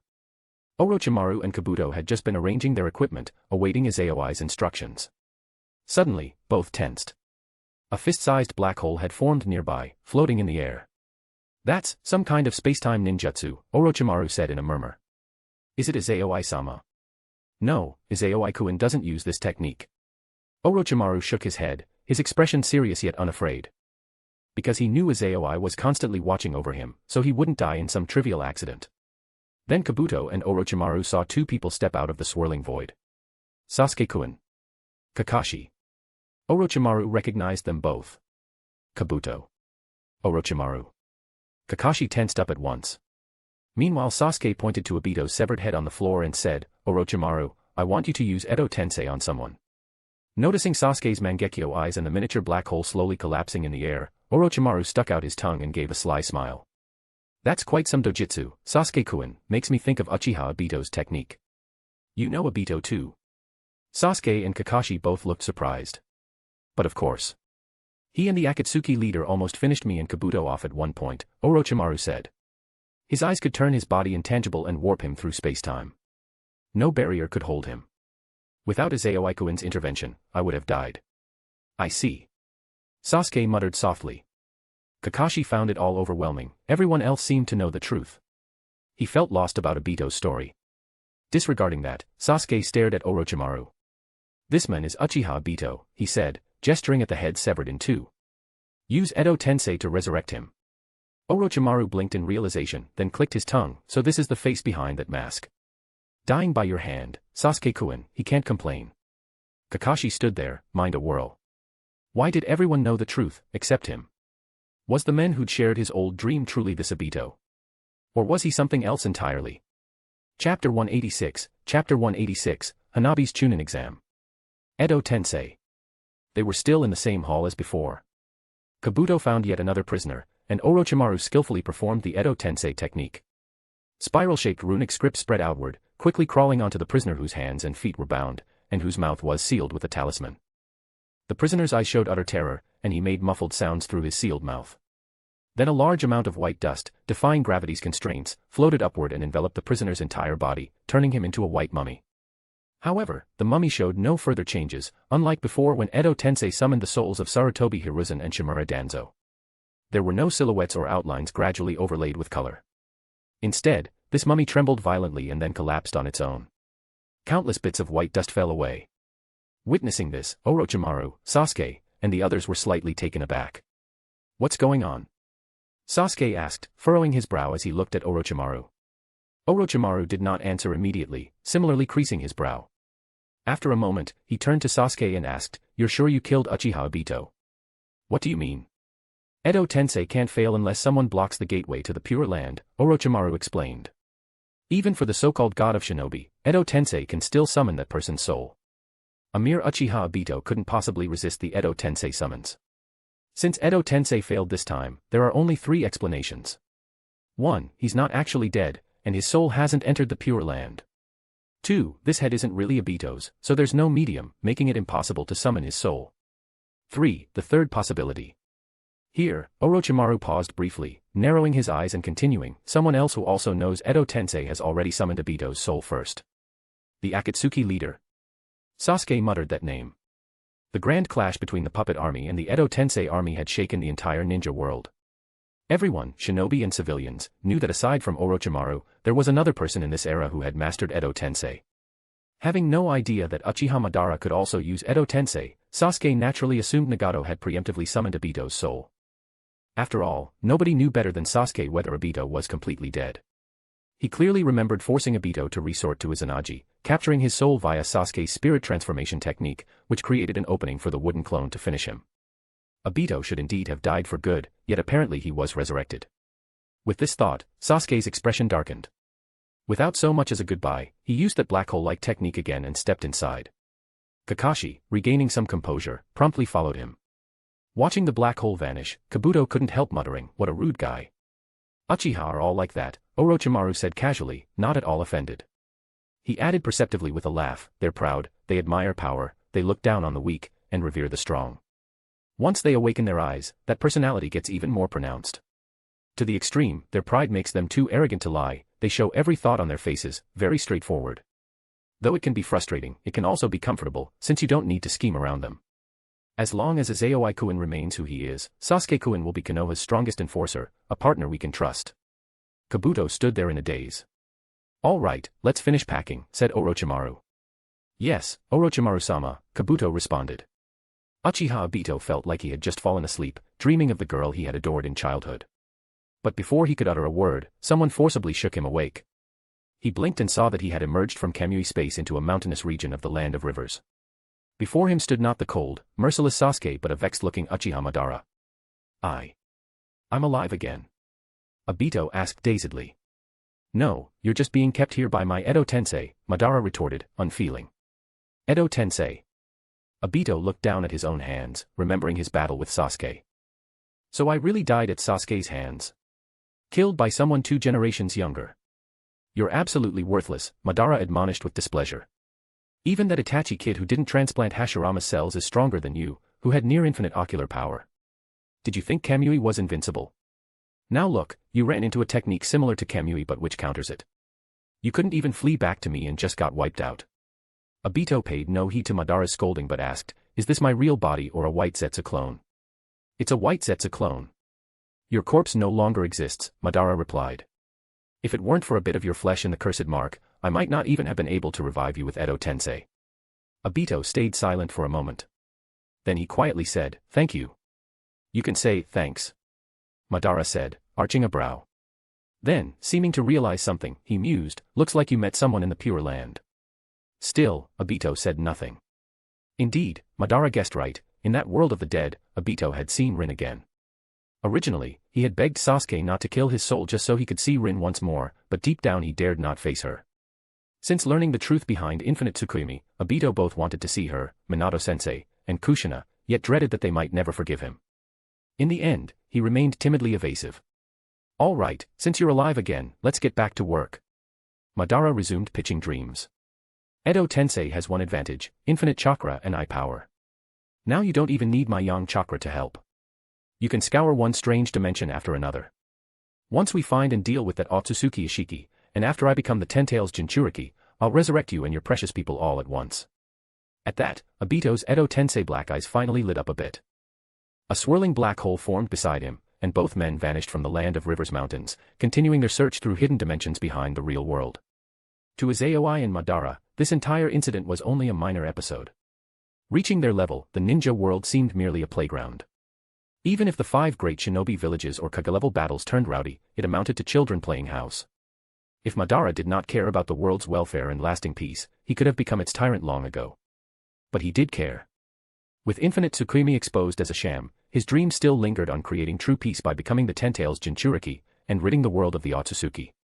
This neatly served Izayoi's aims as well. Since the Sage of Six Paths had yet to appear to Madara, Izayoi would use Madara as his pawn to hunt down Ōtsutsuki Ishiki. Aside from the miniaturizing Ishiki, the only known threat was the Ōtsutsuki's. Hence, once Sasuke got to work in the Anbu, Izayoi also got busy. He transplanted Obito's right eye onto Danzo, letting that body gather to Kamui. Then his would clone, disguised as Ōtsutsuki Sharon, used the Nine Tails for energy while employing Kamui to probe dimension after dimension. When the real body was bored, it rarely visited the Hokage's office, staying home to cultivate his sage body. Having upgraded from Six Paths Aptitude, Red, to Transcendent Aptitude, Multicolor, Izayoi finally experienced how crucial potential's upper limit was. When he still had only Six Paths Aptitude, Red, even with complete yin-yang release and chakra rosaries, remodeling each cell to incorporate physical/spiritual/natural energies was painfully slow. After all, a person has 130 trillion cells. Even if it were possible to remodel 1 trillion cells a day, it would still take 130 days. Let alone that remodeling 1 trillion cells in one day is absurd. Thus, even with all his might, forging a color-level sage body took time. But now, Izayoi felt such remodeling so effortless, as though switching from hand-digging to an excavator. By August, when the third stage of the Chunin exams arrived, Izayoi's main body finally paused. Leaders of every major ninja village, including Nagato, had come to Konoha at Izayoi's invitation. The only no-shows were from Kimogakure and Iwa, for reasons of pride or old grudges. They sent future Kage delegates Darui and Kuratsuchi. Gaara came as well. Meitarumi, the Mizukage, arrived in person. Yet none of them made much fuss. They remained overshadowed by Izayoi and Nagato. Where Izayoi and Nagato sat at center stage, the rest scarcely had presence. In any case, they dared not complain, because each possessed enough power to annihilate them. They needed only endure. Was it you who reincarnated Uchiha Obito? Sasuke asked as the third round of the exams began, standing beside Izayoi as his personal bodyguard. No. I'm no longer involved in such things, Nagato replied gently. I've handed my Edo Tensei army over to Madara. He knows the jutsu too. He added, by the way, Itachi has left the Akatsuki. When I last saw him, his hair was mostly white, and his life force was fading. Sasuke said nothing, his face unreadable. Let's enjoy the matches, Izayoi said with a smile. With 2 god-tier shinobi present, no one dared cause trouble. When the final participants in the third stage exam concluded, naturally Hanabi emerged victorious. Thanks to daily bites draining Izayoi's chakra, plus absorbing the life force of the Grell Stone, her reserves greatly surpassed her age group, surpassing even a certain older Hinata from 2 years earlier.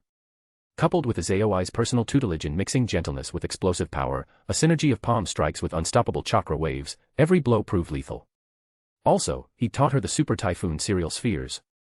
Facing her in the finals, Hydrangea, an AIM candidate, swiftly lost within a few moves. Hence, Hyuga Hanabi's name swiftly spread throughout Konoha, and would soon spread across the entire ninja world. After years of no one graduating early, a new star emerged at Konoha. Everyone, from big villages to small, added her to the do not mess with list. When the Chunin exams ended, Darui, Kuratsuchi, Gaara, and Mei left that same day, while Nagato stayed on in Konoha for a while to see Jiraiya. Izayoi welcomed him. Days later, a major announcement rocked Konoha, then the entire ninja world. Izayoi pardoned Orochimaru, rescinding his S-rank rogue ninja status and restoring him to Konoha as head of the Science and Technology Department. Granting amnesty to the men who'd once tried to collapse Konoha and killed the third Hokage, even with Izayoi's supreme authority, could have triggered massive public outrage and harmed Izayoi's reputation. So Izayoi dragged out Danzo, who had died years before, his name carved on the memorial stone as a hero. He pinned every crime on him instead. After that, people learned that Danzo had forced Orochimaru to continue human experiments after finishing Mokuton research, planting cursed seals on root subordinates and kidnapping children for Orochimaru. When the Umbu discovered it, Danzo framed Orochimaru. Orochimaru's plan to confront Hiruzen led to the latter's suicide technique. Orochimaru never intended to kill the third, Hiruzen had forced a mutual doom in extremity. Presently, Orochimaru had done great service unknown to the public, so Izayoi pardoned him. Exactly what service remained classified. Almost immediately, Mitokado Hamura and Koharu, who had been forcibly implanted with Danzo's cursed seals, testified in Orochimaru's favor. They had belonged to the same era's ruling council, so their words carried weight. Thus, the people's anger shifted entirely onto the deceased Danzo. As more details of missing children came out, parents clamored for condemnation. He lost his Konoha hero status. Lacking a corpse, his empty tomb was dug up and the headstone smashed. In parallel, the Shimura clan became the scapegoat, with Sasuke leading the Umbu to investigate. A purge started, which various ninja clans applauded. Gradually, more dark deeds were exposed, so few had time to worry about Orochimaru's return, they only hated Shimura Danzo more. Sarutobi, Mitokado, and Koharu's clans trembled in fear, worried the purge might spread to them. Even Kurenai sought out an appeal to friendship with her old teacher. Ultimately, by late August, the cleansing ended. When Orochimaru and Kabuto returned to Konoha, both bore a weary look on their faces. Chapter 187, 2 years later, Rinne Tensigen. Izayoi-kun, time to get up, wake up. Izayoi-kun, you're already a grown man, no more lazing in bed. Izayoi-kun, today's the one day a month you handle affairs, get moving. Immersed in his dreams, Izayoi vaguely sensed his body being gently shaken, and in his ears he seemed to hear 3 different female voices calling him awake. He assumed it was Hinata, Cheyenne, and Hanabi providing their usual morning call, but when he slowly opened his eyes, in the corner of his vision, he saw only one figure leaning over him. It appeared to be a little girl with a cute, slightly chubby face, her white eyes very lovely. As his vision cleared, the little girl turned into a young teen with waist-length hair, her cheeks having lost their childish roundness. Then, as the remaining blur dissipated, the teen became a tall young woman whose face had also matured, and even her temperament had shifted from naive innocence to a composed air of dignity, almost carrying an air of gravitas. Yet this poised, authoritative young woman still displayed a hint of indulgence and exasperated fondness. The mixture of purity, sternness, and doting affection lent her a unique radiance, enough to make any onlooker gnash their teeth at the men being fussed over so gently. Hinata, enough shaking me, it's making me dizzy. Looking up at the young woman, in truth still a girl in age, dressed in white lounge clothes, Izayoi grinned mischievously. Hinata lowered her gaze to check the subtle sway in her ample chest, but unlike the flush of embarrassment and timidity from her academy and recent grad days, she only stood upright and gave him a gentle but reproachful look. Quickly get up and wash, I'll go make breakfast first. With that, she turned and left the room. Izayoi, now sitting up, thought he glimpsed 2 faint afterimages following Hinata. One figure was smaller than the other. He blinked in mild perplexity and shook his head hard. That jutsu's after effects sure are serious. He headed into the bathroom, brushing his teeth as he glanced at the mirror. The large mirror he'd fashioned via chakra orbs displayed him in full. He still had the short black hair from his unreleased wood transformation jutsu, hair that draped over his ears and forehead. His blue eyes, like a cloudless sky or a deep, shining sea, gleamed with a certain brilliance. The whites of his eyes bore no redness or discolored flecks, giving them a startling clarity. Long freed of any boyishness, his features were sharpened but sculpted, skin fair and complexion vibrant, at a solid 188 centimeters in height. He wore loosely buttoned white sleepwear, revealing a sturdy torso and an 8-pack. Finished washing, Izayoi recalled those after effects and, for the first time in a while, summoned his personal status panel. Host, Izayoi. Talent keywords, Transcendent Aptitude, Multicolor, Ōtsutsuki Bloodline, Multicolor, Kekkei Toda, Rinne Tensigen, Multicolor, Sage Body, Multicolor, Flight, Multicolor. Points, 896,710. Gazing at those 5 color tier keywords, each radiating its own special effect, he felt profoundly secure. He closed the status panel and left the bathroom. Rather than heading straight out, he paused before a daily calendar on which he drew an X over the 24th. Today was August 25th, Konoha year 64. Unwittingly, 2 years had passed since he became the 6th Hokage. Over these 2 years, the ninja world had been remarkably peaceful, unlike the frequent storms between Konoha year 60 and 62. Uchiha Madara had essentially vanished, spies in Omega Kure and tourists who visited that land had not seen him at all for 2 years. Ōtsutsuki Toneri, so bent on retrieving the Geto statue, had likewise dropped off the radar. Nagato and Izayoi themselves merely each held down their own territories, and thanks to the prestige of 4 super-spec fighters, no major villages dared provoke conflict. Even if minor disputes arose, they were limited to covert assassinations, never escalating into open war. All major ninja villages kept training quietly, receiving steady funding from their daimyo to prepare for the day an even larger conflict might erupt. Izayoi, aware of everything, let them be. Against a world where a single burst of truth-seeking balls could level a battlefield, all their frantic military buildup was child's play. From his bedroom, he followed the aromatic smell drifting from the kitchen into the living area of his residence. Hinata, with her black hair bound in a practical, housewife style, was frying eggs and preparing sandwiches. Instead of heading to the table, Izayoi folded his arms, leaning against the doorway to watch her quietly. Indeed, she had changed again in these 2 years. In the original timeline by this age, Hinata might still have had a certain look, but now, she was far more mature. Her figure was fuller than the manga version and her aura gentler but with an underlying calm. Yet while she had indeed grown more powerful, like a hidden queen of Konoha, her level was rarely displayed. She had become the world's most underestimated woman. Sensing Izayoi's gaze, Hinata turned around, smiling softly. Izayoi-kun, breakfast is ready. Please wait in the dining room, I'll bring you your coffee soon. All right. He walked to the dining room and took the main seat. Soon, Hinata arrived carrying the meal. She set down the dishes, removed her apron, and said, Karen and Cheyenne already left for work. After you eat, just leave the dishes in the sink, I'll wash them when I get back. Remember, you do have to be in the office occasionally. Before she could return to her room to change, Izayoi reached out, grasping her wrist and pulling her into his arms, seating her upon his lap. She perched on his knees as he wrapped both hands around her slim waist, resting his chin against her ample front, giving a mischievous grin. Hinata, you really don't need to hurry over. We can let shadow clones handle it. After all, ninjutsu was created to lighten people's workload, so they could enjoy life, he teased. We've spent an awful lot of time slacking. We only get called to the office once a month, plus we send shadow clones to supervise the squads. You're practically the only Hokage who does things this way. She stroked his hair in mock reproach but couldn't conceal her tenderness. He looked up at her, eyes shining. You really are so thoughtful. Come on, kiss me. She rolled her eyes but, remembering how shy she used to be, quietly leaned down. A few minutes later, Hinata pressed her lips together and murmured, Izayoi-kun, you'd better eat your breakfast. I need to head out now. He merely tightened his grip around her waist, pressing to her ear in a coaxing tone, but since they're all out, I was thinking we could. Her cheeks colored faintly, torn between shyness and duty. But, Karen and Cheyenne are waiting for me at the office. If I'm too late, they'll figure out what we've been doing. Can't it wait until tonight? Izayoi said mischievously, they already know about us. Nothing to hide. Hinata, please. Seeing her boyfriend plead like a child, Hinata could only roll her eyes helplessly. Sighing softly, she unbound her hair. Fine, you win. But lock the barrier. Don't. He stopped her, smirking. I like you better with your hair up.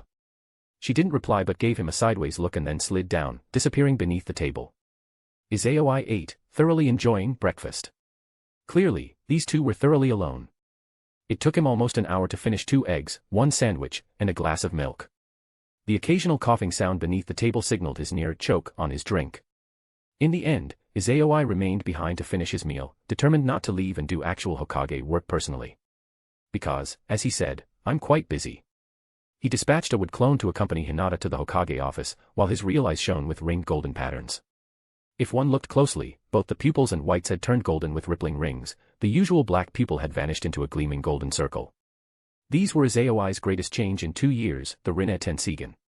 He hadn't needed to fuse the Kekkeigenkai, Rinnegan, multicolor, that had once dropped from Madara, nor to rely on a 4th Tensigen awakening. Thanks to having upgraded his 6 paths aptitude, red, to transcendent aptitude, multicolor, and his Ōtsutsuki bloodline, multicolor, the Tensigen and Rinnegan had merged into a single entity. Kekkei Tota, Rinne Tensigen, multicolor. Even so, it still hadn't surpassed his transcendent aptitude or his Ōtsutsuki bloodline. Right now, Izayoi's golden eyes conveyed unimaginable power. He lifted off the floor. The air around him seemed to fold into black fissures, forming what looked like a dark portal. Without hesitation, he flew inside, and the portal closed behind him as if time reversed itself. This was the famous Yamatsu Hirasaka, a space-time technique belonging to the domain of Kekkei Tota. Yet though it was a high-level jutsu, it still didn't appear in his skill logs as a separate color tier keyword. It wasn't flight, multicolor, either. It was, in fact, merely one ability within his Rinne Tensigen.